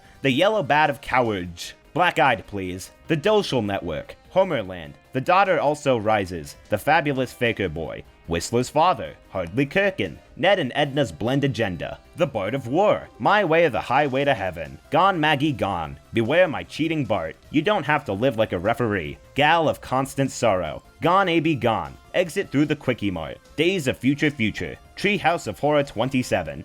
Daticus Finch. Undercover Burns. Do Pizza Bots Dream of Electric Guitars? The Lastest Gun in the West. Tales from the Public Domain. Let's Go Fly a Coot. Super Franchise Me. Waiting for Duffman. It's a Mad Marge. I Carumbus. Now Museum, Now You Don't. Postcards from the Wedge. The Winter of His Content. American History Excellent. The Burns Cage. Old Yeller Belly. Pork and Burns. Break My Wife Please. The Great Fatsby Volume 2. The Great Fatsby Volume 1. 3 scenes plus a tag from a marriage. The Last Bar Fighter. Highway to Well. Looking for Mr. Good Bart. Mr. Spritz Goes to Washington. The Old Man in the Key. My Big Fat Geek Wedding. There's Something About Marrying. The Fat and the Furious. The Spy Who Learned Me. The Wettest Stories Ever Told. Springfield Splendor. I Don't Want to Know Why the Caged Bird Sings. Thanksgiving of Horror. The Wife Acrotic. Husbands and Knives. The Girl on the Bus. The Bob Next Door. The Way We Weren't. 'Tis the 30th Season. There Will Be Buds. Flaming Mo. Girls in the Band.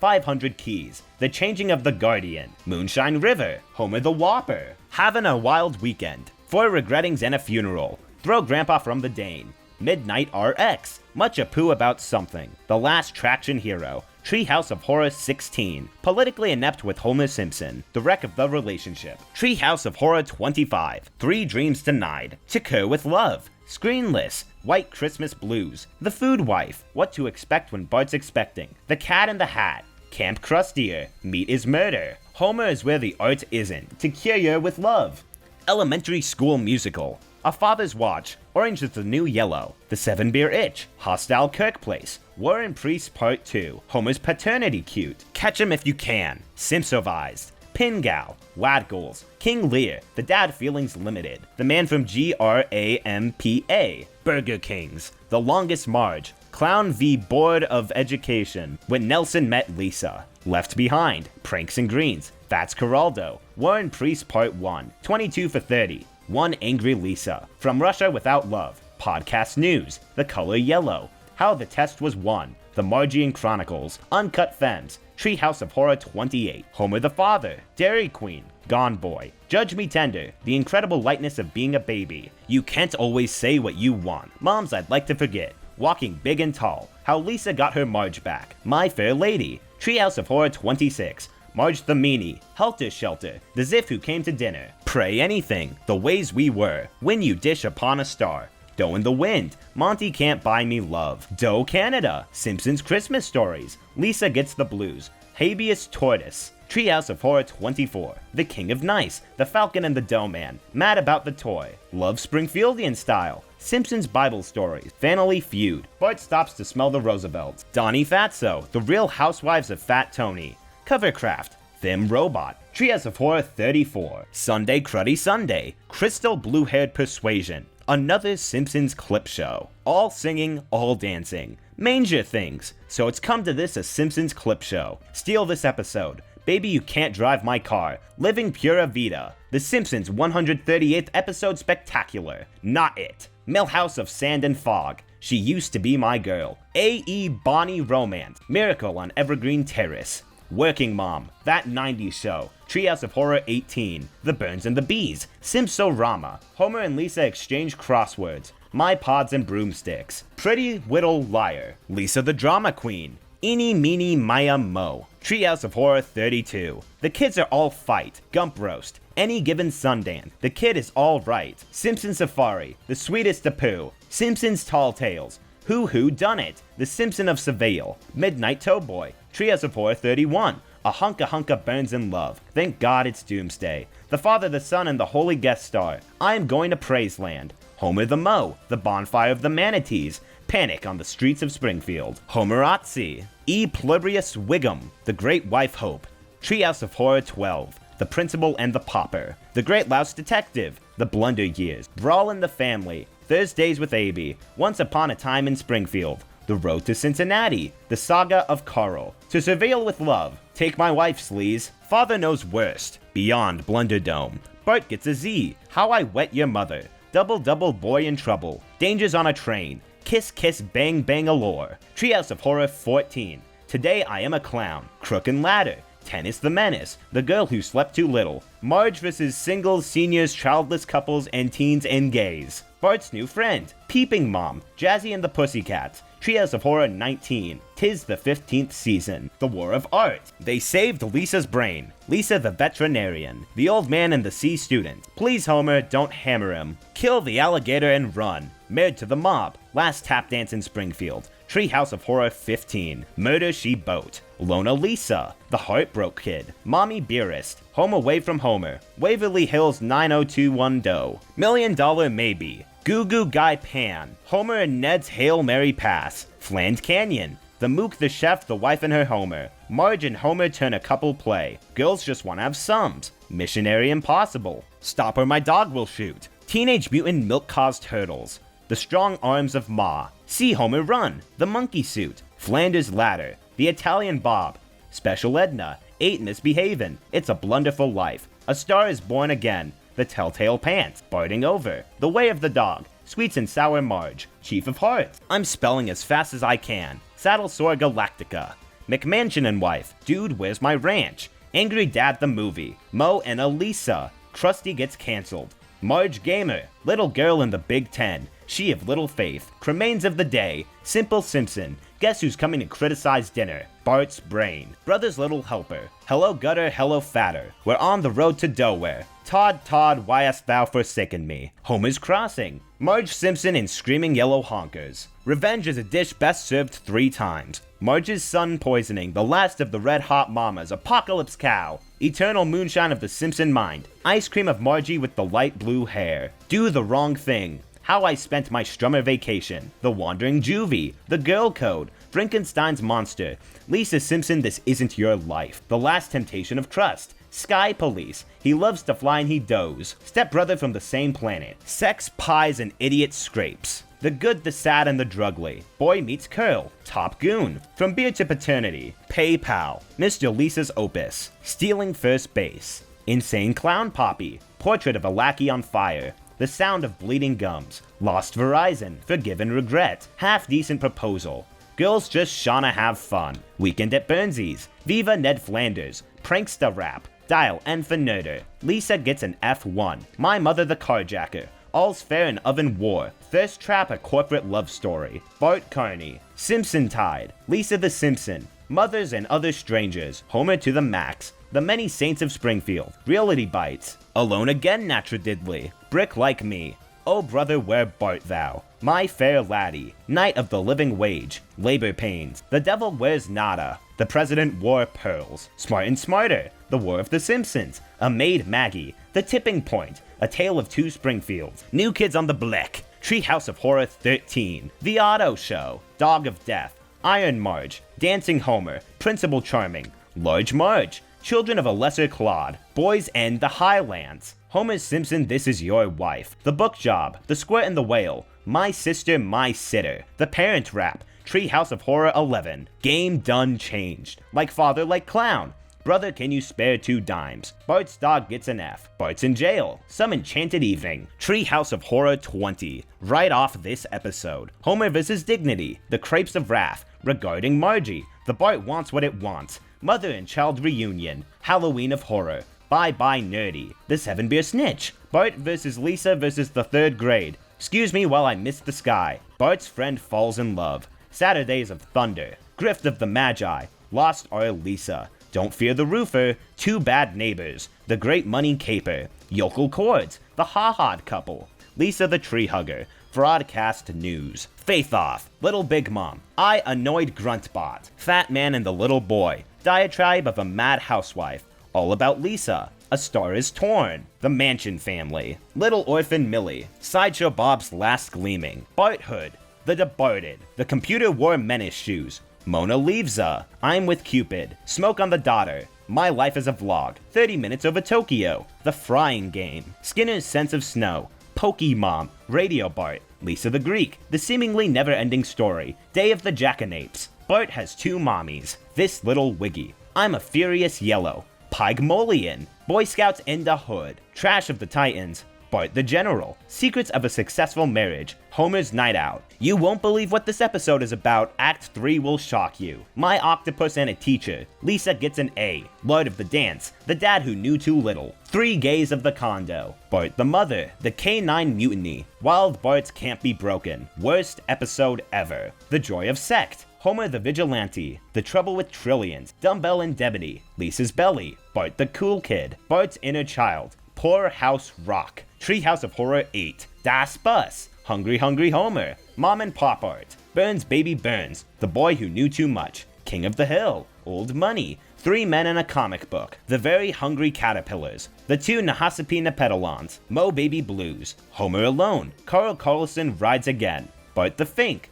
In Marge We Trust. Simpson Califragilisticexpialidocious. Marge on the Lamb. Blame It on Lisa. Springfield Up. Little Big Girl. Future Drama. Bart to the Future. Lisa the Boy Scout. The Springfield Files. Raging Abe Simpson and his grumbling grandson in The Curse of the Flying Hellfish. Bart Star. Bart Gets an Elephant. A Serious Flanders Part 2. A Serious Flanders Part 1. Days of Wine and Dozes. Treehouse of Horror 7. Bart the Lover. The Homer They Fall. Lisa's Date with Density. Homer's Adventures Through the Windshield Glass. There's No Disgrace Like Home. Lisa the Skeptic. 2 cars in every garage and 3 eyes on every fish. Bart the Daredevil. Natural Born Kissers. Dead Putting Society. Radioactive Man. Bart the Genius, Much Ado About Nothing, The Telltale Head, Burns Verkaufen der Kraftwerk, The Call of the Simpsons, Holidays of Future Past, Sweet Seymour Skinner's Badass Song, Marge in Chains, Papa's Got a Brand New Badge, Bart's Girlfriend, The Springfield Connection, Team Homer, A Fish Called Selma, Marge Gets a Job, Lisa the Iconoclast, A Mid-Childhood Night's Dream, Lemon of Troy, Fear of Flying, Sideshow Bob Roberts, Bart vs. Australia, Oh Brother Where Art Thou, The PTA Disbands, Homer Defined, Krusty Gets Busted, Girly Edition, Black Widower, The Twisted World of Marge Simpson, Grade School Confidential, Treehouse of Horror 9, Sleeping with the Enemy, Homer vs. the 18th Amendment, The Front, Homer vs. Lisa and the 8th Commandment, Clan of the Cave Mom, Milhouse Doesn't Live Here Anymore, Treehouse of Horror, 24 Minutes, Colonel Homer, Camp Krusty, A Streetcar Named Marge, Deep Space Homer, Springfield or How I Learned to Stop Roaring and Love Legalized Gambling, Burns Air, Lady Bouvier's Lover, Make Room for Lisa, Homer Loves Flanders, Duffless, Mr. Plow, Bart the Murderer, The Wizard of Evergreen Terrace, Bart Gets Famous, Treehouse of Horror 2, Maximum Homer Drive, Flaming Moe's, New Kid on the Block, Brother from Another Planet, Homer vs. Patty and Selma, Whacking Day, Treehouse of Horror 10, Pixelated and Afraid, Bart vs. Thanksgiving, The Way We Was, Itchy and Scratchy and Marge, Who Shot Mr. Burns Part 2, Bart's Comment, Lisa's Rival, 22 short films about Springfield, The Day the Violence Died, C.E. Doe, Behind the Laughter, Homer's Barbershop Quartet, Home Sweet Home Diddly Dum Doodly, Treehouse of Horror 33, Homie the Clown, E.I.E.I. Annoyed Grunt, Bart of Darkness, Grandpa vs. Sexual Inadequacy, Homer the Heretic, Treehouse of Horror 3, The City of New York vs. Homer Simpson, The Last Temptation of Homer, Jaws Wired Shut, Brush with Greatness, Stark Raving Dad, Lisa's Sax, Homer's Odyssey, Simpsons Roasting on an Open Fire, Homer, Rosebud, Homer and Apu, Hurricane Nettie, The Old Man and the Lisa, Round Springfield Blood Feud, The Simpsons Spin-Off Showcase, Lisa vs. Malibu Stacy, Scenes from the Class Struggle in Springfield, Bart on the Road, Bartless, 2001 Greyhounds, You Only Move Twice, Itchy and Scratchy Land, Lisa the Beauty Queen, Homer the Great, Homer Palooza, Treehouse of Horror 6, Separate Vocations, Homer's Triple Bypass, Last Exit to Springfield, Treehouse of Horror 4, Bart After Dark, Mr. Lisa Goes to Washington, Trilogy of Error, Marge vs. the Monorail, Selma's Choice, A Millhouse Divided, Brother from Another Series, El Viaje Misterioso de Nuestro Jomer, The Mysterious Voyage of Homer, I Married Marge, The Cartridge Family, Moaning Lisa, Bart Gets Hit by a Car, Life on the Fast Lane, Mountain of Madness, The Itchy and Scratchy and Poochie Show, The Secret War of Lisa Simpson, Lisa's First Word, King-Sized Homer, Homer at the Bat, I Love Lisa, Homer Goes to College, Bart Sells His Soul, When Flanders Failed, Lisa's Pony, Marge Be Not Proud, Simpson and Delilah, A Star is Burns, Lisa's Wedding, Homer Badman, Who Shot Mr. Burns Part 1, Lisa the Vegetarian, Homer the Smithers, Treehouse of Horror 5, Homer's Phobia, Itchy and Scratchy the Movie, Cape Fear, Summer of 4'2", Bart Gets an F, Lisa's Substitute, Mother Simpson, Lisa on Ice, and Maggie Makes 3, Homer's Enemy, One Fish, Two Fish, Blowfish, Bluefish. And that's it. I'm done.